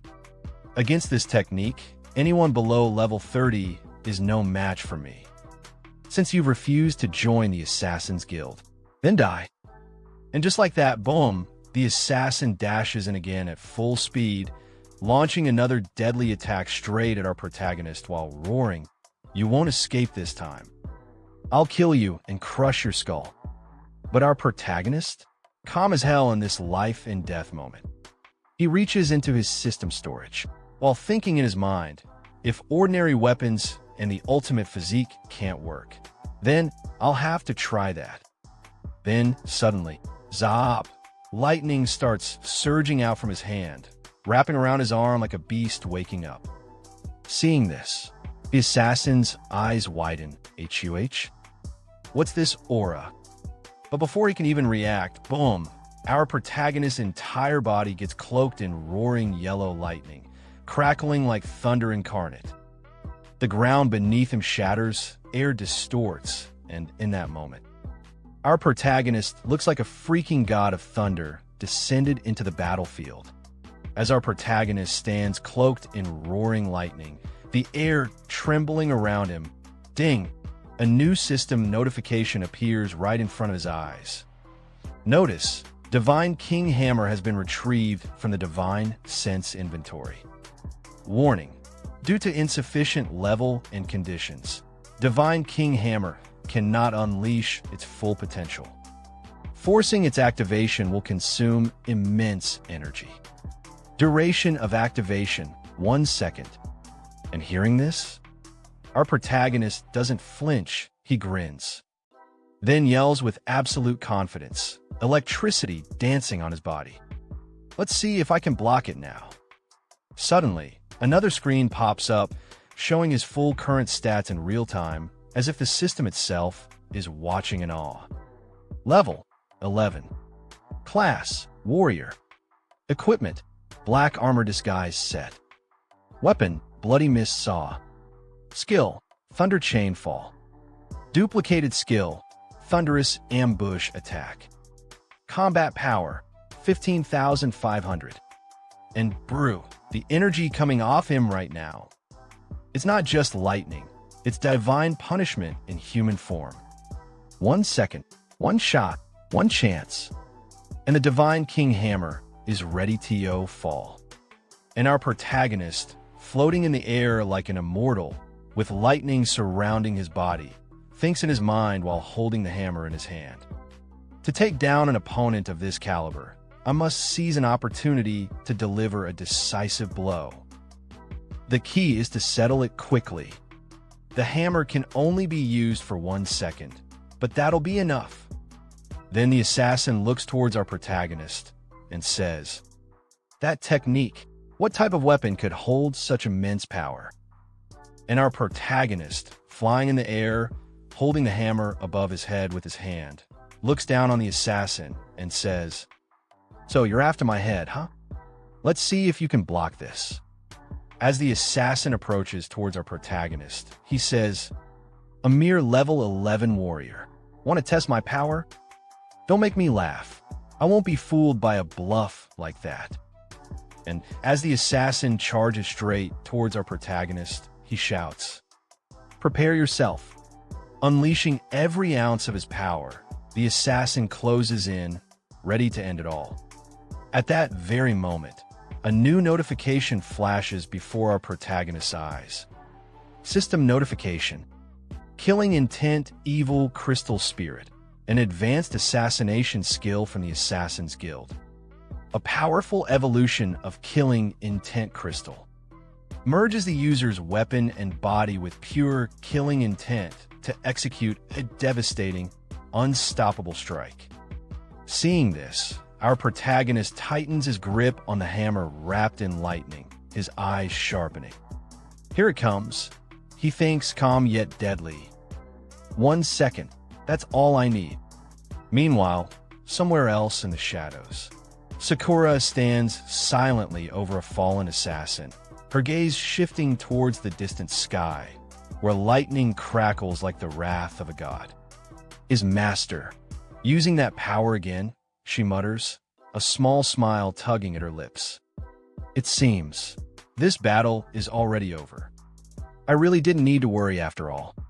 And just as those words leave Sakura's mouth, boom, our protagonist and the assassin finally collide in midair, shaking the very battlefield with their clash. Just as their weapons collided in midair, a brand new notification popped up right in front of our protagonist. System notification. Divine King's Hammer activated. Duration, 1 second.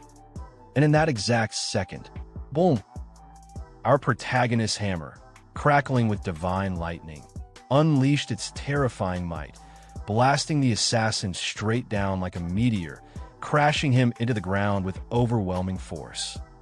The ground shattered beneath him as dust and debris flew everywhere.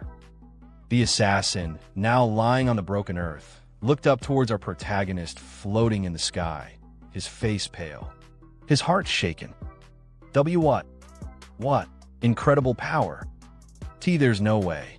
He's just level 11. But even while lying defeated, the assassin wasn't done yet. Gritting his teeth, he quickly formed a hand sign and muttered under his breath. At this rate, and from his finger, a small black bat formed, fluttering to life, a creation of his sinister power, summoning death. The bat instantly took off into the sky, flying away from the battlefield. Looking up at our protagonist, once again, the assassin warned coldly, "If you kill me, you'll also become prey for the Assassin's Guild." But to the assassin's surprise, our protagonist suddenly felt his strength fading, his body growing heavier, the terrifying side effect of using the Divine King's hammer. And right then, another notification appeared before him. System notification. The duration of Divine King's hammer has ended. The hammer can no longer unleash its full power. And as our protagonist floated there, his vision blurred, his body barely holding on, he thought to himself while panting heavily, "The hammer's power, it feels even greater than before. Could it have grown stronger along with my own strength? TCH, time for a healing potion." But just as he reached for it, Sakura suddenly appeared right beside him like a gentle breeze. Catching our protagonist in her arms before he could fall, she spoke softly, "Master, are you all right? Leave it to me." With calm hands, she held out a healing potion, ready to help him recover. Looking at him seriously, she added, to defeat that one-eyed assassin in a single blow. The toll on your body must be severe. Our protagonist, still catching his breath, grabbed the potion and drank it in one gulp, but immediately frowned. Ugh, the potion still tastes awful. Hearing that, Sakura chuckled softly beside him. Haha, that's why I don't drink it often either.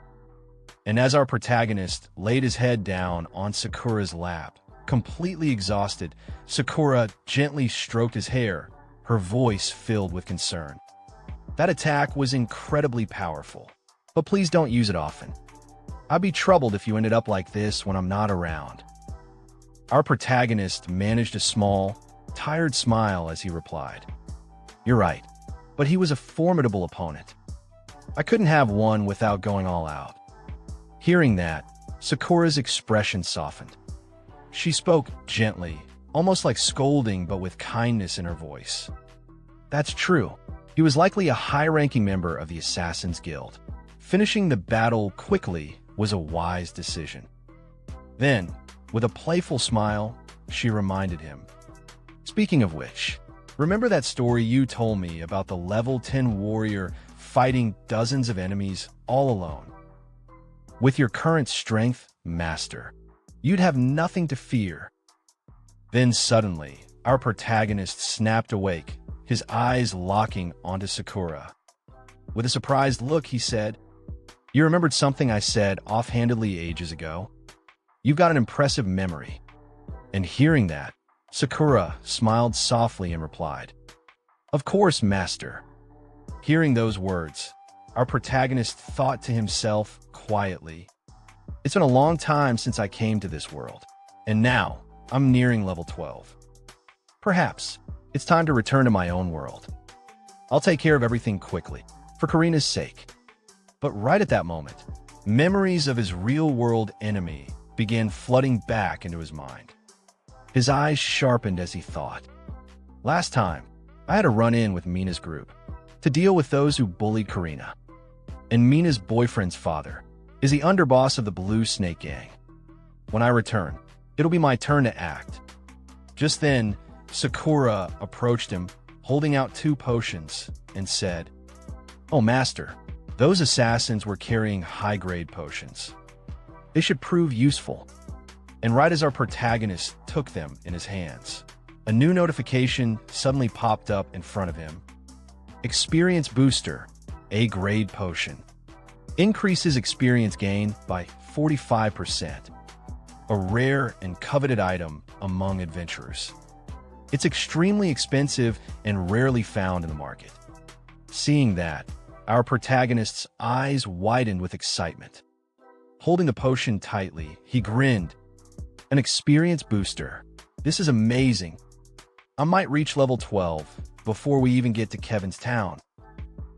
Feeling fired up, our protagonist stood up with full energy, thinking to himself, All right, once I hit level 12, I'm going back.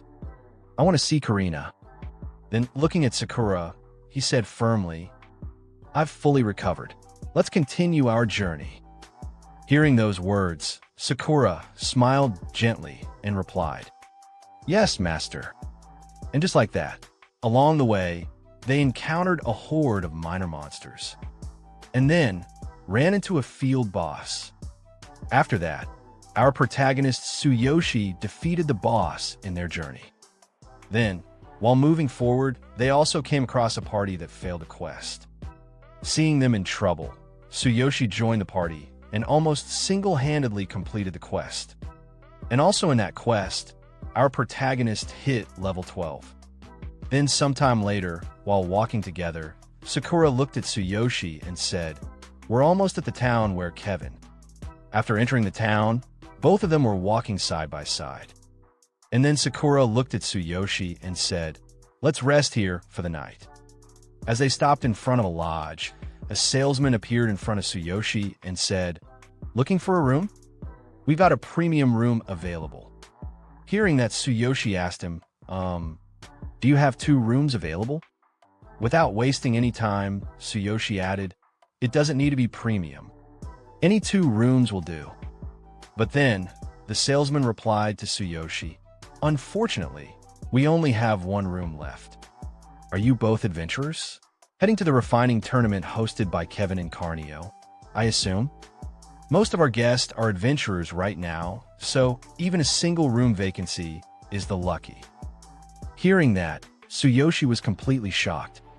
He immediately asked the salesman, "A refining tournament hosted by Kevin? What's that?" But the salesman looked confused hearing Tsuyoshi's question. He stared at him and asked, "Are you really adventurers? You don't know about Kevin's refining tournament? It's been held multiple times." And as their conversation continued, Sakura stepped in to explain to Tsuyoshi. She calmly said, "It's a large-scale alchemical refining event hosted by a renowned shaman. There are competitions, exhibitions, and many excellent potions are made. It's very popular among adventurers. I looked it up. We'll arrive on the first day of the tournament. We can explore or shop for necessary potions." Hearing all the explanation, Tsuyoshi turned back to the salesman and said, "Sounds interesting. Let's check it out when we get there." After hearing Tsuyoshi's words, the salesman asked him again, "So, will you be taking the room?" Tsuyoshi scratched the back of his head with an awkward expression and replied, Sharing a room, if Sakura doesn't mind." Hearing that, Sakura's face slowly turned red, but with a shy expression, she softly answered, "If it's all right with you, master." Getting Sakura's confirmation, Tsuyoshi looked back at the salesman and said, "We will take a room." But right at that moment, a voice suddenly interrupted from behind, addressing the salesman, "A premium room, please." And standing right behind Tsuyoshi was a wolf beastman. And not just that, beside him stood a pretty lady from some unknown beast tribe. In the moment the beastman shaman, Vincent, spoke those words, the salesman immediately rushed towards him, his face lighting up with excitement. He bowed respectfully and said, "Master Vincent, please come in. We've reserved our best premium room for you." Vincent casually replied, "Show me the way." While all this was happening, Tsuyoshi and Sakura silently watched the whole scene from the side. And as Vincent and his companion walked past them, Tsuyoshi narrowed his eyes, clearly annoyed, and muttered towards Vincent, "Hey, isn't there an order to things here?" Hearing Tsuyoshi's words, Vincent turned around, a mocking smile spreading across his face. He coldly replied, "An order? Don't you know who I am? Don't make me laugh. That last premium room will be mine. Right, innkeeper?" The salesman immediately broke into a panic, sweating nervously as he stammered, "Oh, of course. Absolutely." Watching their shamelessness, Sakura calmly stepped forward and spoke up, "But we were here first and we want the room. Shouldn't you reconsider?" But hearing Sakura's words, the salesman turned towards Tsuyoshi's group with a shocked expression and hurriedly said, "You really don't know who he is? That's Vincent, one of the genius Kevin's disciples. The blue shaman Vincent. He's a highly influential figure around here. He's not only talented in refining, but his master is the red shaman Kevin. Even level 30 adventurers respect him. It's best to not cause any trouble." Hearing that, Vincent's female companion, the pretty beastman lady, looked at Tsuyoshi's group with a smirk and said, "To not know Vincent. Where are you from?" But Vincent simply chuckled at her words and arrogantly said, "Ignore them. They'll understand once they hear my master's name." Hearing his words, Tsukishiro Tsuyoshi, with unwavering confidence in his eyes, looks directly at the man and declares boldly, "So you're one of Kevin's disciples? So what? That room is ours. Show us the way." The moment Tsuyoshi's words echoed through the place, everyone around them was completely shocked. Silence fell upon them for a brief moment, until Vincent, the disciple of Kevin, clenched his teeth in anger and roared at Tsuyoshi. "Amusing. Do you know who I am? Didn't I tell you?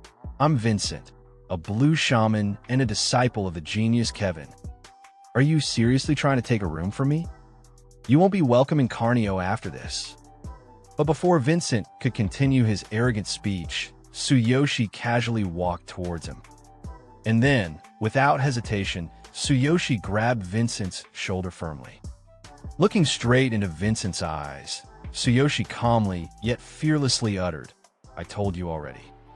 And in the very next moment, Tsuyoshi effortlessly threw Vincent down to the ground, shocking everyone present. After throwing Vincent, Tsuyoshi coldly repeated once again, "So what?" Watching this unbelievable scene unfolding right before his eyes, the salesman standing nearby couldn't help but exclaim in shock, "What?" Vincent, now glaring furiously at Tsuyoshi while still on the ground, shouted in anger, "You'll regret it. I'll make sure you're unwelcome in Carnio." But Tsuyoshi didn't even spare him a glance. Completely ignoring Vincent's threats, he calmly turned towards the innkeeper and commanded, "Innkeeper, show us to the room." The beastman shaman, Vincent, glared at Tsuyoshi with furious eyes. His pride already shattered, he gritted his teeth and spat out angrily, "Such disrespect. You will pay for this." Even Sakura, standing beside Tsuyoshi, felt a little nervous hearing Vincent's words. She leaned closer to Tsuyoshi and whispered with concern, "Are you sure about this? He's Kevin's disciple." But Tsuyoshi, calm and unbothered, simply replied to Sakura without hesitation, "Treat people how they treat me. I see no reason to respect someone who disrespects me." Then, with a confident yet slightly cold glare, Tsuyoshi added firmly, "Whether you're Kevin's disciple or not, it doesn't matter to me. I don't want to lie down and roll over like before." Hearing Tsuyoshi's words, Sakura's eyes widened a little. In her mind, those last words echoed like before. She silently wondered about Tsuyoshi's past, sensing there was more to him than he showed. Later that night, Sakura was sleeping peacefully in her bed, her breathing calm. But Tsuyoshi, on the other hand, was wide awake. He sat quietly, lost in his thoughts. He slowly raised his hand and stared at it in silence. Then, the ring on his finger began to glow faintly with a mysterious yellow light, flickering softly in the room. Right at that moment, in front of Tsuyoshi, a new notification appeared. Boundless Passage activated. And with the help of the portal, Tsuyoshi instantly moved from the other world straight into the real world. As he stepped into his home, he looked around with a small smile and muttered to himself, "I am home." Then his eyes fell on his little sister, Karina, sleeping peacefully on the couch. Seeing her calm face, Tsuyoshi thought in his mind, "I'm glad I didn't wake her up." Slowly, he gently lifted the blanket and covered her properly, making sure she stayed warm. And as he did that, memories from the past came flooding into his mind, memories he could never forget. He remembered that day, back in the past. Karina's fragile voice echoed in his head. "Big brother, I can't feel my legs. I will never stand again. Even if I can't stand anymore, it's okay. Don't look so sad. I won't give up just because I can't walk. I don't want to be a burden." Tsuyoshi clenched his fist tightly, staring at his sleeping sister. Then his eyes moved towards Karina's cane, lying right next to her. That cane, it should have been broken. Did Karina fix it herself? His heart sank deeper remembering everything, the struggles, the pain she went through. He recalled that day at school when she was bullied by her classmates. When they mocked her, insulted her, and even tried to take away her cane. But even back then, she even desperately protected her gear.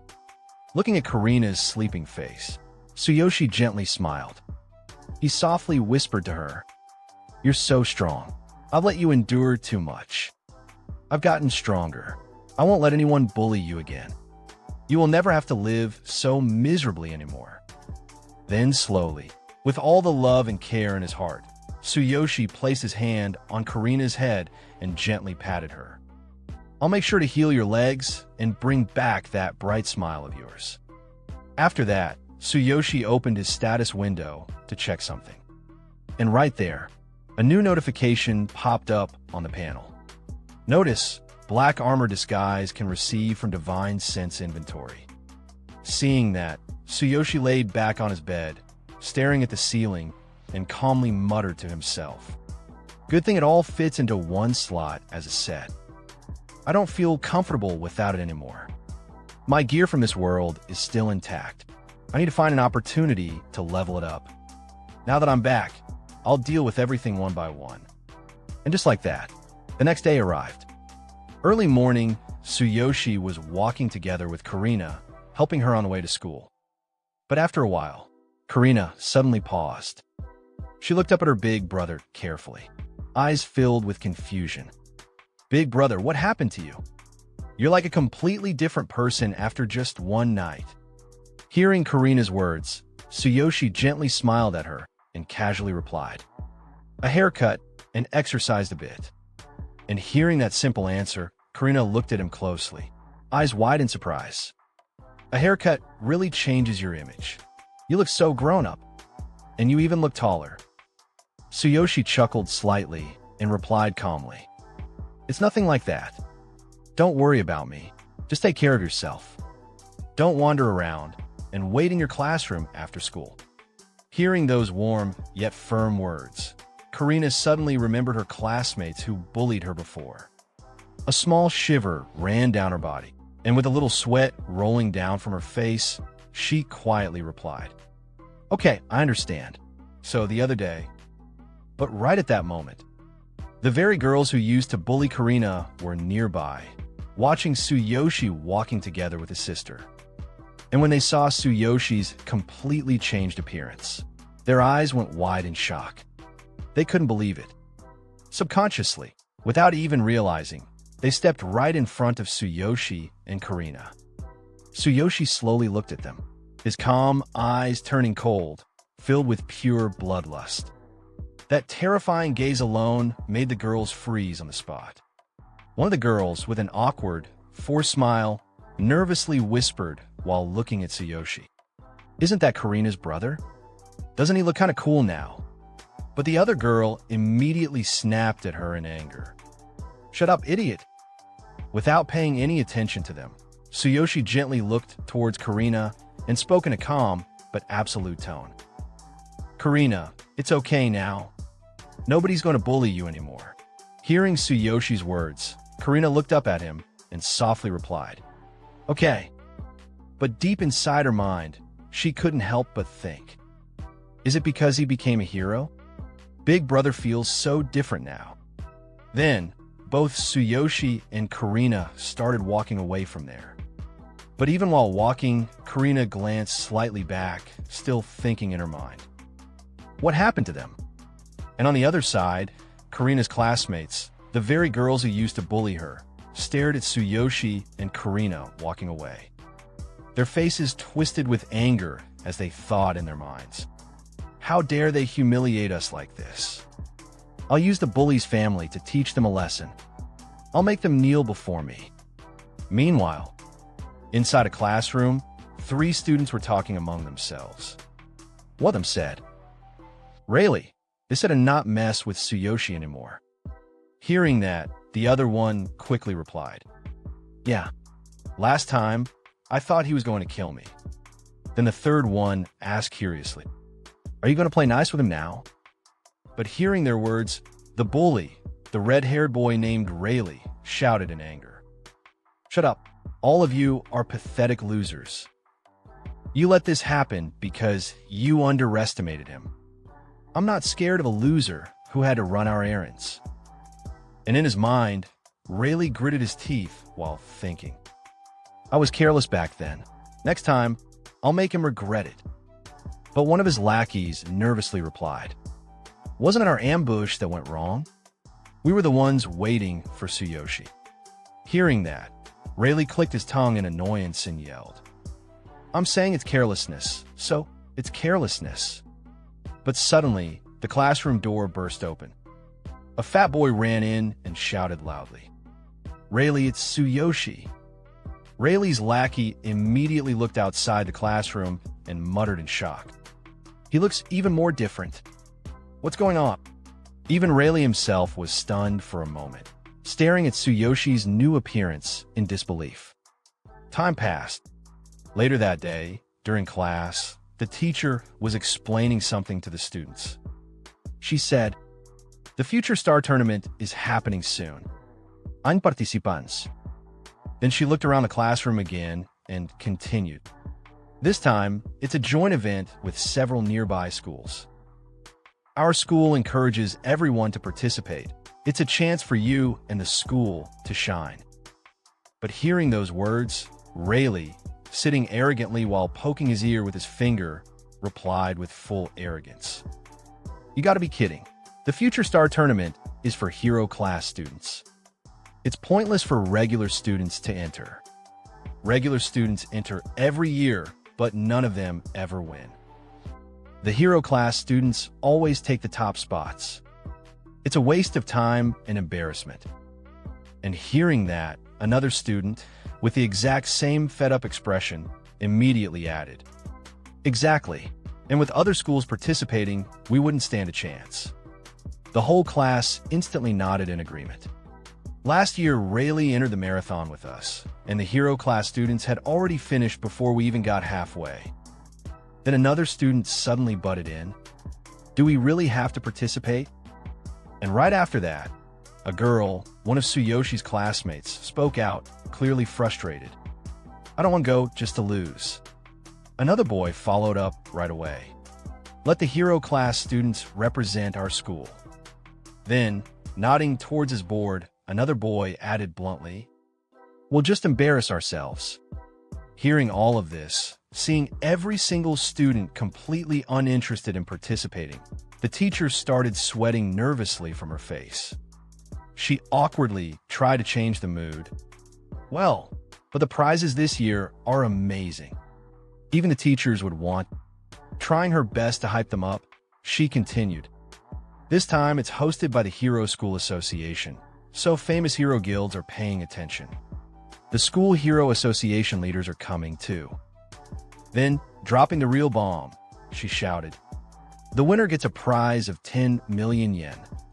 Hearing that, the entire classroom that was dead silent a second ago suddenly exploded. 10 million yen, and the School Hero Association leaders? Someone else shouted in shock. "That's incredible."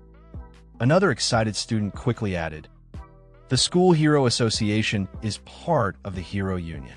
They focus on scouting and nurturing young talent. Catch their eye. You might even get into the Hero Union and secure a bright future." Hearing that, even Tsuyoshi, who had been sitting quietly all this time, was completely shaken. His eyes widened, and in his mind he started burning up. 10 million yen? I borrowed 600,000 yen at a high interest from the Blue Serpent Gang. If I win, I can pay off my debt and move Karina to an apartment with an elevator. And the School Hero Association. I don't know much about the hero-related systems, but if they notice me, I might even get more subsidies. And our protagonist, with a small confident smile on his face, thought to himself, "Money here is better than the gold coins from the other world. Karina, and I need money to live a better life. I'll take the 10 million yen prize and the chance to catch the School Hero Association's attention." But then, suddenly, that arrogant bully stood up with his annoying voice full of arrogance and said, "A second, it's pointless to get excited. The amazing prizes don't matter to us. The Genius Hero class students will win anyway." And right after that, one of his little minions quickly supported him. "That's right, regular students can't compete." And then another student also added, with no hope in his voice, "Don't get our hopes up." Followed by another one, "Don't stand a chance." Hearing all these hopeless voices, the teacher awkwardly smiled and tried to encourage them. Participation is what matters. But even that didn't work, as one of the girls replied with clear disappointment. With the hero class students from other schools, we're no match anyway. But right at that moment, breaking the silence and shocking the entire classroom, our protagonist Tsuyoshi confidently raised his hand and declared, "Then I will enter." The whole classroom went dead silent for a second, until that arrogant bully burst into laughter like a clown. "Ha ha ha, Don't get cocky just because you beat me once. I thought you changed, but you're still delusional. You think you can compete with hero class students? And then the whole class started roasting Tsuyoshi one by one. Competing with hero class students? Other schools' hero class students will be there too. Tsuyoshi, you're joking, right? You gotten dumber? Even the teacher, looking super concerned, asked carefully, Tsuyoshi, are you really entering? But without a single doubt, Tsuyoshi answered straight. Yes, I am signing up. And right after that, the arrogant bully laughed mockingly again and said, Look, he's serious. Don't start crying later. But Tsuyoshi, not backing down even for a second, stared right into Rayleigh's eyes, his gaze sharp and full of confidence, and threw a bold challenge at him. Rayleigh, want to bet with me? If I lose, you can do whatever you want. But if I win, you all better stop acting high and mighty toward me. The entire class froze for a second, shocked. Then Rayleigh, burning with anger, stood up, slamming his desk, and shouted, You're on. This whole class will be witnesses. Do your best. We'll all be there to watch you embarrass yourself. But Tsuyoshi, without even blinking, smiled and replied, Sure, you're welcome. And hearing all the commotion, the teacher shouted at the students, Quiet, I'll submit Tsuyoshi's entry form. This afternoon, there will be a PRE tournament test for all participants. Everyone entering must take it. Hearing that, Tsuyoshi blinked in surprise. A PRE tournament test. But he quickly nodded with determination. Understood. Later, in front of Karina's classroom, Karina, with sparkling eyes, looked at her brother and cheered. Big brother, you're amazing. Good luck on the test. Hearing that, Tsuyoshi smiled awkwardly while rubbing the back of his head. Yeah, I might pick you up late tonight, so don't go home alone. And seeing the warm conversation between the siblings, some of Karina's classmates peeked at Tsuyoshi and whispered among themselves. Karina's brother? I wasn't looking closely before, but he's handsome. He seemed scrawny before, but now he looks really cool. Let's ask Karina about her brother later. Maybe he doesn't have a girlfriend. After chatting with his sister, Tsuyoshi casually waved his hand and walked away. Meanwhile, inside the classroom, Karina was instantly surrounded by her curious classmates, bombarding her with tons of questions, making her a little embarrassed. And all this scene was quietly being observed by a certain bully girl. Clicking her tongue in annoyance, she mumbled, People are starting to gather around Karina again. Hearing that, another girl next to her replied coldly, I heard her brother is entering the Future Star Tournament. How bold of him. I've already told Billy. And looking at her phone, that bully girl was busy texting her boyfriend. And right at that moment, a message popped up from her boyfriend. Got it. My dad knows hero class students from other schools. We'll use this chance to teach him a lesson. Seeing that message, an evil smile appeared on her face as she muttered to herself. Great. I can't wait for the day. Then, turning her sharp gaze towards Karina, she sneered. After we deal with her brother, we'll bully Karina even more than before. She'd better enjoy her good mood while it lasts. Meanwhile, inside the principal's office, a male teacher was seriously talking to another teacher. This Future Star event is highly significant. Officially, it's to promote inter-school relations, but in reality, it's a power assessment by the Hero Union and major guilds. Adjusting his shirt while explaining further, he continued, Simply put, the strength of our hero class students represents our school's strength. It determines how much support we'll receive. Our goal is to place at least one student in the top 5. That will guarantee us funding. Hearing that, the other teacher nodded. Understood.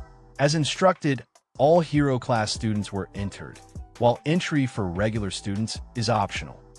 But then, wiping his sweat nervously, the teacher added, Just as expected, almost no regular students have signed up.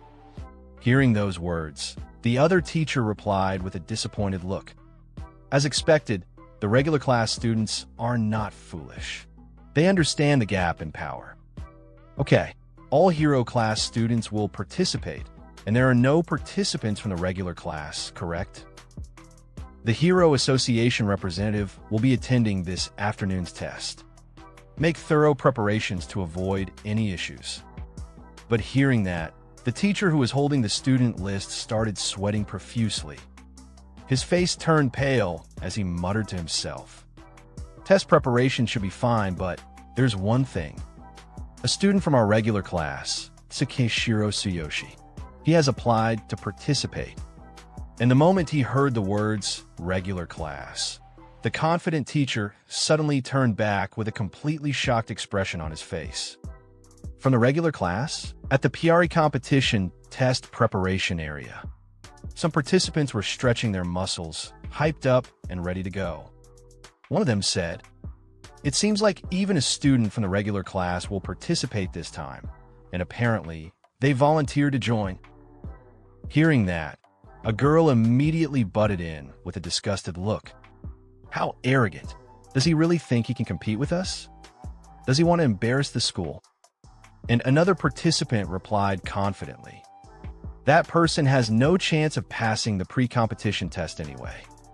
This test is a simulation mock exam for us semi-heroes." A little note popped up to explain. Semi-hero, a young person born with innate talent. Typically, they are placed in the hero class in high school with special privileges, competing for honor on behalf of their school. But then, suddenly, their eyes were drawn to the entrance.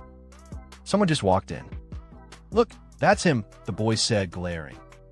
The girl turned to look and was slightly surprised. "Oh, he's quite handsome." And there he was, our protagonist, Tsuyoshi. Calm, composed, and completely ignoring their stares, he casually stretched his muscles right in front of them like a lone king who didn't care about the noise of peasants. Seeing that, the boy's face twisted in annoyance. Really? Compared to the hero class, he's nothing special. Meanwhile, the instructor looking at the participant list was already pissed. He grumbled to himself. Why would a student from the regular class even bother taking this test? What a waste of time. Hearing the instructor's words, that arrogant boy got even more pumped up and added loudly. The teacher said it too, didn't he? A student from the regular class is completely out of their league here. Then, from the second floor observation room, 3 mysterious figures were watching all the participants like hawks. One of them politely said, "Thank you for visiting our school for inspection."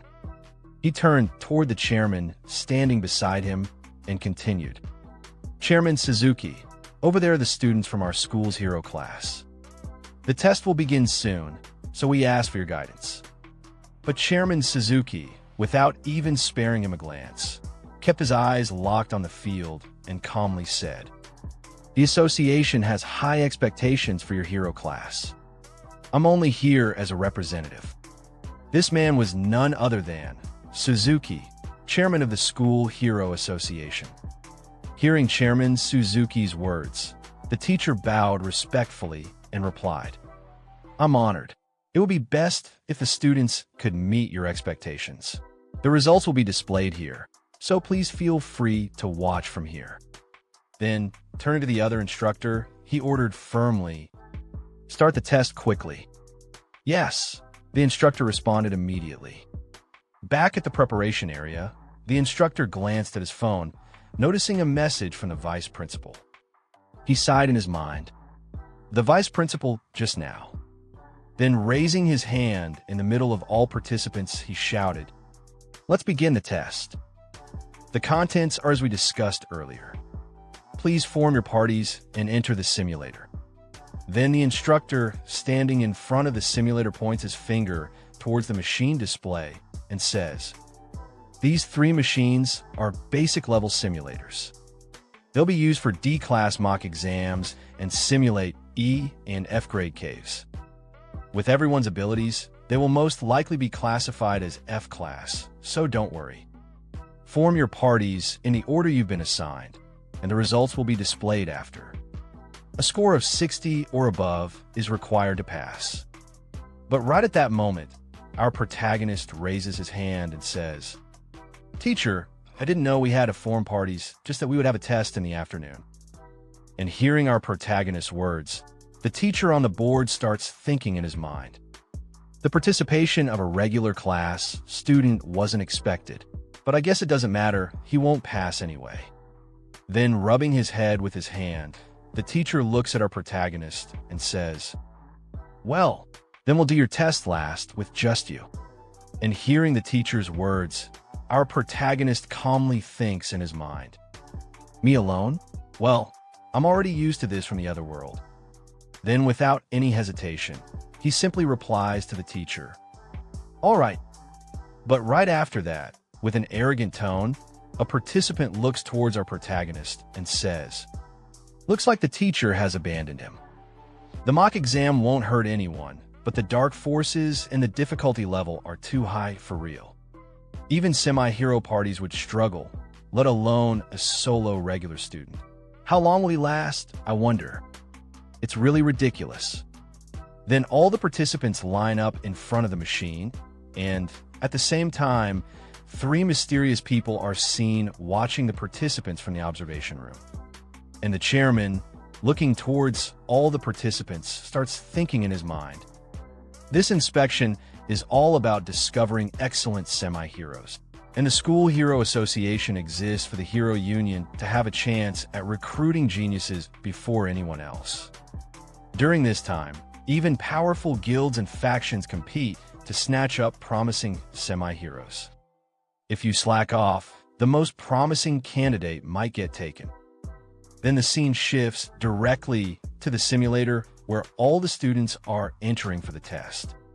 And the same arrogant boy who mocked our protagonist earlier looks around and says, "Wow, I always heard about it, but it's so realistic."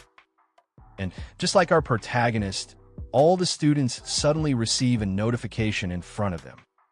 And now I don't know why this boy is also getting a notification. Is this some kind of MC energy infecting every story character in this manhwa? Anyway, joke aside, the boy touches the system panel and says, "Oh, we can even simulate basic equipment." Then suddenly he equips an armor and confidently says, "Huh, ready? Let's go." And from his side, someone reminds him, "To pass this test, we need a score of 60 or above. Let's do this carefully." And sometime later, all the participants come out of the simulator, and in front of them, a screen shows the results. Party size 5, mock exam level F class, time taken 24 minutes, score 72, all 5 pass. And the same boy looks towards his companions and says, "Phew, it was tough. That was close." And at the same time, the chairman looks towards all the participants and starts thinking in his mind. Most of the results are out. The difficulty is F class, with a max score of 100. Most parties scored between 70 and 80. There are no scores above 90. It seems like there are no exceptional semi-heroes in this school's hero class. They're all still so young. Then he continues thinking. In recent years, the highest score was 93 points in a 2-person E-class mock exam. They're now established heroes.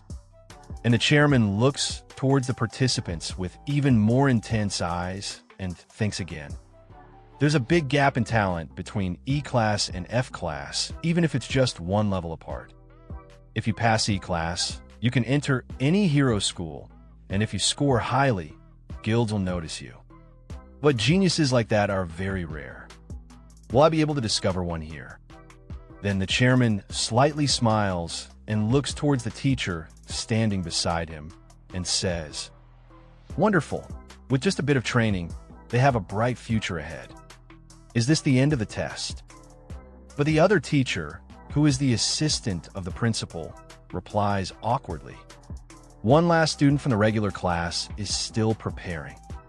And hearing his words, the The teacher beside him coughs and signals him to not speak any further. Then the chairman, with a bright smile, says, "Oh, a student from the regular class is participating? He has some guts. Since it's the last student, let's watch. Even if they fail, they're still a regular class student, after all. Congratulations." And as for the test area instructor, with an interested expression, he looks towards the list of participants and says, "Everyone, all of you passed. Now, let's move on to the student from the regular class. Hurry up. If you're scared, you can always quit once you enter." And hearing his words, our protagonist simply replies, "All right." But then, mocking our protagonist, the student says to our protagonist, "The simulator's dark forces might scare him into peeing his pants, don't you think?" Then another student says again, "How long do you think it'll take for him to come crawling out crying?" But then sometime later, our protagonist entered the simulator. After entering the simulator, he gets a new notification, and it says, "The difficulty level of this mock exam is set to an F-class cave. Please select your class and equipment." And seeing that, our protagonist says, "Class and equipment? I have everything I need, so I'll just start." And at the same time, a new notification pops out, and it's about our protagonist's characteristics and information. It says, "Class and level, 12. Class, warrior. Equipment, black armor disguise set. Weapon, black cold light blade. Skills, thunder chainfall. Duplicated skill, thunderous ambush attack. Combat power, 16,000 inch." Then suddenly, two rabbit monsters attack our protagonist. And looking at the monster, he says, "Level 1, huh? It's only natural that the semi-hero mock exam is easier." But then our protagonist defeats the rabbit monster with his one hand casually. And he says, "Karina is waiting, so let's finish this quickly." Then sometime later, our protagonist, walking in the forest inside the simulator, looks at the monster in front of him defeated at the Darker with boss monster, and he says, "This was too easy. It only took about 6 minutes to get here, right?" But before our protagonist wonders any further, a new notification shows up, and it says, "Cleared." Then at the same time, a red notification shows up, and it says, "Data error. Your abilities have far exceeded the difficulty level of this mock exam. Starting the class mark exam." And seeing that notification, our protagonist gets shocked, and he says, "There's a D-class cave mock exam too? I thought just passing the F-class test was enough." Then suddenly, a new red notification appears, and it says, "The D-class cave is now available. Please begin the mock exam." And at the same time, a red portal appears in front of our protagonist, and upon entering the portal, he says, "Whatever, at my current level, D-class and F-class are no different." And outside the simulator, all the students laugh at our protagonist, and someone says, "Hi, still not out." Then another one says, "Did he get scared and die inside?" Then a girl says, "Teacher, try breaking open the machine. Maybe he couldn't get out because he peed himself. Ha." And the instructor, looking at the simulator, a sweat rolls down from his face, and he says, "It's been 12 minutes. That's a long time for a regular student. Could something have really happened inside? What a troublesome guy." And seeing all the commotion in front of him, the chairman looks towards all the participants and the instructor, and he says to the teacher who is standing beside him, "That regular class student enduring this much is still impressive. When he comes out, the principal should at least praise him for his courage and reward him." And hearing the chairman's words, the teacher says to the chairman in reply, "Of course, we haven't recorded his results, but we'll certainly commend his courage." Then suddenly an announcement arrives, and it says, "Test ended." And the simulator opens. Smoke comes out before a protagonist comes out of the simulator. Then from that smoke, our protagonist appears, and then a notification says, "Congratulations on passing with a perfect score. Party size, 1. Mock exam level, F class and D class. Total time, 12 minutes. Score 100 inch." And seeing our protagonist in front of them, all the students get shocked and look towards our protagonist with blank expressions. And our protagonist, looking towards the students, says in confidence, "That's it, right?" And a student, looking at our protagonist with a shocked expression, says, "Is that student really not from the hero class?" And the instructor, looking at the list of participants and the details, gets shocked and a sweat rolls down from his face. And he says, "WH, what is this? 100 points? You even made it through the D-class mock exam? What does this mean?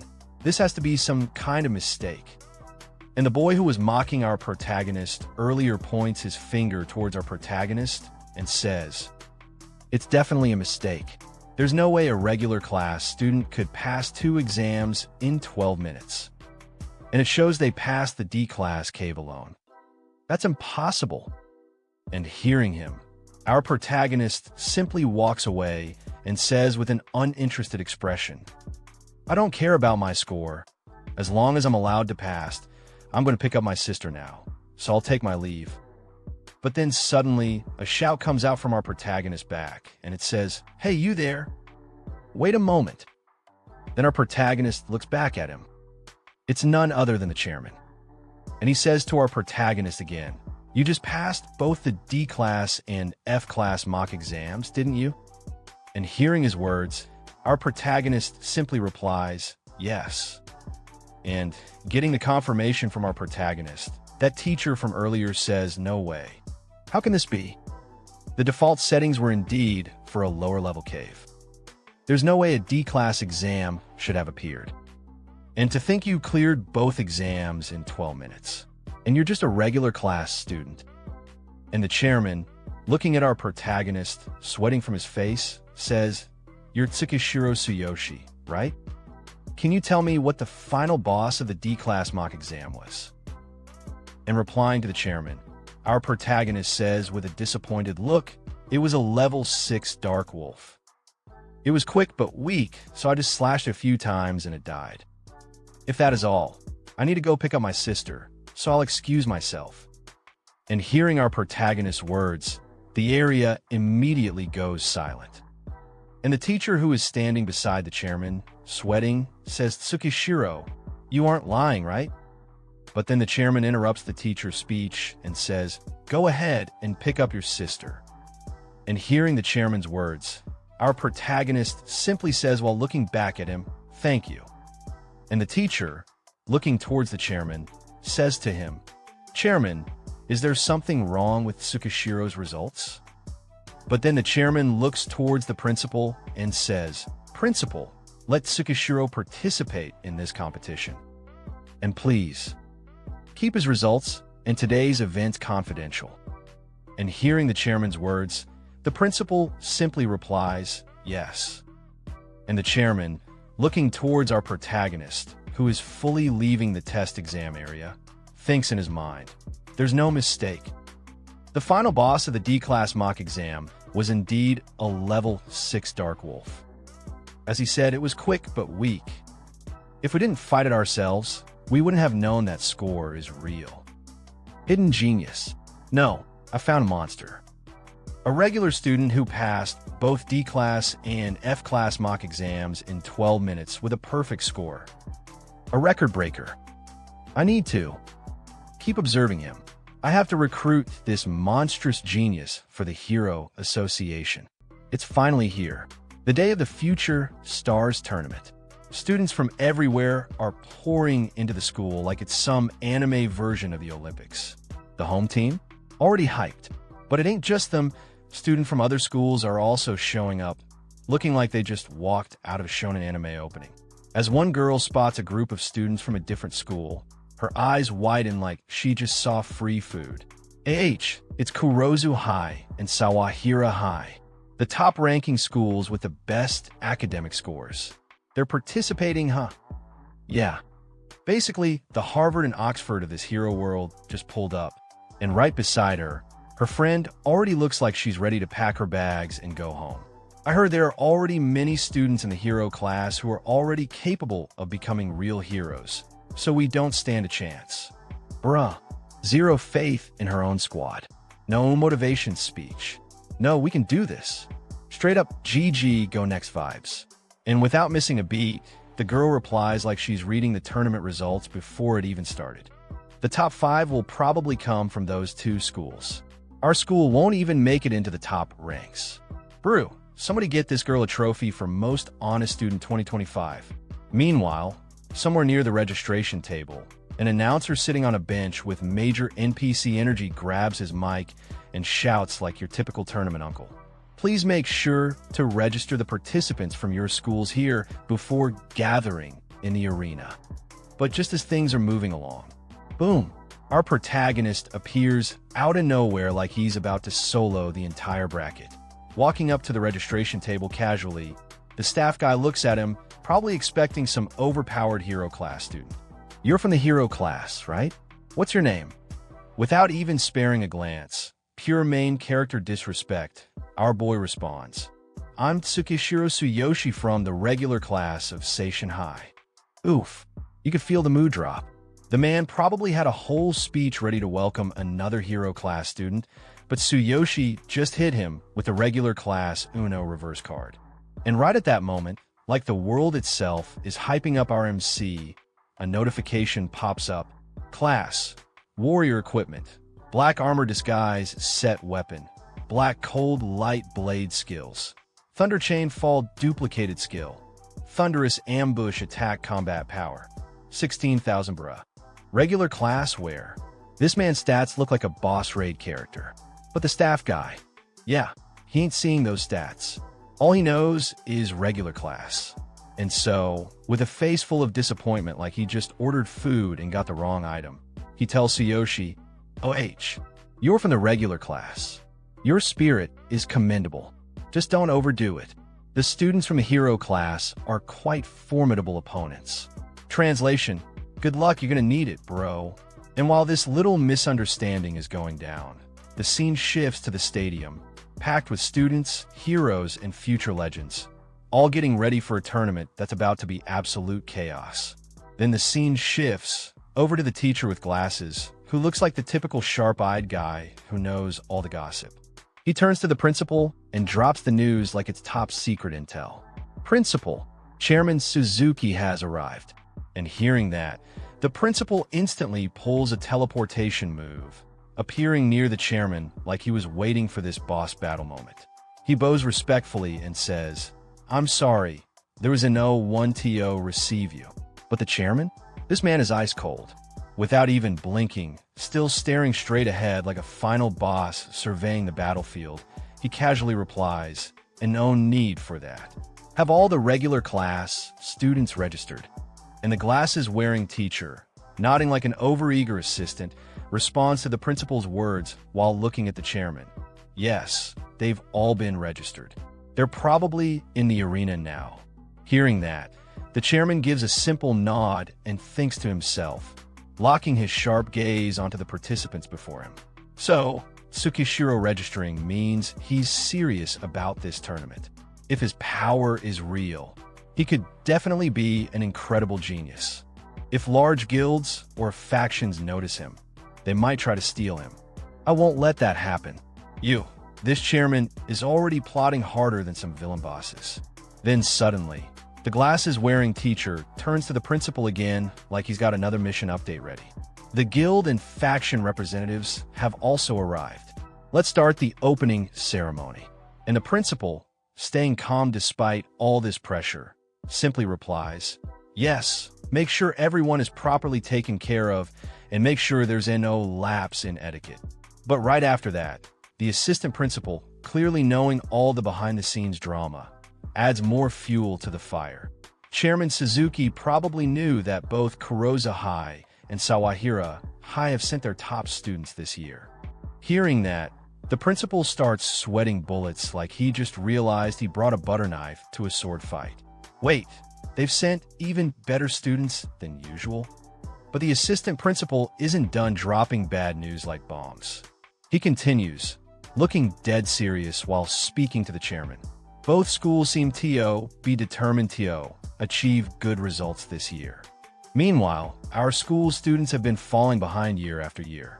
It's likely that our school won't produce any remarkable results this year. Dang. Talk about a motivational speech in reverse. And hearing his assistant's words, she just lets out a big sigh like every tired salaryman on a Monday morning. I know, it's the same as always. We'll just do our best in our own way. Bro sounded like he's been through this nonsense 100 times already. But before he could even finish mentally clocking out, the announcer suddenly blasted through the speakers like a school bell from hell. The practical ability test will begin shortly. Please proceed to the testing area. And just like that, boom, chaos mode activated. In the preparation room, every single participant starts gearing up, hyping themselves, stretching like they're about to enter the Olympics. Or an arm wrestling contest with Goku.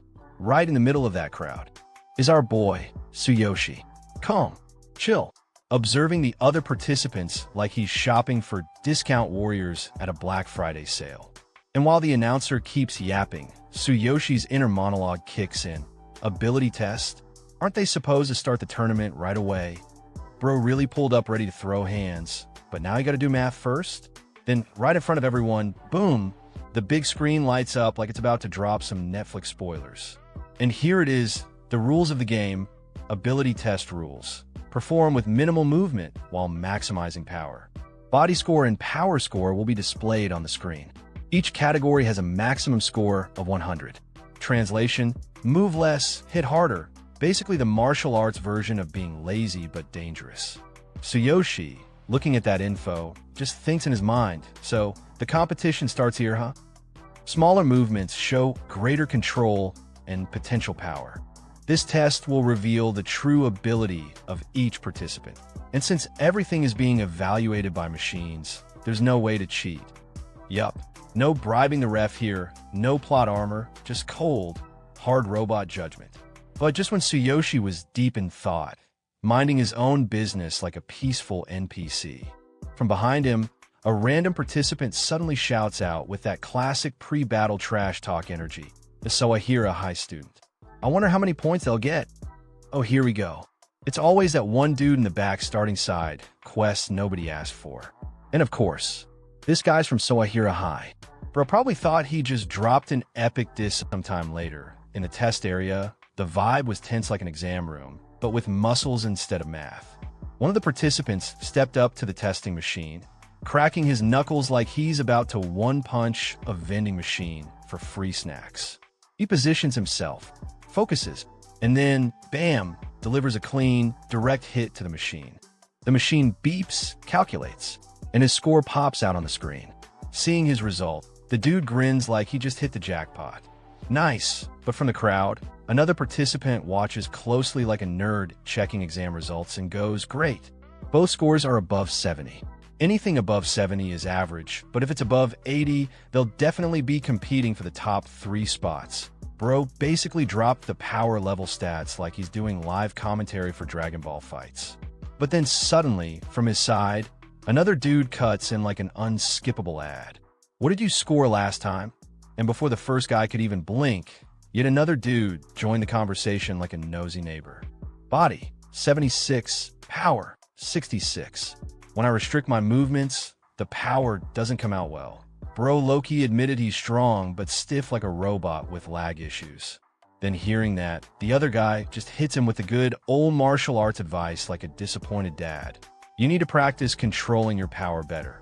Meanwhile, our boy Tsuyoshi, standing there, watching this whole scene like he's binge-watching a live drama, starts thinking in his mind, so getting over 70 in both categories is pretty good, huh? I wonder what score I'll get. Yeah, real humble thoughts. But we all know bro about to break that machine for fun. Then one after another, the participants started taking the test. First up, someone from Seishin High steps in, does his thing, and the result? Body score, 62. Power score, 69. Not bad, not great, just kinda. There. Then another guy from Sawahira High steps up, body score, 73. Power score, 65 the process kept going like a line at McDonald's, different orders, same struggle. But while watching all this, one participant, looking dead at the screen, couldn't help but roast out loud. Is this really Seishin High's result? 56 points. It's so average, right? Haha. Bruh straight up turned into the live comment section, savage for no reason. Hearing that, others around start laughing. Another guy joins in mockingly. I heard there's a regular class student from Seishin High competing. With a sarcastic grin, he adds, I'm curious to see what kind of cute score they'll get. He laughs. Poor Seishin High, having to fill the roster with regular class students, huh? Huh. Meanwhile, from the guild and faction representatives area, 3 men observe the machine and participants closely. One of them thinks, it seems like Kurozo High is ahead. If they train harder, they could definitely become great heroes. I'll add them to my recruitment list. Another evaluates. That student from Sawahira High is pretty impressive. But when their eyes turn to Seishin High, they've got no chance. They're clearly behind the competition. On the other side, the principal of Tsuyoshi school looks away in shame, mumbling to himself, such pathetic scores. As for the chairman and the assistant principal, both are sweating nervously while watching the participants. The chairman thinks bitterly. Compared to other schools, they clearly fall short. I was hoping a lot from Tsukishiro. From the stands, Tsuyoshi's classmates are watching everything. Then suddenly, the lackey of the school bully speaks arrogantly. Even other schools know about that? How embarrassing. Hearing that, the bully himself mocks loudly. Hey, where's Tsuyoshi? Is he not going to compete? At the same time, Tsuyoshi's little sister, looking worried, glances toward her brother, big brother. Meanwhile, from another stand, Karina's class is watching. The girl who bullies Tsuyoshi's sister leans towards Karina, sneering, Karina, your brother's going to embarrass our school in front of everyone. Her friend supports her mockingly. Yeah, if he's really strong, he should be able to compete with the students from other schools, right? She adds with venom, that day, he really mocked us, didn't he? But then Karina looked back at them with full confidence like she's in some anime climax scene and say, I believe in my brother. And bro, the bully girl? She looked like she just ate a lemon without sugar. She get mad and roast Karina like, you and your brother are idiots. I'll be happy to watch your brother fail. Meanwhile, the chairman's sitting there like some old wise NPC looking at the test area, thinking in his mind. Right now, no one has scored above 80 points in both categories. The real strong competitors show up at the end. When will Tsukishiro-kun go up? Can he even handle the monsters from Kurozu and Sawahira? But while all this serious commentary going on, out of nowhere, a big Bill gym freak looking dude just bulldozed his way through the crowd like it's leg day every day. Man's shoulder hit someone so hard. Boy thought earthquake happened only on him. And the poor boy, he got it. Full angry mode. Hey, watch where you're going. But that big dude didn't even flinch. Didn't even look back. Just walked like main character energy straight to the testing machine. And guess who this Giga Chat is? None other than Sawahira High's hero class monster. Past hero test. D-rank hero. Level 4. Combat power 580. Name? Vince nickname? Walking protein shake and the boy who got it. His homies standing beside him whispered like they in National Geographic, that's Vince. He's Sawahira High's ace. Already passed the hero test. Seated competitor aiming for the championship. And after hearing that, boy's whole anger turned into regret real quick. Man legit whispered like an NPC after game over. If I had known, I would have stayed quiet. Then he calmly steps in front of the machine, standing there for a few seconds in total silence. And suddenly, boom, he smashes the machine with his full power. The result appears instantly on the screen. Body score, 86, power score, 90, and the entire place falls dead silent for a moment.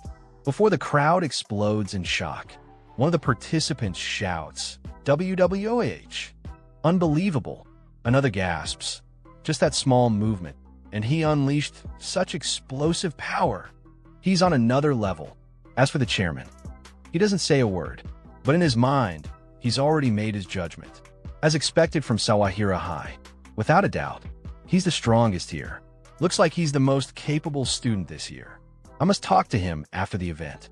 But then, the atmosphere changes. Someone points towards the next challenger. Hichiwai. Kurosa High's ace is up next. Everyone turns their gaze. And stepping forward with unmatched arrogance, rubbing his head like he owns the place. He speaks coldly. All of you who couldn't even break 80 should just stay silent. Now, I'll show you what a real ace looks like. This guy is none other than Boniface Kurozu, high hero class, past hero test, D-rank hero level, 4 combat power, 620 without wasting a second. Boniface stands before the machine. His sharp eyes lock on the target. And with a devastating strike, boom, the screen flashes instantly. Body score, 89, power score, 92, and at that very moment, the entire testing ground shakes with pure shock. Everyone's faces freeze in disbelief. Then from the crowd, one of the participants literally shouted like he just witnessed a miracle. Just a little more, and both scores would hit 90. He'd barely missed perfection. And right after that, another dude who was probably already accepting his fate added, Kurozu's ace is on a whole different level. But wait, yet another one decided to sprinkle some extra salt on the wounds. Looks like this year's champion is already decided. Bruh, these guys talking like they already started writing his victory speech. And while the whole area was drowning in hype, the chairman was sitting there with that animalized old man pose, thinking in his mind, amazing potential. As expected from Kurozu's top student. I'll definitely talk to him after the tournament. Meanwhile, both Vince and Boniface were walking away from their test machines like two final bosses meeting in a crossover episode. The locked eyes like a yes. Destined rivals. And Boniface, with that classic smug energy, looked straight at Vince and dropped his declaration like a villain at 3 a.m. You're my only real rival, but the championship is already mine. But just then, out of nowhere, our protagonist casually walked out from the crowd, stretching his arms, looking like he just woke up from a nap. Sorry. But it's my turn now. Bro really pulled the main character entrance at peak dramatic timing. Then Boniface turned around, looking straight at our protagonist like, huh? Who even is this guy? But before anything else could happen, from the back of the crowd, one of the students literally couldn't hold back his surprise and yelled, Tsukishiro Tsuyoshi from Seishin High's regular class? I can't believe he actually showed up. Don't embarrass our school, alright? And as if that wasn't enough, another one just had to throw extra shade. How dare he line up behind Boniface? But Tsuyoshi? Bro didn't even blink. Man was locked in, completely ignoring all their background noise like he just pressed the mute button. He stared at the machine in front of him, thinking calmly, so I just have to use the minimal movement possible while maximizing my power, right? But nope, these clowns weren't done yet, haha. Hurry up and do it already, another guy shouted, laughing like this was comedy hour. And from the gallery, that one arrogant girl, the same one who bullied Tsuyoshi's little sister, looked down at him with her nose in the air and threw her trash talk like she was already writing his L. So you finally came out, huh? Too bad, you'll just embarrass yourself. Don't freeze up from now. But up there, watching quietly, Karina, Tsuyoshi's little sister, had that worried look in her eyes, clutching her hands tightly, whispering, Big brother, do your best. And while all this drama was happening, the chairman was sitting there, smiling with interest like a gamer watching a newbie try hard mode. Let's see how he performs. If he gets anything between 70 and 80, it'll be impressive. Oh, there he is. Meanwhile, the principal? Bro is already facepalming like he just witnessed a disaster before it even started. Ah, that regular class student. It's over for him. But little did they know, right in front of the machine, Tsuyoshi stood there, calm, focused, and dead serious. In his mind, he thought, if that's the case, I'll just use the ultimate physique and the divine selection system a little. And that's when it happened. Crackle, spark, zap. Golden lightning suddenly wrapped around his finger, like straight-up cheat code energy. The system notification popped up in front of him. Ultimate physique. The middle finger has been enhanced for a short time. Shock resistance greatly increased. Tsuyoshi raised his finger, and in that split second, boom, he smashed the machine with just a finger. But it wasn't over. Another notification instantly appeared. Divine selection system, greater than 60% of the body's power has been focused on the index finger. Power in other parts of the body significantly reduced. Power in the index finger increased by 600%. And then, bong! The entire machine literally exploded like a bomb just went off in the middle of the tournament. The whole crowd, dead silent, jaws dropped, eyes wide open, and right there on the screen. For just a second, the result flashed: body score, 400, power score, 100, but before anyone could even process it, poof, the score disappeared. And instead, only one thing remained on the screen. Bro didn't just break the machine, he broke the whole damn system. And our protagonist, standing there, casually looking at the completely demolished machine like, oh, I might have gone too far. Then clank, thud, boom. Pieces of that poor machine started landing like meteorites, flying all the way to the other side of the field like Team Rocket just blasted off again. Tsuyoshi, still calm but now sweating a little, thought to himself, this is bad. I have to pay for the damages. Man's not worried about fame. Not worried about flexing. Nah, bro's just calculating repair bills in his head like a responsible citizen who accidentally turned into Saitama for 2 seconds. From our protagonist, the ball that Tsuyoshi threw. The audience got shocked, and someone said, what does this mean? Then another one butted in and said the ball flew. Does he really have that kind of power? And hearing that, another one chimed in again, there's no way. There must have been a problem with the machines.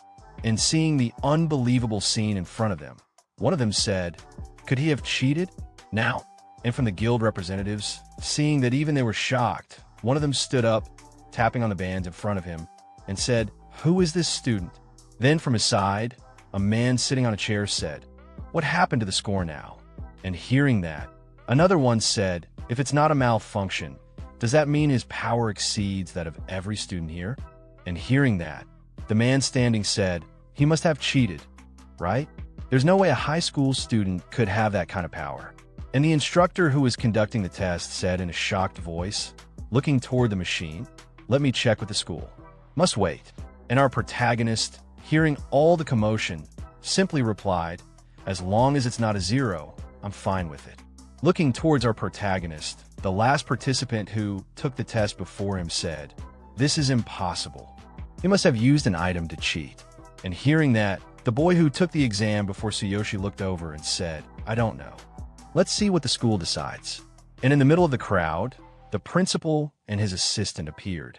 The principal, sweating nervously, said awkwardly, everyone, please let us through. The machines need to be inspected. In front of the principal, 2 men knelt down with tools in hand, examining the machine very closely. But then, the chairman stepped forward, appearing in front of our protagonist, and said, Tsukishiro, show me your hands. Hearing the chairman's words, Tsuyoshi scratched his head in confusion, unsure of what was going on.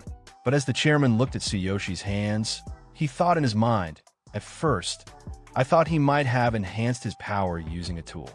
But there's no sign of tools or any trace of cheating. And his hands are surprisingly calloused for someone's age. Still curious, the chairman, now sweating a bit himself, looked at him and asked, why do you have so many calluses and scars? And hearing the chairman's words, our protagonist just scratched his head like it was no big deal and replied, I've been working part-time for nearly 10 years to make a living. The chairman's jaw almost hit the floor. Dude was expecting a magic glove, not a backstory that hits harder than a right hook. Right then, one of the machine examiners peeked up at the principal with the kind of nervous grin you flash when your lunch exploded in the microwave. He said, there's nothing wrong with the machine.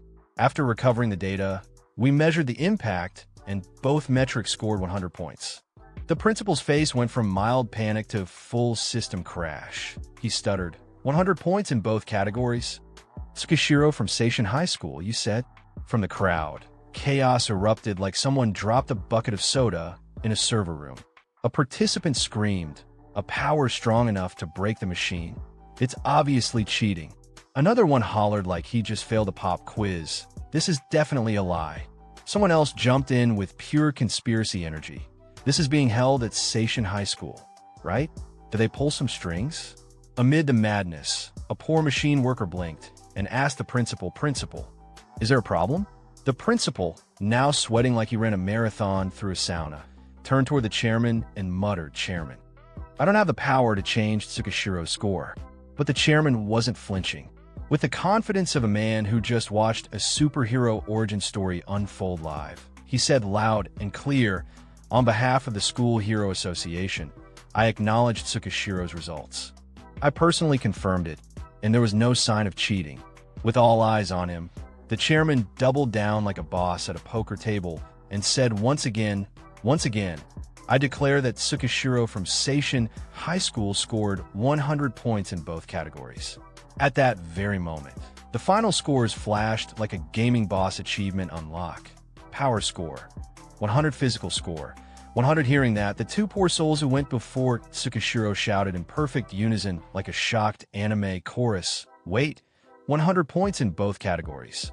The boy who had tested right before our protagonist went full mental spiral. In his mind, gears were turning and steam was almost coming out of his ears. I never paid attention to Tsukishiro. Is this the person Billy asked me to deal with? There must be some kind of mistake. Billy's father is the young head of the Blue Snake Gang, a business partner of ours. I have to fulfill Billy's request no matter what. I'll deal with this in the next match. And hearing that, one of the crowd participants practically screamed, "I can't believe Chairman Suzuki from the School Hero Association said that." Another one jumped in like they'd just seen a miracle. If someone like the chairman says it, then it must be true. And another chimed in with wide eyes. So, Tsukishiro from Seishin High School's regular class ranks first in the power test with 100 points in both categories? Then suddenly, the announcer's voice boomed across the entire venue like a final boss entrance. The power test results are in. Tsukishiro from Seishin High School, 100 points in both categories. First place. And like a movie scene, a massive sky display lit up for all to see. Our protagonist standing proudly in first place on the leaderboard, shining like the main character he is. The crowd? Full panic mode. 100 points in both categories. Another classmate's jaw dropped. First place? This is insane. And yet another classmate couldn't believe their eyes. 100 points in both categories must be a record. What the heck is with him? Watching all this unfold, Tsuyoshi's little sister was jumping like she'd just won the lottery. "Big brother, you're amazing." And right next to her, her friend awkwardly grabbed her hand while nervously laughing, like she wasn't sure if she should be cheering or fainting. From the crowd of Karina's friends, even the girl who used to bully our protagonist's sister was frozen with wide eyes. She muttered, "Such an amazing score." Karina, full of sass and pride, spun around to face them. She stuck out her tongue with a teasing grin and went, "See? Big brother is amazing." The bully girl's face twisted with rage as she clenched her teeth so hard they probably cracked. In her head, she screamed, "How could they let him win? What are they doing?" Without wasting a second, she whipped out her phone and furiously messaged her boyfriend. "What's going on? Didn't I tell you to make him pay?" Her boyfriend, casually replying like nothing was wrong, texted back, "I didn't get it either. My friend's an ace at Kurosa High. He'll take care of it for sure." Meanwhile, in front of everyone, Chairman Suzuki turned toward the participants and declared loud and clear, "Tsukishiro is the only student from Seishin High to make it into the top 10. He continued, "The top 3 will receive 10, 5, and 3 points, and the rest will get 1 point each." But deep in the chairman's mind, he was already calculating if Seishin High is relying on Tsukishiro to make it into the top 3. This next round is going to be tough. His thoughts raced as he glanced across the venue. Kurosa High and Sawahira High are not easy to win against. And right then, the announcer's voice echoed again, grabbing everyone's attention. Each school is free to form parties for the next round. The second match is a team competition. Explaining further, the announcer raised their voice again. The second match is a restriction race. All teams will enter a mock dungeon. They'll compete to see how many darkness creatures they can defeat in 10 minutes. Suddenly, a giant display lit up in front of all the participants, showing the match details. This match will use an E-rank mock dungeon. One of the participants squinted at the screen and said, "If it's a team match, we still got a chance." We'll do our best to get as many of our teams as higher ranking as possible. In front of Tsukishiro, the instructor who had been running the tests approached him and said, "Tsukishiro, according to the rules, you need at least 3 people to form a team, so you'll have to sit this one out." Tsukishiro nodded calmly and replied with a simple, "Understood." But inside, he thought to himself, Seishin High is in first place with 10 points right now. It's fine, right? Meanwhile, the long-haired boy was burning up with frustration, glaring at Tsukishiro. In his mind, he was fuming. Damn it. I can't do anything in the second match. I was planning to put him to his place. We still have a chance. We should focus on winning the second match. Adjusting his shoulders with a confident grin, he said to his comrade, "We've done this kind of thing many times at school. We're the strongest team at Kuroza High, and we've been specially trained for this situation. We'll definitely take the top spot." The big muscle-bound guy next to him, unfazed and solid as ever, replied with his usual expression, "Kuroza High and Sawahira High are both making their strongest teams to take the top spot. But we're not weaker than them in terms of power. Either of us could win." Without missing a beat, their companion chimed in, "Let's do our best." From the side, 3 other participants were huddled up, talking strategy. One of them said, "The Kurozu and Sawahira teams are impressively strong. First and second place will be decided by them." Another replied, "We'll earn as many points as possible and try to aim for the top 10. Hearing both of his friends, the last one in the group sighed and muttered, "Is this what a power gap looks like? Our team is significantly weaker than theirs." But before anyone else could respond, the announcer's voice boomed out again. "The match begins. Each team will enter the simulator in turns." From a gallery, one of Tsukishiro's classmates leaned forward with a smug grin, pointing toward the test area. "Hey, Tsukishiro's just standing there by himself." Right beside him, his buddy burst out laughing. "Ha ha ha. Looks like no one wanted to team up with him." Meanwhile, not far from Tsukishiro, a group of participants were still whispering among themselves. "See? Who would believe that a regular class student could score like that out of nowhere?"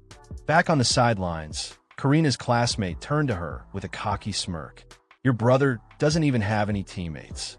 How embarrassing." And like clockwork, her friend chimed in with fake sympathy. "Poor guy." But Karina, not even bothering to look their way, crossed her arms and muttered in an annoyed tone, "Everyone's underestimating him."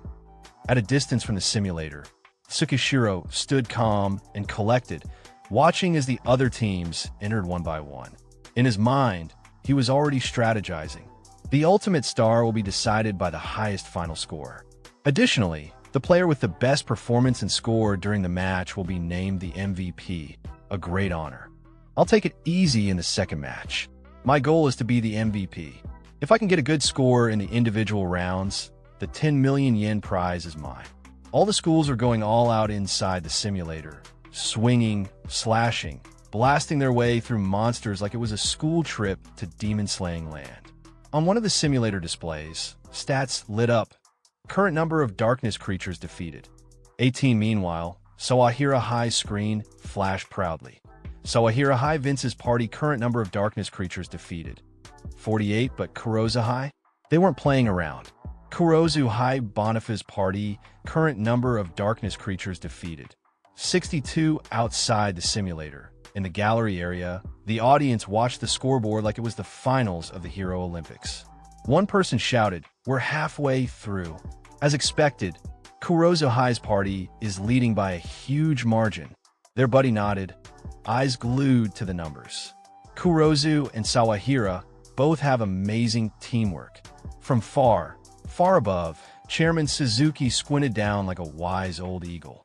In his head, he sighed, "I was hoping Tsukishiro would do something amazing, but in team competitions there's not much he can do. Regular class students are often left out by the hero class students." This is reality.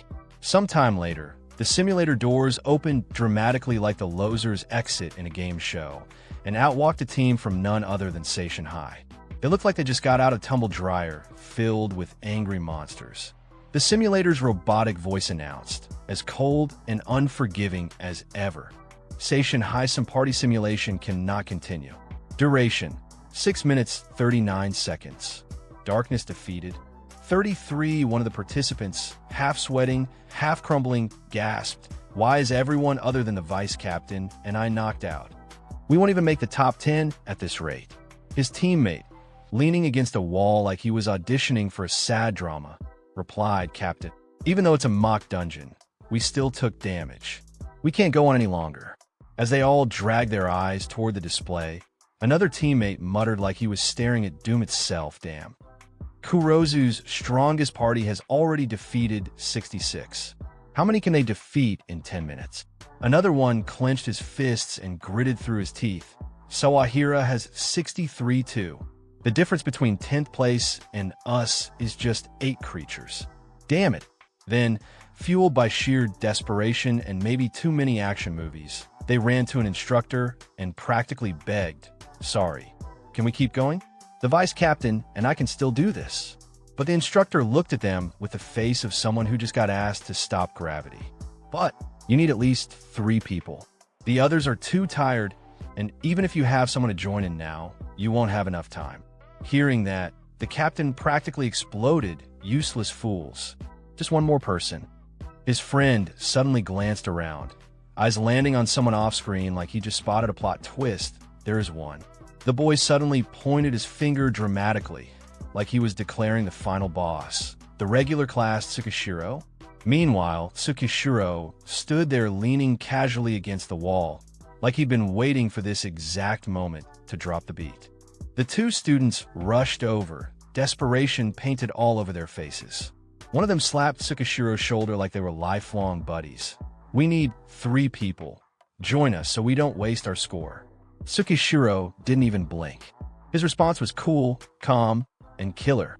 "I'm fine with that." The instructor looked at the hastily formed trio and sighed as if he'd seen this disaster movie before.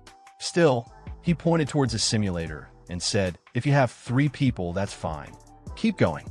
But I don't think it'll make any difference with 3 minutes left." Ignoring the shade, the team ran into the simulator like it was their last shot at survival. The first boy yelled like a battlefield commander, 3 minutes left. "Vice Captain, let's go." The vice captain gripped his sword tight, eyes locked on the enemy ahead. "All right, we already defeated 33. If we defeat 10 more, we'll make the top 10. Then, without even glancing at Tsukishiro, he added, "Hey, Tsukishiro, I don't know your abilities well, but if you can help, please do." Tsukishiro didn't reply. He just looked straight ahead at the darkness creatures, expression blank, eyes sharp. He didn't need to talk. The monsters would be the ones screaming soon. After saying what they had to say, the 2 teammates locked their eyes on the monsters, gripping their swords with tension thick in the air. They were ready to fight. But then, a figure casually walked past them from behind. It was Tsukishiro. "Both of you close your eyes." His voice was calm, but commanding. The vice captain blinked. "Huh? Close my eyes?" Tsukishiro raised his left arm, parallel to his shoulder, and activated his power. Energy crackled around him as he spoke again. "It's better for your eyes, so just keep them shut." And then, ding, a notification lit up in front of them, calling 4th weapon. Black cold light soared. The 2 teammates hesitated, but quickly shielded their eyes with their hands. One of them muttered, "I see." But the other, still tense, protested, "But we don't have time. We have to defeat 10 more to make it to the top 10. Tsukishiro, now gripping the summoned sword, glanced back at them slightly, voice steady and full of power. "Leave it to me." In that moment, boom, his entire body surged with lightning. Pure electric energy wrapped around him like a cloak, and he looked like a damn god of thunder descended into a dungeon. And yo, let me just say this. In my last video, so many of you kept saying that Tsuyoshi low-key looks like that man. Y'all know who I'm talking about. Our legendary shadow monarch, Sung Jinwoo. And seriously, I went everywhere, even used my magical power, and I couldn't find a single reason why these 2 look so damn alike. So if you know the answer, why Tsuyoshi and Jinwoo look like they were cut from the same divine cloth, drop it in the comments right now. Let's solve this mystery together. And without wasting a single second, Tsuyoshi dashed forward like a bolt of lightning, sword gripped tightly in his hand. As he closed the gap between him and the horde of monsters, his eyes locked on target, and he thought to himself, let's do this. I'm going to charge right through them. Suddenly, a surge of energy rippled through his body. System notification, ultimate physique activated. Strength has been enhanced. Tsuyoshi shifted his stance, blade aligned for a deadly thrust. Then with just one devastating strike, he unleashed everything. A storm of raw power erupted from his blade. Every single monster in front of him was shredded in an instant, obliterated before they could even react. The battlefield went silent. Not a single creature remained. Tsuyoshi rested his sword on his shoulder, gazing down at the fading shadows of his enemies. His voice calm, confident this should be enough. His teammates, still frozen from what they just witnessed, stared at him wide-eyed. One of them stammered in pure disbelief. Wait, one strike. Did you really defeat 300 enemies? And there he stood, right at the heart of the dungeon, like the final boss who had just wiped out every challenger. As the last remnants of the monsters vanished into nothing, the voice of the announcer rang out through the arena. All parties. Time's up. And then, the big screen lit up with the updated results. First place, Seishin High. Sometime later, Tsuyoshi stepped out of the simulator. As he walked forward, someone from the crowd recognized him. Seishin High. Behind Tsuyoshi, his two companions followed, still visibly shaken, eyes darting around at the sea of spectators staring at them in awe. From the front, the chairman stepped closer, sweat running down his face. His voice cracked in disbelief. No way. Did he really defeat 300 monsters just before the end? One of Tsuyoshi's companions, still trembling for what had just happened, stammered out, "We have no idea what happened. Tsukishiro told us to close our eyes." He continued, trying to make sense of the madness. After that, we could just see bright flashes and feel thunder and vibrations. Then Tsukishiro wiped out all the monsters in front of us with a single strike. His friend chimed in, nervously defending them both. "Neither of us did anything wrong, I swear." The chairman stared at Tsuyoshi, stunned. Thoughts raced through his mind. So it's Tsukishiro after all. He's definitely a hidden powerhouse. No, he's a monster-level genius who will shake the whole hero community. Once this match is over, I'm going to talk to him. I can't let anyone else get to him first. From the crowd staring at Tsuyoshi's group, whispers started to rise. One voice cut through the noise. A three-person party? This has to be cheating. How many times stronger is this than Kurozu High's strongest party? Hearing that, another boy turned to him, eyes wide. It's Tsukishiro again. Then someone else jumped in from the side, voice laced with suspicion. Since this match is being held at Seishin High, could they have tampered with the data to avoid embarrassment? But another boy quickly countered, frustration in his tone. Using such a crude method would be more embarrassing. If they tampered with the data this blatantly, it's bound to be discovered. Just then, a teacher from another school appeared in front of Seishin High's principal. He spoke formally but firmly. "Principal, we're from the External School Union of Judges. We find this record extremely suspicious, so we'd like to examine the data." The principal, now sweating and awkwardly rubbing his head, stammered out, "We're also confused, but of course you can investigate. There's nothing shady here." At the same time, in the gallery, one of Tsuyoshi's arrogant classmates watched the chaos unfold with a smirk. "The External School Union judges are examining the data. Things are getting interesting." Backing him up, his friend jumped in, pointing towards Tsuyoshi. "He definitely cheated. There's no way he has that kind of power." Another boy, overwhelmed with secondhand shame, covered his face with his hands. If he really cheated, it will be a huge scandal. Then, the girl who always bullied Tsuyoshi's sister turned to her with a mocking grin and said, "Karina, your brother cheated, didn't he?" Tsuyoshi's sister sat stiffly in her seat, refusing to even turn her head. Her eyes burned with frustration as she snapped, "My brother would never do something like that." Meanwhile, the chairman made his way toward the group of examiners poring over the test data. His voice carried authority. "Okata, what did the data show?" The team, all visibly disappointed, glanced between one another as sweat rolled down their faces. Finally, one of them spoke up. "Well, after studying the data from right before the match ended, I did see that the values suddenly spiked. Although it's hard to believe, there's no sign of any forceful adjustments. So it seems there was no cheating. Hearing that, the principal exhaled with shaky relief, his voice still panicked. So, Tsukishiro is innocent then? Seishin High always plays fair and square. But just as the air began to settle, one of the examiners interjected again, eyes narrowed, but I've never heard of a three-person party getting numbers like that. Right then, Tsuyoshi himself walked toward them, calm and confident. He met their gaze without hesitation and declared, "How about this? If we don't take first place in any of the next matches, you can consider this as cheating. If we take first place in all the events, then there will be no complaints." The principal, now sweating bullets, turned towards Tsuyoshi in alarm, voice shaking. "Tsukishiro, calm down. Taking first in every event." But Tsuyoshi, unfazed and bold, replied with steady resolve, "Don't worry." Principal M.Y. Idio, the long-haired boy, stared straight at Tsuyoshi, his voice dripping with irritation, acting all high and mighty. "The rest of the events are individual events, so let's see if you can back up your talk."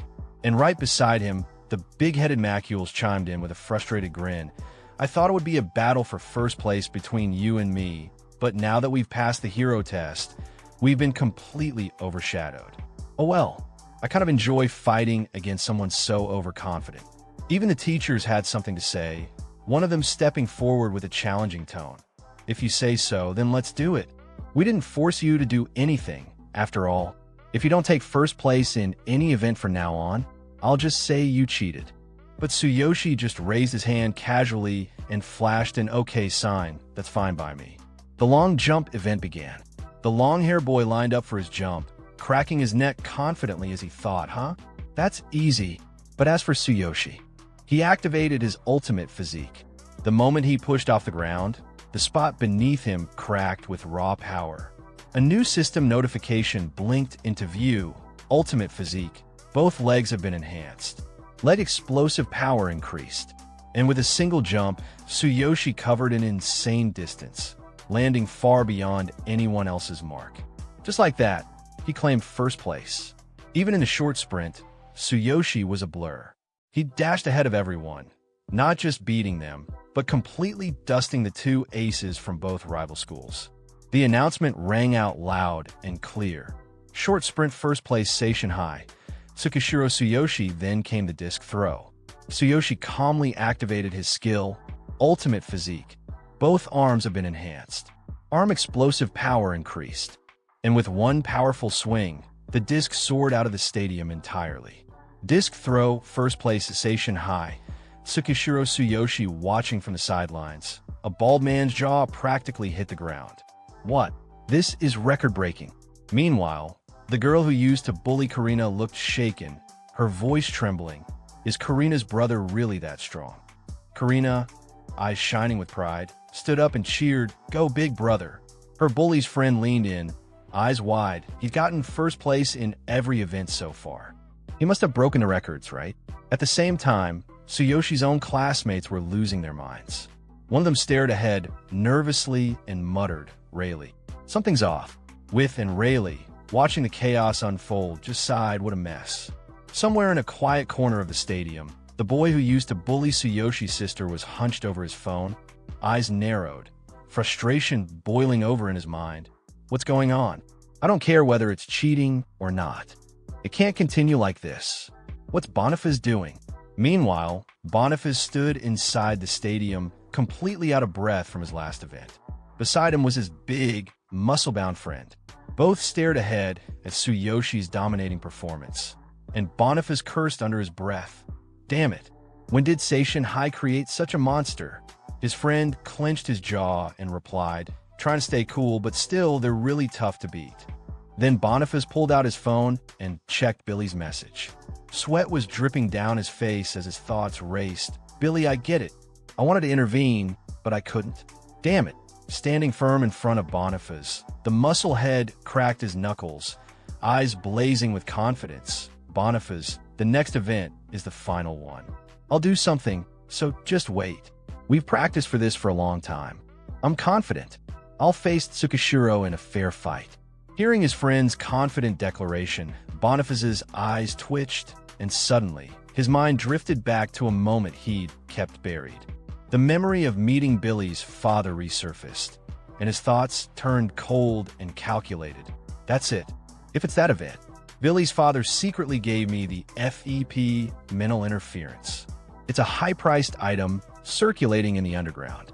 If I don't use it here, I won't get another chance to beat Tsukishiro. This interference has been adjusted to only have 10% of its original power, so it should be safe. P2P mental interference, a high-grade mental item. If used on a target, it delivers a strong psychic shockwave that attacks the head. The target will experience intense headaches for a while. It's extremely dangerous and is a forbidden item not allowed in circulation. Just then, the stadium speakers crackled, and the announcer's voice boomed over the crowd. Next up, the final event of the day. Tug of War Lift. It's the traditional final event and the crowd's favorite. But this was no ordinary tug of war. This was Tug of War Lift. Players use ropes and pure strength and willpower to lift a female student to the top. When the bell at the top rings, the lift stops. The female student must then lower her school's banner to win. The announcer continued with rising energy. 3 players will participate from each school. Let's begin the final event. Amidst the rising noise and excitement, one of Tsuyoshi's classmates rushed up to him and spoke with urgency. "Tsukishima, the principal wants you to participate too. Please, take first place again here." Hearing his classmate's request, Tsuyoshi rubbed the back of his head and sighed.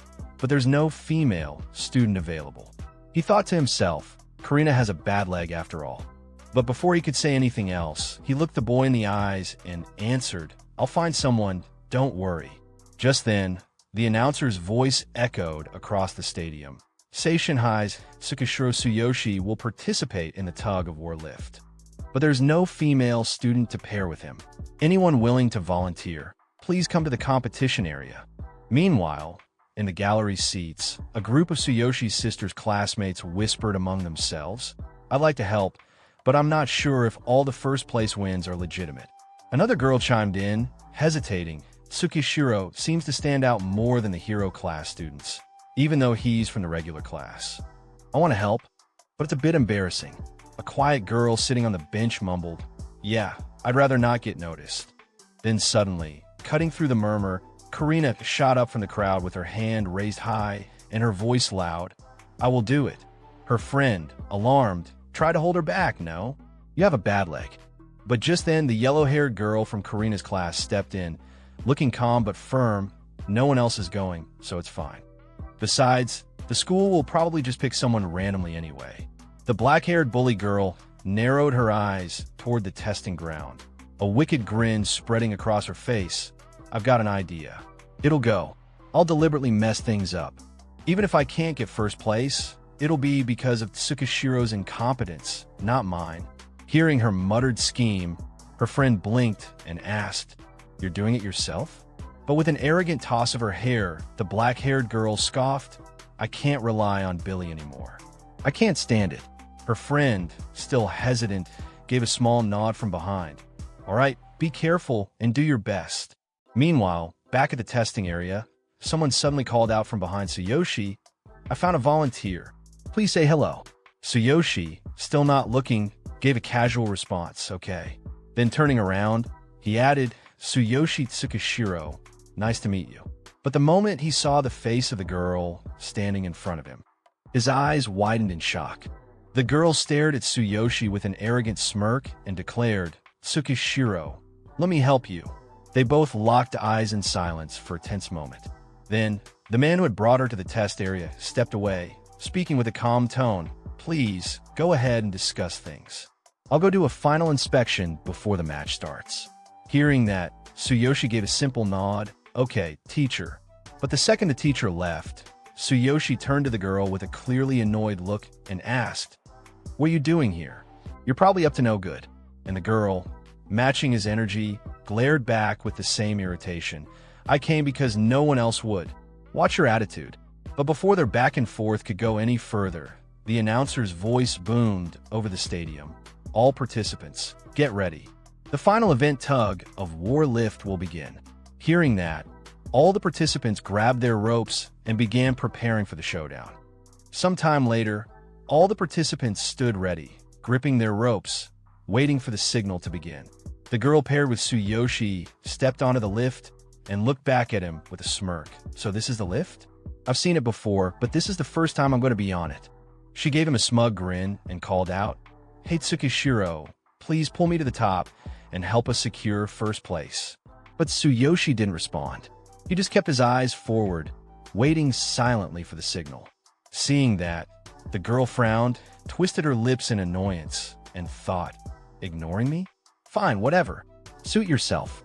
Meanwhile, the musclehead competitor struck a full-body bodybuilding pose for his female teammate and shouted, "All right, let's do this.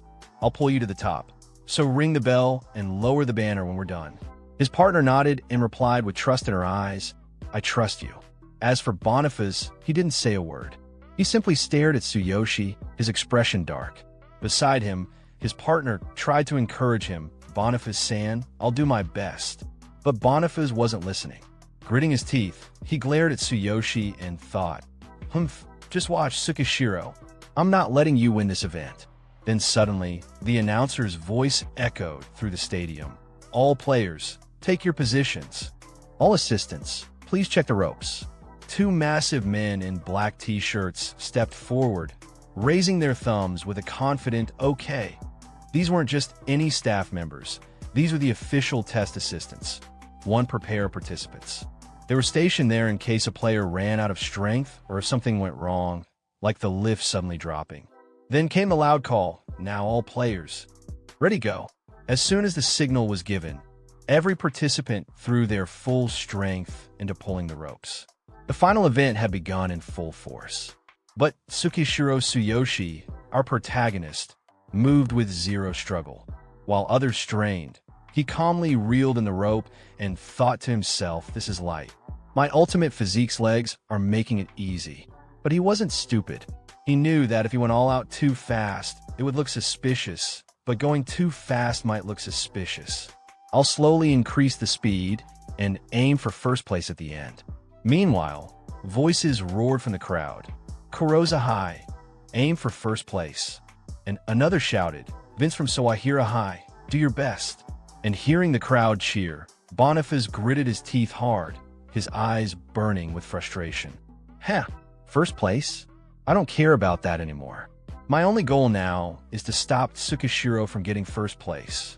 His hand tightened around the rope, but it was his other hand, sneaking into his pocket, that held the real danger. "It's almost time. Once I use this item, no fighter, no matter how strong, will be able to bear the sudden headache."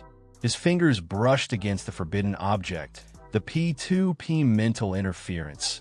His breath grew heavy with anticipation. Cold sweat ran down his forehead, but his wicked grin only widened. "Wait to see you get last place." Then the scene shifted to the excited audience. One girl leaned forward, waving both hands and shouting, "We're halfway there, keep it up."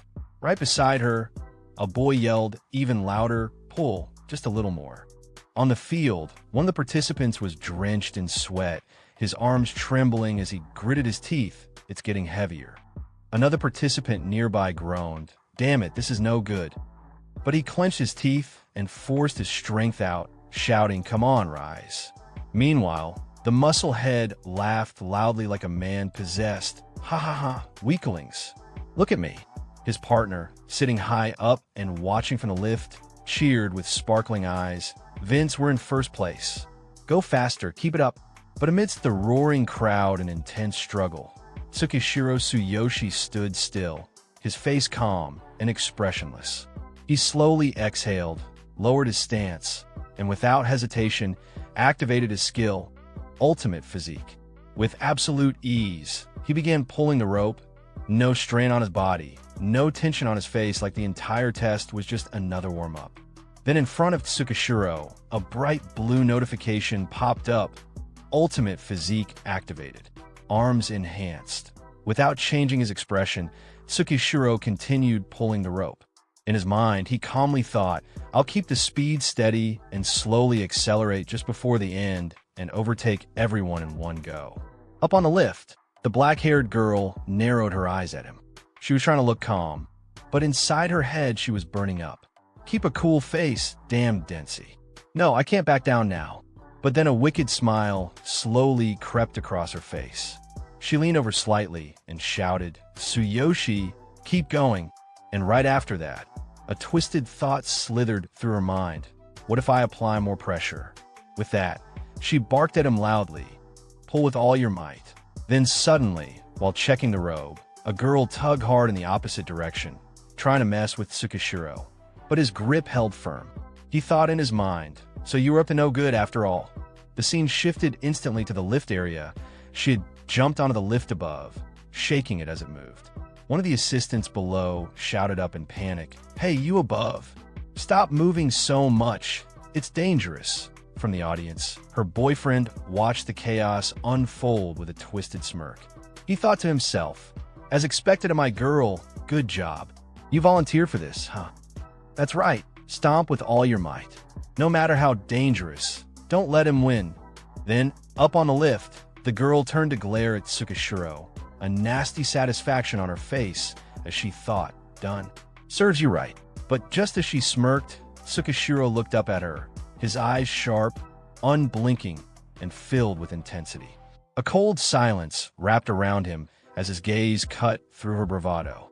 She froze. His presence was overwhelming, so much so that even from below, she felt an invisible weight pressing down on her chest. A suffocating aura of pure murderous intent wrapped around her. Unable to meet his eyes anymore, she flinched as Tsukishiro, without even raising his voice, spoke coldly. Are you done causing trouble? She looked down at Tsukishiro, sweat pouring down her face, her heart pounding like a drum. That look, he's really going to kill me. Then, breaking the tension, the announcer's voice boomed across the field. The match is in its final stages. All players, do your best. Give everything you've got for your and your school's honor. From the sidelines, the long-haired boy fixed his gaze on Tsukishiro. His palms were slick with sweat, his breathing heavy, but his eyes burned with a sinister glow as he thought, Final stage, huh? It's almost time. If I fail to take first place in just one event, I'll admit to cheating. Arrogant fool. Then the long-haired boy reached toward the inside of his jacket, a devilish grin curling on his lips. Before the match started, I hid this item. As soon as I pressed the switch. Hith. I can't wait to see you suffer. You won't get first place in front of me. He slipped the device into his hand, concealed and ready. With a sharp breath, he clenched his thumb down, activating item. In an instant, a ripple of twisted energy burst out from him, silent, invisible, but vicious. From that single pulse, a wave of mental interference spread across the field like a shockwave. Suddenly, participants all across the field clutched their heads, stumbling and groaning. My head. What's going on? I can't focus. The entire tug-of-war arena had plunged into chaos from the searing headaches. And at the center of it all, the long-haired boy smirked with unhinged satisfaction. Even the boy who activated the device wasn't spared. Just moments after pressing the switch, he staggered, clutching his forehead in agony. Why is there a range effect? My head, it's splitting apart. He stared at the device in disbelief, eyes wide and twitching. Something's off. The item Billy's dad sent is strange. Meanwhile, Tsukishiro suddenly sensed a wave of disturbance crashing across the field. The groans, the trembling hands gripping the ropes. Something was very wrong. What's happening to everyone? He thought, scanning the chaos around him. But before he could fully assess it, bam, a sharp, stabbing pain tore through his skull like a lightning strike. He clenched his teeth, his muscles twitching. Then, before the darkness could pull him down, ding, a notification blinked in front of his eyes. Alert. Psychic shock detected. Protection mode activated. His vision steadied, his breathing eased ever so slightly. Tsukishiro was still standing. And now, he was the only one fully conscious. Some of the participants couldn't bear the pain. The sudden surge of psychic energy knocked them out cold. One by one, they collapsed to the ground, eyes rolling back, bodies limp. Even the girls up on the lifts clutched their heads in agony, but their pain quickly turned into pure panic as they realized they were falling. The lifts trembled and began dropping fast from a dangerously high height. Gasps and screams erupted from the audience. "What's going on? Everyone just collapsed," someone shouted in disbelief. Even the assistants, another voice added, horrified. "The girls are in danger," a third voice yelled, desperate. "If they fall from this height, they won't survive. Can't anyone help them?" The principal stood up so fast his chair flipped backward, his face pale. "Everyone, let's go. Let's save at least one person," he shouted. But someone beside him replied frantically, "We're too far. We won't reach them in time." And just when it looked like disaster was unavoidable, amidst the chaos and overwhelming pain, Tsukishiro, with sweat pouring down his face and veins bulging, gripped the rope tighter. He pulled. His legs braced, his muscles screamed, but he endured. And the lift stopped. Up above, the black-haired bully girl peeked through her fingers, wide-eyed. "W8. It stopped." She slowly looked down toward the ground, her voice trembling in her mind. Who did that? And then her eyes landed on Tsuyoshi, standing firm like a fortress in the storm, and her thoughts whispered in awe. Tsuyoshi. With a blazing look in his eyes, Tsuyoshi grit his teeth and roared in his mind. "Tsuyoshi, it can't be helped. If I leave it like this, the girls will be in danger." He clenched his fists and shouted to himself, "Activate ultimate physique. Enhance both legs. Maximum explosive power." Ding! A bright, urgent notification blinked before him. Ultimate physique activated. Both legs' explosive power has been enhanced.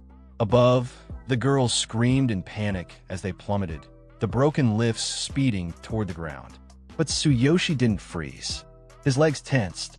Boom!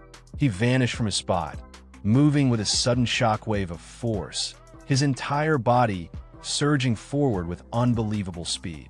The ropes snapped and whipped wildly from all directions, but Tsuyoshi shot out both arms like a machine and grabbed every last one. He screamed in his mind, "I'll grab all the ropes at once. Not a single one can fall." As all eyes locked on the arena, a hush fell over the crowd. Then gasps exploded in every corner. Tears rolled down from stunned faces, and one person shot up from their seat, shouting, "Oh my God, it's Tsuyoshi." He stopped all the lifts by himself.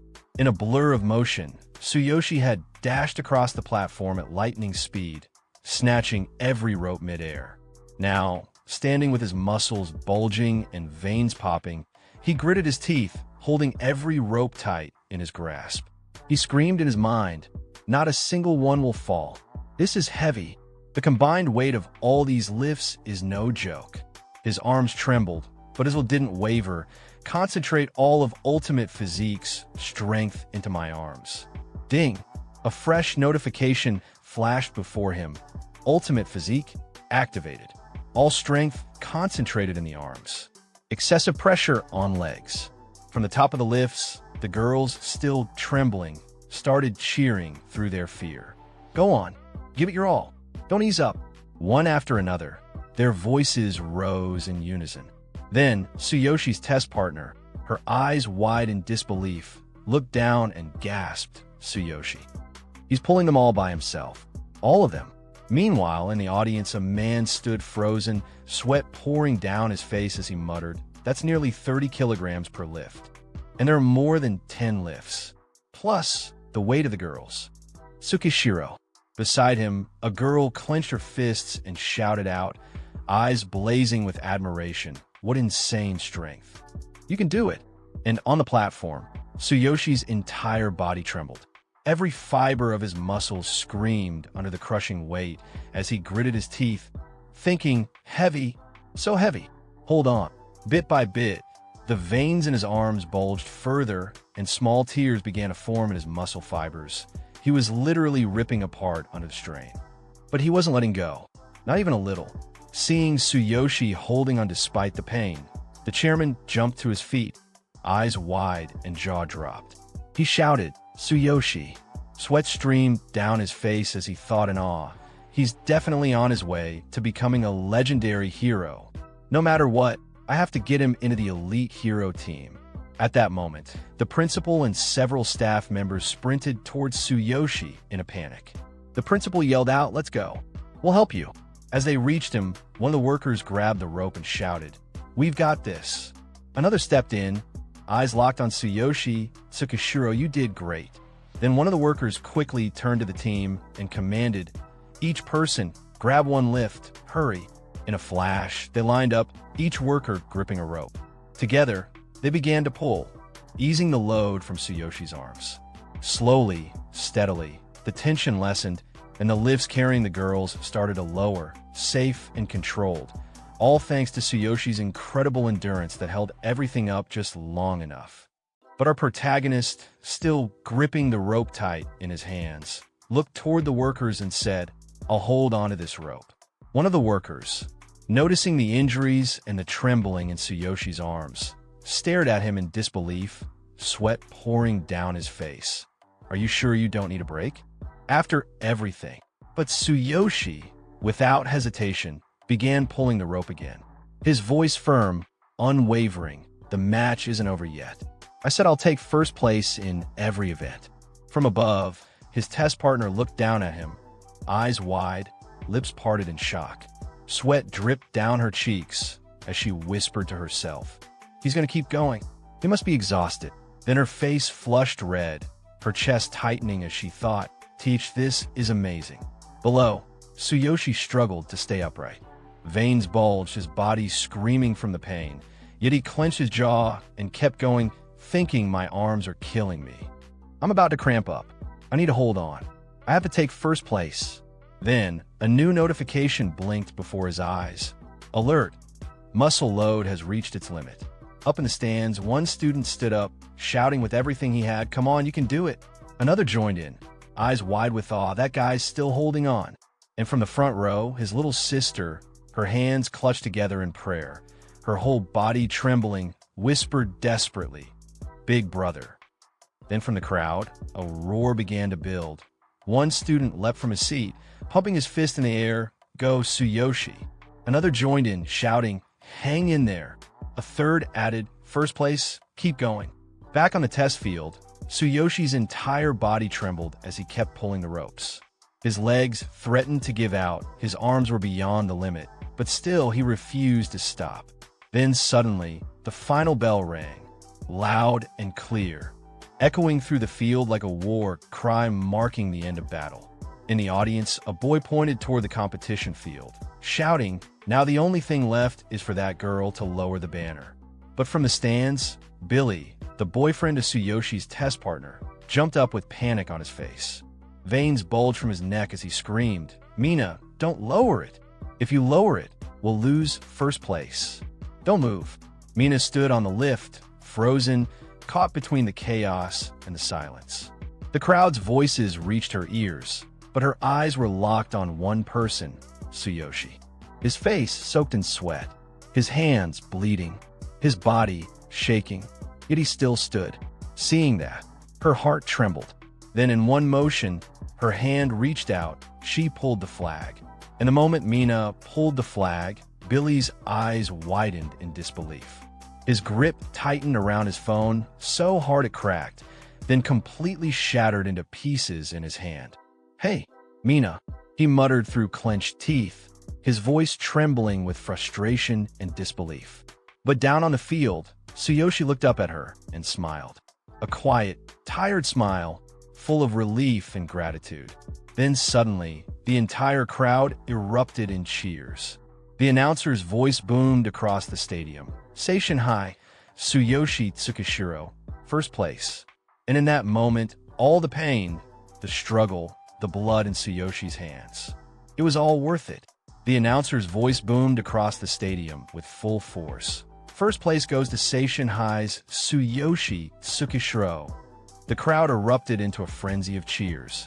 Amidst the roaring applause, the brown-haired boy from Tsuyoshi's class jumped up, eyes wide in shock. "First place?" he yelled, unable to believe what he just heard. Nearby, Tsuyoshi's sister's classmate covered her mouth and whispered in awe, "Wow, that's incredible." But it was Tsuyoshi's little sister who screamed the loudest, eyes gleaming with tears of joy. Big brother, you did it! Meanwhile, among the seated elite guests and powerful spectators, the atmosphere shifted. Representatives from the guilds and factions exchanged urgent looks, some already dialing into hidden comms.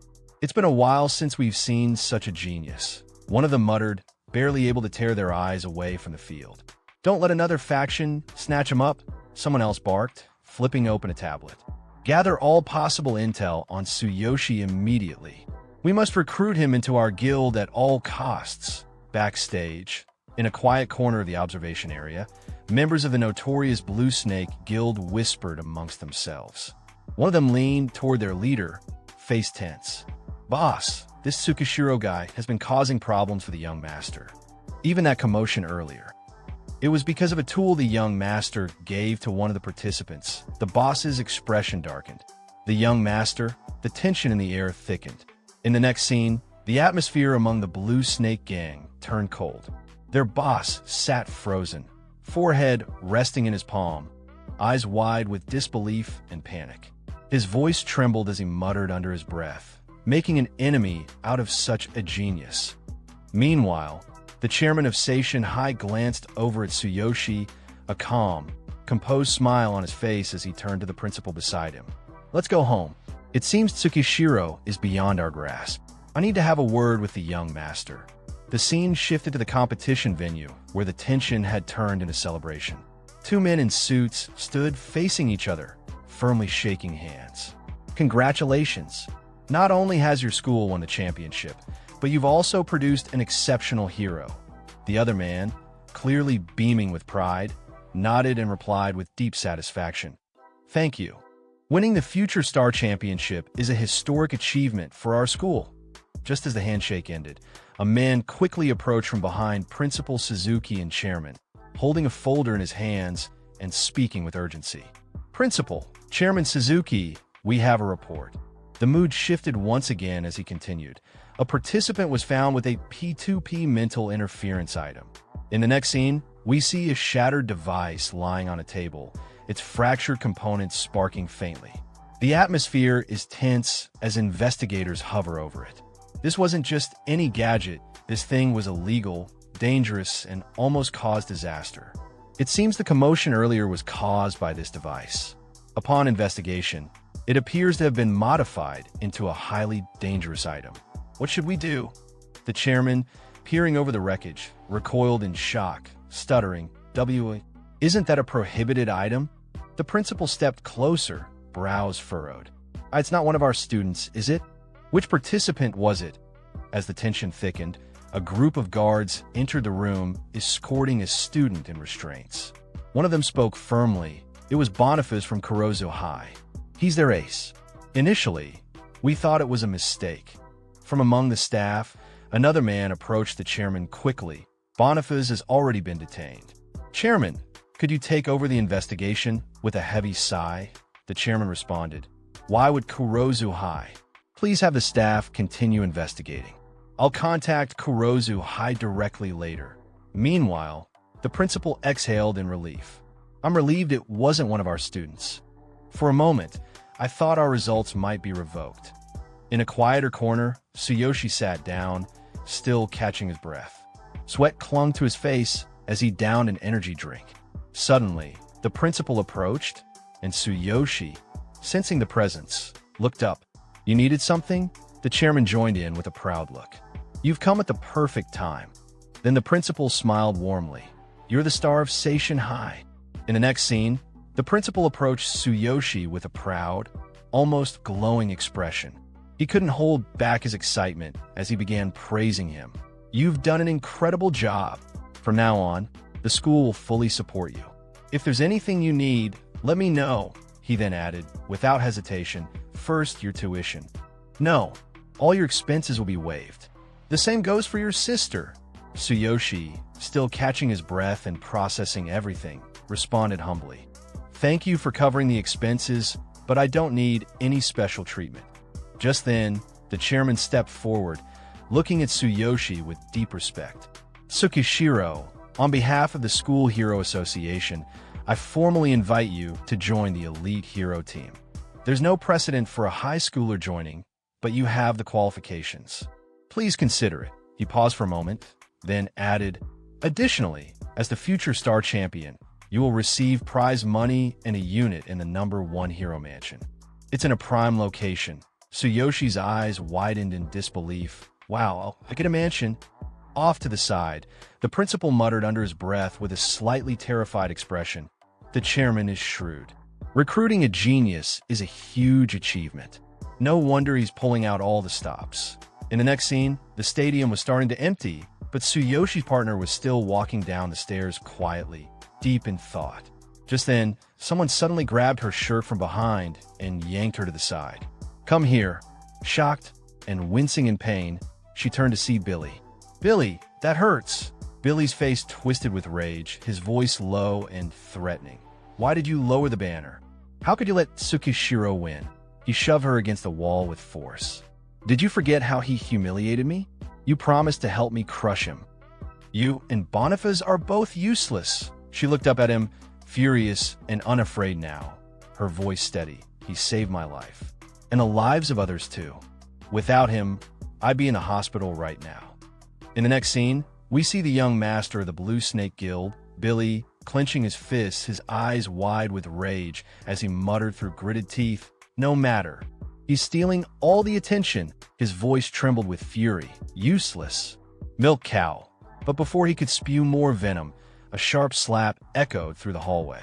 Protagonist's partner had struck him across the face, standing tall with blazing eyes. Billy, we're done. Don't talk to me again. Billy's pride shattered. He snapped back. You can't win, woman. You've lost it. And with venom in his voice, he spat one final line. If you do, don't come to me again. The air between them turned cold as stone. The break was final. As Billy raised his hand, ready to strike, a sudden force stopped him cold. Tsukishiro had appeared from behind, gripping Billy's wrist tightly. The atmosphere instantly shifted. Tsukishiro, let go of me. What do you think you're doing? Billy shouted, panic rising in his voice. Mina, eyes wide, felt her heart skip a beat as Tsukishiro stood between her and danger. Her face flushed bright red as the one who had saved her life once again stood protectively before her. Tsukishiro's voice was calm, but carried a sharp weight. I didn't want to get involved, he said as his eyes began to glow with a golden light, piercing through Billy. But now that I know you're behind this, I have no choice. He stepped forward, eyes burning with righteous fury. Do you have any idea how many people could have been injured if I hadn't stepped in? This wasn't some petty schoolyard rivalry. It was a matter of life and death. Billy's expression contorted into something dark, his pride, his power, all slipping through his fingers. He bared his teeth in rage, shouting back, I'm the son of the young head of the Blue Snake Gang. If you don't let go, I'll make sure you. But the pressure coming from Tsukishiro's presence alone was enough to make the walls tremble. In a burst of rage, Tsukishiro's fist flew forward, slamming straight into Billy's jaw with a sickening crack. Stupidity has no cure, Tsukishiro said coldly. Billy was launched back, collapsing onto the floor with a thud. Mina gasped, frozen in place, eyes wide as she stared at the scene. Billy clutched his face in disbelief, rolling onto his side. Does it? Tsukishiro added, towering over him. Billy's hand trembled as he touched his mouth, his eyes shot open. My tooth. You hit me, he screamed. He began crawling backward in panic, rage overtaking his face. You'll regret this. I'll make you pay double, he snarled, pointing a shaky finger. Tsukishiro didn't flinch. He simply stared down at him with the same unwavering intensity. Come at me anytime, he said. Just then, from around the corner, a long-haired blonde girl, Mina's friend and Tsukishiro's sister's classmate, rushed over in concern. Her eyes darted between the scene and Mina, panic written all over her face. Are you okay, Mina? She asked, grabbing her shoulders gently. Billy's going crazy looking for you. Are you hurt? Mina, still stunned from everything that just happened, slowly shook her head. Her face flushed with emotion as she glanced at Tsukishiro, who remained calm but vigilant. The blonde-haired girl, Tsukishiro's sister's friend, turned beet red and stammered, Tsukishiro, why are you here now? But before anyone could answer, The air around Tsukishiro erupted, an overwhelming aura bursting out like a tidal wave, well over, shaking the entire hallway. His eyes locked on Amina, his voice cold and sharp. Even though you lowered the banner, don't expect me to thank you. I still haven't forgiven you for what you did to my sister. His gaze pierced through both of them as the aura intensified. Both girls trembled, frozen, unable to move, just from the sheer weight of his presence. Do you need something else? He asked, expression unchanging. The blonde girl stuttered. Amina, what's wrong? And then, unable to hold back her guilt any longer, Mina dropped to her knees. Her voice shook as she spoke. I'm sorry for how I treated your sister. I really regret it. After Mina's emotional apology, Tsukishiro stared at them coldly, eyes narrowing, his expression unreadable. Huh, Mina, why are you suddenly? But before he could finish, Mina burst out again, voice cracking. I swear I'll never bully Karina again. No, I'll never hurt anyone again. I'm so sorry. Please forgive me. She quickly turned to Vivian, shaking her arm. Vivian apologized too. Vivian stuttered, clearly shaken. Fine. I'm sorry. Please forgive me. But Tsukishiro, unmoved, turned around and began walking away. His back to them. His voice echoed with a heavy weight. Even if you apologize, the fact that you bullied my sister and caused her injury doesn't change. Just because you say sorry doesn't mean Karina or I will forgive you. Tsukishiro looked straight at Mina and the blonde girl, his tone sharp and unforgiving. If I cut you, would an apology make the wound heal? He paused for a moment, watching their shaken faces. I've heard your apology. Get up. The scene shifted to the locker room. The quiet hum of distant voices echoed faintly through the hallway. Tsukishiro was changing, pulling his shirt over his head. Once I've changed, I'll head home with Karina. He glanced briefly at his reflection in the mirror while wearing his t-shirt. By tomorrow, we'll have the prize money. In the mansion, he smirked slightly, imagining it. It'll have an elevator, right? I'm sure Karina will love it. Suddenly, a knock echoed through the locker room door. Tsukishiro looked up, his brows slightly furrowed. The scene shifted. A group of boys, Rayleigh's allies, were now kneeling on the floor before him. Their heads lowered, voices shaky with guilt and regret. What's wrong? Are we doing this or not? This time for sure. All of them clenched his fists, bowing even deeper. We're sorry for treating you like a lackey all this time. Tsukishiro stood silently, towel draped over his shoulder, watching them with unreadable eyes. Everyone seems to be bowing to me today. The scene shifted to the courtyard outside the school building, bathed in the golden light of late afternoon. Students were gathering around, buzzing with excitement. In the center of the crowd stood the protagonist, still catching his breath from earlier. He looked slightly overwhelmed but mostly amused. You were incredible today, one student exclaimed, eyes sparkling with admiration. I totally respect you, especially during the final event. Another student, a blushing boy, stepped forward with a sheepish grin. I almost fell for you, he muttered, then quickly added, ugh, so annoying. A third student burst out with wide eyes. That long jump was insane. Even Bombas turned pale. From the edge of the group, two girls approached. One of them was the protagonist's younger sister, walking with her friend. She blinked at the crowd surrounding her brother, then looked up at him with wide eyes. You're so popular, she whispered. Oh, brother, she added, a little flustered by all the attention he was getting. The crowd laughed and cheered, still riding the high from the day's events, while the protagonist just gave a calm smile, silently enjoying his unexpected fame. Mina came running across the schoolyard, looking worried. She ran up to the protagonist, breathing hard. Tsuyoshi, Billy is coming this way with his gang, she said quickly. Moments later, Billy Garp showed up with a group of students behind him. He walked right up to Mina and grabbed her collar. Get out of the way, bitch, he snapped. Mina stumbled back, but didn't leave. Billy pointed at Tsuyoshi and shouted, Don't underestimate me. Even without my dad, I still have people on my side. Fight me. He tried to sound strong, but his voice shook a little. Stop acting tough, poor kid, he shouted again. I'll. but he couldn't finish the sentence. His words just hung there, filled with anger and fear. The leader of the Rayleigh allies stepped forward. He looked scared and pointed at Billy. "That's Billy. Isn't he the young boss's son from the Blue Snake gang?" He said. "Do you really want to fight someone like him? He's really dangerous." Even though he was shaking with fear, he stood next to Tsuyoshi. "But I respect you," he said, "so I'll help you. Let's do this." Tsuyoshi looked at him and shook his head. "It's okay. Don't get involved. Just make sure my sister is safe." He looked ahead at Billy and said calmly, "After today, I won't hide anymore. I'm a hero." Suddenly, the protagonist's eyes turned violet and started to glow. He looked at Billy and said calmly, "The difference between us is in a whole other league." Then a screen popped up. Level 12 class, warrior equipment, black armor weapon, black cold light blade skills, thunder chain fall copied skill, thunderous ambush attack combat power. 16,000. Billy's face went pale. "Don't panic. I'll pay you all double. We have more people on our side." But Tsuyoshi took a step forward, eyes glowing. "So, he's here," he said. "Let's do this." A powerful punch slammed into the stomach of one of the Blue Snake Guild members. It was the protagonist. Before the guy could react, Tsuyoshi followed up with a sharp kick, knocking him to the ground.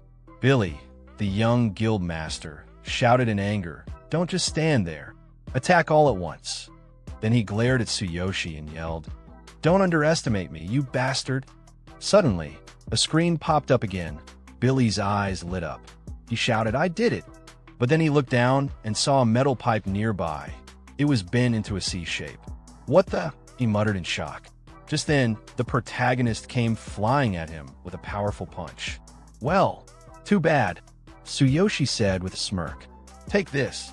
Tsuyoshi's punch landed hard on one of the Blue Snake Guild members. Boom! The man flew through the air, crashing straight into Billy. Both of them tumbled and rolled across the ground. Mina and the blonde-haired girl, standing nearby, gasped.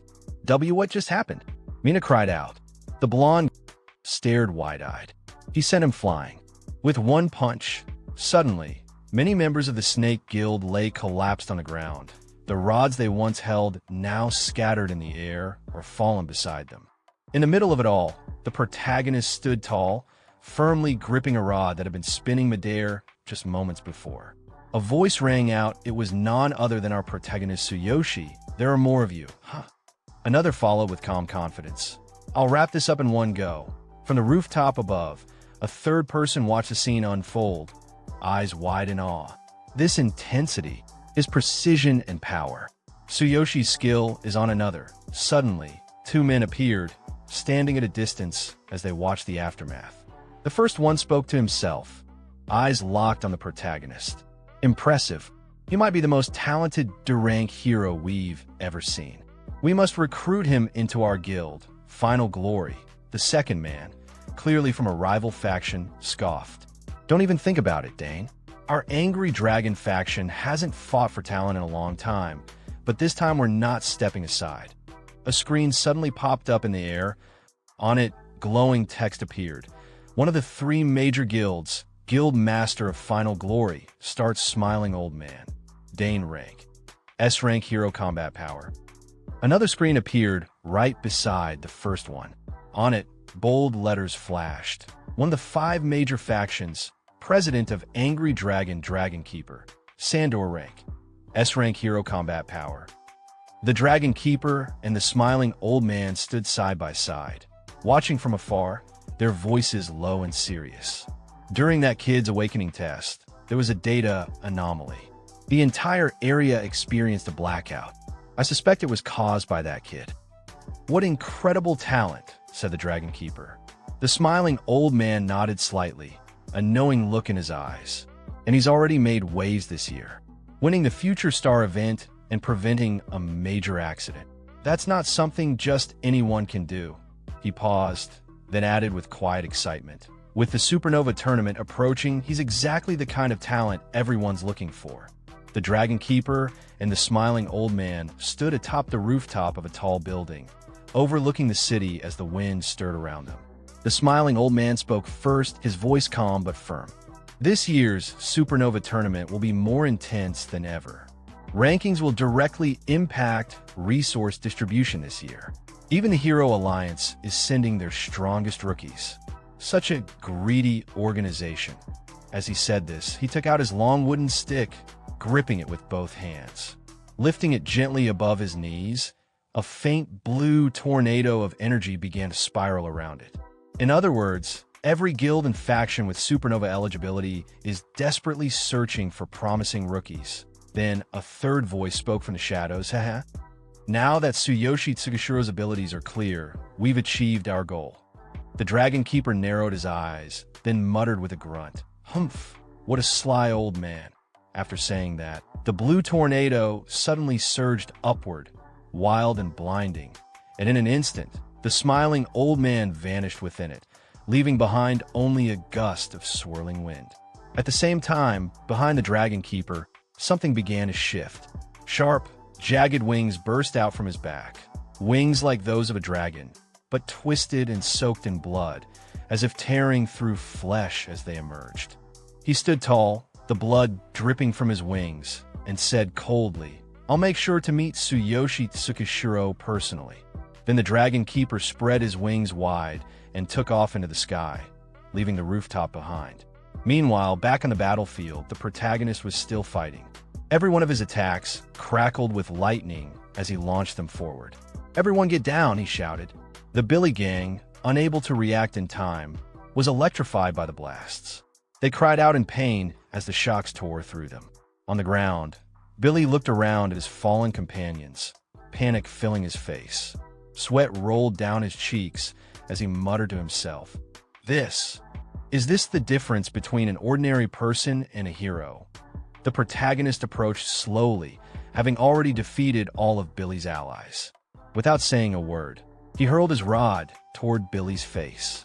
It missed by inches, landing with a heavy thud beside him. Billy froze in fear, his eyes wide. Then the protagonist stood before him and said coldly, Get lost. Don't show your face around here again. Billy's voice shook as he stammered, Why yes. Then he turned and bolted, leaving his entire gang behind. Mina rushed over, looking toward the protagonist with concern. Tsukishiro, are you all right? She asked.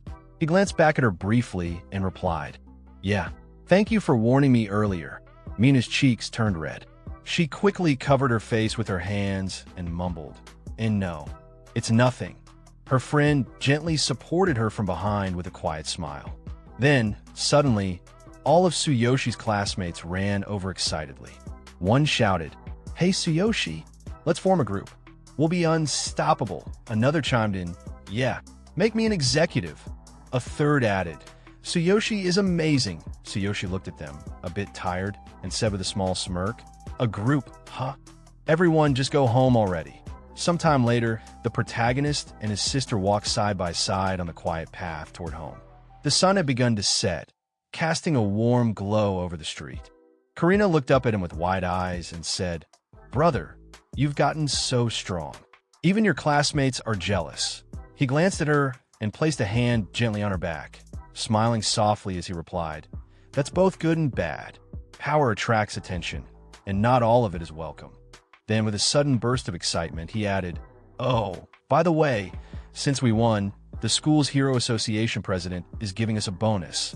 10 million yen and an apartment. Hearing her brother's words, Karina was stunned. Her eyes widened as she looked at him in disbelief. 10 million yen? And an apartment? Are you serious? The protagonist smiled gently, nodding. Yeah, I'm not lying. It's from the school Hero Association president. After all, if the apartment has an elevator, you won't have to climb stairs every day anymore. Karina's expression softened. She looked at him with quiet affection and said, Brother, you're always thinking about me. Thank you. He looked back at her, eyes warm, saying nothing for a moment. Then suddenly, he flicked her forehead with his finger and said, You're my sister. Taking care of you is my responsibility. You don't have to thank me for it. Just then, a voice called out from the distance, Tsuyoshi. They both turned toward the sound. Approaching them was none other than the chairman of the Hero Association himself. He stopped in front of Tsuyoshi and said with a calm but firm tone, Got a moment? I wanted to meet you early and also discuss the upcoming supernova tournament. At Tsuyoshi's house, the chairman and Tsuyoshi sat across from each other. Tsuyoshi, holding a cup of tea, extended it toward the chairman and said politely, "Chairman Suzuki, please have some tea." The chairman accepted the cup with a warm smile and replied, "Thank you." Without wasting a moment, the chairman leaned forward slightly and asked, "Have you been living here with your sister all this time?" Hearing those words, Tsuyoshi nodded and responded, "Yes. Ever since our parents passed away, I've been living here with my sister Karina. But stairs are really difficult for her because of her legs." He paused briefly before asking, "Does the mansion you mentioned earlier have an elevator?" The chairman's face lit up with excitement as he answered, "Of course. I came today to check the moving date. If that's the case, why not move tomorrow?" "No, let's move immediately," he added reassuringly. "It's a fully equipped mansion, so there's nothing to worry about." Listening carefully, Tsuyoshi replied with respectful firmness, "I appreciate your concern, but we can wait until we're fully prepared." There was a moment of quiet before the chairman, lowering his voice slightly, asked, "What happened to your sister's legs?" Tsuyoshi's expression turned serious as he began to explain, "She was injured by darkness a long time ago. Our parents died during that incident as well." His tone grew even heavier as he continued. "Both of her legs were crushed, and 98% of her nerve cells were damaged.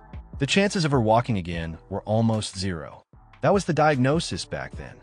Still, a glimmer of pride sparked in his voice as he added, "But Karina is incredibly strong and keeps fighting to live her life to the fullest." Hearing Tsuyoshi's words, the chairman looked at him with deeply concerned eyes and said softly, "I'm so sorry. Darkness caused so much tragedy for so many families." The chairman leaned in slightly, his tone becoming more serious as he explained to Tsuyoshi, "But I've heard that the Golden Rebirth Elixir will be up for auction next month. If we can get it, there's a chance her legs could recover." Hearing those words, Tsuyoshi's eyes widened in shock. He shot up from his seat and shouted, "The Golden Rebirth Elixir? Are you serious?" Seeing Tsuyoshi's intense reaction, the chairman broke into a nervous sweat. Wiping his forehead awkwardly, he replied, "That's what I've heard, but there are 2 requirements to join the auction." He raised a finger and began listing. "First, you need to have C-rank hero status." And then, anxiously leaning forward, Tsuyoshi interrupted, "And then what? Tell me quickly." Taking a breath, the chairman shifted to a more formal tone, explaining as if reading directly from a system guide. "Golden Rebirth Elixir, a rare, golden liquid that can restore lost body functions. It is only dropped occasionally when high-level heroes defeat special darkness creatures in A-class dungeons. Extremely rare and highly valuable." Then, with a deeply concerned expression, the chairman placed a hand on his face and said heavily, "You also need at least 1 billion yen in capital." Hearing the chairman's words, Tsuyoshi softened, his voice dropping as he echoed, 1 billion. The chairman continued, explaining patiently, "Yes, every auction has strict entry requirements based on status and power." He leaned forward, emphasizing his next words. "You can qualify for C-rank hero status by placing in the top 3 in the Supernova tournament. If you make it to the top 3, you can apply for a promotion." Then, showing genuine concern, the chairman placed a small bundle of cash on the table in front of Tsuyoshi and said, "But as for the funds, even as the chairman of the School Heroes Association, I can't provide that much support." He sighed. "This is far beyond the usual prize money of 10 million yen." Tsuyoshi looked at the money on the table in silence. As the chairman's words echoed in his ears, he dropped his gaze and began thinking to himself, "Money. It's not everything, but for me right now, it's something I can't do without. How am I supposed to come up with 1 billion yen in just 1 month?" His thoughts drifted suddenly back to a moment in the virtual world. He remembered holding a potion in his hand and speaking to Sakura. "This potion works wonders, but it tastes horrible. If only I could combine it with a capsule." Sakura had tilted her head in curiosity, asking, "Capsule? What's that?" The memory snapped into clarity, and an idea sparked in Tsuyoshi's mind. "That's it," he thought. This world has convenient capsules, but the effects of potion from the other world are far superior. If I could recreate otherworldly potions here, I might even be able to earn 1 billion yen in 1 month. Just then, the chairman's voice brought him back to the present. Tsukishiro, what's wrong? Snapping out his thoughts, Tsuyoshi looked up and replied awkwardly, oh, nothing.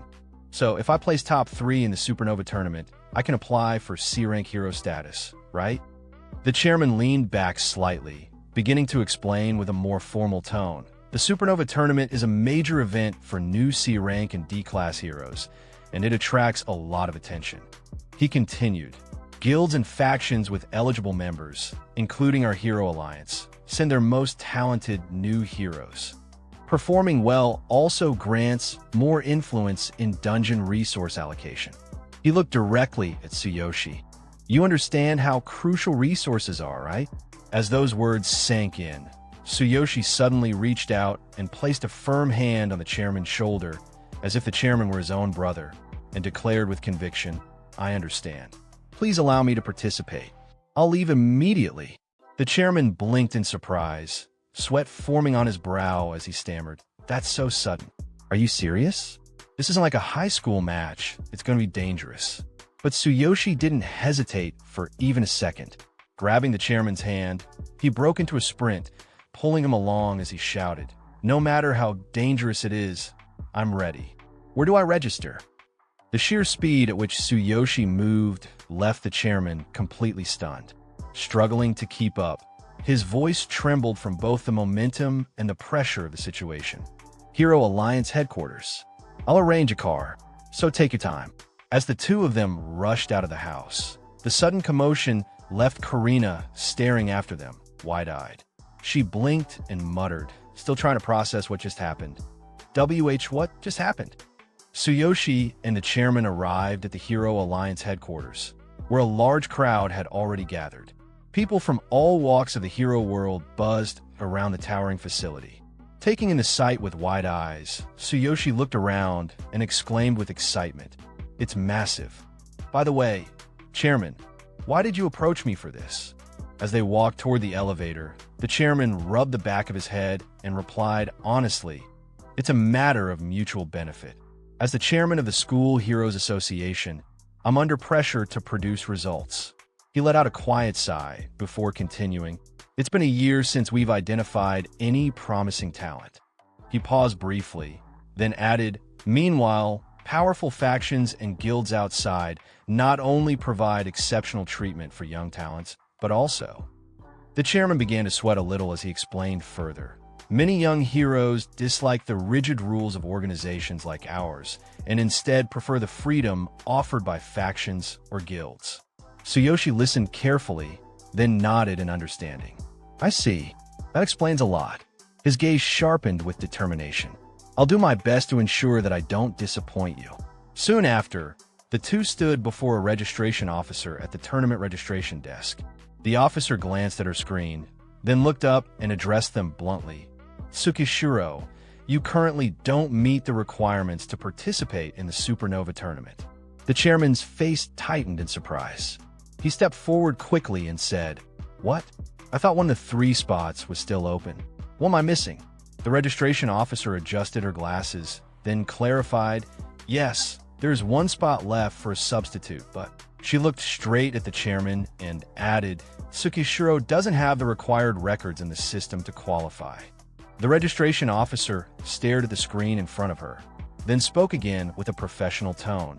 To participate in the Supernova tournament, you must have placed in the top 3 in at least 2 public dungeons. She clicked through several files, her expression unchanged. I checked earlier, and apart from a single test dungeon, Tsukishiro has no other records. He doesn't meet the conditions. Hearing that, the chairman clenched his teeth and began to sweat under the pressure. I was careless. The tournament is in just 1 week. Competition in public dungeons is extremely fierce. He glanced down, frustrated. Securing a top 3 placement in 2 public dungeons within a few days is practically impossible. Trying to maintain order, the registration officer held up her hand slightly. Chairman, please calm down. Meanwhile, Tsuyoshi stood to the side, puzzled by the exchange. With a confused look, he turned to the chairman and asked, "What are these public dungeons and top 3 placements you're talking about?" Without turning to face him, the chairman muttered, "Oh, my mistake. It means there's no way to join the tournament now." Then, more clearly, he explained further, there are 6 public dungeons, 3 C rank, 2 D rank, and 1 B rank, which is the most challenging. To qualify for the Supernova tournament, you and your party must secure a top 3 placement in any 2 public dungeons. However, many competitors aim to qualify, so the competition in these 6 dungeons is intense. And there's less than a week left. Forming a strong party also takes time. Hearing everything, Tsuyoshi slowly clenched his fist. His eyes were steady with resolve as he declared, "I'll secure a top 3 placement in at least 2 public dungeons before the tournament."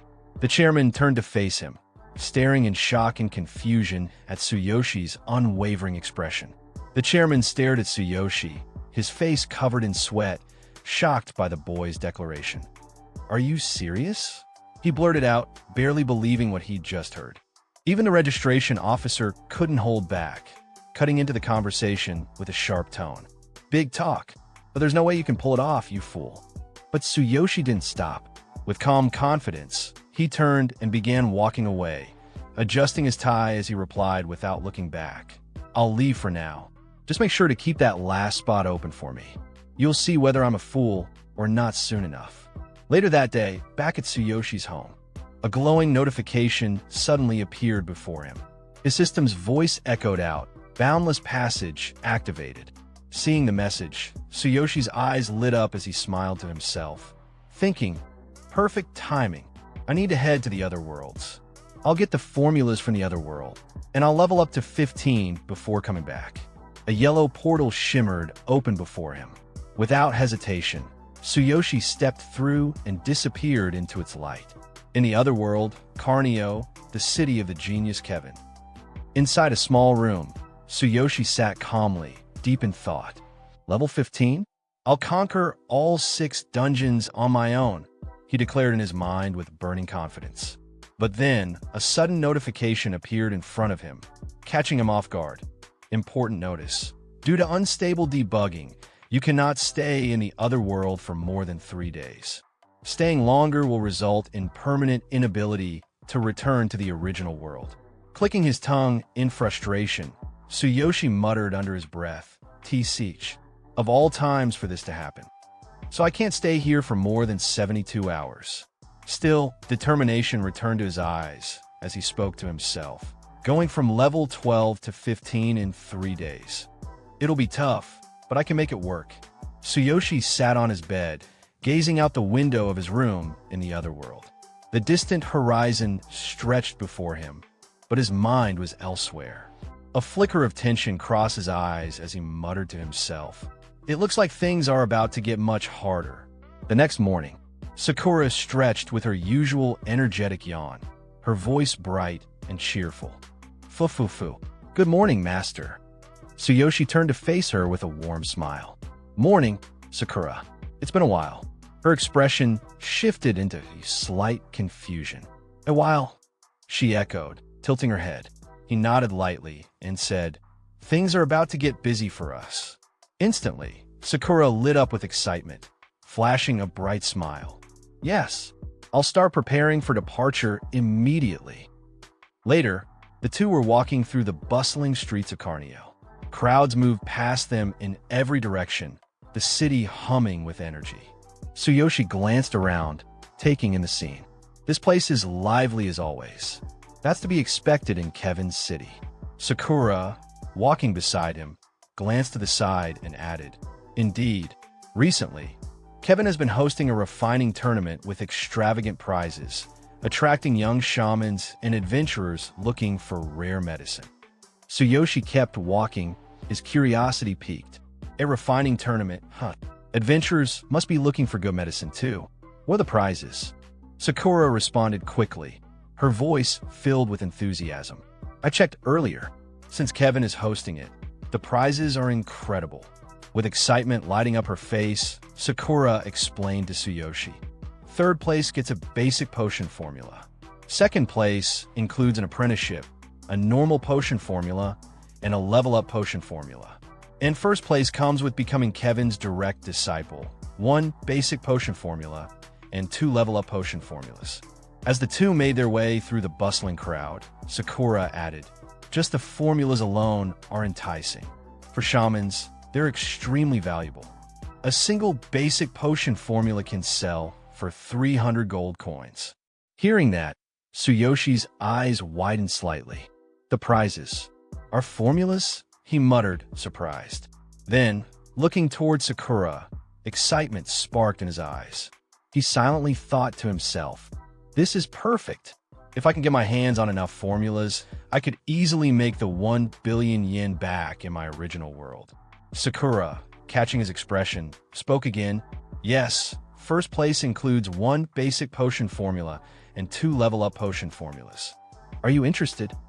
Without hesitation, Tsuyoshi replied, "Absolutely. I'll enter the refining tournament and take first place." Sakura was taken aback.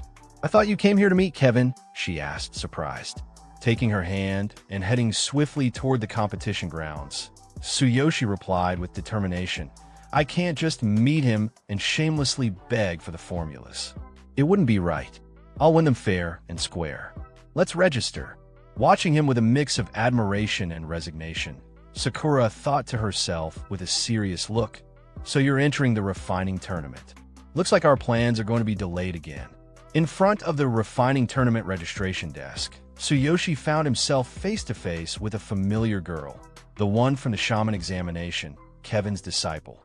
She blinked at him in confusion, a drop of sweat running down her temple as she exclaimed, "Huh, a weak human. What are you doing here?" Recognizing each other, the conversation quickly turned into a back and forth. "You're seriously planning to join the refining tournament hosted by my master?" she asked, disbelief in her tone. Tsuyoshi tilted his head with a blank stare and replied, "Who are you again?" From within his bag, Sakura tried her best to stifle her laughter, covering her mouth and trembling silently. The girl nearly exploded in embarrassment. Jumping slightly, she pointed at him with frustration. "It's me. I sat next to you during the shaman examination. Because of you, I lost 187th place." Seeing her throw a mini tantrum, Tsuyoshi casually raised his hand and said, "Oh, just kidding. I remember now." He stepped forward toward the desk and asked, "I want to join the refining tournament. How do I register?" The girl huffed and looked away, puffing her cheeks with a pout. You're so clueless. The refining tournament isn't like that exam. Even blue shamans are competing. My senior, a top-ranked blue shaman, is also entering. If you don't want to get crushed and humiliated, you should just give up." But Tsuyoshi ignored her completely and leaned slightly toward Sakura, whispering something. Seeing herself brushed off so easily, the girl shouted again, "Hey, don't ignore me. I'll guide you there." Still facing forward, Tsuyoshi didn't even glance back as he said, "This is the registration desk, right? Sakura, let's go." Then, with a sly grin and a teasing tone, he called out behind him, "Feline, you're being way too noisy." Suddenly, a presence appeared behind Tsuyoshi, silent but seething. He didn't notice at first, laughing lightly as he continued chatting with Feline and Sakura. But then a sharp voice cut through the crowd like a blade. "You again? How dare you show your face here?" Tsuyoshi turned, blinking once. Standing there was none other than Vincent, Kevin's disciple, the same one who had confronted him in front of the lodge. His eyes burned with fury. Feline gasped, quickly stepping behind Tsuyoshi. Her voice trembled. Hey, you weak human. Are you acquainted with my senior?" She peeked nervously past Tsuyoshi's shoulder. "Just because you're the master's top disciple, he's acting so arrogant." Tsuyoshi, unfazed, smirked and replied coolly, "Yeah, I know him." "So, he's your senior, huh?" Vincent's rage flared at the sound of Tsuyoshi's voice. "I told you I'd make sure you couldn't stay in Carnio," he shouted, voice echoing through the street. "And now you waltz right into my hands." He raised his arm and roared, "Boys!" In an instant, the narrow road behind him filled with movement as a dozen beastmen emerged from the crowd, forming a loose circle around Tsuyoshi. One of the beastmen, red-eyed and growling, stepped forward. "Yes, Vincent. What do you need?" The situation was turning ugly fast. Feline's face paled. She stepped out from behind Tsuyoshi, trying to reason with Vincent. "As senior, please stop this," she pleaded. "This guy might be weak, but he's no villain. He just wants to join the tournament." But Vincent clenched his fists, his jaw tight, and snapped at her. "Silence, Feline. Not only did you disappoint Master during the examination, now you're siding with this weakling, too?" His voice lowered but thickened with venom. "Fine. I'll deal with both of you, together." As the group of beastmen closed in, their eyes sharp and stances aggressive, Tsuyoshi stood his ground. Calmly assessing the situation, he shifted into a defensive position. His tone steady, he spoke with quiet resolve. "If that's how it's going to be, then I guess I've got no choice but to call this self-defense." The crowd of beasts surrounded them, our protagonist, Sakura, and the beast girl Feline, right in front of the tournament office. Tension filled the air. Our protagonist stepped forward, his eyes hard. "Sakura, stay out of this." Then, with a sharper edge in his voice, "You'll only dirty your hands." Feline's ears twitched. She stared at him in disbelief. "Are you seriously planning to fight all of them by yourself?" A blue-colored panel shimmered briefly. From the crowd, one of the beast men twisted his face aside, a glinting knife held at the ready. "Don't underestimate me," he sneered and added, "acting tough in front of a girl when you've got no real strength. How pathetic." The beasts shifted, giving way slightly. Then one of them stepped forward, Gillette. His tone was fierce, unwavering. "Vincent's enemies are also my enemies. Let me show them what happens when they cross us." A beast from the crowd called out, surprised. "You're really going to do it, Gillette?" Gillette, a hulking boar beast with red eyes and a thick wooden staff in hand, stepped forward. Behind him, a sly fox beast flapped his cloak dramatically and smirked. "All right, Gillette, then I'll leave that fool to you." The fox sneered. "He thinks a mere human can join the refining tournament? What a joke." Then, eyes narrowing cruelly, he added, "And that half-beast girl. If she's willing, do whatever you want with her." Sakura's expression tightened instantly. Her fists clenched at her sides. Gillette snorted, eyes narrowing with disinterest. "A half-beast girl? She's too lowly to catch my interest." Then, his voice dropped to a guttural murmur. "But that little girl." Feline. He licked his lips, grinning wide. "She looks fun to mess with." Feline's cheeks flushed red with fury. Her small hands trembled at her sides as she yelled, "You're disgusting. I'll tell Master about you." The fox beast just laughed and waved her off. "Don't worry, Gillette. I'll deal with my master." Feline's face grew tense. She bit her lip and muttered quietly, "Senior." In her mind, her thoughts churned angrily. "He's always picking on me, just because he's the senior apprentice." The impatient boar beast rested his heavy staff against his shoulder, eyes locked on the protagonist. A cruel grin spread across his face. "Is that going to be it? All right then," his red eyes glowed with wicked anticipation as he turned toward Feline. "Little girl, I'll make you mine tonight, after I deal with this human trash." Feline gripped the protagonist's hand tightly, trembling, but he looked down at her, calm and resolute. "Don't worry." Then, eyes sharp and burning with resolve, he stepped forward. "That pig-headed brute, and your beastly senior." In that moment, his aura flared, blue flames igniting and swirling around him as his body lifted from the ground. His eyes glowed with intense light, power radiating from him like a storm unleashed. None of them can escape. The boar beast's eyes widened in terror as the blue-flamed figure hurtled toward them like a meteor. "He's coming at us. On his own!" he shouted, voice cracking with disbelief. In a flash, the protagonist drew a glowing blade from the flame around him, its edge radiating fierce energy. "Stand down, you beast." He swung at once. A wave of force exploded outward. A panel slammed across the screen, boom, as shock waves tore through the crowd. Beast staggered backward, stunned, eyes wide in disbelief. Even the strongest among them, towering and armored, dropped to one knee. A gust of energy knocked Feline back, caught just in time by Sakura. The little beast girl gasped, staring at the destruction. So strong. Sakura's eyes sparkled with awe as she clutched Feline protectively. Master's power. It's beyond imagination. The fox beast, silent now, trembled as he stared at the battlefield. In his mind, panic surged. Even Gillette, with his high level and strength, he can't even lay a finger on that human. Gillette gritted his teeth, trying to steady his breath. Sweat poured from his brow. I cannot disgrace myself, he thought desperately. I have to turn the tides, even if it costs me my life. With a roar, the boar beast Gillette charged forward, slamming his staff down toward the protagonist. Their clash sent a violent shockwave through the air. Boom! An immense explosion erupted in front of the tournament office, green energy crackling outward in a wide burst. The earth trembled beneath them. A panel flashed across the screen. A surge of aura that terrifies surrounding enemies and counterattacks with the force of thunder. The surrounding beasts staggered back, some shielding their faces from the blinding blast. Suddenly, from behind, the fox beast snarled with a merciless grin. And now, Gillette, attack. He added with a cruel edge. Kill him.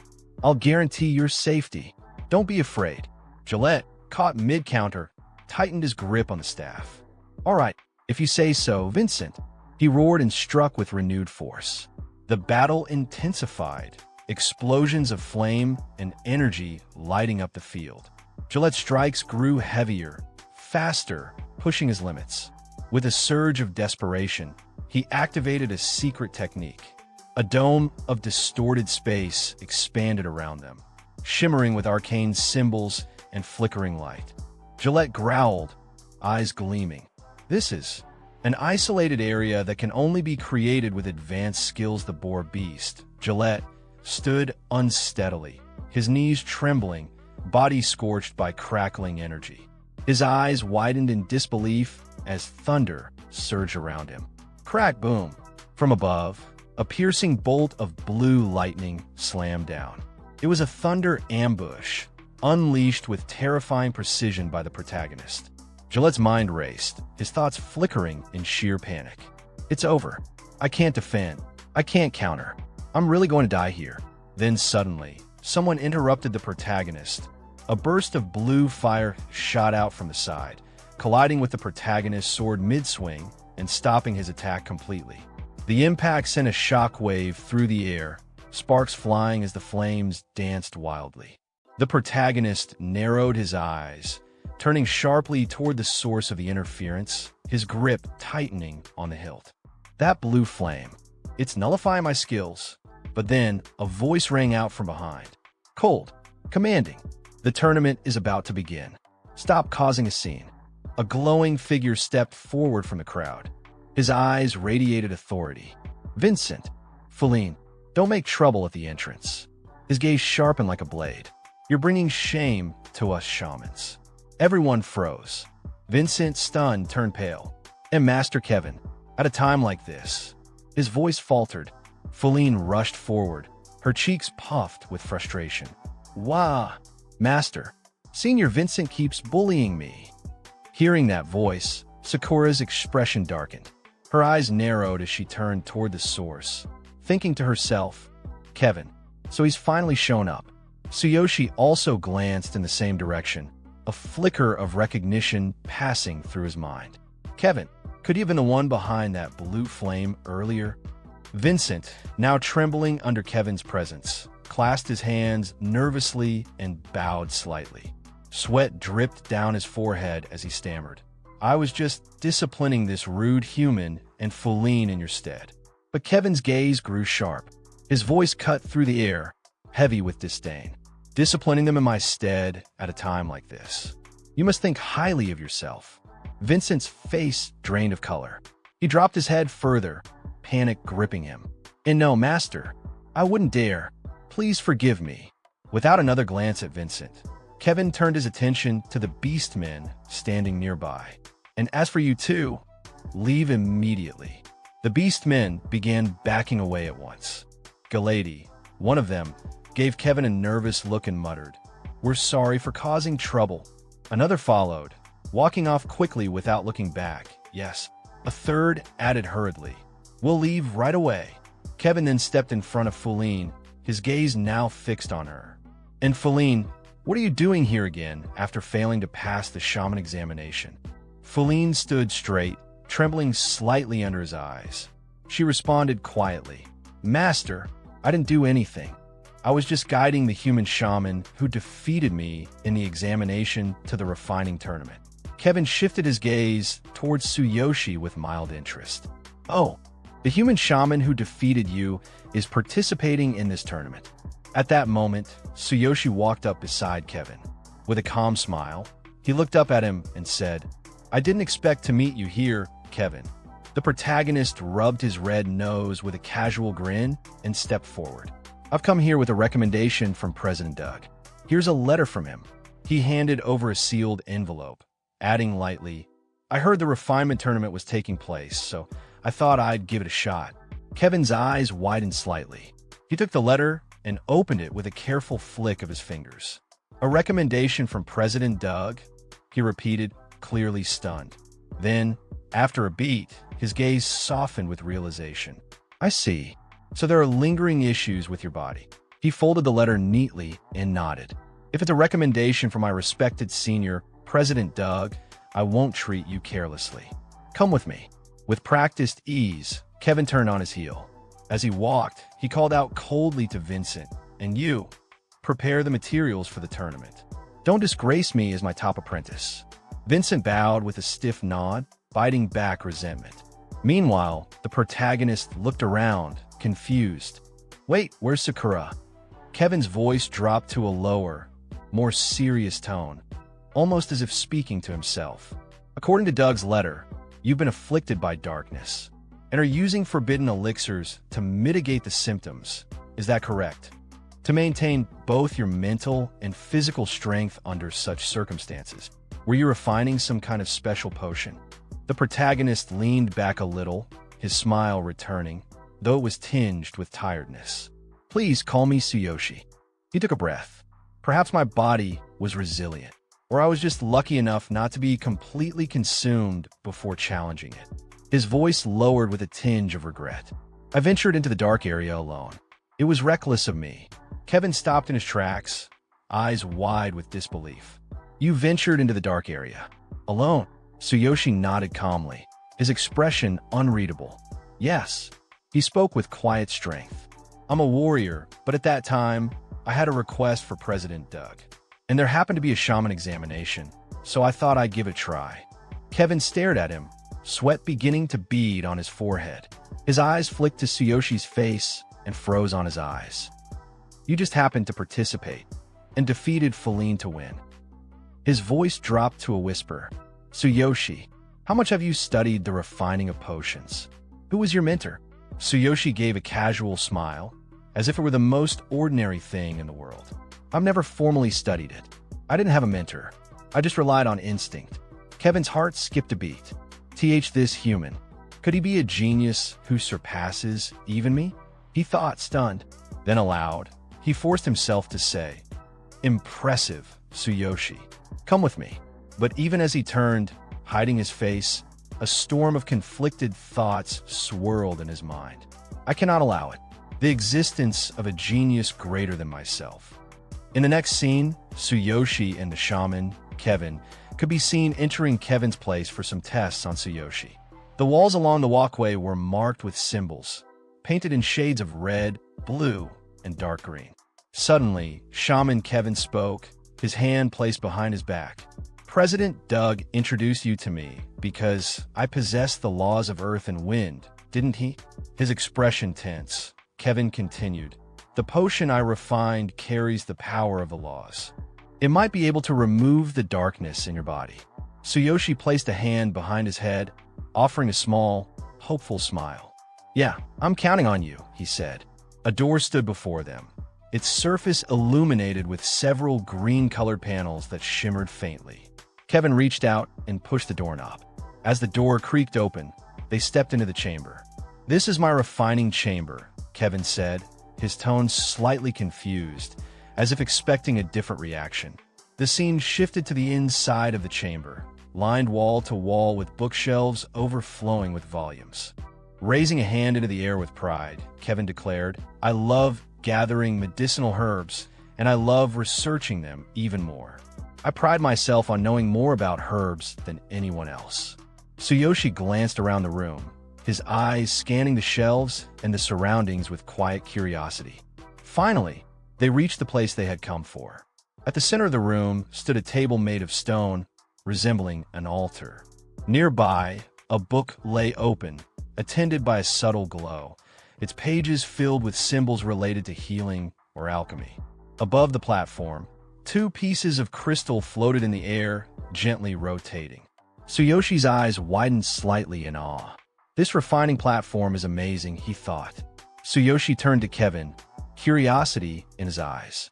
"Does it also enhance the refining effects?" he asked. Kevin closed his eyes briefly, then replied with a calm, almost dismissive tone, "Oomph. It's decent, I suppose." Kevin gave a sharp, killer smile and said, "Was it just needless worry? He can't even tell the difference between premium herbs or understand the value of a premium refining platform." After a brief pause, he added, "There's nothing to be impressed about." Looking down with an arrogant tilt to his head, a smug expression on his face, Kevin said, "Never thought of myself as inferior to anyone when it comes to refining, especially after obtaining the laws of Earth." Kevin turned towards Tsuyoshi and motioned him forward. "Let me examine the state of your body." Tsuyoshi gave a short nod. "Yeah." He stepped up to a stone plate and, without hesitation, poured a small amount of his blood onto it. The surface absorbed it quickly. A moment later, Kevin extended both hands, his fingers forming a complex pattern in the air. A deep hum filled the chamber. Then, with a flash, a vivid blue flame ignited above the plate, dancing and flaring with intense energy. Tsuyoshi's eyes widened. Earlier, it was a blue flame. This is due to the laws of Earth. Suddenly, a shocking and unbelievable sight appeared behind Kevin. A swirling blue flame materialized out of nowhere. It hovered in the air, rotating slowly yet fiercely, as if responding to his presence.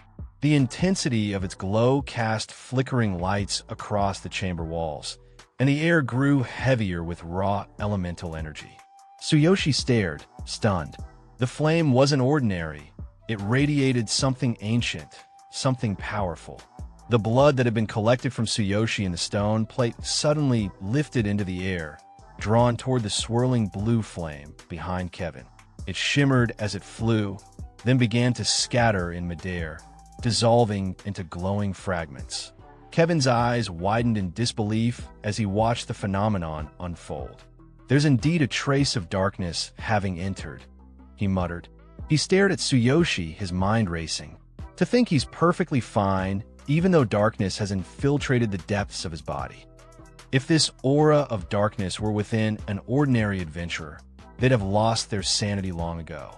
Tsuyoshi, sensing the tension, asked cautiously, "Is my condition that bad?" Kevin's expression turned cold as he faced him. "Condition is clear to me now. Potions won't suffice anymore. I have to use the power of the laws to eliminate the aura of darkness in your body. Turn around." Tsuyoshi exhaled and placed a hand on his shoulder. "Sorry for the trouble," he said quietly. In the next scene, Kevin began casting a spell. Blue flames curled to life in his hands, flickering with power. As he continued chanting, an intricate, ancient design formed in the center of his palm, glowing with the same eerie blue light. The moment the spell activated, Tsuyoshi's eyes flared open, glowing with intensity. "Feels like my body is starting to burn," he muttered through gritted teeth. Kevin pressed the glowing spell against Tsuyoshi's back. "Oh, the aura of darkness is more persistent than I thought. I need to pour in more power to eradicate it." With a quick glance to the side, Kevin's expression tightened. "The aura in your body is stubborn. I'll inject more power, but it will hurt. Endure it." Tsuyoshi nodded, determined. "It will hurt." "Understood." As Kevin poured more energy into the spell, the pressure intensified. A heavy force surrounded Tsuyoshi, and the spell markings began to swirl above his head. Shadows writhed through the air, and sweat began to roll down his face. The veins in his neck became visible as the strain built up. Whoa, this is nothing compared to before. Tsuyoshi gasped, his voice shaking. Kevin responded coolly, not missing a beat. Even I couldn't withstand this pain without taking potions beforehand. Think of the pain as training. Let me know if you can't bear it anymore. The scene shifted to Tsuyoshi. In the midst of the intense spell casting, something within him stirred, awakening without warning. A sudden surge of energy pulsed through his body, and in that moment, he realized it. The full form of his ultimate physique for internal defenses had been unleashed. A glowing blue panel appeared before him, hovering in the air. Bold text slowly faded into view. Ultimate physique activated. Internal defenses are now active. Tsuyoshi, breathing heavily and drenched in sweat, slumped slightly as the pressure finally began to ease. He let out a long, relieved breath. Phew, that's better, he muttered, his voice tired but steady. Kevin's mouth slowly fell open in shock. What is this? Before him, Tsuyoshi's entire body was glowing with a deep blue flame, intense, radiant, and alive. The very air around him rippled with heat and pressure. Kevin took an instinctive step back, eyes narrowing. A strange power inside his body is resisting the power of my laws. Ridiculous, he growled, clenching his fist. His gaze darkened with suspicion. This human might cause trouble later. I'll have to take precautions. Suddenly, a new panel appeared in the air, blue and shimmering, but with ominous text. Secret, a form of advanced magic. It utilizes the caster's immense magical power to embed a mark within the target's body. Upon activation, the seal detonates, resulting in the target's death. Kevin moved his hands through the air, forming a precise set of gestures. A faint magical symbol began to take shape at his fingertips. Then he muttered, coldly erased, is complete within any Isis. Tsuyoshi flexed his fingers slightly, then placed a hand over his chest. His breathing was steady now, and a sense of relief washed over him. Expected of Kevin, the genius shaman, he said with a tired smile, to eliminate such a stubborn aura so effortlessly. As they walked, a thought crossed his mind, quiet but filled with awe.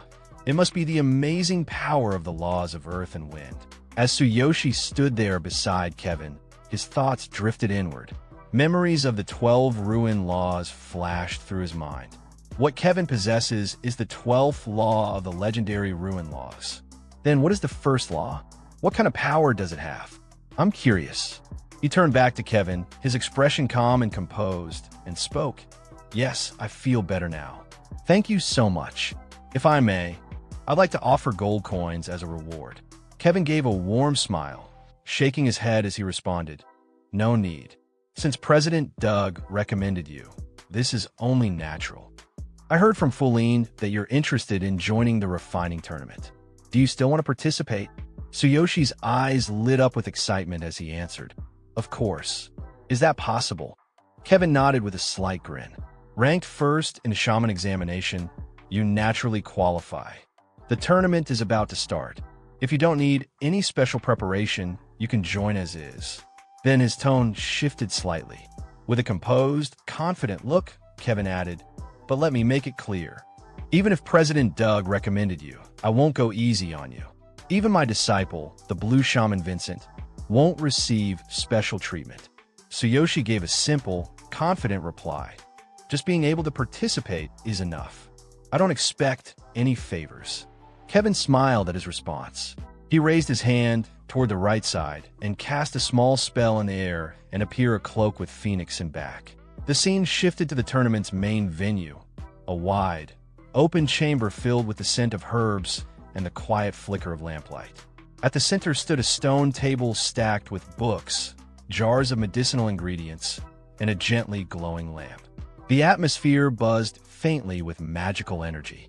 Beside the table stood a small girl with animal-like ears twitching slightly atop her head and a soft tail swaying behind her.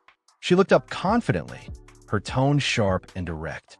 Master entrusted me to guide you, she said firmly. So follow my instructions properly.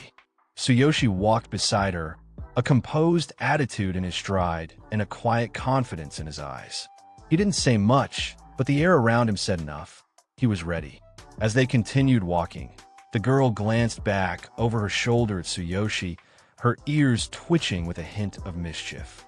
She stopped, crossing her arms with a smirk tugging at her lips. "Your registration processes are complete," she said, then added with a teasing, slightly insulting tone, "What about the woman who was with you? Did she abandon you?" Her eyes narrowed slightly, as if testing him, watching for any reaction. Hearing her words, Tsuyoshi let out a light, awkward laugh, a drop of sweat trailing down his face. "Got it, Feline." Just then, she stepped forward, eyes fixed straight ahead without so much as a glance toward him. "The participants in this tournament are all confident young people," she said sharply. "It won't be as simple as the basic assessments last time." She crossed her arms with a huff. "Even my seniors, the blue shamans, are more talented. You don't stand a chance, but it'll be a good learning experience for you." Tsuyoshi blinked, then asked curiously, "Are you participating, Feline? You're Kevin's disciple, right? And a white shaman, no less." Without looking at him, Feline's expression turned slightly annoyed. She held her arm as if holding something back.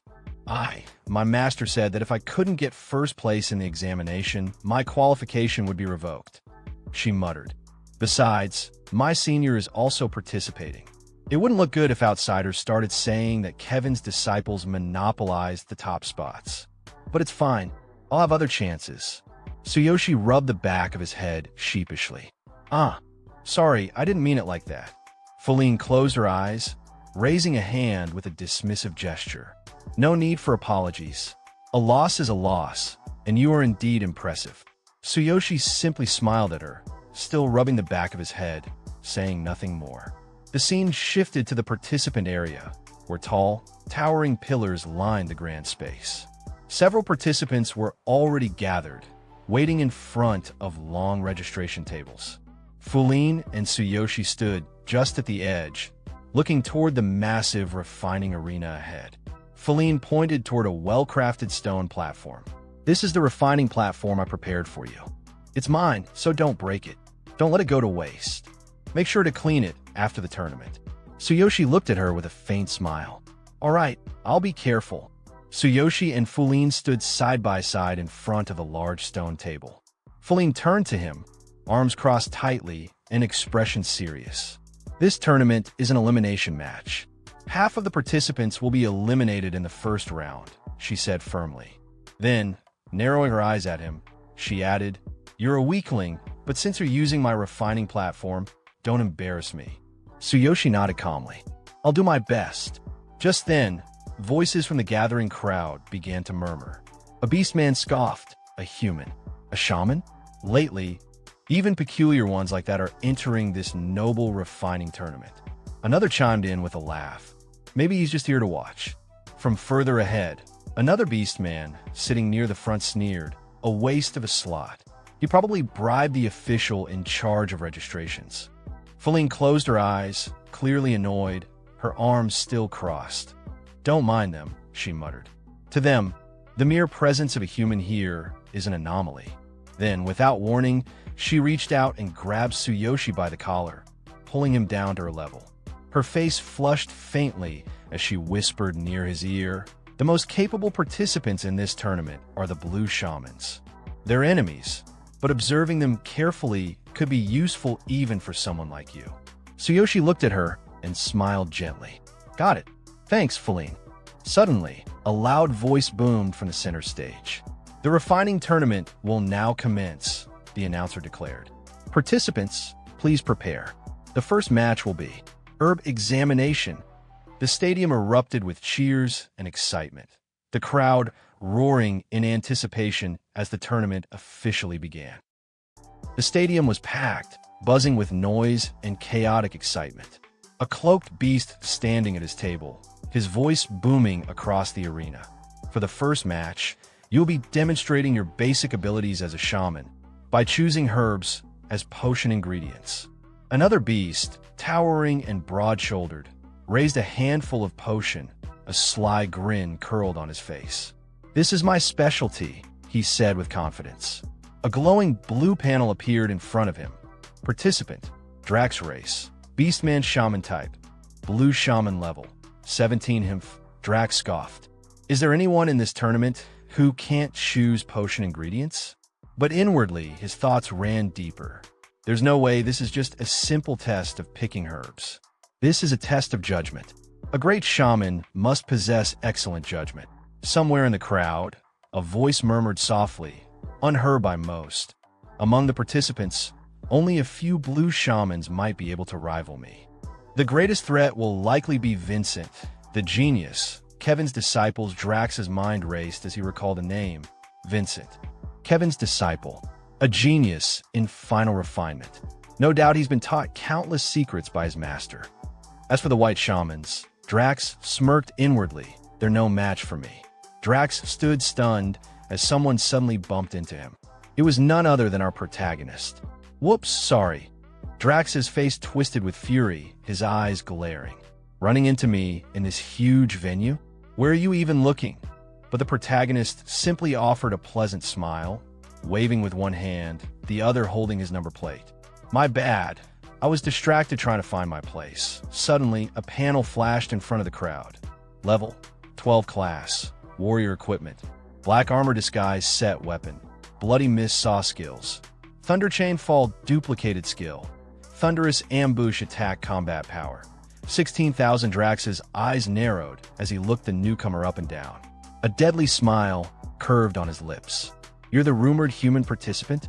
That appearance. You're a warrior, not a shaman. Interesting. Maybe you'll get a consolation prize." Vincent stepped up beside them and added coldly, "He's only here because he knows my teacher. He should have just focused on killing monsters instead of showing up here to embarrass himself." Drax blinked in surprise. "Vincent?"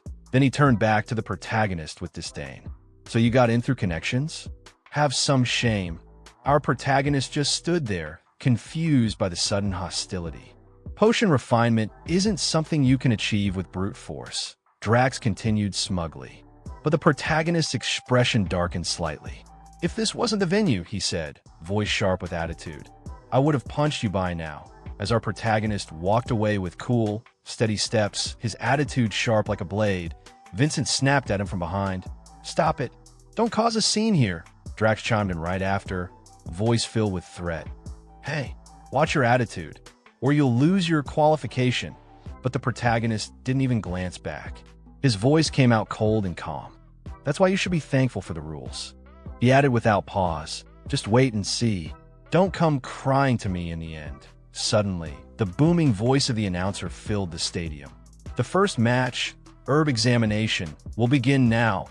A pretty beast girl stepped forward, drawing everyone's attention. "I will now explain the rules," she said brightly. She held up a signboard, dark brown on the outside, glowing golden within. "We will announce the name of the potion, and you need to identify the ingredients necessary to make it and collect them within the given time limit," she continued, her voice crisp and serious. "Failing to collect the ingredients within the time limit will result in disqualification.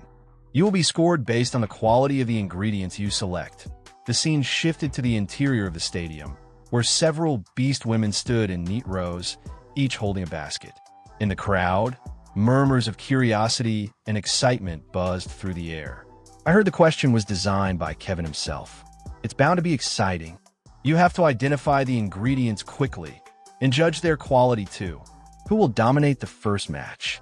Someone leaned casually against the outer wall of the stadium, half hidden in the shadows. At first, their identity was unclear until the light shifted. It was none other than Flulin. Her eyes narrowed slightly as she watched the tournament grounds, thoughts swirling in her mind. Will that weakling be all right? His performance in the examination was impressive, but competing against experienced opponents. She exhaled softly. The blue shamans are the real deal. Meanwhile, high above in the stands, two masters were seated among the distinguished guests. One of them was Master Kevin. As expected of the young genius Kevin, one master remarked, gazing down at the stadium. "This refining tournament is extraordinary. I'm glad my disciple Drax is participating," he added. It'll be a valuable experience for him. Kevin smiled modestly. No. I just wanted to give talented shamans a chance to show their skills. The other master leaned forward, intrigued. So, Kevin, who do you have your eye on? Your top disciple, Vincent, is said to be quite exceptional. A glowing blue panel appeared. Name: Connie Race. Beastman class. Red shaman level. 33. Kevin held a red wine glass in his hand, his voice calm but sharp. Vincent certainly has talent, but what's important is whether he can showcase it in the tournament. Drax, on the other hand, is a promising newcomer among the blue shamans. Another panel lit up, this time showing. Name: Kevin status. Genius shaman title. Owner of the laws of earth and wind level. 36 class. Red shaman, a voice rose from the audience nearby. Thank you. By the way, I heard there's a human participant this time. I've never seen a human shaman before. You must mean Tsuyoshi, who was recommended by President Doug, came the reply. Kevin nodded slightly, his expression thoughtful. He's a warrior who hasn't even trained as a shaman. Yet he not only took the shaman examination as a human, but defeated my female disciple to claim first place. He chuckled softly. I'm quite curious about him myself. Connie leaned toward Kevin as they sat in the grandstands, watching the field below. A human who hasn't trained as a shaman and still came first in the examination? He narrowed his eyes. Is President Doug mistaken? Kevin didn't answer immediately. Connie rested his fist against his cheek, smirking slightly. If that's true, even I'd keep an eye on him. The scene shifted to the stadium floor, where all the contestants stood at attention. In front of them, beast women lined up in neat rows, each holding a large basket filled with potion ingredients. Our protagonist glanced at them, thoughts racing through his mind. Are these all the potion ingredients prepared? No wonder half the participants end up getting eliminated in the first match. The baskets only have enough ingredients for half the participants. In other words, half won't get what they need. Plus, potions require multiple ingredients, so you have to pick the right ones from several baskets. If you rush and grab random ingredients, or waste time finding what you need, you'll be disqualified. He grinned, a dangerous spark in his eyes. This is exciting. It's much harder than the shaman examination. The challenge is to choose the ingredients quickly and accurately. Time to use my divine eye. The beast girl stepped forward, her voice ringing clearly across the arena. Now, I will announce the name of the potion. With a dramatic motion, she pulled away the golden strip from the signboard. The first potion is... The strip came off, revealing the words. Beginner cooling potion. A murmur rose from the crowd. Beginner cooling potion, someone echoed aloud with excitement. In an instant, the contestants surged forward, rushing toward the baskets to collect the necessary herbs. The scene shifted to our protagonist, standing still as others darted past him. He muttered under his breath. They're quick. His eyes followed their movements sharply. As expected of official shamans, they've completely memorized the ingredients needed to make basic potions. He paused, a stunned look flickering across his face. Confusion set in. He didn't know the formula. His pupils began to glow faintly, thin streaks of blue energy trailing from his eyes. But as for me, he whispered with resolve, I'll be counting on you, divine eye. A glowing blue panel materialized in front of him. Divine eye analyzing. Analysis result. Beginner cooling potion requires 3 ingredients. Fire spirit grass, wood core, and withered vine. His lips curled into a confident smile as he swung his hand through the air. All right, just 3 ingredients. In the blink of an eye, the number of available herbs began to dwindle fast. Our protagonist's eyes widened, a bead of sweat rolling down his cheek. Oh no, was I too late to get in? Around him, chaos broke out. Beastmen scrambled, pushed, and shouted as they fought to grab the right herbs. Vincent calmly plucked a herb from a basket, smirking with confidence. I can do this with my eyes closed. A few feet away, Drax growled and shoved his way forward. Move aside, he barked, then chuckled darkly. Too easy. Our protagonist watched them both with a mix of shock and awe. Not bad at all. Seems like these blue shamans aren't just for show. But then his expression changed, his shock replaced with burning determination. He clenched his fist tightly, holding it near his chest. But there's no way I'm losing here. His eyes sparked with resolve, a faint gleam flashing across his face. Time to show the power of a warrior. Suddenly, a dark purple aura burst out from his body. Overwhelming energy surged around him, raw, pulsing, and wild. The ground beneath his feet cracked ever so slightly under the force. This was no ordinary move. He was ready to unleash thunderous ambush attack. His eyes locked onto a target. The first ingredient is over there. Vincent froze, sensing a sudden shift in the air. The energy around him crackled unnaturally. His eyes narrowed. This is a skill wave. He looked toward the source, frowning. Hey, is that fool of a human causing chaos because he's about to lose? High above, Connie raised an eyebrow, looking at them with growing curiosity. What's he planning to do, huh? A warrior skill? Kevin leaned forward in his seat, unsettled. What's the meaning of this? In the stadium, one of the beastmen suddenly turned, startled. Huh? Why did it suddenly go dark before he could finish? A dark blur shot past him. Our protagonist, cloaked in vibrant dark purple energy, surged forward like a flash of lightning. His aura twisted violently, bursting with sheer force as it whipped the air around him. His eyes locked onto a beastman guarding a basket, and he charged. The beastman stumbled back, eyes wide in terror. Gaia, what are you doing? Panic flickered in his gaze as the human warrior closed in. What's happening? The beastman gasped, trembling as sudden hush fell over the arena as a glowing blue panel materialized above the field. Skill canceled. Thunderous ambush attacked. The dark energy surrounding the protagonist dissipated, leaving only a faint shimmer in the air. The beastman, still trembling from the earlier display, stammered, "No need to push further. This will do the trick." Nearby, a beastwoman with a basket stood frozen, her cheeks flushed red. The protagonist approached her calmly, his eyes scanning the contents of the basket.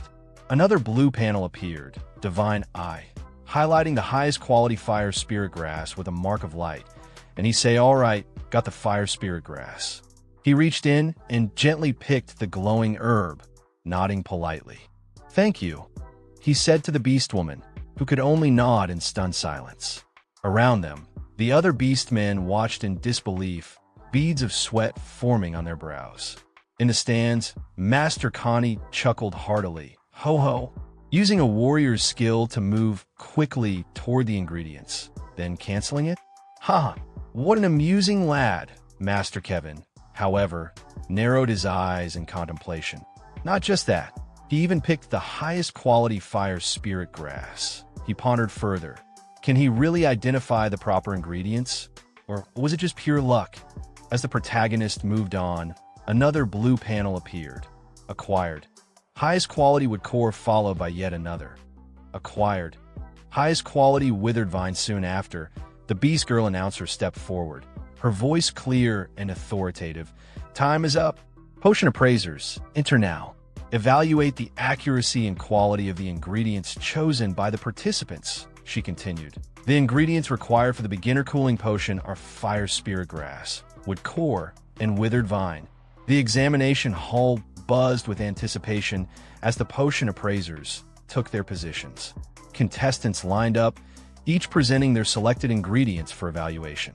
One by one, hopefuls stepped forward, only to be met with the stern verdict.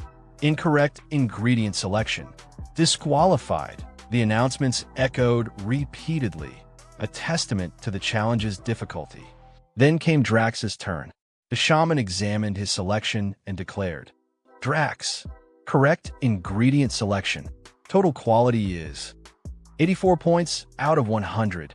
Excellent quality. With a confident smirk, Drax responded, Humph, of course. Observing from the stands, Master Kevin remarked, as expected from Conti's disciple.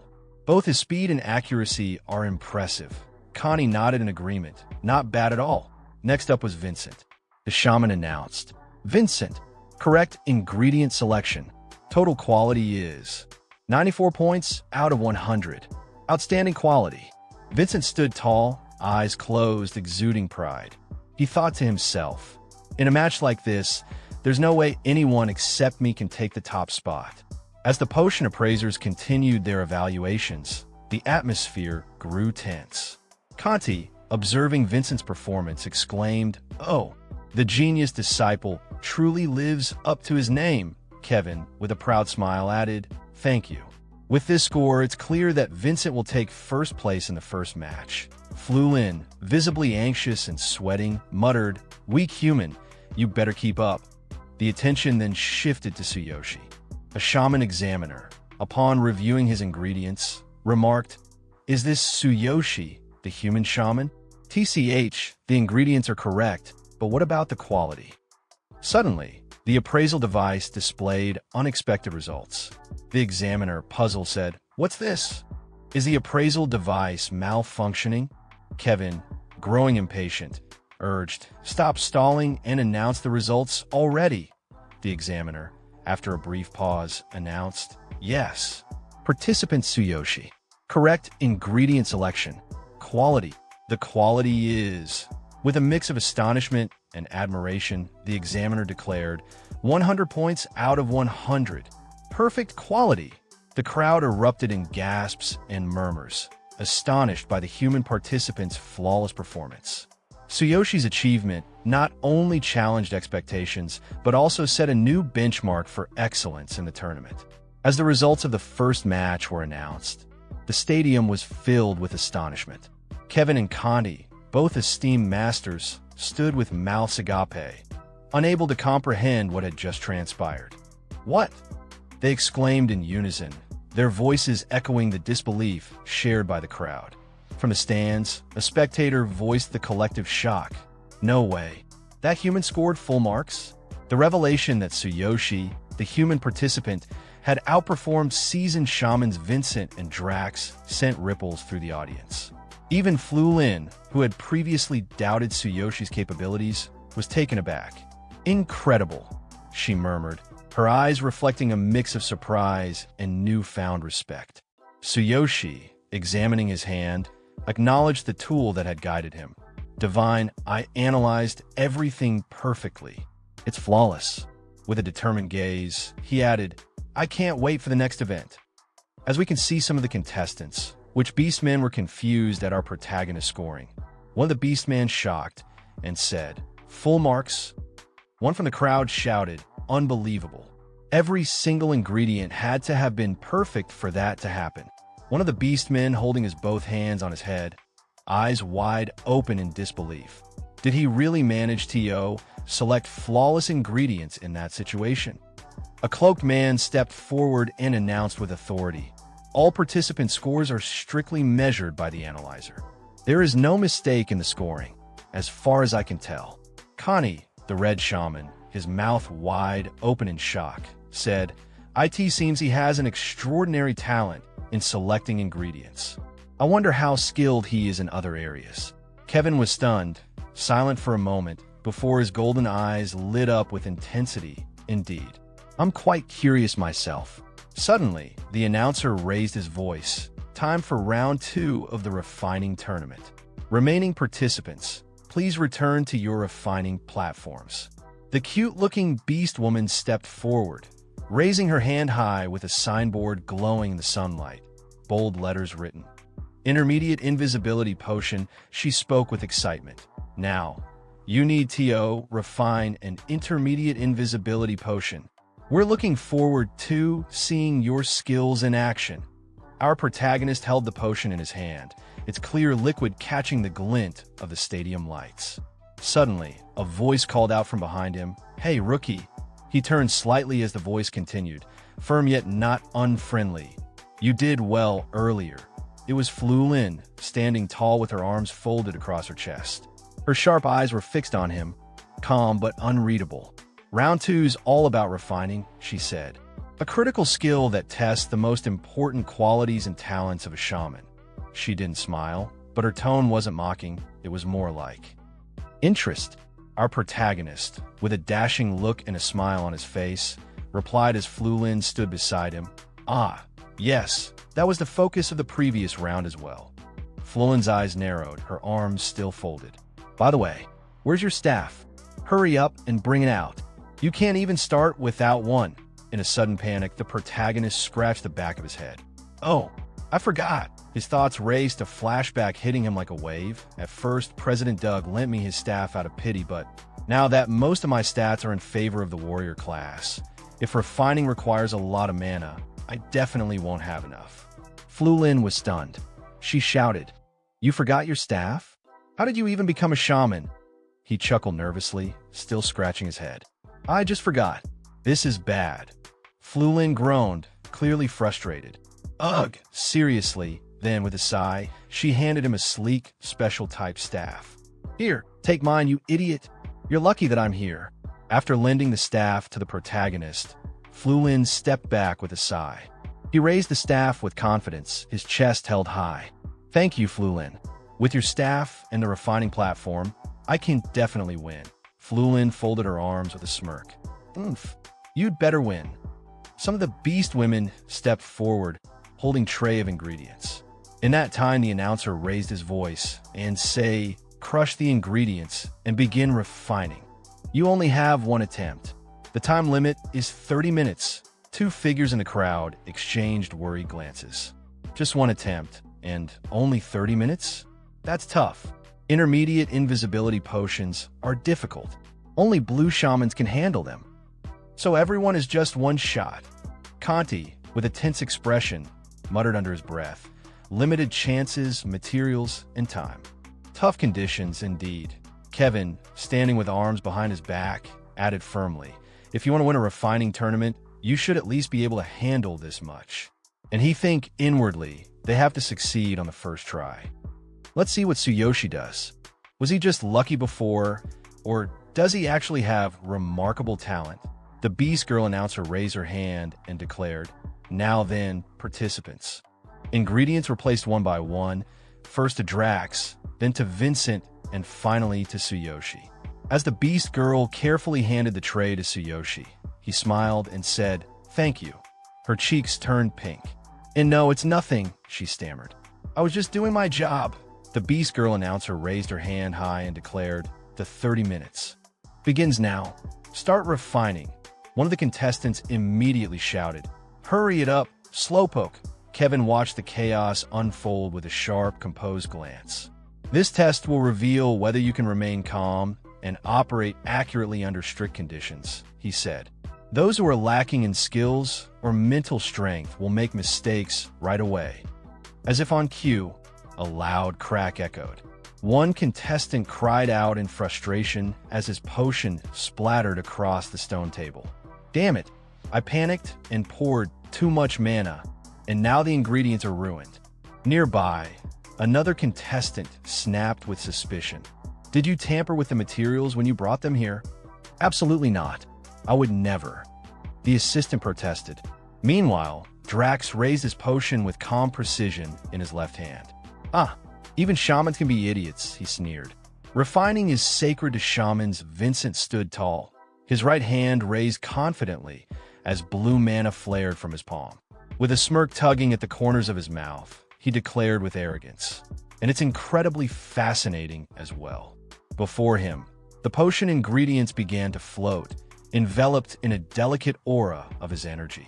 Across the arena, assistants watched in awe, hands covering their mouths as they whispered to one another, "They've begun refining." Drax, equally focused, held his staff high. Channeling his mana, he readied himself to crush the ingredients laid before him. Crushing the ingredients means grinding them into powder with one's own mana. He thought, his brows furrowed in concentration. The stronger and more precise your mana control is, the finer the powder will be. Vincent, his golden eyes glowing brightly, mirrored the same process. His thoughts echoed with intensity. The final and most critical step of refining is fusion. The mana capacity within one's body is key to this process. As Drax watched Vincent's fluid movements, he clenched his jaw, as expected of Kevin's disciple. This mana wave, his capacity might even exceed 1,000. In the VIP stands, Connie narrowed his eyes, sensing the dense mana radiating from the arena. He glanced at Kevin and spoke, "This wave. So your disciple has been hiding his talents all along." Then, shifting his gaze back to the arena with renewed interest, he added, "His mana capacity exceeds 1,000, doesn't it? With numbers and skills like these. He's only a few years away from ascending to Red Shaman status." Kevin, with a hint of pride, smirked without taking his eyes off Vincent. "Vincent's talent is simply a gift of nature," he said calmly. "But his mental fortitude still needs work." Connie waved a hand as if brushing off the compliment. "Speaking of which, where's Tsuyoshi? I haven't seen him at all." Kevin's brows drew together. "Come to think of it, I can't sense his presence either." Then, spotting the young man standing motionless in the distance, he pointed, "Is he just standing over there? If he doesn't start now, he won't make it in time," Connie said, his voice tight with concern. Kevin's tone grew slightly irritated. "Is he stalling? I can't sense any mana waves from him." His eyes returned to the center of the field, flicking briefly between Vincent and Drax. "It looks like this round will come down to those two battling it out. Their mana capacities are 880 and 1,060, but mine is only 510. Tsuyoshi stood quietly in the arena, watching his opponents with narrowed eyes. Drax is likely to produce a grade C potion, while Vincent might even manage a grade B, he thought with grim admiration. As expected of Kevin's disciple, intermediate potions are no joke. Suddenly, a sharp voice broke through the hum of focus. "Hey, rookie, there are only 20 minutes left. Stop zoning out," shouted the beast girl assisting the tournament. Her angry expression showed both concern and frustration. Beside her, Sakura gently placed a hand on the girl's shoulder, her voice soft and calm. You shouldn't distract him like that." Tsuyoshi rubbed the back of his head with a sheepish smile, laughing awkwardly. "That's true. It's about time I get started," he muttered under his breath. His expression sharpened. He raised his hands, and with a flicker of will, his mana surged to life. A mesmerizing swirl of pink and blue engulfed his palms, wrapping around his fingers like living flames. "As a warrior, my mana capacity is absolutely insufficient," he thought grimly. But his activation didn't go unnoticed.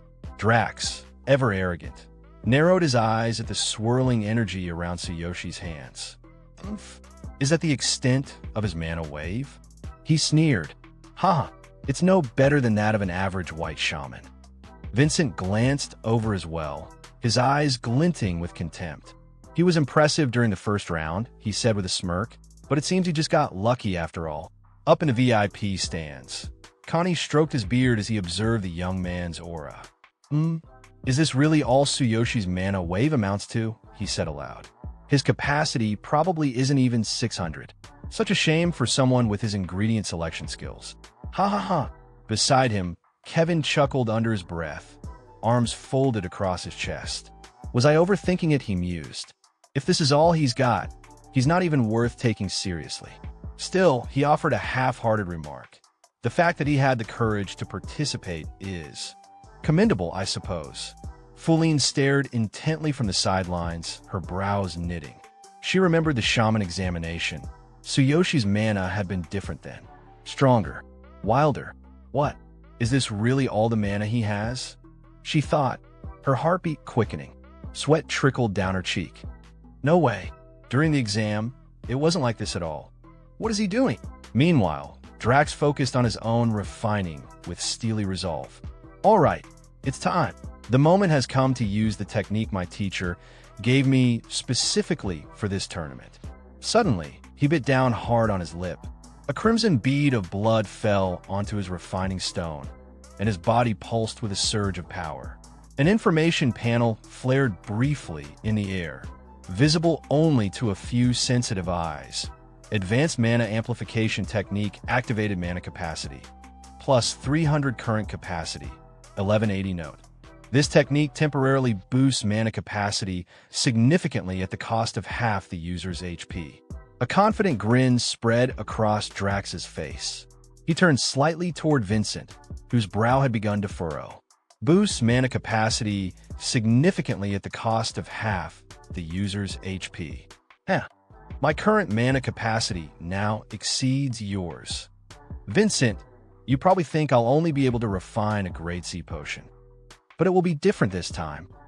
Then, with a wild surge of energy, Drax raised his staff high and shouted, "Fusion!" The tip of his staff burst into light. Mana flared outward, enveloping his entire body in a vibrant red glow. Gasps erupted from the audience. "Is this real?" Someone murmured. Another shouted, "Could it be a grade 8 intermediate invisibility potion?" As the energy settled, Drax confidently poured the refined potion into a glass tube. With a smirk, he stood tall, declaring, "Haha, a nearly perfect grade B potion. Come at me, anyone." From the VIP room, Connie turned to Kevin with a gleam in his eye. "Yes, nearly perfect. Even your disciple will only barely refine a passable grade B potion at this point. This tournament's victory shall belong to my disciple. As long as he secures first place in this match, his overall score will be unbeatable." He clenched his fist. "Kevin, I won't let you have the upper hand forever." But Kevin didn't respond. His eyes remained locked on the arena, ignoring his own mana gauge as he silently observed the display. Advanced mana amplification. It's an extreme skill, sacrificing life in exchange for mana. Definitely not something an ordinary shaman or sorcerer would dare to use. Connie must have gone to great lengths preparing his disciple. Then, a quiet smile crossed Kevin's lips. His gaze sharpened. But, does he really think he can win with a gravy potion? He looked to the arena with growing anticipation. "Did you think I wouldn't prepare for this, Connie? Foolish old man." He called out mentally to his student. "Vincent, show them what you're capable of." Vincent, clutching his potion materials, met his master's gaze and smirked. Then he activated his secret weapon. Flames erupted in his palm. Not just any fire, but a radiant blue flame infused with the law of the earthly phoenix. Connie shot up from his seat, eyes wide. "That's..." Sweat ran down his face. A blue flame extracted from the laws of earth and wind. Something that rare. Kevin, still calm, responded with a faint smile and didn't even glance his way. "I gave it to Vincent some time ago. It's his to use as he pleases." Inwardly, he thought, "Indeed, this flame is infused with the power of the laws. It took 7 full days just to extract this small amount. But with this, I can preserve my dignity."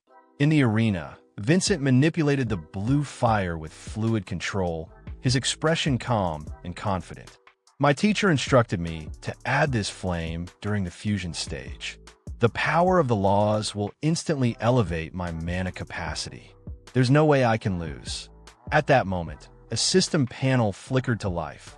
Power of the laws infused current mana capacity. 1,530. Then, Vincent raised his hand, and a luminous blue orb formed above his palm. The air crackled with energy. "This is an even greater supernatural phenomenon," a spectator cried. "Another grade A potion? No, a phenomenon of this level." Vincent looked up at the glowing circle forming above him and declared with arrogant certainty, "An A-grade intermediate invisibility potion. Is there anyone here who can refine a better potion than this?" Tsuyoshi watched the escalating spectacle in silence, gripping his staff and ingredients in both hands. "I see. So they both had hidden techniques to force their potions up by 1 grade. If I hold back now, there's no way I can beat an A-grade potion." Suddenly, a system panel appeared directly in front of him. This time, not imagined, but a real interface glowing with urgency. "Alert. Insufficient MP. Would you like to activate Ultimate Physique to enhance your mana capacity? Current mana capacity, 510." Tsuyoshi's eyes locked onto the message. The noise of the arena faded. With fierce determination, he thought, "Fine, I'll use my Ultimate Physique to raise my mana capacity to its limit." With a surge of will, he activated it. A new notification appeared. Ultimate Physique activated. Mana capacity increased. Suddenly, his entire body was engulfed in roaring purple mana. The staff in his hand radiated power as the energy twisted upward like a vortex. The air trembled. He raised his staff toward the sky. Another notification flashed. Current mana capacity. 9,600. Then the panel glitched. Static flickered, and a distorted message forced its way onto the screen. Alert. An S-grade potion has been acquired. A supernatural phenomenon is occurring. Please assume defensive distance. Suddenly, the sky above the tournament grounds darkened. A swirling mass of clouds gathered unnaturally fast, pulsing with raw energy. Streaks of lightning clawed across the heavens, then calmed, concentrating into a single vertical shaft of light descending from the sky. At the very center of it all stood Tsuyoshi, silent and steady. His staff crackled with blue flame, his cloak rippling with invisible power. From the audience, someone gasped in awe. Could this be another supernatural phenomenon? Another onlooker stepped forward, shielding their eyes. On top of that, the intensity. This phenomenon is even stronger than the previous two. The air felt heavy, alive. Feline's eyes widened in shock. Sweat beaded down her face as she stared at Tsuyoshi. The weakling's mana waves. They become much stronger than before. She clutched her chest, overwhelmed by the pressure. These waves, and this supernatural phenomenon. Just how much mana does he have? Even Vincent, who had always looked down on Tsuyoshi, was rattled. His lips curled in frustration, but his eyes betrayed fear. There's no way a mana amplification technique of this level exists. His thoughts raced. Even the laws of earth and wind can't produce this effect. I've never heard of anything like it. He gritted his teeth, glaring at Tsuyoshi, sweat dripping from his jawline. Meanwhile, from the outer ring of the arena, Drax's voice cracked through the mounting panic. Could a supernatural phenomenon like this truly exist? Above them, the lightning flickered one last time. And then everything stilled. All eyes turned to Tsuyoshi, his figure bathed in light, his presence like a rift in the natural order. The lightning in the sky suddenly twisted and churned, shaping itself into the colossal form of a dragon, its eyes glowing with ancient fury, its roar echoing like a storm splitting the heavens. Kevin stared up, paralyzed, his voice trembling. What is that? Standing beside him, Connie's eyes reflected the swirling storm above. This can't be real. This is unbelievable. Kevin's jaw clenched, sweat streaking down his temple as he took a staggering step back. This feels like a supernatural phenomenon.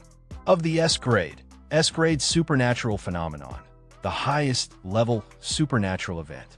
It resonates with the heavens and the earth and manifests physically. However, it calls forth a powerful divine punishment, commonly seen only during the creation of S-grade potions. At the center of the arena, Tsuyoshi stood unmoved. Lightning danced across his body. His eyes glowed a piercing silver blue, locked in absolute focus.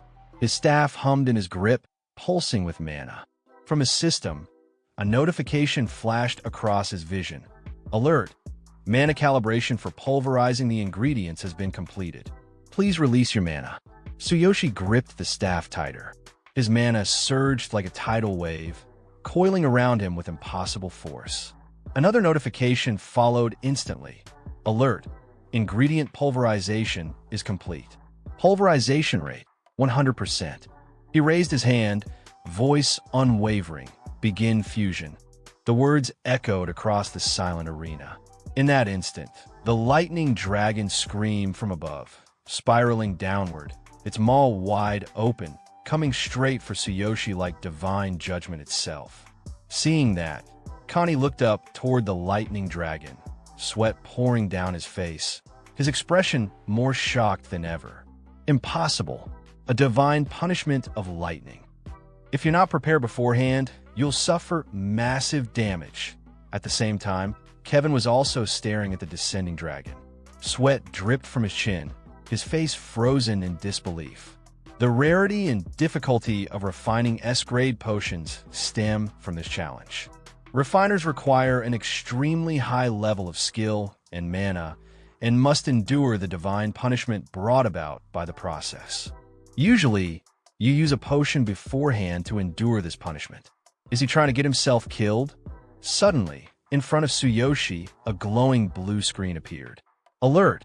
A massive lightning strike is imminent. Do you wish to use the Divine King's hammer to absorb all damage? Tsuyoshi narrowed his eyes at the screen, lightning flickering in his gaze. His teeth clenched into a grin. My plan was to endure the lightning with my ultimate physique, but I didn't expect the Divine King's hammer would be able to absorb the damage as well. With this, refining the potion will be much easier. Memories surged back when he first acquired the Divine King's hammer. The Divine King's hammer itself emits lightning. For the hammer, this is no threat at all. His mana surged as he called out from within.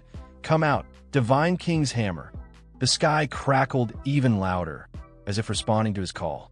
Then, suddenly, above Tsuyoshi's head, the giant hammer appeared in the sky, surrounded by crackling arcs of lightning.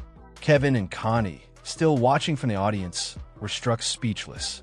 What is that? Kevin said, eyes wide, voice trembling. What kind of oppressive aura is this? Connie added, staring at Tsuyoshi with disbelief. The lightning dragon roared as it lunged towards Tsuyoshi, but he raised the divine hammer high. Boom!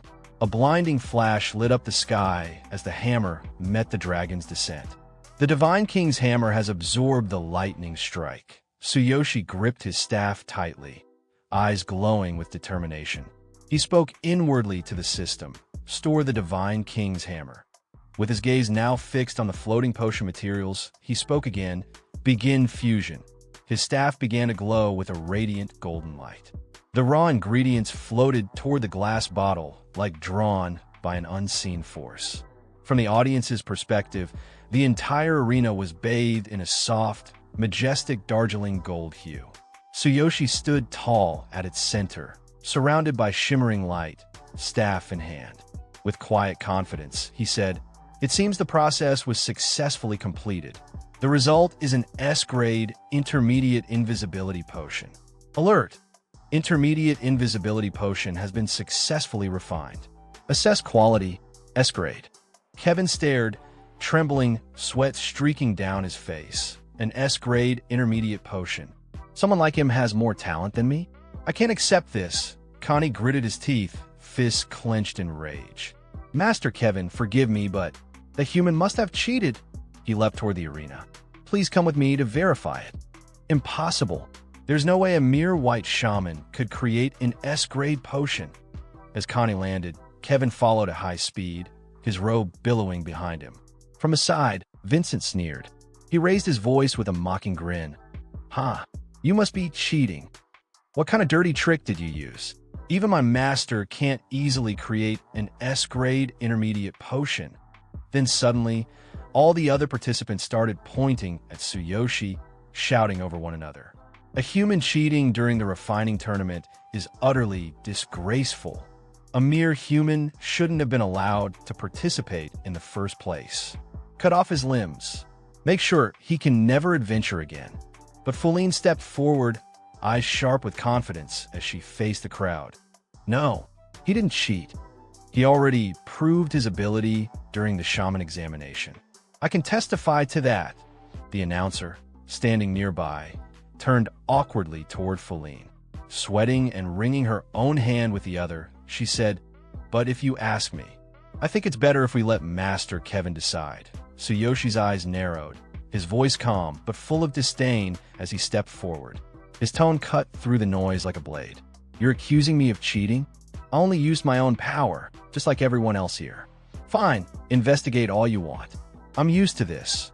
Suddenly, Connie appeared in front of Tsuyoshi, gripping his staff tightly, face grim. "Human shaman Tsuyoshi, did you use an underhanded method to cheat?" "Master Kevin, and I monitored your mana wave. Your mana capacity should have been 600 at best. With mana of that level, it's impossible to create an S-grade intermediate potion." Then suddenly Connie activated his staff, the gem at its tip pulsing faintly with mana. His brows furrowed as he looked towards Tsuyoshi with a slightly angry expression. "Do you agree to take my mana measurement test? If your ability is real, then prove it," the crowd murmured, tension crackling in the air. The mana measurement spell activated, a spell used to measure one's mana capacity. The larger the mana, the brighter the glow emitted. Tsuyoshi stared at the glowing staff in front of him, his gaze intense. Inwardly, he thought, mana measurement. If I can't maintain my amplified mana capacity, they'll assume I cheated. My actual mana capacity is indeed low, but then a small confident smile crept onto his face. However, I see no reason to hide it. He stepped forward calmly and said, "Go ahead. If it will make you stop talking, then I'm all for it." Connie gritted his teeth, annoyed at Tsuyoshi's tone, sweat forming at his temple. He responded mockingly, "Huh, let's see if your ability is real." Clenching his fist, Connie extended the staff towards Tsuyoshi, eyes locked. With a sneer, he shouted, "Release your mana. Show us your true level." Then, in that instant, Tsuyoshi activated his ultimate physique, and a system notification echoed in his mind. Alert. Ultimate physique activated at 100% power. Mana capacity amplification at maximum. His lips curled into a smirk. "All right," he said coolly, "make sure to measure it properly." Suddenly, boom. Connie's staff glowed with a violent, blinding blue light. A shockwave of pure mana burst across the arena. The entire field was bathed in radiant blue. The audience gasped, shielding their eyes. Some fell silent in awe. Conti staggered, covering his face from the light, peeking towards Tsuyoshi. It didn't rise up gradually, it just instantly shot up to this level. Just how large is his mana capacity? Tsuyoshi stood in the center of the storm, glowing from head to toe with ethereal blue light, like a god descended. His voice rang out, calm and absolute. "I've released 100% of my mana." Conti, gripping the trembling staff with both hands, stared in disbelief. His mind raced. The staff. It's trembling. Then suddenly, Connie's staff began to creak, faint at first, like wood under pressure. Then the sound sharpened. Crack! Snap! With a blinding flash of mana light, the staff split in half and exploded into shards, scattering across the arena floor. Conti stood frozen, staring at the broken remains in his trembling hands. "And my staff," he thought, wide-eyed, sweat dripping from his brow. Meanwhile, Tsuyoshi calmly rolled his neck and cracked it slightly with one hand. With a confident smile, he said, "Are you satisfied now?"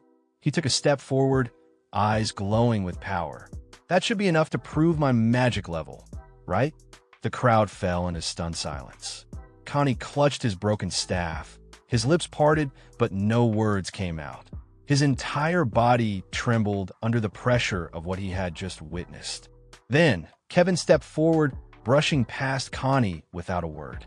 He looked directly at Tsuyoshi, a slow smile forming on his face.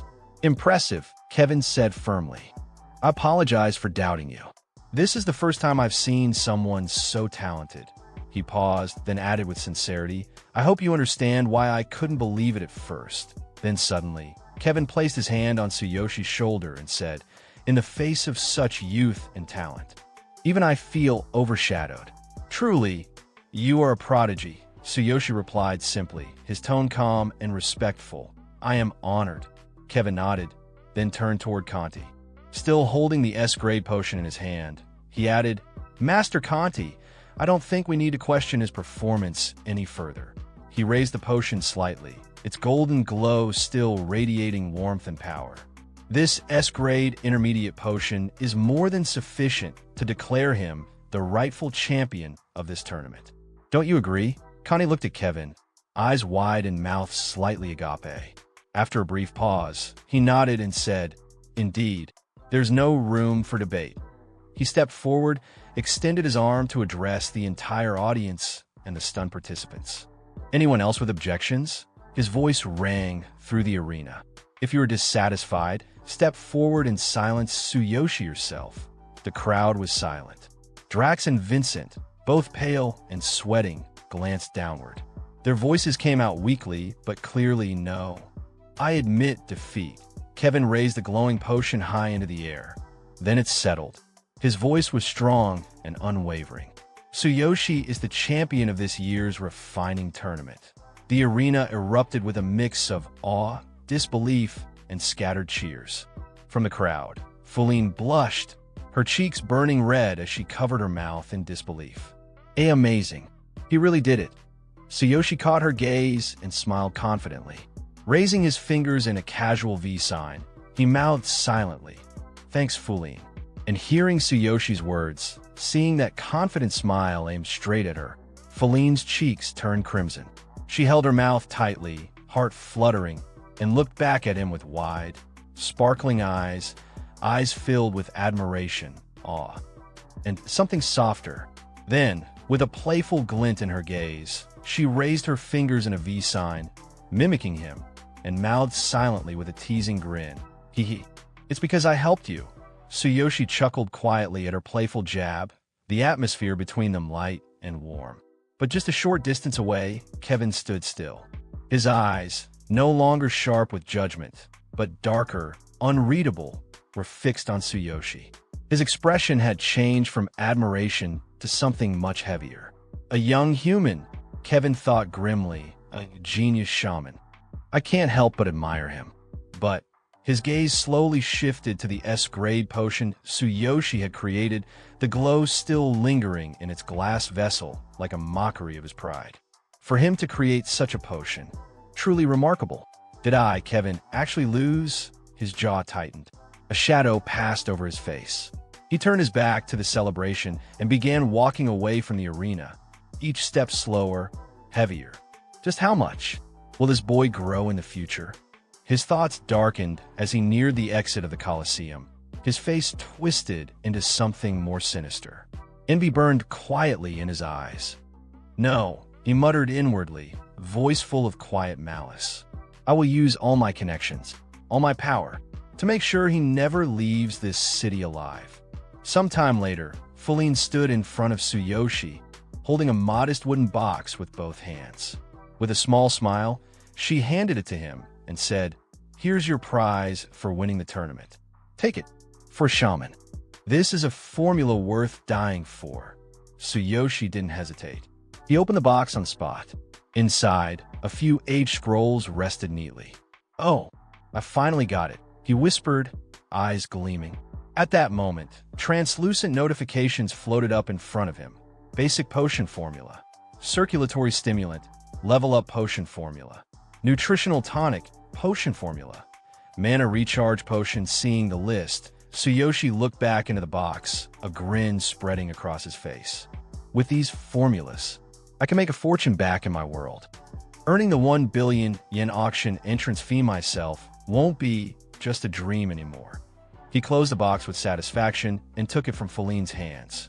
She looked up at him with a slightly disappointed expression, hesitating before saying, "You're really turning down the chance to become Master Kevin's apprentice?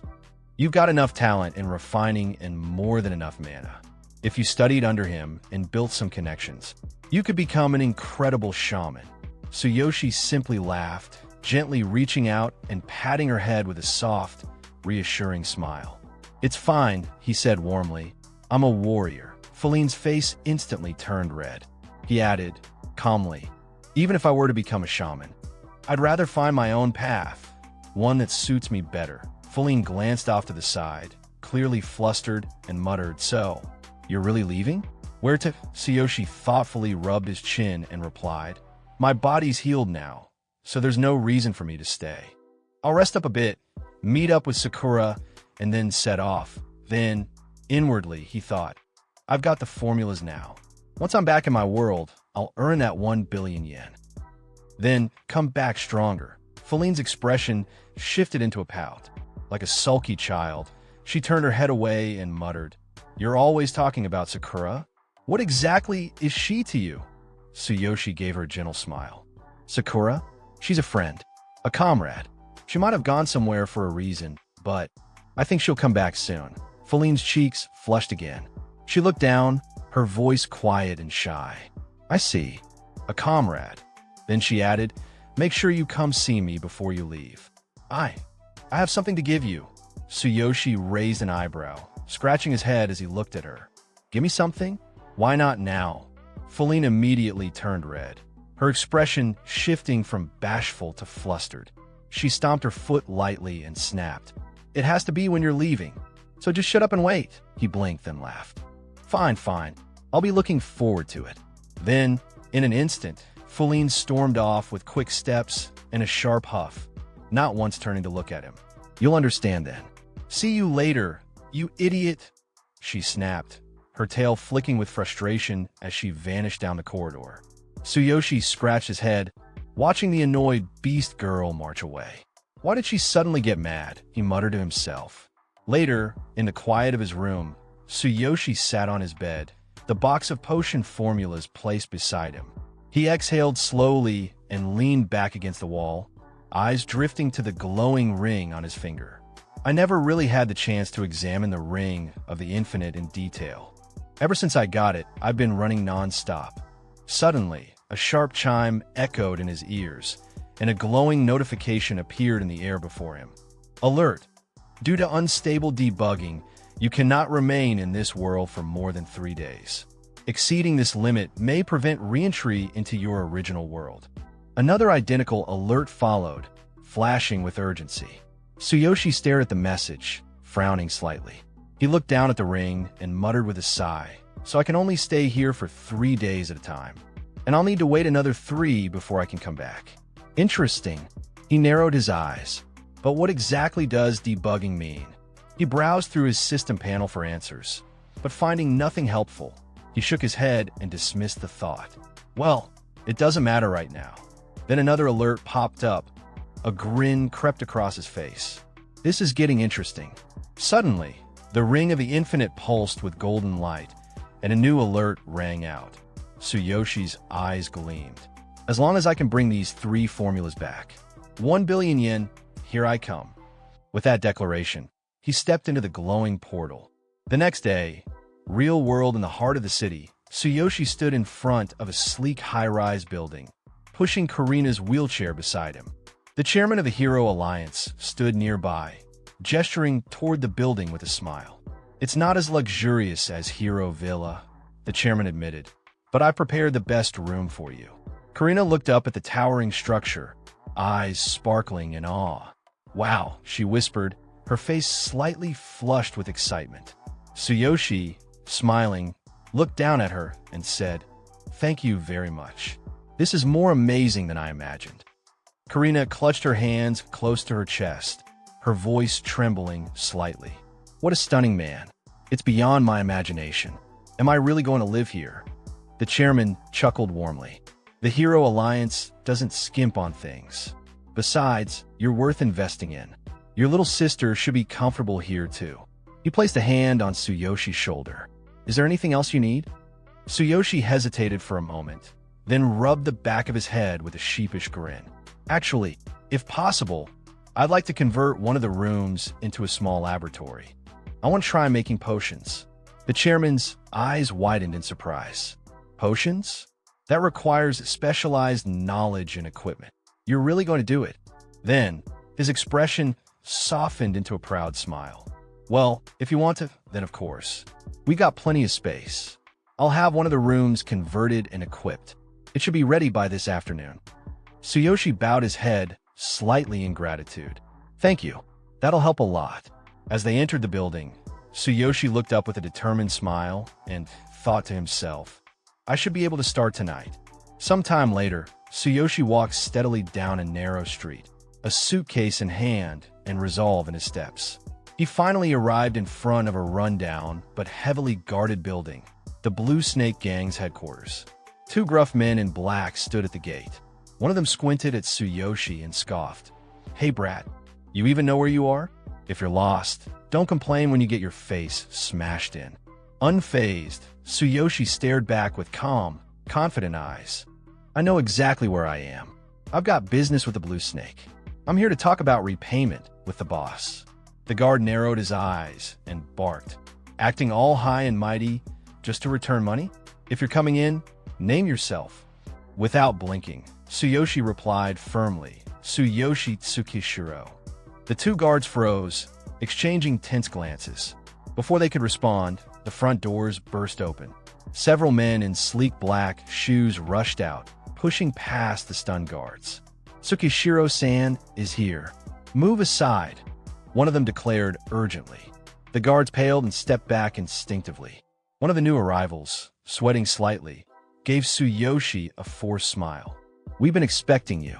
The boss sent me to welcome you personally." His eyes widened with recognition. "You're the one from the hospital. When you beat that guy."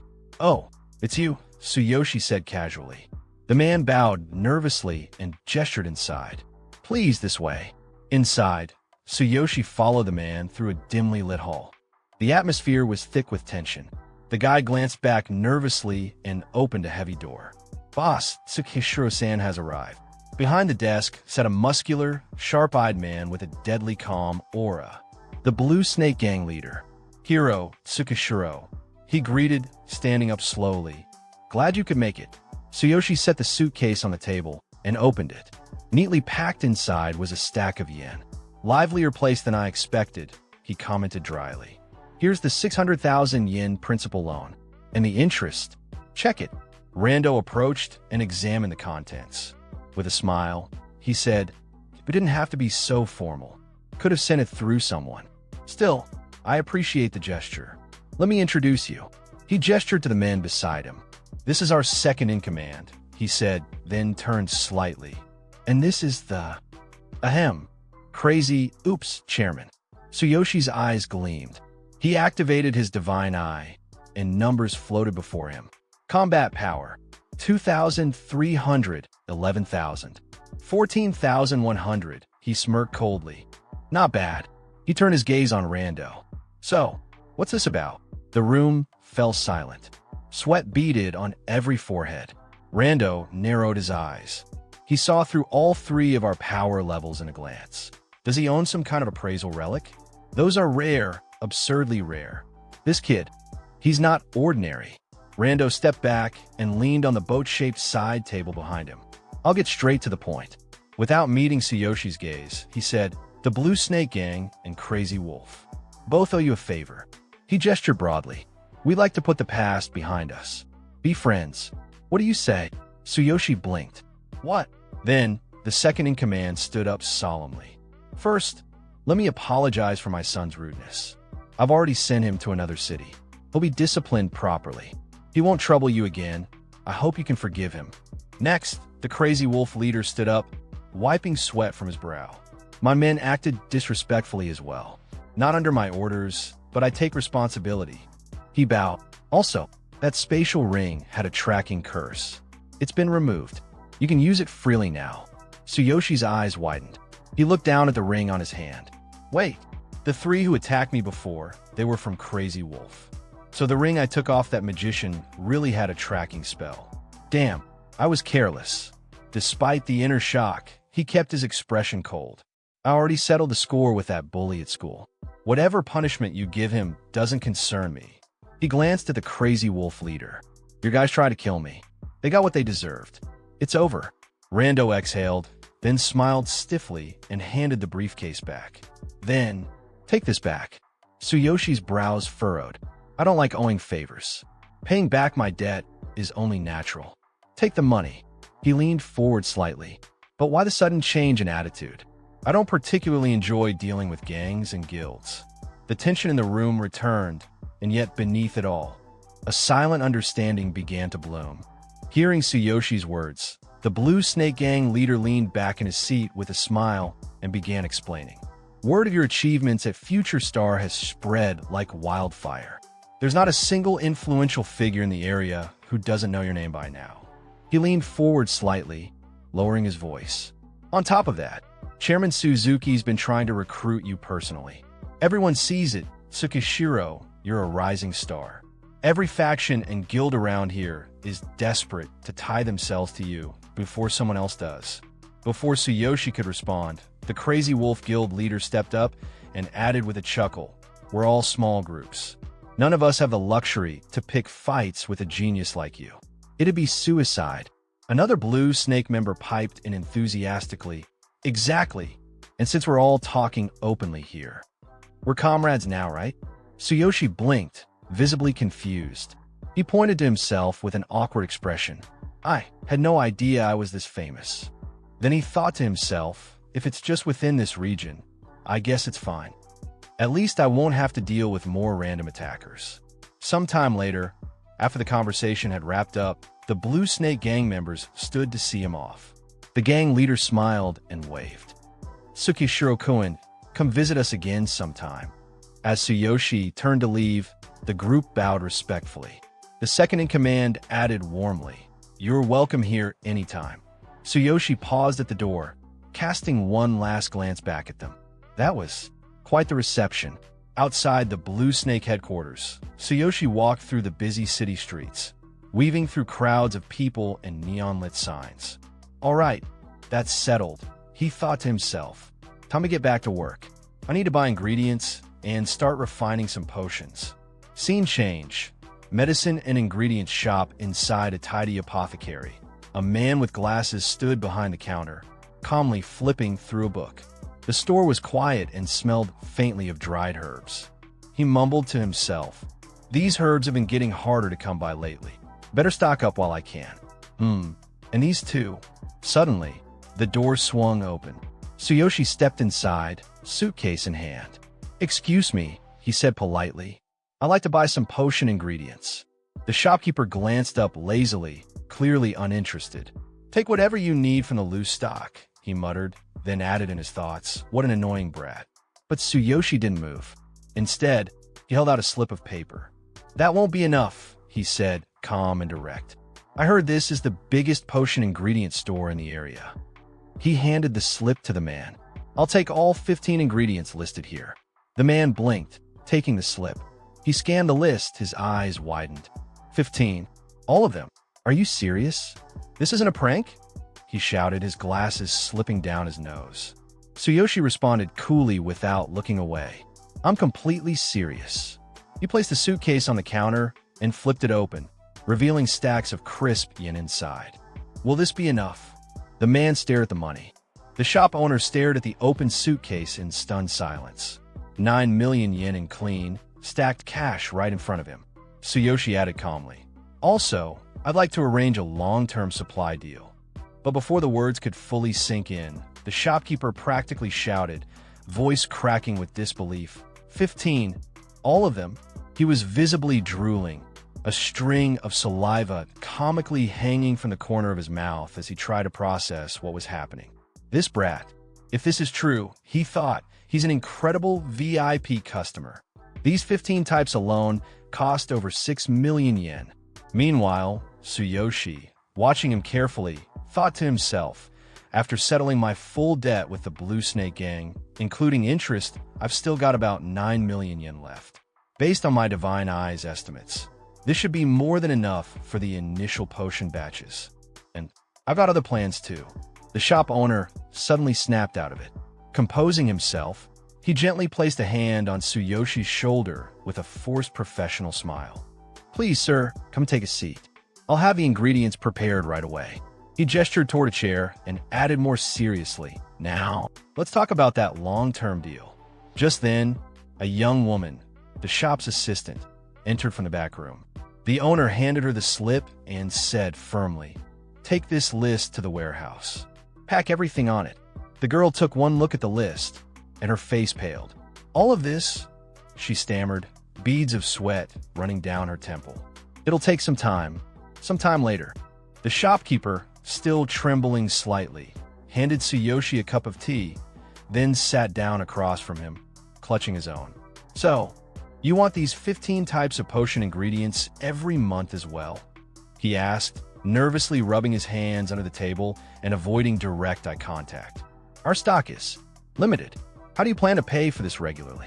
Tsuyoshi didn't miss a beat. "How much are today's ingredients?"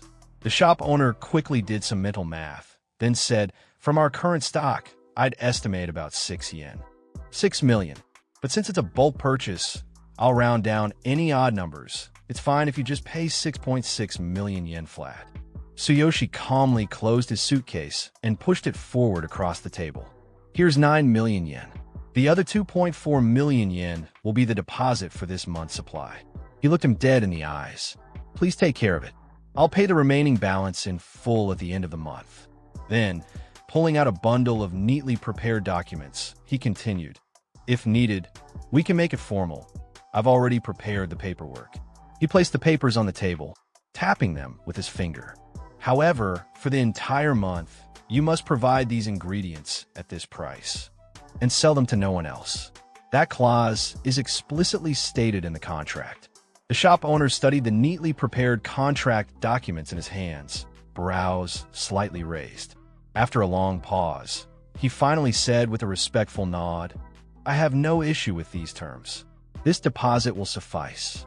However, these 15 ingredients have always remained stable in price. Our shop is well established. We don't raise prices on a whim." Tsuyoshi responded with a calm, polite smile. "Understood. Then, I look forward to doing business with you." Inwardly, he thought, "Once I have the ingredients, I can begin experimenting tonight." Still, the price of potion materials will likely skyrocket in the future. With this contract in place, I won't have to worry about it. Sometime later, at Tsuyoshi's apartment lab, the door opened to reveal a pristine, gleaming laboratory. The counters were polished like glass, the shelves neatly stacked with labeled tools, and a faint medicinal aroma floated in the air. Tsuyoshi stepped in and admired the space. Now this is a proper laboratory. Not bad at all. From behind, his sister's voice called out, "I heard Chairman Suzuki personally covered a large part of the cost out of his own pocket. We really should thank him. I never knew you could make potions, big brother. What are you planning to do with this lab?" Tsuyoshi turned to face her, then gently knelt down to her level. Speaking softly, he said, "Of course, I plan to repay Chairman Suzuki's kindness many times over." His voice softened even further, gazed distant, "But the real reason I built this lab is to fulfill a promise I made a long time ago." He looked at her with sincerity in his eyes. "I promise to bring back your smile, like in the old days." His sister blinked, confused. What did you say?" Tsuyoshi smiled faintly, brushing off the moment as he pushed her wheelchair out. "It's nothing. Just wait and see. I'm starting now, so go over there, all right?" She turned her head as the door closed. "Come on, big brother." From inside, Tsuyoshi's muffled voice replied, "Sorry, I need to focus." Inside the room, Tsuyoshi smiled faintly. "All right." He raised his hand, activating the ring. "Let's begin." In an instant, a cascade of medicinal herbs materialized before him. Notifications popped up. "You have retrieved a wooden box from your Divine Sense inventory. You have retrieved pre-packaged potion ingredients from your spatial ring." Tsuyoshi rolled up his sleeves and sat at his workstation. 3 key ingredients for a basic circulatory stimulant. He murmured, eyes narrowed. "The order matters too. 6 total materials in all." He leaned forward, completely focused. The divine eye is truly incredible. It analyzes the optimal ingredients for this world and even teaches me the refining process. His eyes briefly glowed with a brilliant golden light. He scanned a note with intense concentration. Final step: mix ant grass extract and green vine extract in a 1:3 ratio. Tsuyoshi picked up a slightly larger glass vial, carefully measuring and pouring the extracts. A smile tugged at his lips. A 1:3 recipe. He placed the mixture into a simple heating device. "Heat it up. This device is primitive, but it'll do for now." He watched the container closely. In this world, the refining process ends here. Once the heating is complete, the potion's effects can be set. But the chemical reaction is volatile. The success rate is low. He narrowed his eyes and raised his hand. However, from his Divine Sense inventory, a staff appeared in his grip. "You have retrieved your basic staff from the Divine Sense inventory. I'll use my shamanic techniques to accelerate fusion and infuse the potion with mana. This will dramatically increase its success rate and enhance its medicinal effects." He grinned, gripping the staff tightly. "Finally, I can make proper use of this staff I bought before returning. I left the Divine Hammer at the inn in the other world to free up space, but with time frozen over there, it's not a problem." The laboratory filled with a warm glow as Tsuyoshi raised the staff, mana swirling faintly around him. The true alchemy was just beginning. Tsuyoshi raised the staff confidently and declared, "Begin fusion." A soft hum filled the room, and the herbs inside the heating device shimmered. Mystical energy danced through the air as his unique refining technique unfolded, one unknown to anyone else in this world. Fusion progress, 30%. Fusion progress, 40%. Fusion progress, 60%. Fusion progress, 90%. Science and magic have merged, Tsuyoshi thought, eyes gleaming. What an astonishing fusion speed. Suddenly, a new notification popped up. Alert, fusion complete. At the same time, the heating device emitted a soft chime. All right, Tsuyoshi said with satisfaction, picking up the vial. The first batch is done. Let's see how effective it is. He swirled the potion tube gently, its contents glowing faintly golden. A circulatory stimulant. Looks decent enough. He took a sip without hesitation. The moment it touched his tongue, a surge of yellow light erupted from his body. Refinement rate, 100% circulatory stimulant effect. Increases HP and stamina recovery by 45%. Reduces damage taken by 12%. Duration, 10 minutes. Tsuyoshi looked at his glowing hands in awe. These effects, incredible. Clenching his fist, he smirked.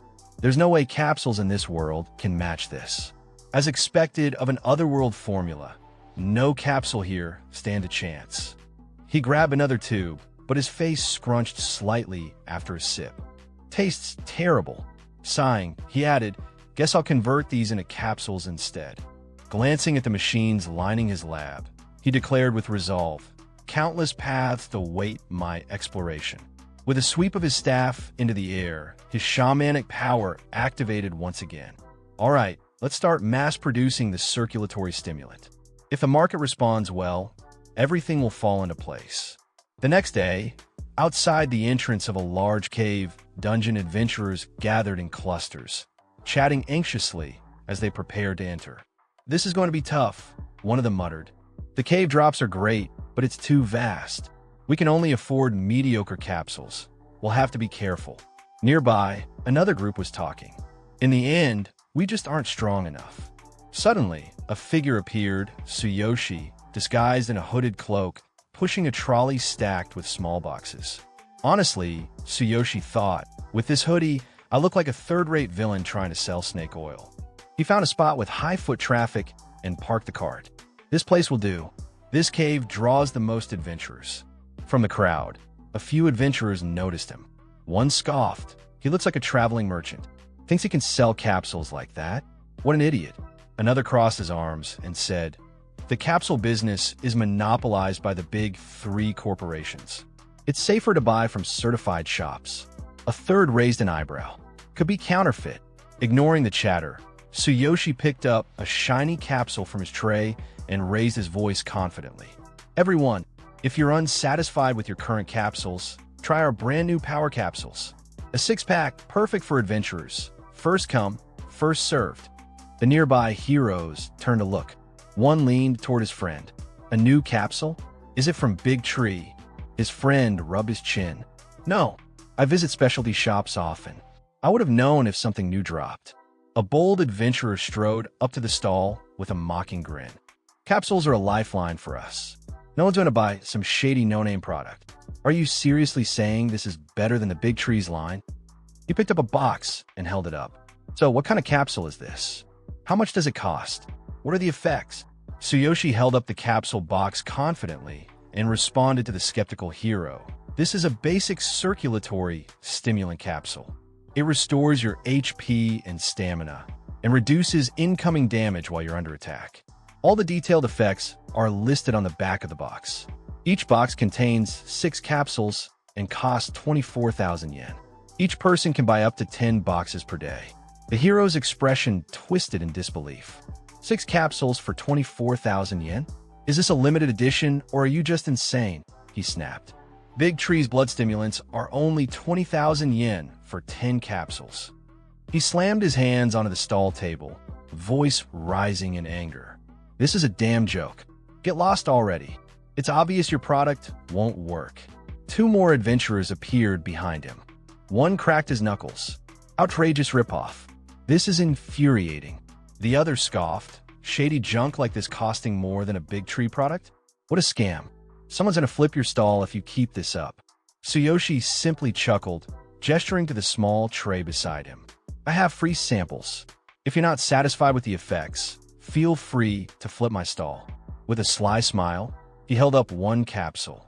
However, if you're impressed, you'll be required to buy a full box. The first hero glared at him and growled, "Fine, I'll try it. But if this is some low-grade trash, you're dead." He snatched the capsule from Tsuyoshi's hand. From the crowd, someone laughed mockingly. "How laughable. Let's watch that fool embarrass himself." Another snorted. "Only a fool pays 24,000 yen for a mystery pill." The hero glared at Tsuyoshi one last time, sweat beading on his brow, and muttered, "Let's see what this does." He swallowed the capsule, and in an instant, his body lit up with radiant energy. A golden glow pulsed around him. Refinement rate, 100% circulatory stimulant activated. HP and stamina recovery speed, plus 45%. Damage taken reduced by 12%. Duration, 10 minutes. His eyes widened in astonishment. "This is..." Tsuyoshi leaned forward, his tone mockingly casual. "As I said, it boosts SP and stamina recovery by 45% and reduces damage by 12%. 10 full minutes. Now, do you still think it's overpriced?" A voice rang from the back. "No way, is that real? Did it really have that effect?" More people pushed forward to see, but the hero ignored them all, his focus locked on Tsuyoshi. Like a cunning fox, he pulled out a black card and offered it silently. "Can I get a full box? Actually, the limit is 10 per person, right? I want all 10. He handed over his hero certificate. "Give me 10 boxes. Right now." Tsuyoshi calmly processed the payment. 240,000 yen has been deducted from hero certificate. "Here are your 10 boxes." "Thank you very much," Tsuyoshi said, handing them over neatly. The hero loaded the boxes into his bag, nodded once, and turned to leave, his voice low but firm. "Thanks. Will you be here again tomorrow? What time?" As he walked off, the crowd surged towards Tsuyoshi's stall. Someone shouted, "Hey, give me one too. You said there were samples, right?" Another chimed in, "Yeah, I'll try one. That guy could be a plant, but it's worth a shot." "Me too. Same. If it's fake, you'll pay for it." Within seconds, only 5 free samples remained. Tsuyoshi raised his voice calmly. Only 5 free samples left. 5 adventurers stepped up, and each took one. As they ingested the capsules, the effects surged through them instantly, and they stood dumbfounded. From behind, the first customer growled, "Well, do you see now?" Without hesitation, cards flew out from all directions. "I'll take 10 boxes. Same here, give me 10. Is this capsule really that amazing? Give me at least 1 box." Chaos erupted as more heroes yelled over each other, waving their cards. Tsuyoshi, unshaken, raised a hand with a confident smile. "Please line up, 10 boxes per person, maximum." From the crowd, some started making calls. "With effects like this, it'll sell like crazy, even if we double the price. Hurry, get here fast. It's a limited supply. You'll make a fortune. Send your best team. Buy as many as you can and resell them." "I don't care, just move." Tsuyoshi watched the chaos with a grin, thinking to himself, "Everything is going exactly as planned. There's no way I'll earn the 1 billion yen transfer fee from simple street sales alone." But this capsule, it served its purpose. With this level of effect and limited quantity, a devoted following will form. Then, it's only a matter of time before Big Tree comes looking for me. And as the line before his stall stretched out toward the road, Tsuyoshi's next move was already forming in his mind. The scene shifts to Red Tier Pharmaceuticals, one of the 3 major pharmaceutical companies. Inside a meeting room, 2 employees are giving a report using a projector. They tell their superiors that this is a market report meeting for the production review room. They explain that the prices of 3 specific products, including their own, have been steadily dropping throughout the week, now less than half of their previous value. One of the men, wearing glasses and possibly someone from HR, adjusts his glasses and explains that this drop is happening because of the appearance of a new product on the market. Dark capsules that are similar in type. A researcher also steps in to support this explanation. He confirms that the capsules do not belong to the other two big pharmaceutical companies, meaning these new products aren't coming from any known competitors. Next, the team shows images of the capsules that have recently started circulating, the ones made and sold by the protagonist. They inform the others in the room that the products in question are the circuit capsule and the mana recharge capsule. They explain that a lot of company resources were spent just to obtain samples of these. They go on to say that these capsules have become surprisingly popular among heroes, which is why they're being closely examined. Then they display the test results.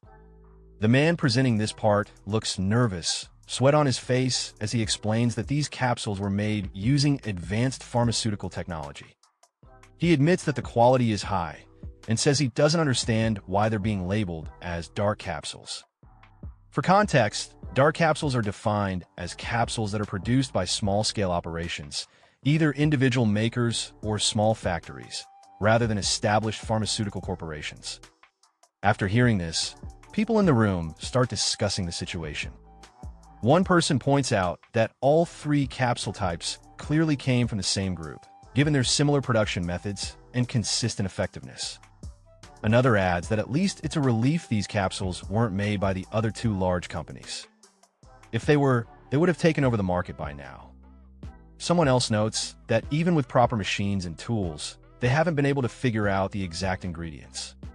They say they have no idea who the person behind this is or how they've gone unnoticed until now. At that moment, a woman in a formal suit appears in the back of the room, escorted in by an older man who opens the door for her. From the entrance, she comments that if these are dark capsules, then the three major companies' products have completely lost their competitive value.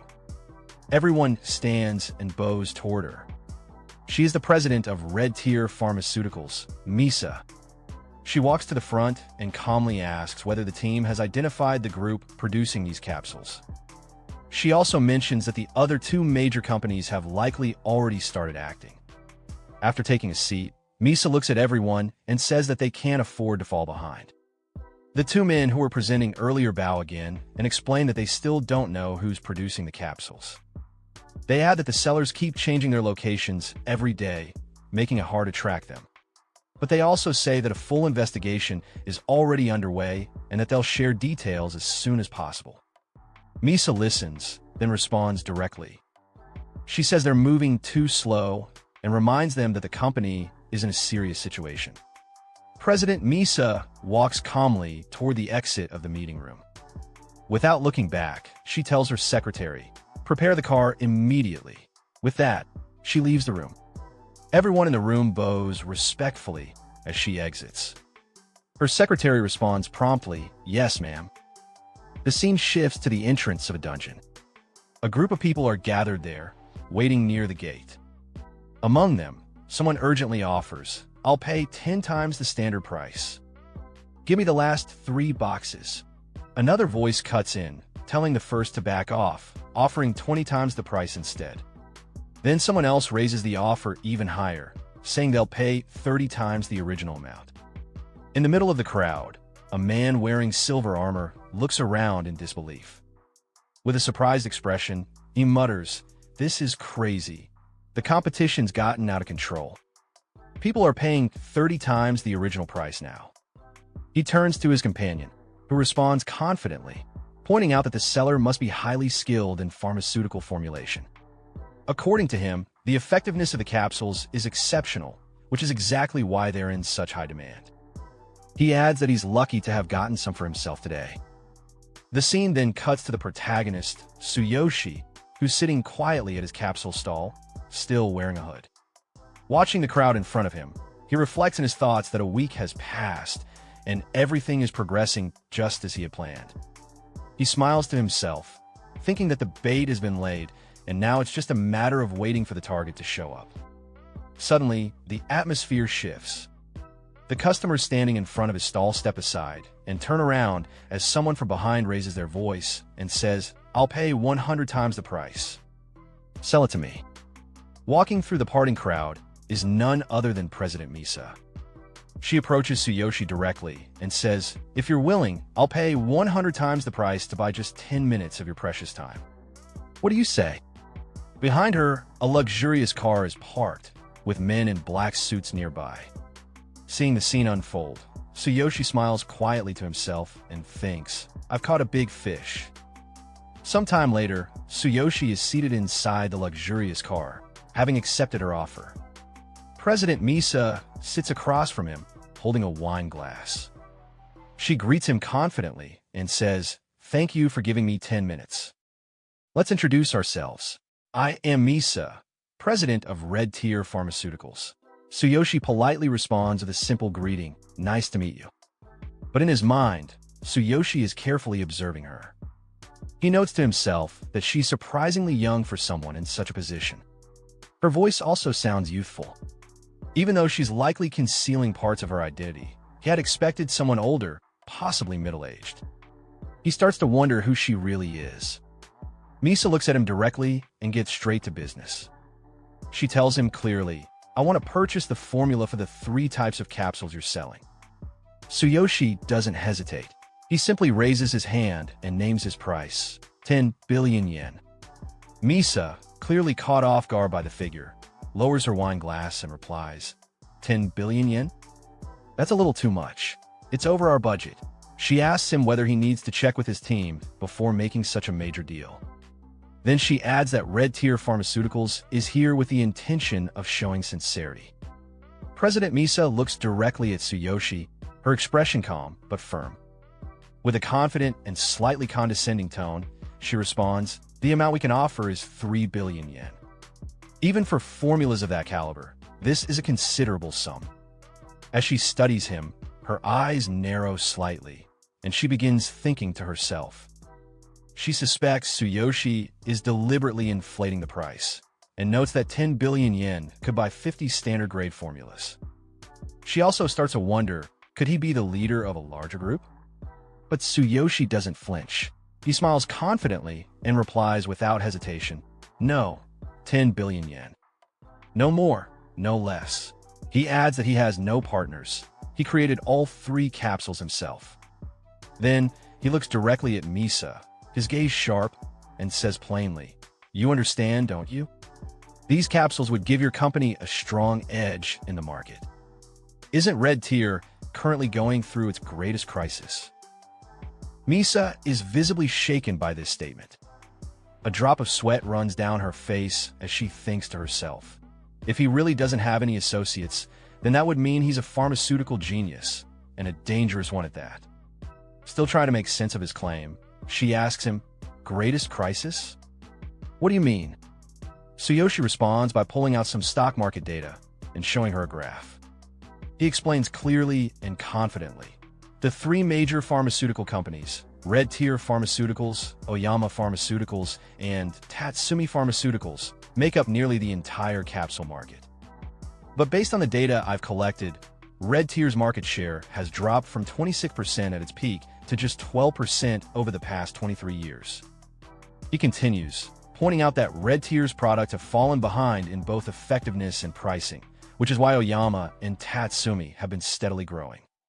Misa listens closely, and her thoughts reflect her surprise. He came prepared, down to the last detail. She starts to wonder if he predicted this entire meeting from the beginning. Still, she admits to herself that his analysis is accurate. Red Tier's market share is shrinking, and the company is indeed in a tough spot. Softening her tone, she simply asks, "What else?" Tsuyoshi doesn't miss a beat. He continues explaining that she already knows how his capsules have disrupted the market due to their superior effectiveness. He tells her that if Red Tier could produce these capsules, the company would have a real shot at taking back market dominance. He also reminds her that Oyama and Tatsumi would be just as interested in purchasing his formula. Then he asks, "Still think 10 billion yen is too expensive?" Misa takes a sip of her wine, processing his words. In her thoughts, she recognizes the calculated mix of profit leverage and subtle threat in his approach. She begins to understand that if he's truly as young as he sounds, he might be far more dangerous and intelligent than he appears, a genius in his field. After a moment, Misa quietly puts down her wine glass and responds, "Fine, 10 billion yen it is." She then adds, "However, since we're conducting an honest transaction, at the very least, I'd like to know your name." Tsuyoshi thinks for a moment. In his mind, he reflects that he's kept his identity hidden to avoid unnecessary attention too soon. But since Misa would be the only one to know, he figures it won't be a problem. He agrees and says, "Of course, but keep it confidential." Then, removing his hood, he reaches out his hand toward her and says calmly, "My name is Tsuyoshi Tsukishiro. Looking forward to working with you, Miss Misa." When Misa finally gets a clear look at Tsuyoshi's face, she's visibly surprised. In her mind, she notes how young he is, much younger than she had expected. Still processing that thought, she reaches out and shakes his hand. With a polite smile, she says, "Nice to meet you." Sometime later, outside the car, Misa's secretary approaches Tsuyoshi and hands him a sleek card. The secretary says, "Here is the 10 billion yen card. It has already been linked to your information, so please accept it." Tsuyoshi takes the card calmly, looks at the two standing before him, and responds simply with, "Thank you." The secretary and Misa both remain where they are, watching him as he walks away. As he leaves, the secretary turns to Misa with concern and asks, "Are you really okay with giving away 10 billion yen? That's a massive sum." But Misa answers with quiet confidence, "It is indeed a significant investment, but after seeing his face, I'm certain this 10 billion yen is the best investment we could make." She continues, explaining that Tsuyoshi's pharmaceutical skills are clearly extraordinary for someone so young. She believes he has incredible potential and might grow into something far beyond what they can currently imagine. A talent like his, she says, is worth securing at any cost. If the deal goes well, he could become the key to Red Tier's future. The secretary, reassured by her reasoning, nods and replies, "Of course. I trust your judgment, President." Then, with a warm expression, the secretary adds, "You've always been wise and decisive since you were young. That's why your father was able to entrust the company to you with peace of mind." Misa looks slightly embarrassed at the compliment and gives a gentle smile. "Tommy, stop it." She then steps into the car and gives her next instruction. "We've obtained the formula. Now it's time to launch a counteroffensive." She tells the secretary to return to the company immediately and summon all executives. They need to decide on their next big marketing strategy. The secretary responds without delay, "Yes, President." Sometime later, inside a quiet coffee shop, Chairman Suzuki of the Hero Association is sitting across from Tsuyoshi. He suddenly bursts out, half shouting in disbelief, How did you do it? You already secured the 10 billion yen entry fee. But it's only been a week." Tsuyoshi raises a finger gently and gives him a small smile. "Chairman Suzuki, lower your voice." Because of the outburst, people in the cafe begin to look over. One of the nearby staff whispers in shock, "Did he just say 10 billion yen? Another customer chimes in, "That brat just casually obtained 10 billion yen? Could it be?" Calmly, Tsuyoshi hands over the card to the chairman and says, "I just happen to have a valuable formula, so I struck up a little deal. This card contains 10 billion yen. Can you reserve my spot in the auction?" The chairman breaks into an awkward laugh, clearly overwhelmed and sweating slightly. "Next time, can you warn me before calling things like this little deals?" He then reaches into the inside pocket of his jacket, still reeling from the situation. Hearing the chairman's comment, Tsuyoshi's expression turns slightly more serious. He looks at Suzuki and says, "This fulfills one of the conditions for entry to the auction. Now, for the second condition, I need to obtain C-rank hero status." He raises two fingers in front of the chairman and continues, "If I rank in the top 3 in the Supernova tournament, I can apply for promotion to C rank, correct?" Suzuki looks a bit surprised at Tsuyoshi's question. He replies, I thought you had given up." Then he explains, "To enter the Supernova tournament, you need to place in the top 3 at least twice in publicly accessible dungeons." He pauses, then adds with a hint of concern, "But don't take this the wrong way. The deadline for Supernova Tournament registration is tomorrow. To place in the top 3, you need to raise your ranking several times over a few days. There's no way you can make it in time. Tsuyoshi, however, answers calmly and with confidence. No, 1 day is enough. He then asks, "Can you take me to the public dungeons tomorrow morning?" Time passes, and we see Tsuyoshi at his new mansion. He walks quietly down the hallway and stops in front of Karina's room. Inside, his sister is hugging a pillow with a content expression. She tells him, with a gentle smile, that she's going to sleep early and comments excitedly on how soft the bed is. Seeing her so relaxed and happy, Tsuyoshi returns the smile. He softly closes her door and wishes her a good night, calling her by name. Afterward, Tsuyoshi heads into his own room. Once inside, he reminds himself that tomorrow, Chairman Suzuki will be taking him to the public cave. He understands he needs to grow stronger before then and mentally prepares for it. As he sits on his bed and looks at his hand, he reflects that he's been stuck at level 12 for quite some time. He acknowledges that leveling up is now a priority. Suddenly, his hand begins to glow with a golden light. Clenching his fist, Tsuyoshi promises himself that he'll bid for the Golden Rebirth Elixir for Karina once he returns. A system message appears, informing him that the Boundless Passage has opened. However, due to unstable debugging, he'll only be able to remain in the other world for a maximum of 3 days. As the portal beneath him activates, Tsuyoshi begins to sink into it. While doing so, he firmly states his intention to help Karina recover. He's determined to get her back on her feet. Moments later, he arrives in the other world. Looking around the room, he wonders where Sakura is and notes to himself that she hasn't returned yet. He plans to sort out his level-up strategy for the next 3 days once she comes back. Walking toward the window, he reflects that in this world, he really can't get anything done without her. As he gazes out, he thinks Sakura must have heard about his victory in the refining tournament, so she should be returning by the next morning. Finally, as he looks up at the moon, he starts to question where exactly she went and whether she has friends in this area, something he hadn't really thought about before. Suddenly, in front of Tsuyoshi, a large number of crow-like projections appear. All of their eyes glow with a blood-red hue, making the situation feel ominous. Among them, one figure suddenly rushes toward him at high speed, closing the distance in an instant. Caught off guard by the sudden movement, Tsuyoshi is shocked, but quickly senses that something is off. His instincts prove correct. The crow-like figure suddenly explodes near him. As the dark smoke settles from the explosion, Tsuyoshi reappears, unharmed. In his mind, he analyzes the situation.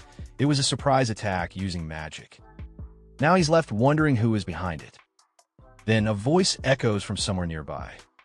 The speaker remarks that they thought Tsuyoshi would be taken down in one strike. As the voice trails off, a mysterious girl reveals herself. She's holding a staff, and large wings extend from her back. Looking directly at Tsuyoshi with confidence, she admits that she underestimated him. She thought he would be an easy target, but now realizes capturing him will be more difficult than expected. Tsuyoshi doesn't waste any time. He opens his inventory and pulls out a sword. While preparing himself for battle, a question runs through his mind. Why is he being targeted? Could this be related to the assassin guild that came after him before? Meanwhile, the winged girl stares at him with her red eyes, expressing disappointment that the attack didn't succeed. Then, another figure suddenly appears behind Tsuyoshi, shouting for them to launch a joint attack. This second attacker is identified as an assassin, a class specialized in surprise tactics. His stats appear. He's level 30 with a combat power of 30,500. Noticing this new enemy behind him, Tsuyoshi's thoughts sharpen again. There's another one joining in. To the assassin's surprise, Tsuyoshi effortlessly blocks the attack. Wasting no time, he activates his ultimate physique skill, immediately enhancing his muscle strength and reaction speed. Internally, he acknowledges that he's reached his physical limit. His agility and movement speed have been significantly boosted for a limited time. He glares at the assassin with intense focus, thinking that without this skill, he might have actually been hit just now. The assassin freezes, clearly rattled by Tsuyoshi's speed and response, and even the winged girl looks momentarily stunned. But Tsuyoshi quickly assesses the situation. Facing two high-level enemies at once in a confined space puts him at a severe disadvantage. He makes a snap decision to retreat. As he lands outside the forest clearing, he reactivates his ultimate physique skill, this time enhancing the explosive power of both legs. Meanwhile, the two enemies prepare to launch another coordinated attack. Tsuyoshi, aware that escape is no longer an option, also gets into a stance for a counterattack. In his mind, he questions their motive. Were they hired to kill him? Either way, he knows they won't let him go, and lowering his guard could be fatal. Holding his sword steady, he addresses them directly, stating that he doesn't remember doing anything to deserve being targeted. The winged girl responds, completely confident, and tells him he was simply unlucky. They were just hired to do a job. The assassin then asks Tsuyoshi how he managed to evade what he calls a blind hit, an attack that's supposed to have a guaranteed strike rate.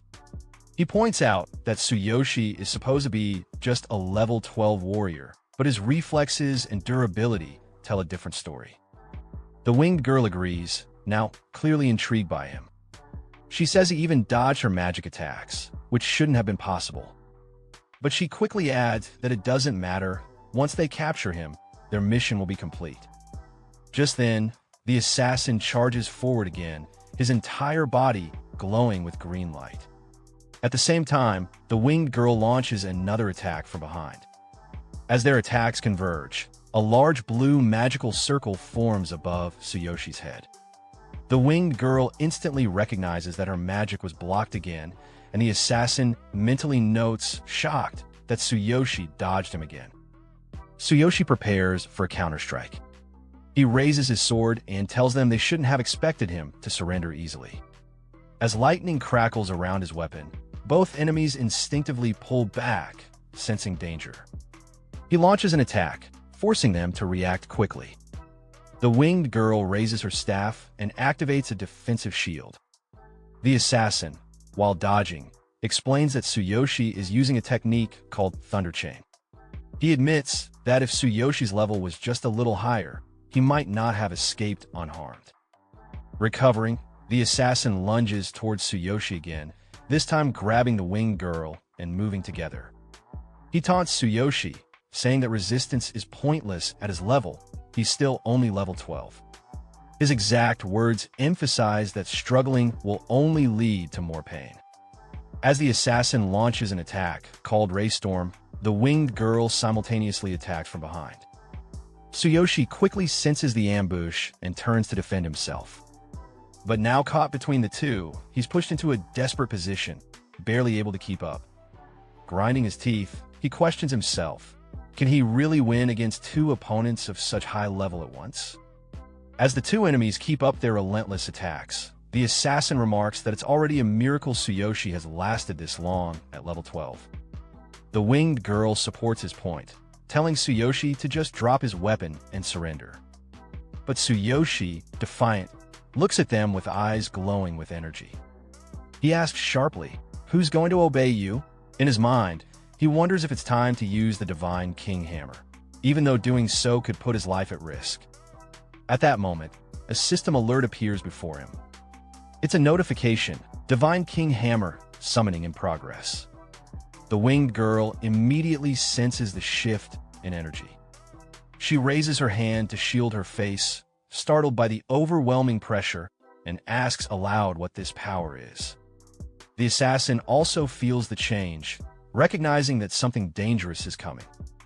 He notes that the pressure in the area is rising rapidly. Tsuyoshi begins walking toward his enemies, his confidence unwavering. His entire body is now radiating a golden aura, with lightning crackling across his limbs. In his hand, the shape of the Divine King Hammer begins to take form, its power slowly materializing. But just then, a strange sound echoes from above. A voice speaks from the sky, directly addressing him. The tone is familiar, and it says, "Tsuyoshi, you're hiding something, aren't you?" Hearing this voice, Tsuyoshi looks up, immediately recognizing it. In his mind, he reacts with alarm. It's a voice he knows well. Appearing before him is Kevin, a genius shaman, and, more importantly, the one orchestrating the attack against him right now. Tsuyoshi finally sees the true mastermind behind the ambush.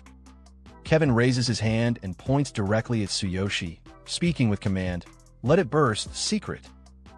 Instantly, Tsuyoshi feels something shift within his own body, as if a hidden part of him has been forcefully triggered or revealed. Clenching his teeth in frustration, he glares at Kevin and speaks through his tension, "Master Kevin." Kevin descends slowly from the sky, his glowing eyes fixed directly on Tsuyoshi. With a sharp gaze and calm tone, he reflects on a decision he made in the past, how removing the darkness from Tsuyoshi's body and embedding a secret within him had been the correct move. He stares at the radiant energy emanating from Tsuyoshi and wonders aloud if that mysterious energy is the true source of his extraordinary talent. Meanwhile, Tsuyoshi is on his knees, clutching his chest in pain. He struggles to speak, asking Kevin if everything he did for him had been a lie. His voice carries both pain and disbelief. Kevin, showing no sympathy, responds coldly. He mocks Tsuyoshi, calling him a foolish human and saying he was naive to believe in kindness on such a brutal continent. Kevin confesses that he once assumed Tsuyoshi was simply pretending to be harmless, but now realizes he was just genuinely naive. Seeing Kevin reveal himself, the winged girl reacts with excitement. She didn't expect someone like Kevin to show up in person. The assassin, standing beside her, also comments that with the injuries Tsuyoshi has now, there's no way he'll be able to escape. Kevin acknowledges their efforts and expresses appreciation for their assistance. He tells them that he will prepare the border-breaking potion they asked for, and it will be ready by tomorrow. However, as a standard practice, they are expected to provide the required materials. Both the assassin and the magician respond enthusiastically, assuring Kevin that all the necessary ingredients have already been gathered and they'll deliver them soon. This border-breaking potion is known to be extremely rare. Gathering the materials is incredibly difficult, and for adventurers, it's a highly prized item, capable of helping them surpass their level caps with ease. Internally, Kevin reflects on how easy it is to manipulate them. Just promising a high-grade potion is enough to make these two willingly serve him as pawns. He then turns back to Tsuyoshi. With his body now enveloped in a green aura, Kevin warns him not to resist. He reveals that the secret is embedded deep in Tsuyoshi's chest. He even admits to leaving Tsuyoshi alive during a moment when he was completely defenseless, clearly showing that this manipulation was premeditated. Tsuyoshi, still on the ground and struggling to remain conscious, looks up at Kevin. In a weak voice, he asks why Kevin would do such a thing when Tsuyoshi had never done anything to harm him. Kevin responds without hesitation. He looks down at Tsuyoshi and, with a dark and commanding tone, explains that Tsuyoshi's exceptional talent and refinement is a threat to him. That alone is the reason he must die. Kevin concludes by saying that if Tsuyoshi wants to blame someone, he should blame himself for being too weak to protect what mattered. Tsuyoshi hears Kevin's words and starts laughing, but not in fear. It's a mocking, bitter laugh. He processes everything in that moment and responds with sarcasm, saying that now he understands.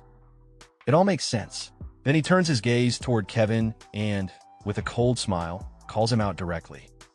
He refers to Kevin, the great master, the so-called genius, and accuses him of being afraid. A coward, terrified of someone he once trained. This comment hits a nerve. Kevin's expression tightens, and he grits his teeth in anger. He immediately activates his power, raising a glowing hand filled with magical force. His voice is furious as he shouts that he'll crush Tsuyoshi's skull. He intends to kill him on the spot. Tsuyoshi, still in pain and clutching his chest, braces himself. Sweat runs down his face as Kevin prepares to strike. But just before Kevin can land the blow, a girl suddenly appears from behind him and shouts, begging Kevin to stop. It's Feline, Kevin's own disciple. Her appearance shocks Kevin. He turns to her, furious that she followed him here.